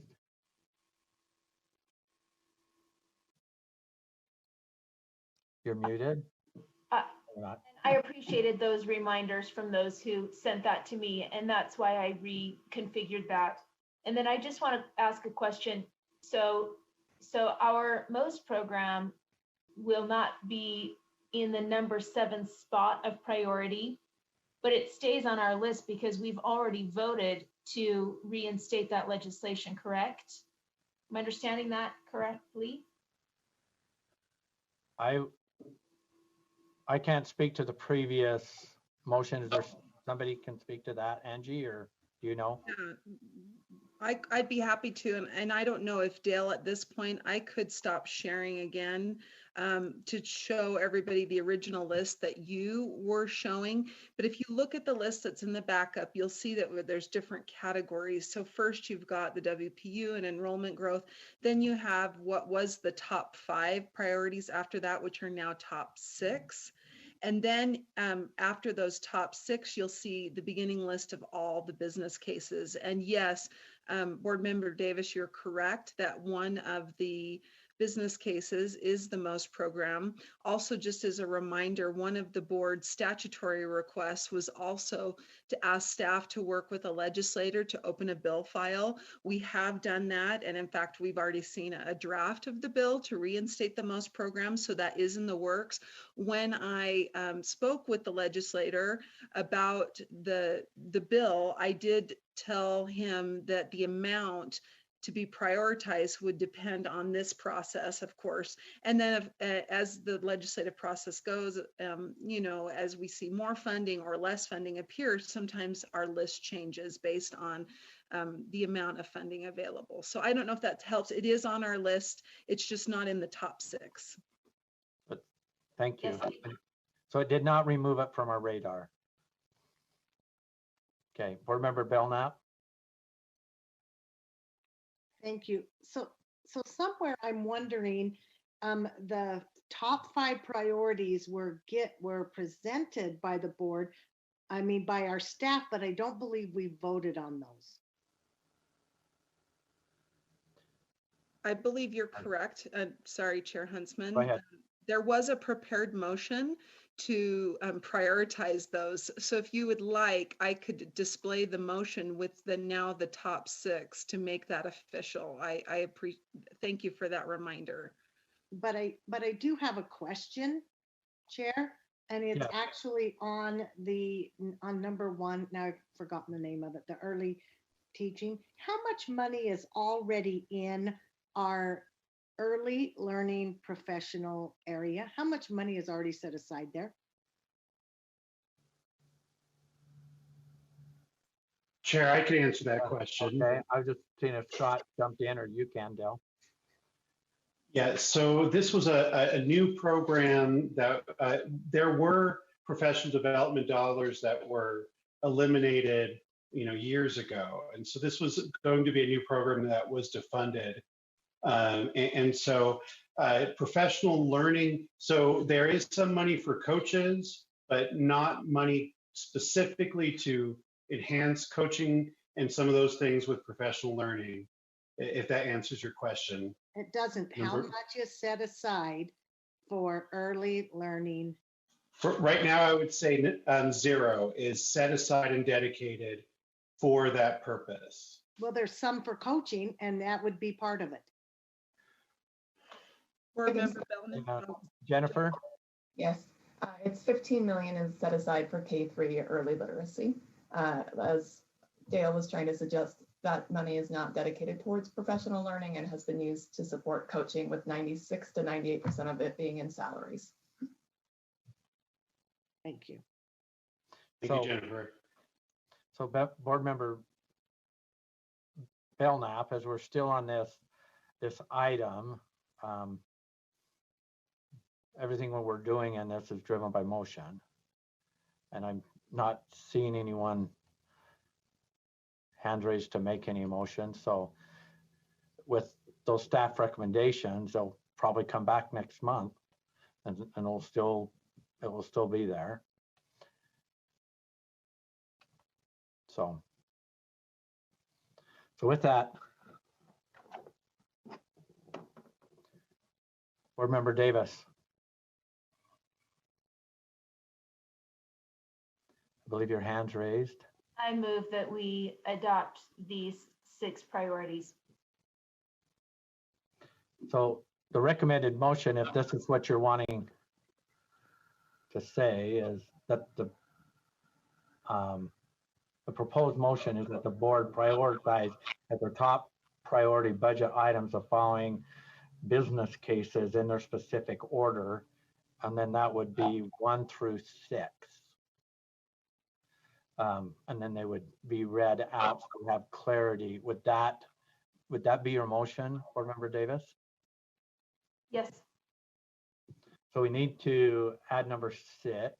Oh, there it is right there. I've got my screen split again and I haven't lost anything. So, Board so Member Cannon. is there a second? Board Member Cannon. Okay, we have a motion and a second.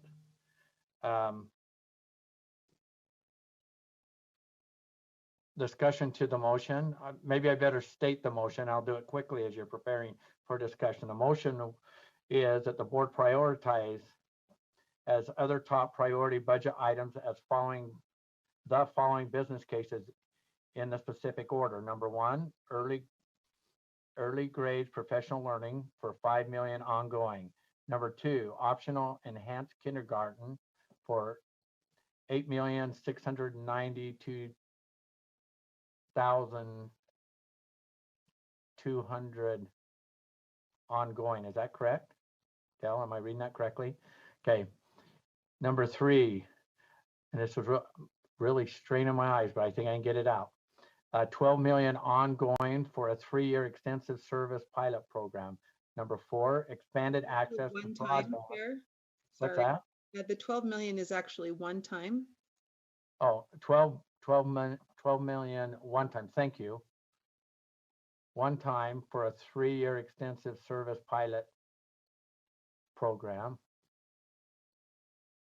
Number 4, expanded access to broadband for 5 million one time and 350,000 ongoing. Number 5, supports for students at risk for 10 million one time. And number 6, re-engaging learners who are disconnected for 5 million one time. Is that correct, Dale, according to, or Angie, according to the motion? Yes, that is correct. Yes. Sir. Okay. That is the motion before the board. Board Member Davis, you want to speak to the motion? Or speak more to the motion? No, I want to go for it. Okay, all right. Discussion to the motion.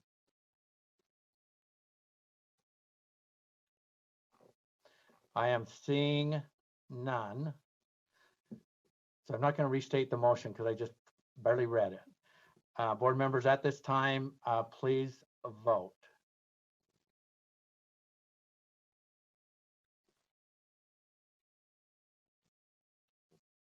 Can't find my cue here.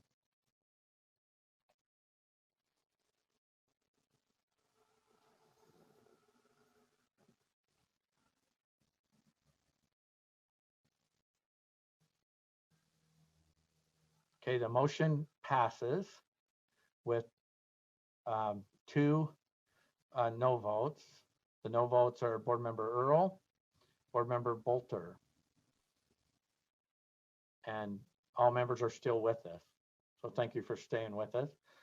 Any questions, Lorraine? No, I got it. Okay, motion passes. Thank you.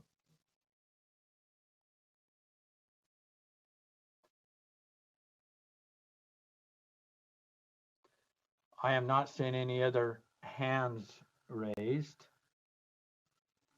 So I believe we're ready to move to 20.3, which is our statutory changes. Deputy Superintendent Angie Stallings. Thank you, Chair. We have 2 to share with you today. The first one is you'll remember last year there was legislation that we worked on with Representative Jefferson Moss, the State Charter School Board, and others to explicitly require charter schools to follow GASB along with FASB. There is a reference right now in code that defines generally accepted accounting principles to include FASB. And as staff, we recommend deleting that reference to FASB and making it clear that all LEAs would be using GASB. So that is number 1. And if I may, should I just go on to number 2, Chair? Yes, okay. And then number 2 is actually related to funding priority number 1 that you saw just a moment ago. Back during the 2020 session, you'll remember that the legislature passed HB 114, which is early learning training and assessment amendments.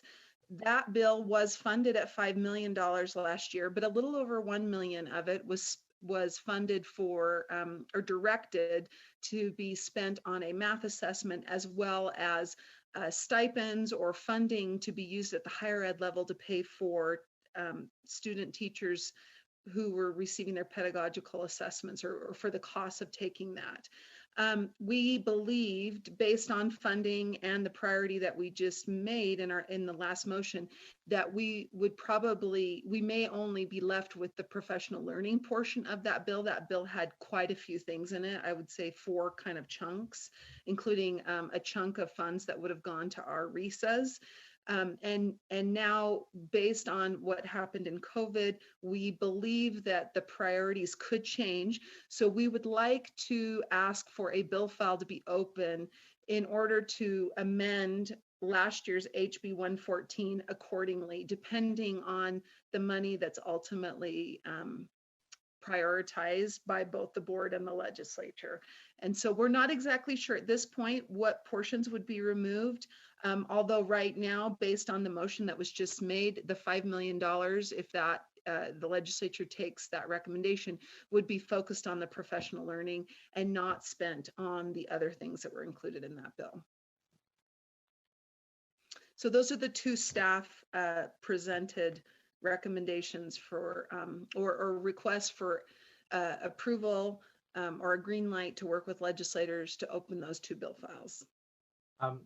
Why don't you continue on? I'm not seeing any hands raised, but to the other statutory changes, and then I'll see what happens.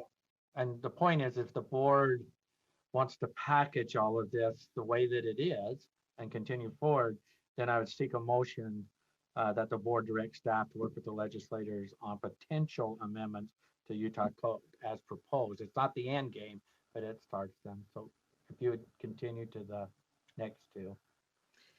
And actually, on the list that was presented, sorry, didn't mean to show that motion yet, but I do know that Board Member Davis has a motion. So the two that I already showed you are the two that staff prepared and that were in your backup. So there's nothing else on this list. The rest of these are all already approved. If you see the board, then you start with the board approved requests for statutory changes. So there's only two today from staff. Only two, okay. All right, Board Member Davis.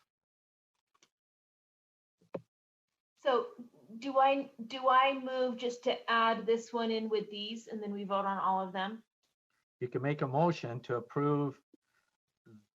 You can make a motion if you choose to direct staff to work with the legislature on potential amendment to the Utah Code as proposed and. Okay, so everything you just said. And I move that staff work with legislature to amend or waive employee evaluation requirements for the 2020 to 21 school year. And I can speak to that. Cindy Gravett, second. Okay, we have a motion and a second. Board Member Davis. Yeah, we already have made an adjustment in the evaluation process where we asked for the summative forms to be waived and that educators could be evaluated on a formative this year if they were not provisional or remedial. But there are some provisions in code that need to be looked at and examined. And for example, in the code, it says you have to submit 6 lines of evidence. So with this motion, there may be a possibility of waiving that code, or perhaps they go in and amend and say, for this year during COVID, submit 1 line of evidence, or whatever they deem is appropriate and doesn't cause unintended negative consequences. This gives flexibility to our folks to work with legislators to adjust what they need to adjust to give our LEAs flexibility in the evaluation space during this 1 year. Okay, any other discussion to the proposed motion? I'm seeing none. A lot of you still have your previous vote still up. So if you guys will take a peek at Board Member Earl, you have a question or comment? Do we have a legislator we're already working on with this? Or is this something that we're anticipating doing? Is there already dialogue going on? Does someone know? We have no bill files open on these 3. I will say there was a legislator based on some Twitter activity about a month ago who actually reached out to me and asked based on this, a couple of teachers mentioning educator evaluations. I would imagine he asked if the board was interested in doing this. I don't think he opened a bill file, but since I knew he had interest about 3 weeks ago, I will reach out to him. But so far, there's no bill file open, nobody working to do any of these 3 things yet. But I will reach out after if they pass today. And Okay, we do have, go ahead. I guess my thoughts, and I probably need to do a little bit more investigation into this, is the concern about removing any kind of evaluation, especially at this time when we do want to keep a thoughtful perspective on how our teachers are doing. And with that being said, I can see amending it. I'm a little nervous about completely waiving it because I think there is some thoughtful feedback that needs to come from that. So anyways, thank you. Okay, Board Member Belknap. Yeah, Board Member Earl, as we were looking at this, the whole thought process was, let me just make sure, the whole thought process is that we would give them less to report up to us, not to waive all their rights or abilities to evaluate their own people. Okay, that's probably what I'm looking at more. I just was concerned about the possible language or ramifications of this. So thank you. And again, we will see that bill file and be able to still comment as it's progressing. Okay, so I'm not seeing any other hands. The motion before the board, where's it back on my, oh, I got to get that last little piece in, is that the board directs staff to work with legislators on potential amendments to the Utah code as proposed, including, where was her language? Can you guys bring that back real fast? Oh, right there. And demand or waive employee evaluation requirements for the 2020-21 school year. Board members, at this time, we have a motion before the board. Please vote.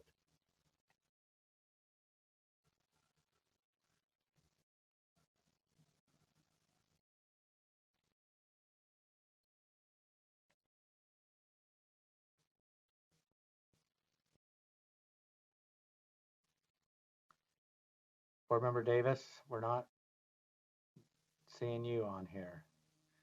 Thank you.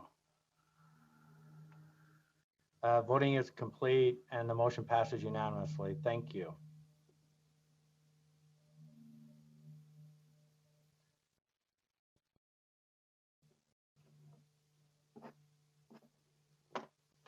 Now we're moving right along on our agenda. Thank you, staff. I'm seeking a motion to go into executive session for the purpose of discussing the character, professional competence, and physical or mental health of individuals and strategy on pending or reasonable imminent litigation.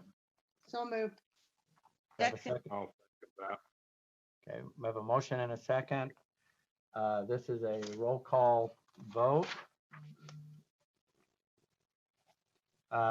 Member Belknap. Aye. Member Bolter. Aye. Member Cannon. Aye. Vice Chair Cummins. Aye. Member Davis. Aye. Member Earl. Aye. Member Gravitt. Aye. Member Hanson. Aye. Member Haynes. Aye. Member Lear. Yes. Member Marsh. Yes. Member Nielsen. He's trying to get back in, Chair. Oh. Okay. Member Newell. Yes. Member Thorpe. Aye. And Member Huntsman's a yes. We're gonna go ahead and move into that. Member Nielsen, do you want your voice vote included? We have plenty to go into. Yes. Okay, you're included. Okay, this is a good time as we're transitioning into our executive session to take a quick break, but not a real long one. So we'll see who makes it into our executive session. We follow the promptings on the screen, don't we? Or yep, right there. Okay, we're going into a breakout room. Thank you.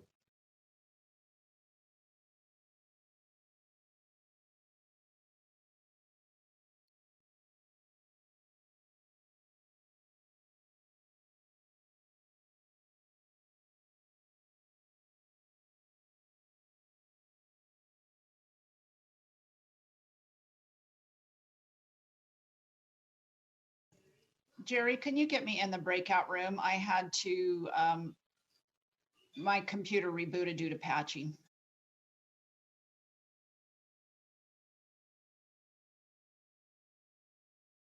Yes, hold on just one second.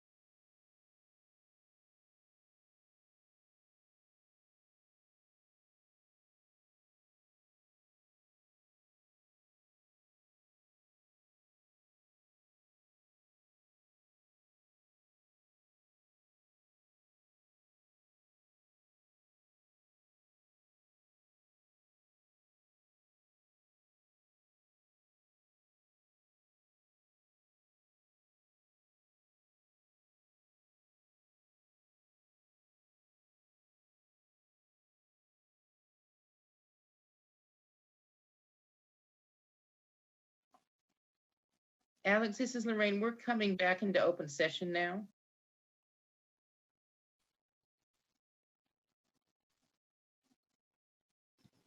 Lorraine, this is Jerry. We're ready. Okay, great.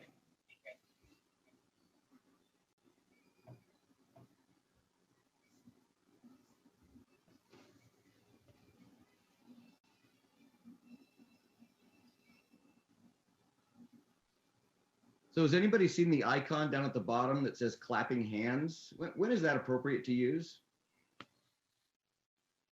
I'm going to put it up on mine. Tell me if you can see it. I don't see it. It's I the haven't. little- I don't the see it blue- either. They're I guess blue it's just a hands. silent clap. Yeah, it's blue hands clapping.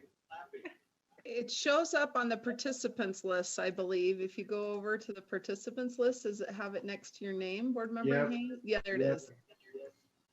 Or there's a coffee cup. Maybe that's more appropriate for this time of night. That means you're taking a break. Yeah. Or if you click the clapping hands on reactions, it puts it on your like box. Watch this. Oh, Ooh. nice. I don't see that. That's great. Yeah, those are bigger More, hands. more training and it's getting kind of late. Okay, sorry. I'm seeking a motion to come out of executive session. So moved. We have a motion. Do we have a second? Second, Board Member Nielsen. Okay, please vote by checking. For clapping hands. Just kidding. Oh, I see. So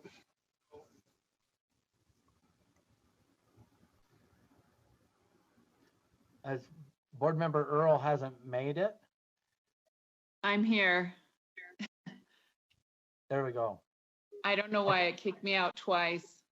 Just kind of shut I down, so. I apologize. I just was looking for your hand or a check mark here, so I was hoping that you made it. Board member Oh, Davis, is that, oh, sorry.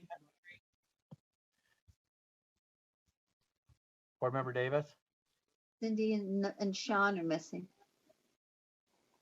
I'm here. I'm here. Okay, well, I was just looking for checks.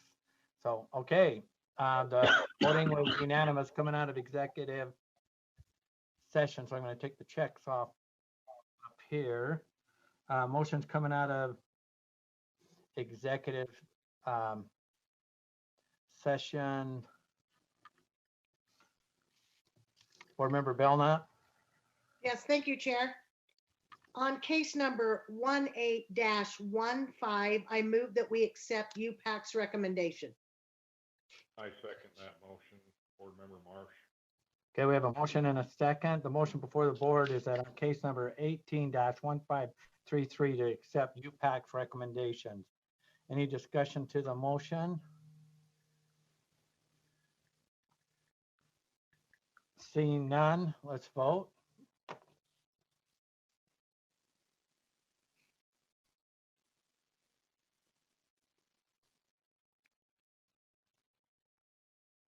Voting was complete and the voting is unanimous. Please continue. Thank you, Chair. I move that we approve UPAC's, the UPAC's consent calendar. I second the motion, Board Member Marsh. We have a motion and a second, and the motion is that we approve UPAC's consent calendar. Any discussion to the motion? Seeing none, please vote.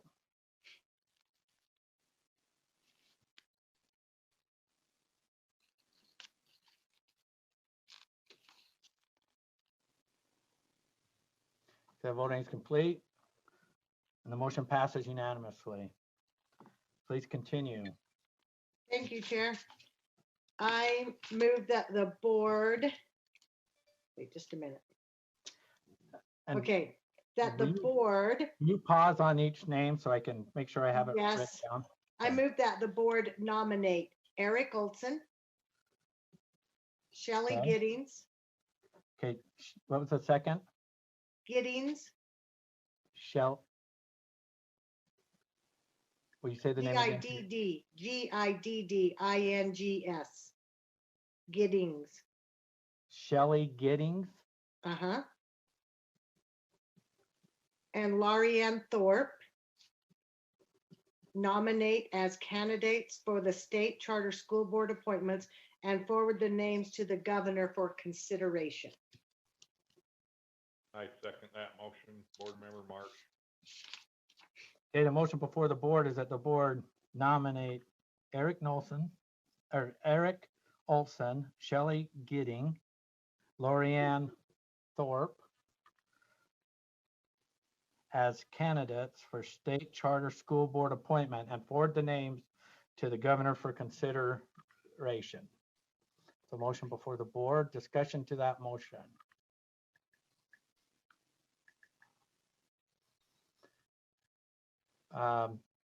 Seeing none, please vote. And board member Thorpe, I'm sure you're abstaining. No, she could vote for herself.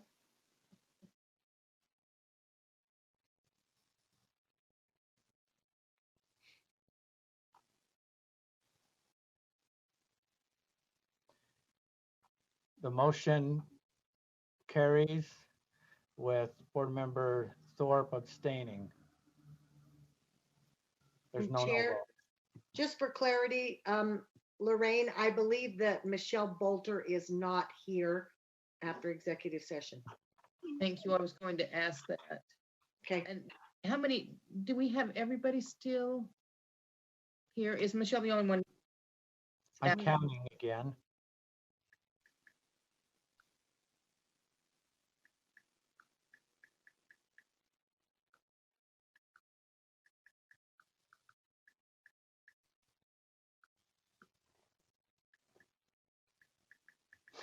The way they're scattered here, one.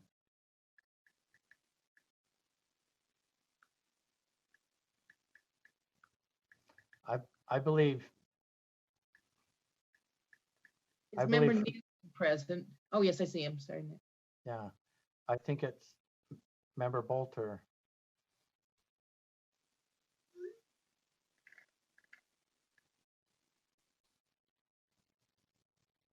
Has anyone received a text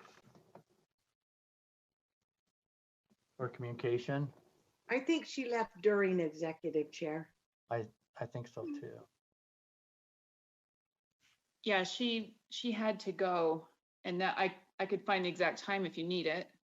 She texted me. Okay, Around. I think we're good. It was during executive session. Yeah. So, okay.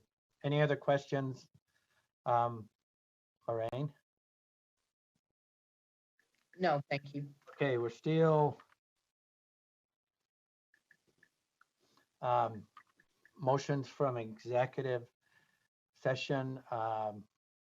Board member Thorpe, you have a motion. Is the motion coming up on the screen?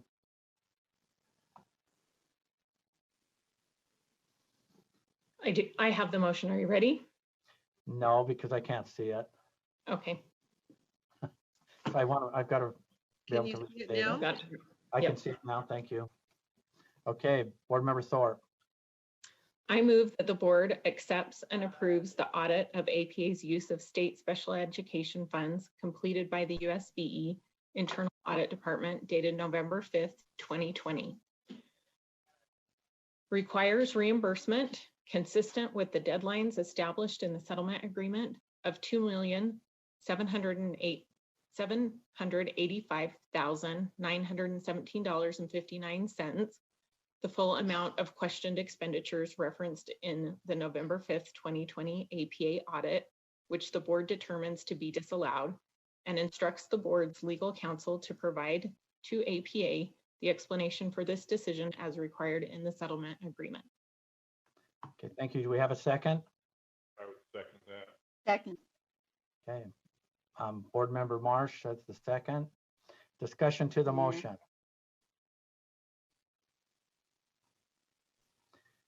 Seeing none, I'll restate the motion and then board members will vote.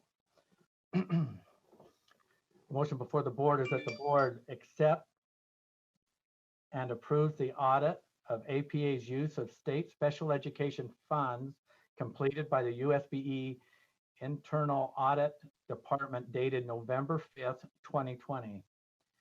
requires reimbursement consistent with the deadlines established in the settlement agreement of $2,785,917.59, the full amount of questioned expenditures referenced in the November 5th, 2020 APA audit, which the board determines to be disallowed.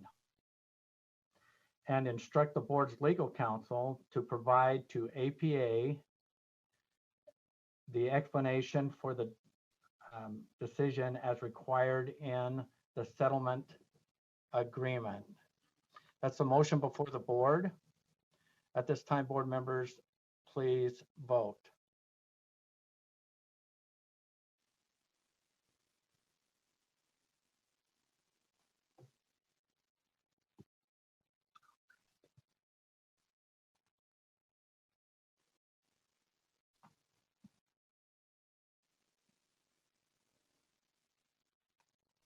Board member Hanson, I'm not seeing a vote.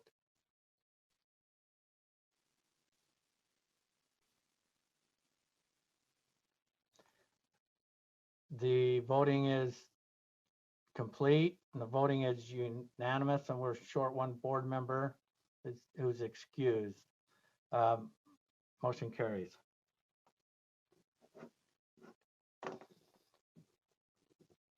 I believe that concludes our actionable items out of our executive session.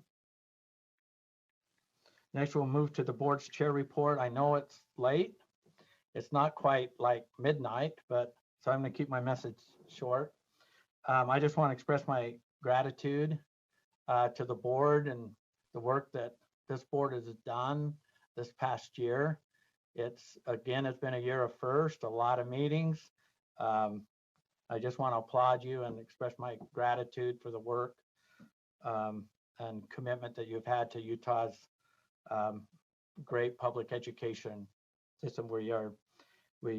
This may be, depending on if we need to have an emergency meeting, some of our board members' last meeting. I want to thank you for your services. And again, this is not a time of goodbyes, but see you later. I appreciate all of your contributions that you have made, and a lot of friendships have been developed, and a lot of betterments. And betterments have come to me personally, not only as the way that I go about my duties as a state board member, but also in my personal life. And so I appreciate all of you. A lot of people think that a 15-member board is really large and very difficult and to work with, and I just see it differently. I see a lot of good work and contributions from every board member, so thank you for your work this year. You played an important role in the recipe of success in Utah's public education. I know a lot of work gets done in the trench, but the support that you guys have made this past year has been, I think, just awesome for our state public education. That's going to conclude my comments. I told you I'd keep it short. So next on our agenda is board member comments. Board member, I've got a few hands up. I'll just start at the top. Board member Belknap. Thank you, Chair. I again want to say thank you to our board members. I started the morning in tears and I'll probably end it in tears as well. But I just wanted to thank, honestly, the God in the heavens that we are all alive today in this hard time of this pandemic. And I just wanted to say that. Thank you. Board member Cannon. Thank you. Along those lines, I want to say that I have been on the board for 20 plus years, and I've worked with a lot of different board members in that time. And I don't know when we have ever had a more outstanding board than we have with these currently serving board members. I just think so highly of you, and you just know that you will be missed. I wanted to make one other comment. NASB has put out a new policy update, and it is talks about state education after the 2020 elections. And they talked about the governor elections a little bit and mentioned Spencer Cox had won again, but also they say in a display of unity, Utah's governor's race attracted national attention with the two candidates putting aside partisan politics to release a video calling for borders to embrace civility and vote without violence or animosity toward their political adversaries. So that is in print, and they held a webinar a couple of days before Thanksgiving and again called out Utah as being outstanding for this ad that the governor candidates put forward, calling for civility and getting out the vote. So I think that's something we can all be proud of. Okay, thank you. Board Member Nelson? Your hand was raised.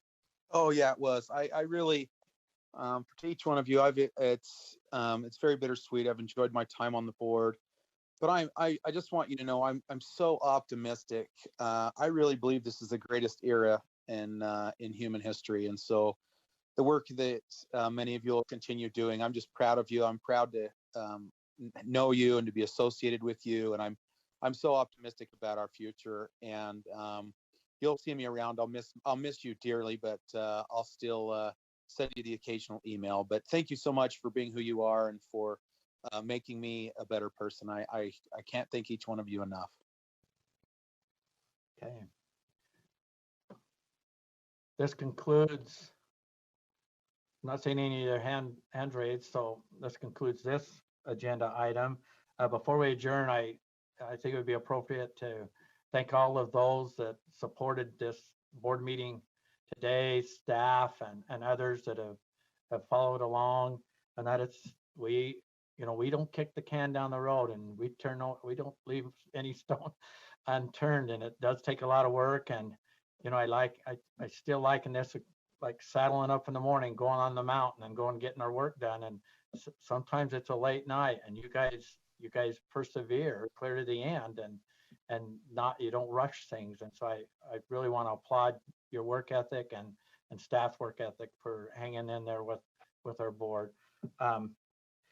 We have committee meetings starting tomorrow early, so I think I better just adjourn this meeting. So this meeting is adjourned. Take care, be safe, and we'll see a lot of you tomorrow. Thank you. Take care.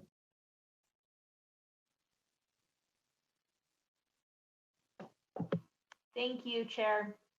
You're welcome.